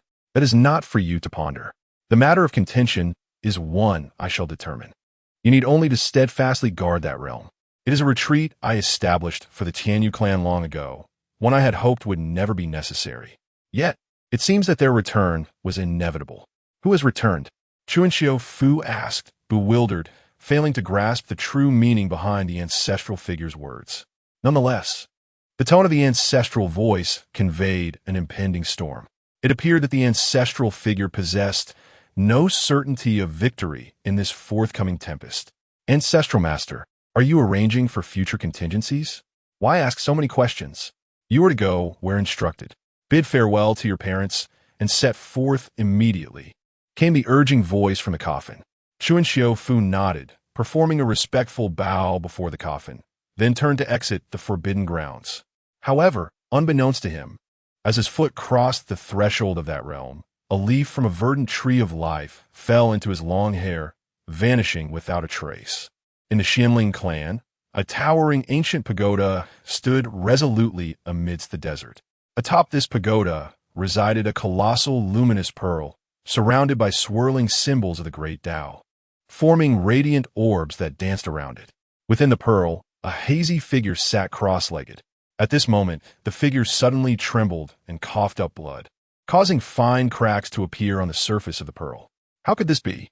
When did the human race produce such a formidable emperor? The gate of the great Tao had never been opened. How did that great emperor of the human race ascend to the realm of emperors? During this period, what transpired across the myriad realms? After secluding himself for several 100,000 years, the supreme beings of the Xianling clan remained oblivious to the events unfolding in the outside world. As his divine consciousness extended beyond this realm, he soon became aware of the recent occurrences throughout the myriad realms. The emergence of celestial weapons, the manifestation of the river of time, and the return of the human emperor from the sea of realms. A sense of foreboding surged within him. Could it be that the lineage of humans that fled to the sea of realms all those years ago had returned? It seemed impossible, for practitioners of the heavens, venturing into the sea of realms typically led to becoming mere sustenance. After a brief contemplation, the expression of the emperor suddenly contorted. Regardless of the truth, this human emperor must not be allowed to live. As he spoke, cracks rapidly expanded across the luminous pearl. With a resounding boom, the entire pearl erupted in an explosion. Within its depths, a figure emerged into the world. A pink gown billowed around her like mist, the delicate fabric seemingly weightless, showcasing her enchanting form. Her snow-white hair flowed freely, and her ethereal beauty could captivate even the most hardened of hearts. Her slender neck resembled that of a swan, with pronounced collarbones framing her flawless, tender skin, appearing as if it could be pierced by a gentle touch. Her bosom was both firm and rounded, her abdomen flat, devoid of any excess flesh. Her long, straight legs possessed a natural grace. With an otherworldly aura, even the heavens appeared dim in her presence, despite revealing no discernible breath. The supreme power she harbored caused the surrounding void to collapse inch by inch. The very foundations of the universe trembled, as if the entire world were on the brink of collapse. The human emperor was not one to endure in silence. Granting you ample time to grow would be a fool's errand. My vengeance is never postponed. A cold voice resonated. The extraordinary woman took a step forward, her figure vanishing into the void in an instant. The Xianling emperor's heart turned to wrath, breaking free from his confinement, intent on vanquishing his foes. Ancestor, I have achieved the realm of emperors. Yi Tianyuan reigned in his overwhelming presence and approached Chu Ming, speaking with utmost respect.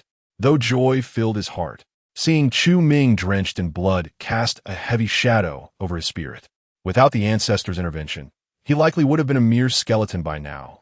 3 emperors stood in his path. This tribulation of emperors was one that, aside from the ancestor, few could withstand in the myriad realms.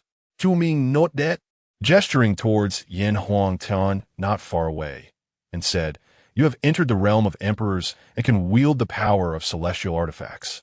Yan Huangtian is now entrusted to you." Yi Tianlan froze, confusion evident in his expression. "Ancestor, are you leaving?" Chu Ming glanced at the purple celestial sword in his hand and sensed the surrounding laws of the universe, speaking solemnly, "Yes, my time is limited.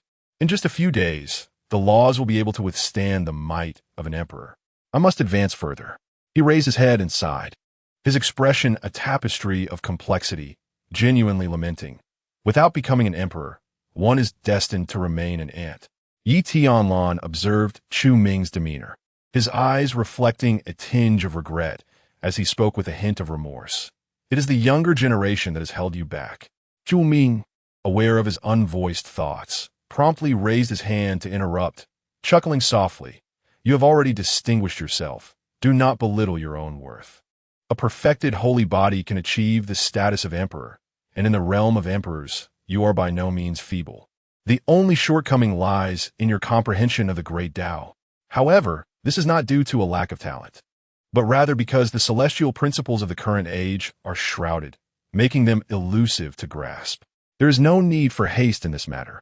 First, utilize the imperial weapon in your possession to forge your own imperial armament and enhance your foundational strength. I shall strive to return within 7 days. During this period, should any emperor dare to invade, there is no need for words. Simply summon the divine artifact to respond. I shall adhere to the commands of our ancestors. Yi Tianyuan solemnly assented. Chu Ming waved his hand, then transformed into a streak of light, swiftly vanishing into the void. The world was undergoing a metamorphosis, and the laws of the great Tao were gradually being perfected. The crisis stemming from the emperors loomed over him like an insurmountable mountain, rendering him breathless. Without achieving the status of an emperor, he was utterly unqualified to confront them. Previously, at the great Tao Gate, he had exhausted all his means. Yet even so, he struggled immensely against the remnants left by the 3 emperors. It is crucial to understand that this was merely a remnant of their power, and to be precise, it could hardly be regarded as a true avatar. Nevertheless, he had exerted every ounce of his strength just to barely extinguish it. He could hardly fathom what measures he would need to employ to withstand the onslaught of the 3 emperors once the laws of heaven and earth were fully perfected. The opportunity to become an emperor now lay solely with the purple immortal sword. The expedition to the immortal ruins had yielded no fruits, yet now, as a half-step emperor, he could venture deeper. The purple immortal sword, originating from the immortal ruins, held the hope of containing the power of awakening runes within. Chu Ming prayed earnestly in his heart. Years ago, his master had discovered the opportunity to attain emperorhood within the immortal ruins and had even brought back the formidable purple immortal sword. Now, with 3 runes awakened, the swords might surpass that of the majority of extreme imperial weapons. If coupled with the final rune from future generations, its power would reach the formidable level of a half-step immortal weapon. The only lamentable aspect was that the sword's runes lacked the prowess for slaughter. Even the last rune primarily served to activate the time principles. While Chu Ming pondered, an overwhelming pressure suddenly descended. Human Emperor, you should not have returned. Chapter 69. The Emperor's intense battle intent, a voice, cool and clear, flowed like a gentle spring, soothing to the soul. It bore no hint of malice. Yet as the sound reverberated, Chu Ming felt the hair on his body stand on end, and a chill of dread enveloped him. The laws of the great Tao surged violently around him, the air crackling